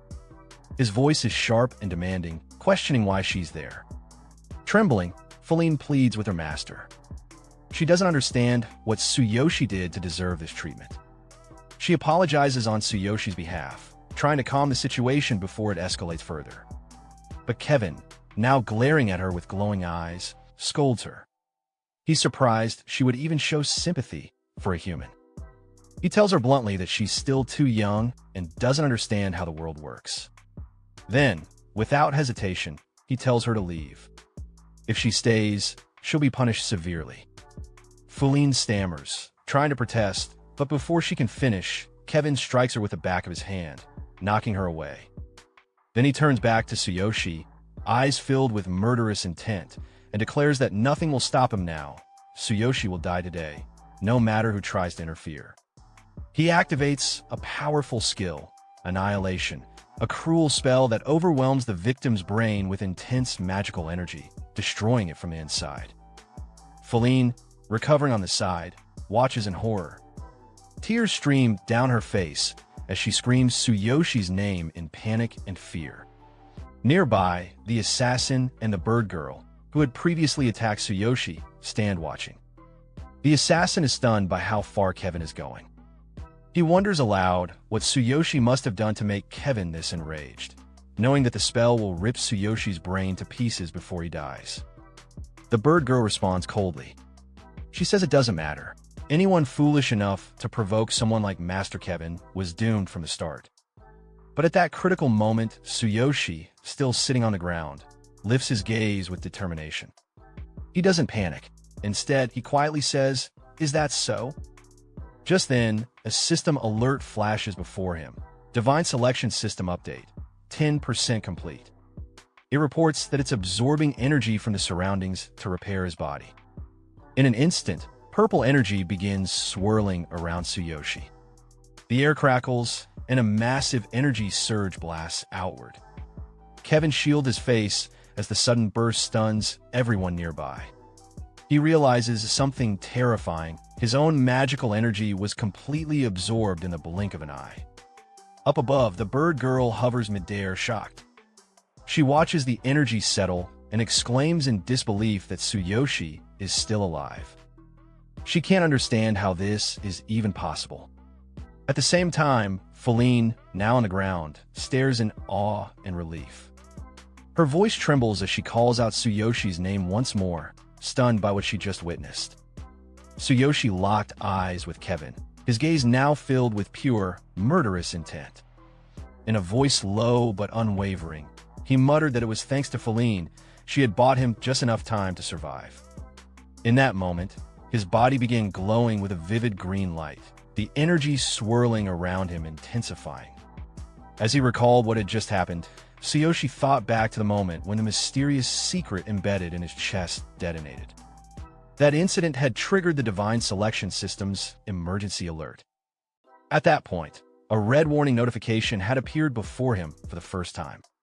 Because of that alert, his body had been able to begin its recovery. But he understood one terrifying truth. During the update process, the system had to absorb external energy continuously. If that absorption was interrupted for any reason, the system would stop functioning, and his body would revert to its original injured state. He would be just like before, on the verge of death, struck down like a burnt corpse beneath divine lightning. Knowing this, Tsuyoshi extended his hand to the sky, letting the energy course through it. Purple sparks gathered and crackled around his fingertips. He had no other option. He had to fight back now, no matter the cost. With that thought, he summoned the Divine King's hammer once more. If someone had to die, whether it was Kevin or him, it would be decided right here. As he stood firm in front of everyone, still surrounded by golden lightning and divine energy, he made a vow. No matter how much agony he had to endure, even if his body were to break apart, he would destroy them all. In that instant, the Divine King's hammer fully materialized in his grasp. At the same time, a warning notification flashed before him. The conditions to fully unleash the hammer's power weren't met. Forcibly activating, it would drain a massive amount of energy and cause severe bodily damage. Another notification followed right after. It warned that the system update was still ongoing, and the hammer would continue to repair his body, but at a painful price. All of his muscles would be repeatedly destroyed and regenerated, resulting in unbearable pain. Kevin observed this transformation in disbelief. He watched as Tsuyoshi's body twisted under the overwhelming force but still healed itself rapidly.